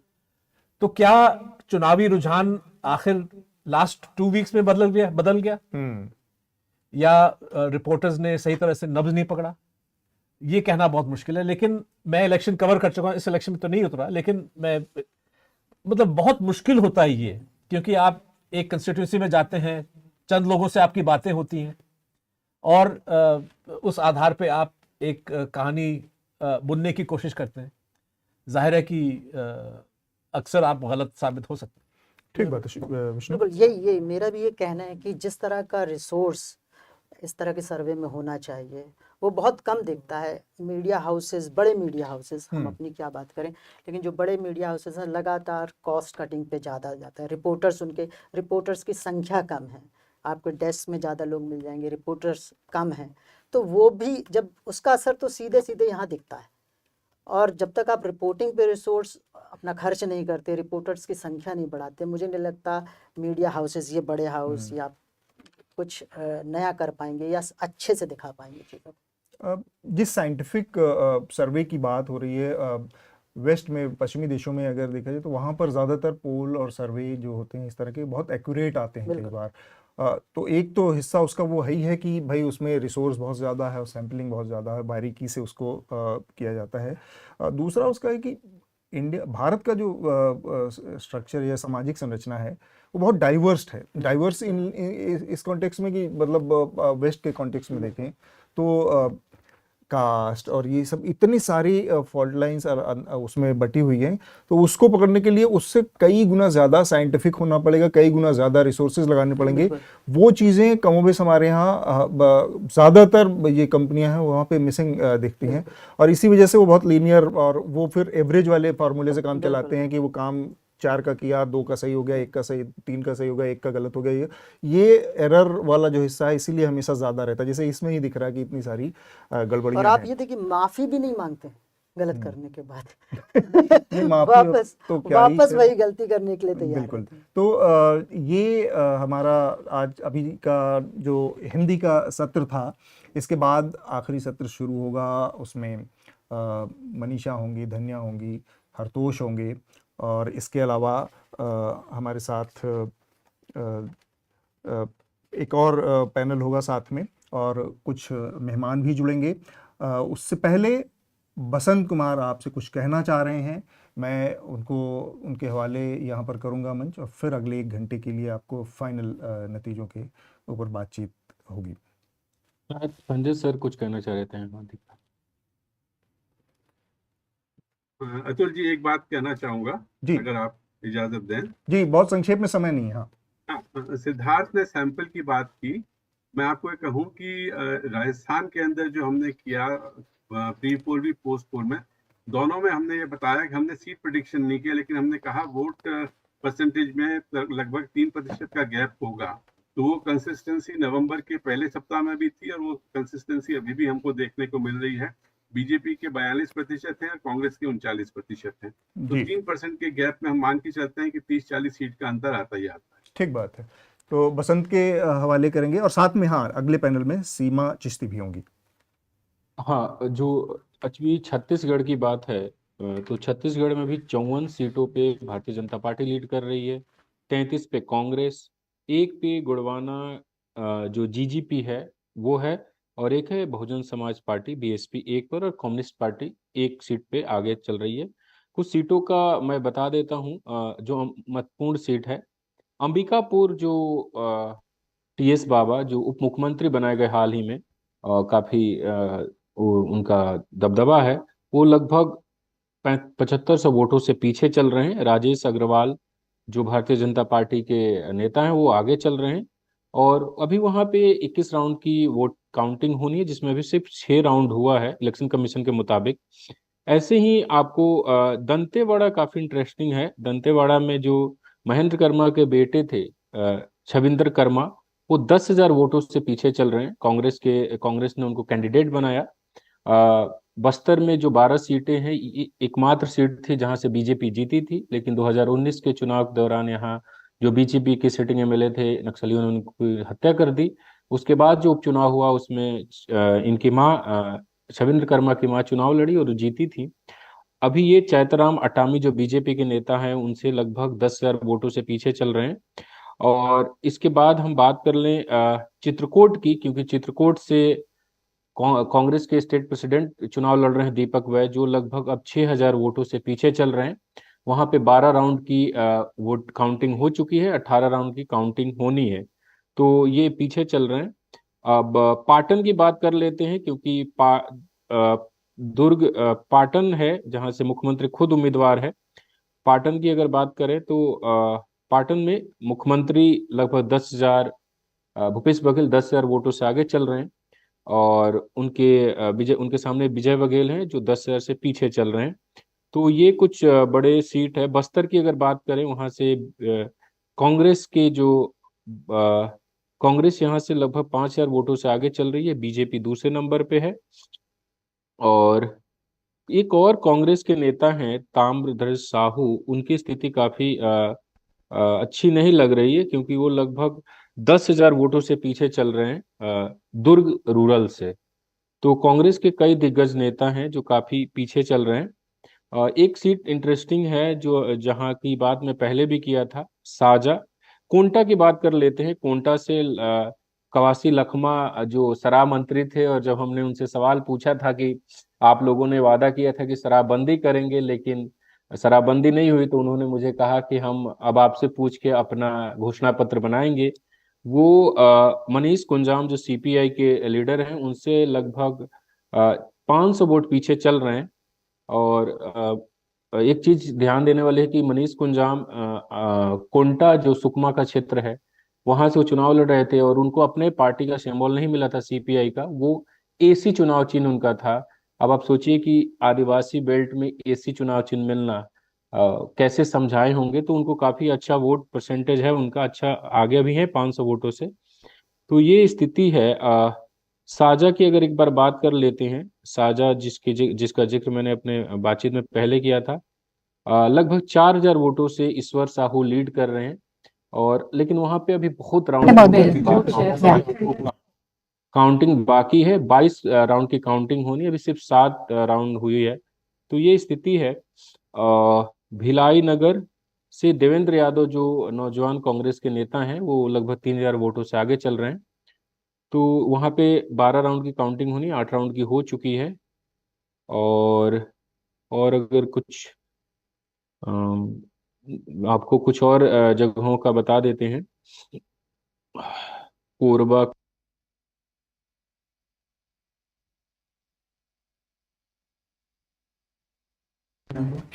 राजनांदगांव जहां से रमन सिंह खुद मैदान में, वो काफी आगे चल रहे हैं, 30,000 वोटों से आगे।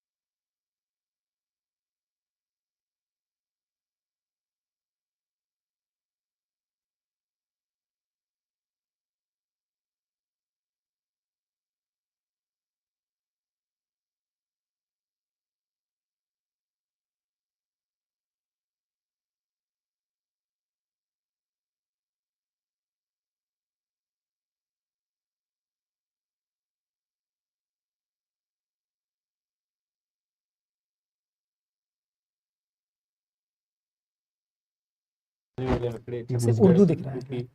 Thank you, Basant. You want to finish that? सबसे ज़्यादा चौंकाने वाले आंकड़े. Is he still on air? He's left. Okay, Basant has left. Welcome back. Actually, don't have to say welcome back because we've been on for about 8 hours now. But I am back after the morning slot, and I've been noticing a lot of you are typing moe on the YouTube comments, and I was wondering ये क्या चीज़ है moe.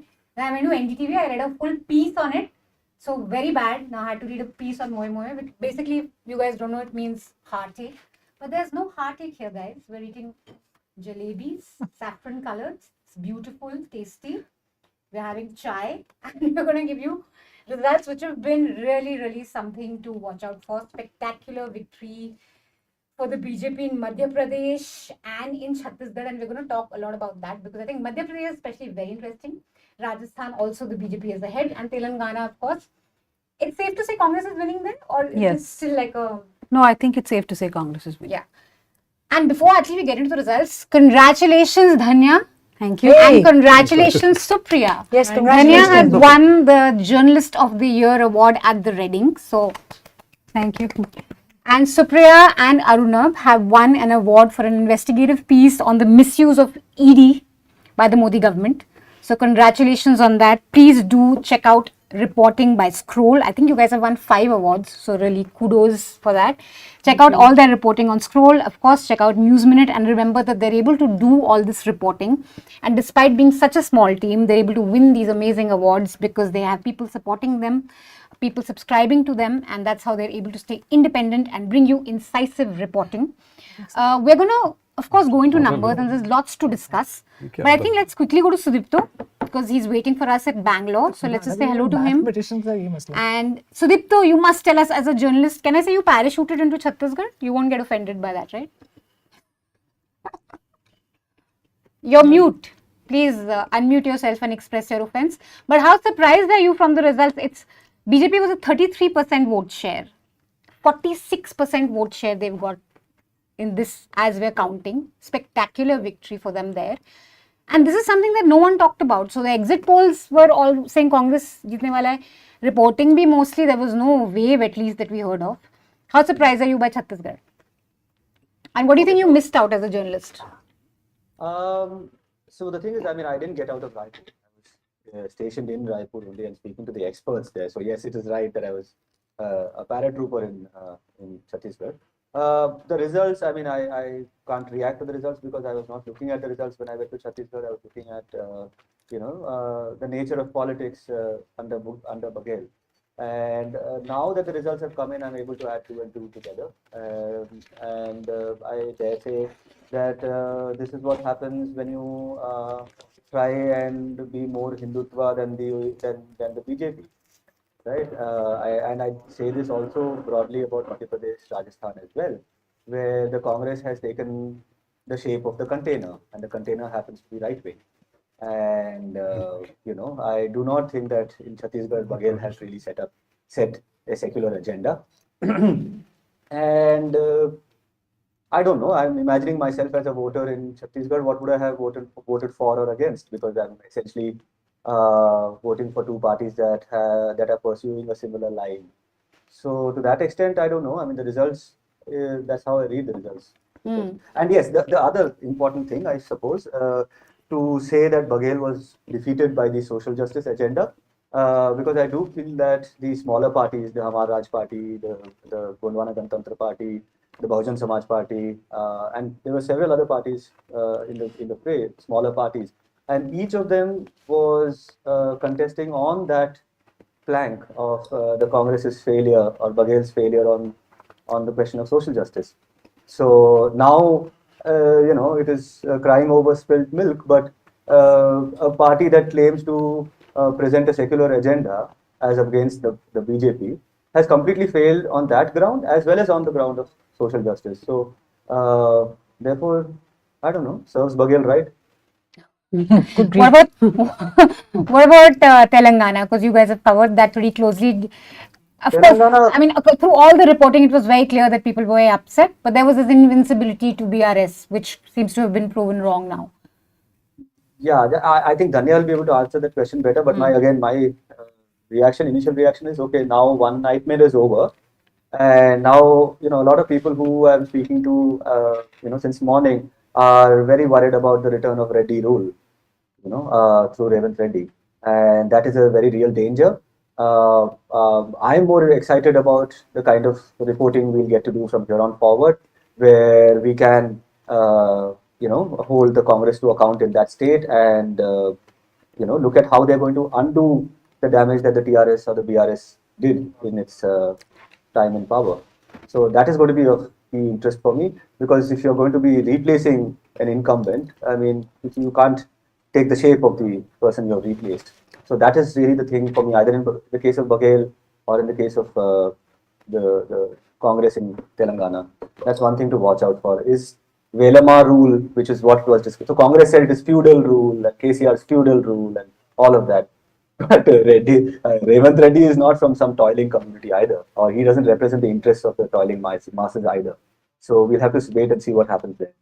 Great. Thank you so much for joining us. We also have Ajoy from The Wire who's going to join us. Is he here with us? Hey, Ajoy. So, initial reactions to the results, and I think we can talk about this a little bit with the others also, that there is this urge to just, talk about Hindutva with the results now, even though when we started these elections, analysis, we talk about how welfare played a scheme, but it seems like BJP is a party that has a little bit of something for everyone. आपको हिंदुत्व चाहिए आप हिंदुत्व ले लो, आपको welfare चाहिए आप welfare ले लो, आपको nationalism चाहिए आप नेशनलिज्म ले लो. So do you see that reflecting in the results a little bit for everyone, and that's what and there's essentially no difference between the welfare promises that were being offered by both parties. Manisha, the whole campaign kind of suggested that it was competitive welfareism between both the parties, and all of us knew that BJP, as organizationally and kind of the election machine that it has, it was always very strong on the ground. But what kind of this whole kind of the Chhattisgarh for me was actually a surprise that Baghel was losing, as Sudeep Stover also said. But I was looking more granularly at the Chhattisgarh result. What the BJP has done here, BJP has cornered most of the votes which went to other parties last time. Congress is hovering around. Congress lost 2% vote share, but we can say that more or less they got the same number, same number of votes, a little here and there. But what BJP has done, that it shot up from almost 33% to 46%, cornering most of the Jogi Congress's votes, the GGP and BSP's votes, and that is what is kind of pulling BJP much ahead of the Congress, and that is how it has done. And it played like very the micromanagement that it did in Chhattisgarh also. It gave almost 20 to 25 seats in the to Sahu community, and all the Sahu dominated seats, they seem to be kind of sweeping there. So these are the kind of small tricks that the BJP does in every election, and but kind of very sorry to say, but the Congress seems to be getting have gotten really complacent in Chhattisgarh, thinking that there's no opposition. But this is how the BJP micromanages election, and it could not. And Congress should have thought about how these smaller parties would perform, and how and it's for example, the Jogi Congress got around 8% votes in 2018, and this time it is getting only around 1.5%. So most of the votes seems to be going to the BJP. And similarly, a large chunk of scheduled caste and Adivasi votes which went to the Gondwana Ganatantra Party and the Bahujan Samaj Party alliance, has also played a spoiler for the Congress. And similarly, in Madhya Pradesh also, if you see all the adjoining regions of Uttar Pradesh, the BSP seems to be doing its overall, its vote share is only 2%, but in those, if you see the contested vote shares, all the constituencies around in Bundelkhand or in Baghelkhand, which is kind of abutting Uttar Pradesh, BSP has played a spoiler for the Congress in huge number of areas. But these are like small tricks. I feel the Congress, because of all the poll surveys that projected a win for the Congress in Madhya Pradesh and Chhattisgarh, they seem to have gotten very complacent. And while in Madhya Pradesh they seem to be getting almost the same number of votes, what the BJP has done, they have pushed the base vote share to a much higher kind of base. So in Madhya Pradesh, BJP is getting almost 48% votes, which makes makes it really difficult for the Congress to defeat it. And similarly, what used to be in earlier elections in Chhattisgarh, the winner would get around 39 or 40% votes, but the BJP this time seem to be getting 46%. So it's a daunting task for the Congress in 2024 to defeat the BJP, which seems to be always pushing the vote share base higher up. We saw that how BJP earlier for example, in Uttar Pradesh, Akhilesh Yadav won more than 200 seats in just 28% votes. But BJP seems to be now is getting 45% votes. So it's a daunting task for all opposition parties, which is not getting any incremental votes. And when so we're going to come back to you with that, because right when we started the show, we said that we're not going to talk about Lok Sabha or draw any conclusions. But here we are. I'm just saying that the base with this increasing bipolarity in elections, the base for the vote share basis is actually getting higher and higher, and that completely changes the game in any election, be it Lok Sabha or be it assembly elections. And I thought if Congress would have done much better had it not gotten complacent.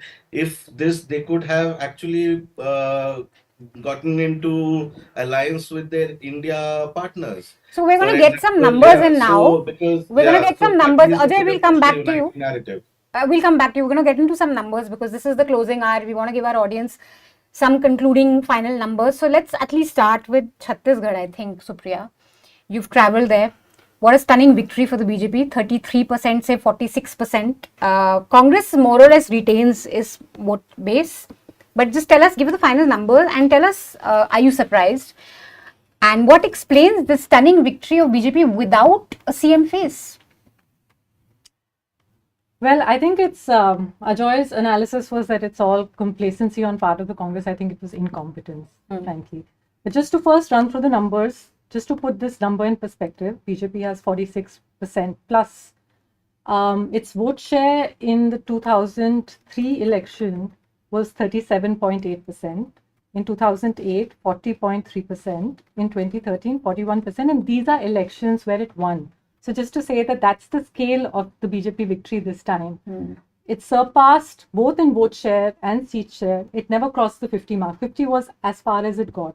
And if these trends sustain, then it's currently at 54. So of course, it's like there's still several rounds of counting to go, but the vote share tells us what has happened. And it isn't just a case of the BJP being successful at taking away the votes of others. It was pretty evident that after Ajit Jogi's death, the Jogi Congress is not going to do very well. BSP is holding on to its vote share. I think there's more that's happened. The Congress has actually dropped even in vote share. It's not only like dropping seats. And again, if you look at the map of Chhattisgarh, what also becomes clear is that, there are regions where the Congress has been wiped out. And these are the two Adivasi majority regions in Chhattisgarh. Ambikapur or Sarguja division up north and Bastar, both of which had decisively voted for Congress in the last election. And this time, the Congress is absolutely not there. It's in a few places in Bastar, but it's all of North is saffron right now. And that's why I say there's incompetence, because to lose votes in these two regions, which had, clearly, reposed faith within 5 years that these regions are decisively rejecting the government, is because the Congress did not live up to the promises that it had made here. And even for all the talk about the paddy bonus and how that had created this, everyone was reading it in a way that this is all that Congress has to do to get votes in the plains. But I think, as was pointed out, that in all the Sahu-dominated constituencies, the Congress is currently trailing. So all the talk that Bhupesh Baghel is like the new OBC face of Congress, again, much was being missed in that. The Bhupesh Baghel government, those familiar with Chhattisgarh could see, had really not shown any vision in these past 5 years. Other than giving a higher paddy price to farmers, there was absolutely nothing in terms of governance that it had Which to the show. BJP was willing to match. So there was Yes, no, which if they thought that they could ride to power again on a paddy promise, they were completely outdone by BJP, because again BJP matched that. So it cannot just be used for one thing. If Congress thinks that that's what's going to, while on all other fronts it's kind of failing, and it's politically failing to craft a response. If Bhupesh Baghel thinks that that the Congress can play the Hindutva card and get ahead of BJP, clearly this shows that can't happen. You can't build like this Ram Mangaman Path and say that Ram is everyone's. You're introducing Ram to areas that people are not even familiar with. And look at the attacks on Christians. In fact, I was looking at Narayanpur constituency, which is a constituency in Bastar. This is a place where we've seen some of the worst anti-Christian violence in recent times. And there again, Congress is trailing. Now, that's where it's sort of, to me, this constituency is interesting because,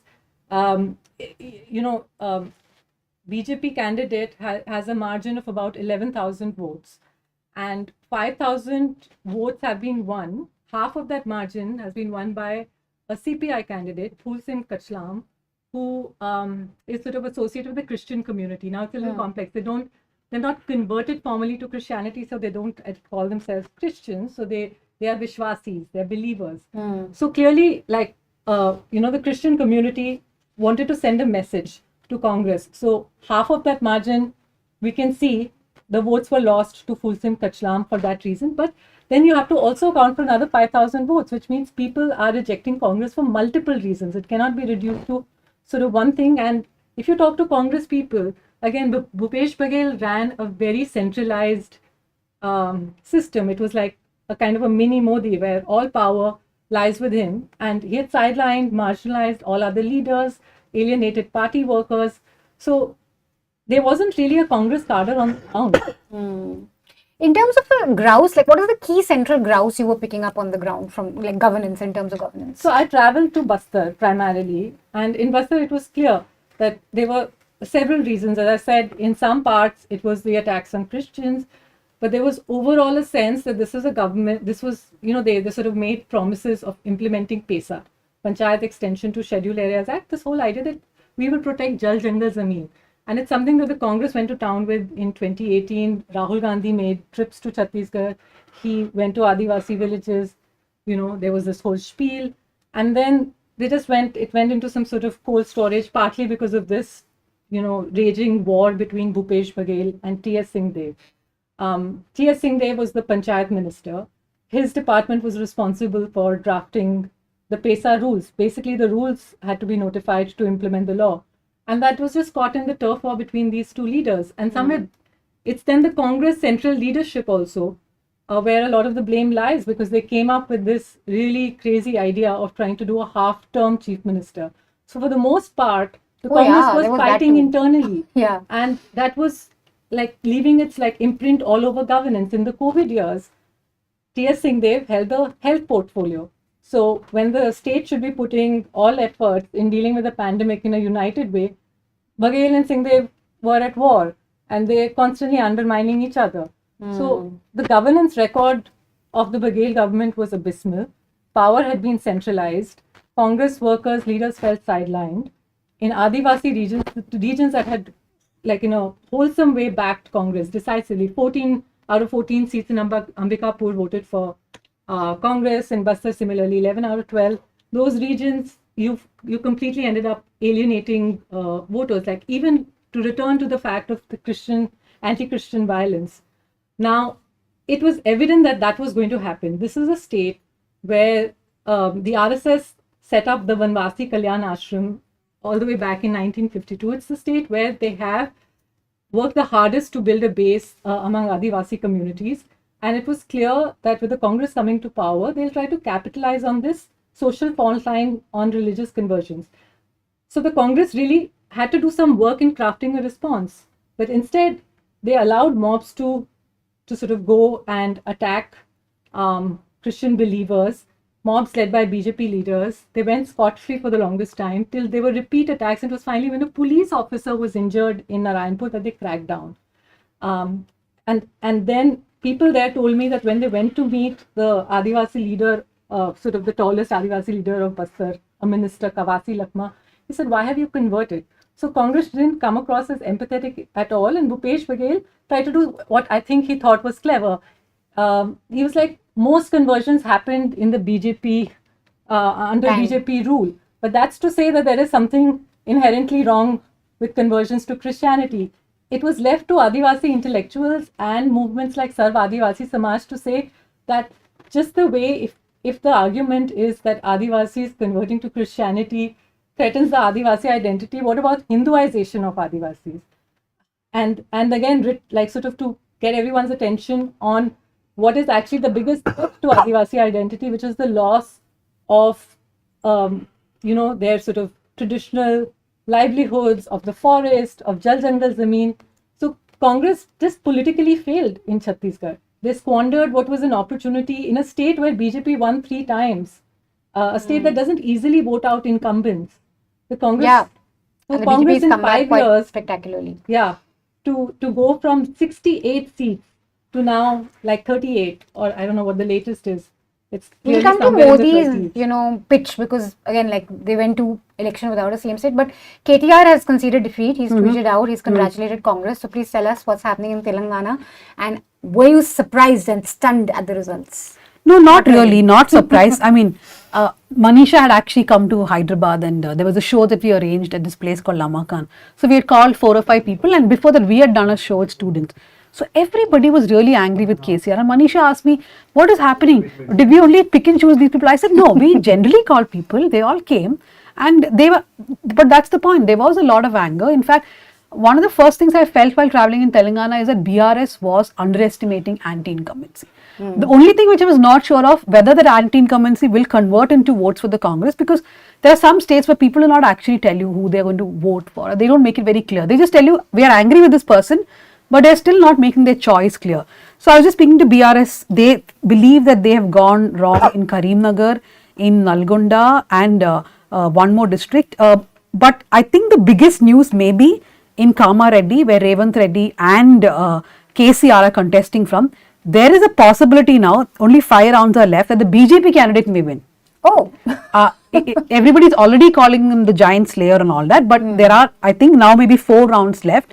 But if this Venkat Reddy does win from Kamareddy, that will be the story of Telangana. And of course, Revanth Reddy, I think all English news channels have already started. Will Bhatti be the new CM or will it be Revanth Reddy? So this will be a double slay. He'll be a double killer candidate, right? If he, And BRS's vote share has gone down from 46 to 37%, and Congress has upped it almost 10%, 28 to 39. And look at the BJP, they've also doubled. They were at 7 last time, and this time they're almost at 14. So in terms of principal grouses against the BRS, corruption, crony, yes, capitalism, all that. I think there's anger against the family. There was there's also this resentment against Hyderabad being the focal point of all development, right?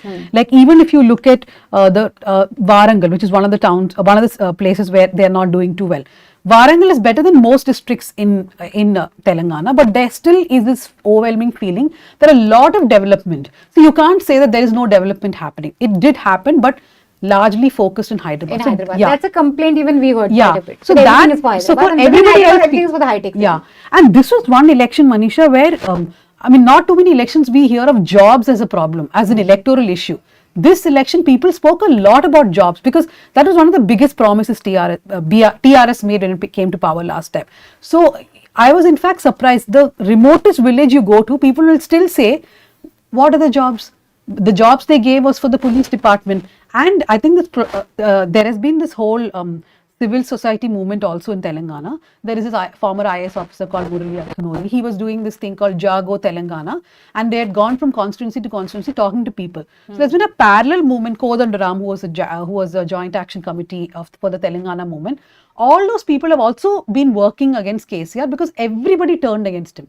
So I think it's a coming together of all those forces plus sentiment that the family is held on for too long, that there is corruption, and though they brought in a lot of schemes, they did not deliver it properly. And the MLA, what the BRS government ended up doing is make the MLA a very powerful entity. Because for any scheme, which is your 2 BHK scheme, Dalit Bandhu, Raita Bandhu, the MLA was deciding who the beneficiary would be. And it was widely known in Telangana that MLAs were taking bribes were taking money. And so there was a lot of resentment due to that also. Great. Hartosh, Madhya Pradesh, I think a lot of journalists are going to be talking about MP for a very long time because no one seemed to have predicted this spectacular 48% vote share for the BJP. In fact, everyone was saying कि Congress का time आ गया है, fatigue है, ये वो, but Shivraj has bounced back, and how? I mean, it's just 48% is just spectacular. So tell us, would you also say that you judged it wrong? Absolutely. And where did we go wrong? Well, one, I was surprised by the result, but I also must say that I am actually quite happy with the results. The loss and the decimation of Kamal Nath is a direct indictment of the central leadership and the kind of focus the Congress has picked for these elections. And the blame goes directly. There is no reason for Kamal Nath to exist but the Gandhis themselves. And we should be clear about that. The man has a pretty despicable record in every which way. And that you should pick this upper caste leader at this time when your messaging is supposed to be about the OBC vote. And after 4 defeats, I think our package, which was in Hindi, ended with whether voters disenchanted with Shivraj Chauhan are disenchanted enough to vote for a tired, aging upper caste leadership. And they clearly were not. Why is the result a surprise? Because I think, and let me, as you said, 48%, 162 seats at the moment, that may change a little. this is higher than 2013 when the BJP was clearly on the up. And this time they were seen as on the back foot. One is the first question, why did we not all see this? That disenchantment was being voiced, was clear on the ground to everybody who went there. Yeah. As Dhanya was saying, did that mean that people voted on that disenchantment? It seems that was not the case. It reminds me of, I think I was telling you the story of when I used to report Punjab. You would go around and I would repeat this in Punjabi because it sounds better, that Yes. that जी vote की चल रहा है की हाल कहंदे जी अकाली बहुत माड़े हैगे इन्होंने कुछ नहीं कीता हैगा झोने दा भाव नहीं दिता हैगा they haven't paid for paddy, they haven't done this, they haven't done that. And you think that there's great resentment against the Akalis. When the vote is over, you go ask them कित्थे vote पाया जी ਅਸੀਂ ਤੇ vote ਪੰਥ ਲਈ ਪਾਇਆ ਹੈ ਜੀ.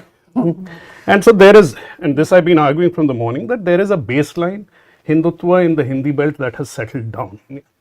And when all things seem to be equal, that is what really counts over everything else. Okay. And all things were equal. They, in terms of a vision or a developmental plank, there was nothing that the Congress had offered that the BJP was not already offering. There probably would be a divide in the gender vote, but going beyond that, if you look at the distribution of how the state has voted at the moment, if you look below the Narmada towards the Gond areas or towards Rajasthan where the Bhils dominate, it does not seem the Congress has done that badly there. It is in the rest of the states, in the intervening areas which has a large OBC population. I think the upper caste vote is in any case a lost vote for the Congress. It's not going to touch it. You can dance, you can strip in temples, you can wear dhotis, you can put tikas. It's not going to make any difference. Don't strip in temples. I mean, strip down to temple Janyu and all you want to display your suddenly Shiv Bhakti, it's not going to help you much. So, if you want to build on a base of at least the Adivasi support in Madhya Pradesh has been oscillating. They've been seeing which party offers what. They are not a steady base for anybody. Unlike the Bhils, where substantial amount of RSS work has happened in the Gond, parties like the Gondwana party have introduced a sense of their own identity, a very strong identity that stands opposed to the BJP. A party that again Kamal Nath tried to break down and disrupt in some senses. So how do you build on some support from the Dalits and the Adivasis? You're not going to get it from the upper caste. You need to build it from the OBCs. Now, you are going to go into an election where you really need OBC support. And who are the figures that your face is Kamal Nath. There's Digvijay backing him up. There is no discourse about what it means to be an OBC from these two people. There is a third candidate, Jitu Patwari, who has been confined to his constituency, put in his place by these two. Rahul Gandhi wanders around talking about the caste census. These are states, unlike Bihar or UP, where you have not seen social justice movements. You have not seen any impact Mandal, you haven't seen a Kashiram, you haven't seen a Mayawati work directly at these places, you haven't seen a Mulayam or a Lalu or a Nitish. How do you message? What does the caste census mean? What does it mean for the OBC there? What is it that you are offering? How are you different? What is your vision? None of that is articulated. And the third is, I think Vishnu or from Caravan in the last discussion had pointed out that the effort on the ground was absent. I think the BJP held twice as many rallies. Yeah, on any some given 600 rallies and Congress was half of that, 300. On any given day, Shivraj was working with twice as much enthusiasm as the tired and aging Kamal Nath, who I think, unless the Gandhis are really losing it, should now be put to bed in terms of his political career. Whether that happens or not, we will find out, because the central leadership is a strange beast. You look at the difference here after 4 elections, you have anti-incumbency on your side and you can't get anywhere. At least when you're driven by a vision like Gehlot, there is a battle in that state. There is at least an identity that you form for yourself. All that Kamal Nath offered was a 100-foot statue of Hanuman, and that the Ram Mandir was built by the Congress.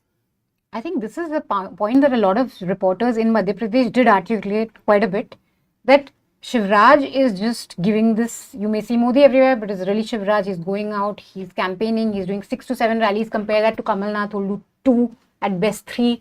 So that fight I mean, BJP always puts up a fight like it's in the opposition, even though it's been in power. And the Congress is like perennial power mode. It's true, it's Shivraj. He was discounted in the beginning. There was this. But do not leave Modi out as a factor. I think there is a huge positive response to Modi. Yeah. It is visible in the Hindi belt in every corner you go to, at every segment you deal with. And how that translates directly into votes, how it helps the BJP is, I think, for pollsters to actually go and examine. Not that they've done a very good job. I mean, there is this whole claim that they've got one MP election right, but the same pollsters got 3 other elections wrong in the other states. So I think you can say that there's a random lottery that's going on and they claim credit on such things. I think at least on Chhattisgarh, all the pollsters got it wrong. I don't think anyone predicted such a victory for the... And, you know, Seema, we were saying before this that we should not link this to Lok Sabha. No, but we have to pick up cues. But I think, at least on Modi as a face, if he can go to 3, states without a very clear CM face, even in Madhya Pradesh, if Raj was diminished, it's pretty clearly Modi's double engine also, or one single engine. So I think, or maybe as somebody remarked, the double engine may well be Mr. Amit Shah. So that may be a different nature of the double engine. But I think we have to, see it for what it is. And clearly the destruction of the double engine seems to have played a role in the whole thing being centrally directed in these states. But of course, I want to just pull back on these 3 states, which the BJP has won. And actually, in all the 4 states that went to the polls, there's been spectacular anti-incumbency except Madhya Pradesh. So looked at from that point of view, also it makes Madhya Pradesh an interesting case to watch out for, because the BRS has been toppled, Baghel has been toppled, and the Ashok Gehlot has been toppled. So there's some things up. There's clearly either it is an underlying economic unrest, a dissatisfaction and anxiety that is clearly visible. There is some degree of turmoil. But these are 65 seats. I mean, if I translate these 3 states minus Telangana into MP seats, it works out to 65, 25 plus 29 plus 11 MPs. Of these, the BJP in 2019 had 61. So these are the areas where the BJP is looking to at least hold its own, even if the opposition gets its act together and does things in 2024 in, say, South India or Bihar or Maharashtra. So in a sense, they are really good to saying that our single engine works in these 65 seats. So I think the big claim that the Congress has, and rightfully so by being the signature opposition party, which is locked in combat with the BJP in these areas where it is maxing, needs to really now think about what is the political campaign, what Supriya said, the spectacular political failures. So, of course, all this is that they didn't try hard enough, and the rallies, which I also think is like a function of resources, how many resources the opposition has at its behest. But I think it's a larger political message that the Congress needs to articulate and sort out. Because there is this whole thing that, if you do a little less, also do a bit of Hindutva, because that's the mode. But then that way you just shift. The overturn window is shifted, and you're also shifting there. So the more that Mr. Baghel does the yatra, or Kamal Nath paints the entire office saffron, the more you're reinforcing the larger messenger. And certainly Mr. Modi is a much better messenger of all of that. So you remind people and say, oh, that is the message, then I'm going to kind of give the gold medal to that person who's going to stand on the podium. So, I mean,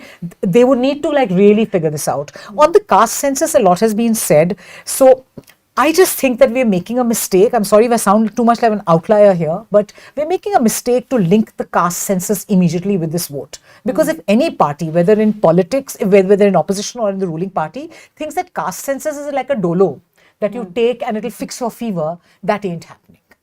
The caste census is a much bigger project. It's a social project with India. It's about the recognition of our social realities, which, if anything, and frankly, even if you do a caste census and the OBCs, they are in the Hindutva frame, okay, they go vote for the BJP, it's okay. It is about recognition, it's about agency, it's about recognizing the idea of India and the position that it's many people who you don't even count or see occupy. So I would like to delink this and say, oh, then the caste census shouldn't work, they should stop talking about the caste census. And I think what Hartosh is saying is that if you introduce like a big medicine, you say, I'm bringing in chemotherapy, you should know how to administer it. So the whole logic, the nuts and bolts of how you use it, if you want to use it politically. Otherwise, if they think that caste census is a quickie that can be administered and we'll win this, and we'll defeat a powerful OBC leader who's going to be up for re-election for the 3rd time in 2024, they are totally delusional. And I think Hartosh's point that basically if you're going to be championing it, at least show it in your own ticket distribution It or has in to your work own through. leadership. It can't be. No, I just want to add something to what Seema said. And in fact, I was mentioning that in the previous panel. Karnataka is a state where Congress did a caste census when Siddaramaiah was last in power. And during this campaign, he and DK Shivkumar, in fact, I personally interviewed DK's where he said that we will bring the caste census. As soon as we are in power, we will release it. It's been so many months. Now, DK has signed a letter along with the Vokkaliga Association Stopping the saying release. that the caste census should not be out. So, at one end, okay, whether it's a chemotherapy or an injection, the Congress doesn't know. But even where it is done, it doesn't want to release it. So what is it that they are actually, so I don't And I think they yeah, even apart thought from this a out. banal kind of census kind of an exercise, even people are confused about कि भाई करना क्या चाह रहे हो? हाँ, अगर है तो वो release क्यों नहीं करते in my Hindi? That's a record you have to, I mean, I think as you had mentioned, in Madhya Pradesh this time you promised PESA. In Chhattisgarh, you had 5 years, you haven't been able to implement it. And it boils down directly to the Singhdeo and the fight between Baghel and him. And you've given a moth-eaten PESA, which doesn't work for anybody on the ground. And you have done nothing about it in Chhattisgarh. The results are not visible. And in fact, people have gone against that. Now you're going promising something you haven't delivered in one place at the other. If you're going to do the same thing with every issue you picked up, it's going to be a problem. You see, this is the question of messaging. What do you pick up? The caste census is important. Of course, it's important. All of us think that it's a hugely important issue. But don't make it a plaything. By making it a plaything, you are doing damage to the idea. It's what you do within Adani. You can't endorse Kamal Nath as a chief ministerial candidate and say, I'm against Adani. Don't joke around with things. You know? No, you can't go to North Chhattisgarh, like Rahul Gandhi goes to North Chhattisgarh and says that, you know, and whatever they're saying nationally about Adani Group, and then allow Adani Group to open mine after mine. Exactly. That's so I think clearly, like, it shows up as blatant hypocrisy, and nobody then has any reason to have any trust in Congress. I think before we wrap up, maybe we can look at two big picture questions. One is, what does this mean for the India alliance? Because abhi Congress is kind of diminished with these elections, especially in the Hindi heartland. What does this mean for the India alliance, especially because before the elections we saw rumblings, Akhilesh Yadav was very unhappy, other alliance partners weren't really ecstatic about the way Congress was behaving. So where is that going? Any guesses? I mean, I honestly won't comment much, just to say that I think Kunal Ghosh of TMC has said TMC should now lead the India alliance. So, okay. So no, I mean the India, picture, as you said, the big picture abhi baki hai, I'm sure. So there's more to go. We have a very exciting and full of women vigor kind of time till March, till the general elections. So there are two things. See, had the Congress done brilliantly, it would hurt India alliance, because the Congress is already on a very, very high horse about leading the India alliance, whether to victory or wherever, but leading the India alliance. So I think in defeat, there may be actually the India alliance may have, as somebody said, this is good for India. That, you know, they may kind of figure out that had they taken what my colleague Ajoy Ashravad said, that in the whole alliance game, in the way votes have gone away, seats gone away, those parties doing well, whether in Chhattisgarh or Rajasthan or Madhya Pradesh, maybe there was ground to go there as a team. Once you'd made so much of a team, you'd set some sort of a political narrative, should have carried that through. And at least naam ke vaste, given tickets, kept Samajwadi Party on side, the other parties on side, and sort of said that you're a team player and not just playing a solo game. I think that would have helped in just smoothening things, even if not on a seat-by-seat basis sort of thing. So I think that is like good for the alliance. I want to just come very briefly to Telangana, which I think is the only silver lining in the Congress story, really. And I think it's like really important to watch out for.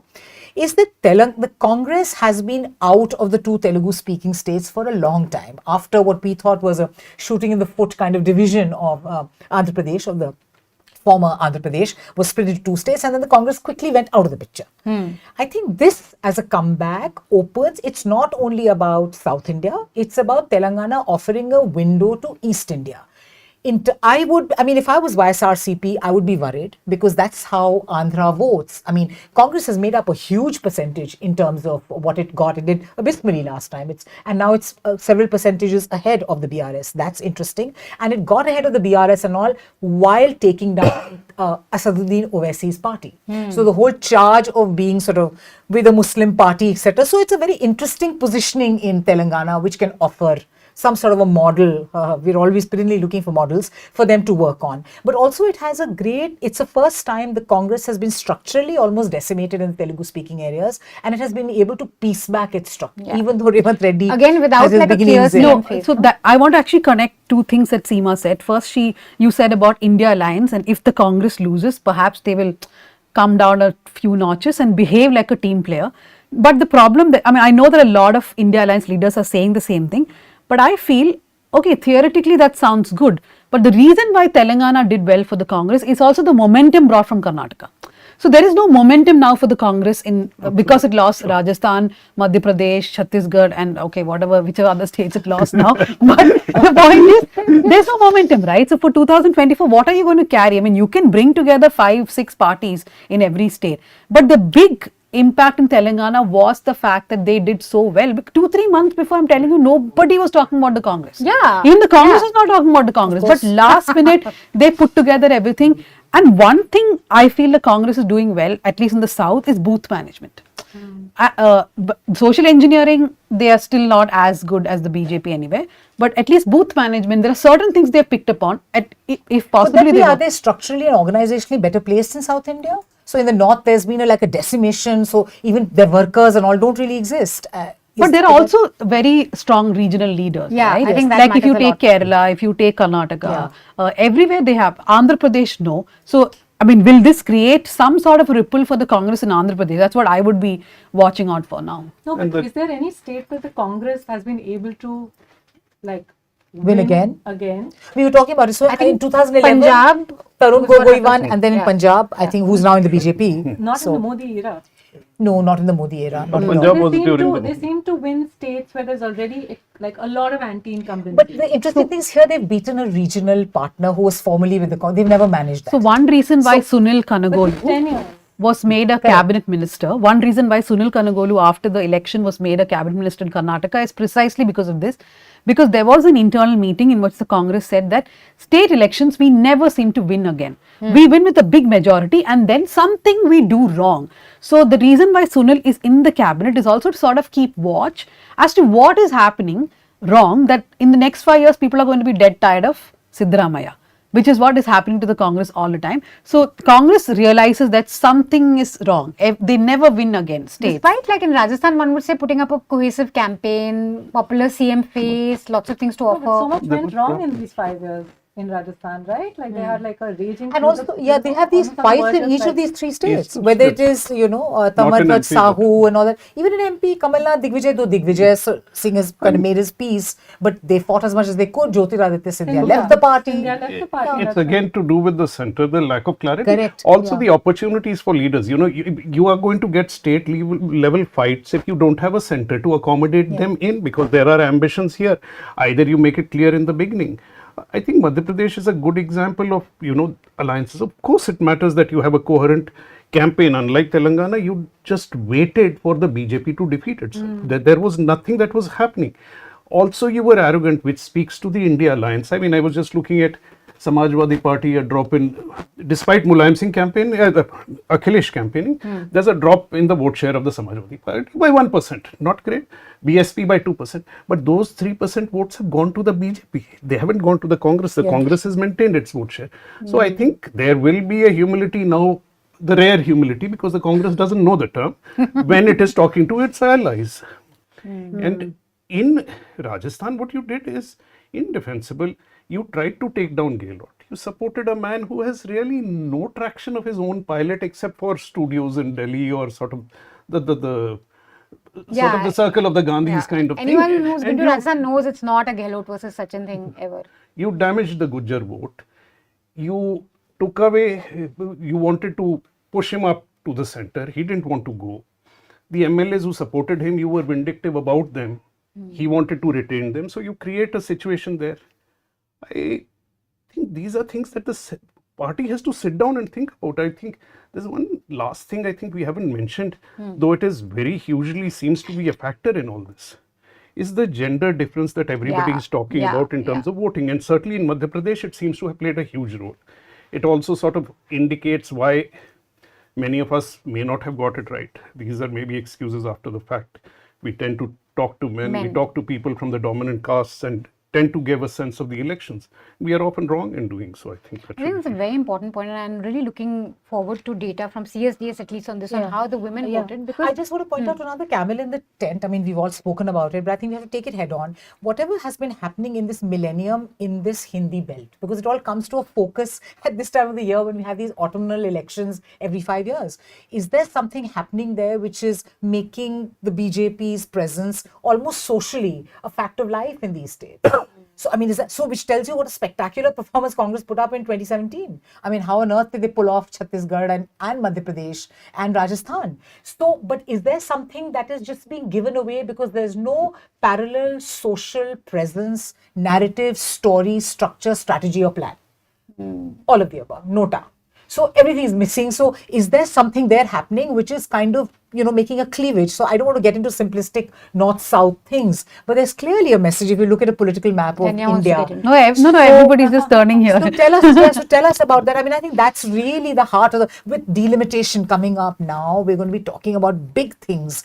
And should there be a continuation of the politics we've had for the past 10 years, what does that portend for India with the north and south sort of cleaving off? Specifically, I mean, and which is the thing I sort of mentioned but the idea of the Panth as a de facto Hindu, is that such a factor in the south? Because now in the Hindi belt, it has become a de facto issue, I think. Okay, so I'm not exactly an optimist when it comes to, the south does not feel the same way at all. I feel that the BJP's efforts to sort of homogenize all Hindus and is slowly working. It may not show any electoral results for them, but they are there everywhere. They are in Tamil Nadu, they are in Kerala, they're working. But there are very other strong movements, right? You look at communism in Kerala, even the Congress, there is Dravidian politics in Tamil Nadu. So these other local forces are basically stopping the BJP and the Sangh. If you simply look at numbers, Kerala has the most number of RSS shakhas in the country, more than Uttar Pradesh. Why hasn't it ever worked out for the BJP? It's not for the lack of numbers or for the number of people who believe in this, but it's electorally they've never worked out a formula. Recently there was a huge controversy where the BJP president said that, so if you go to temples in Tamil Nadu, many of the temples when you come out, there'll be a Periyar statue which will sort of be questioning religion or mocking God.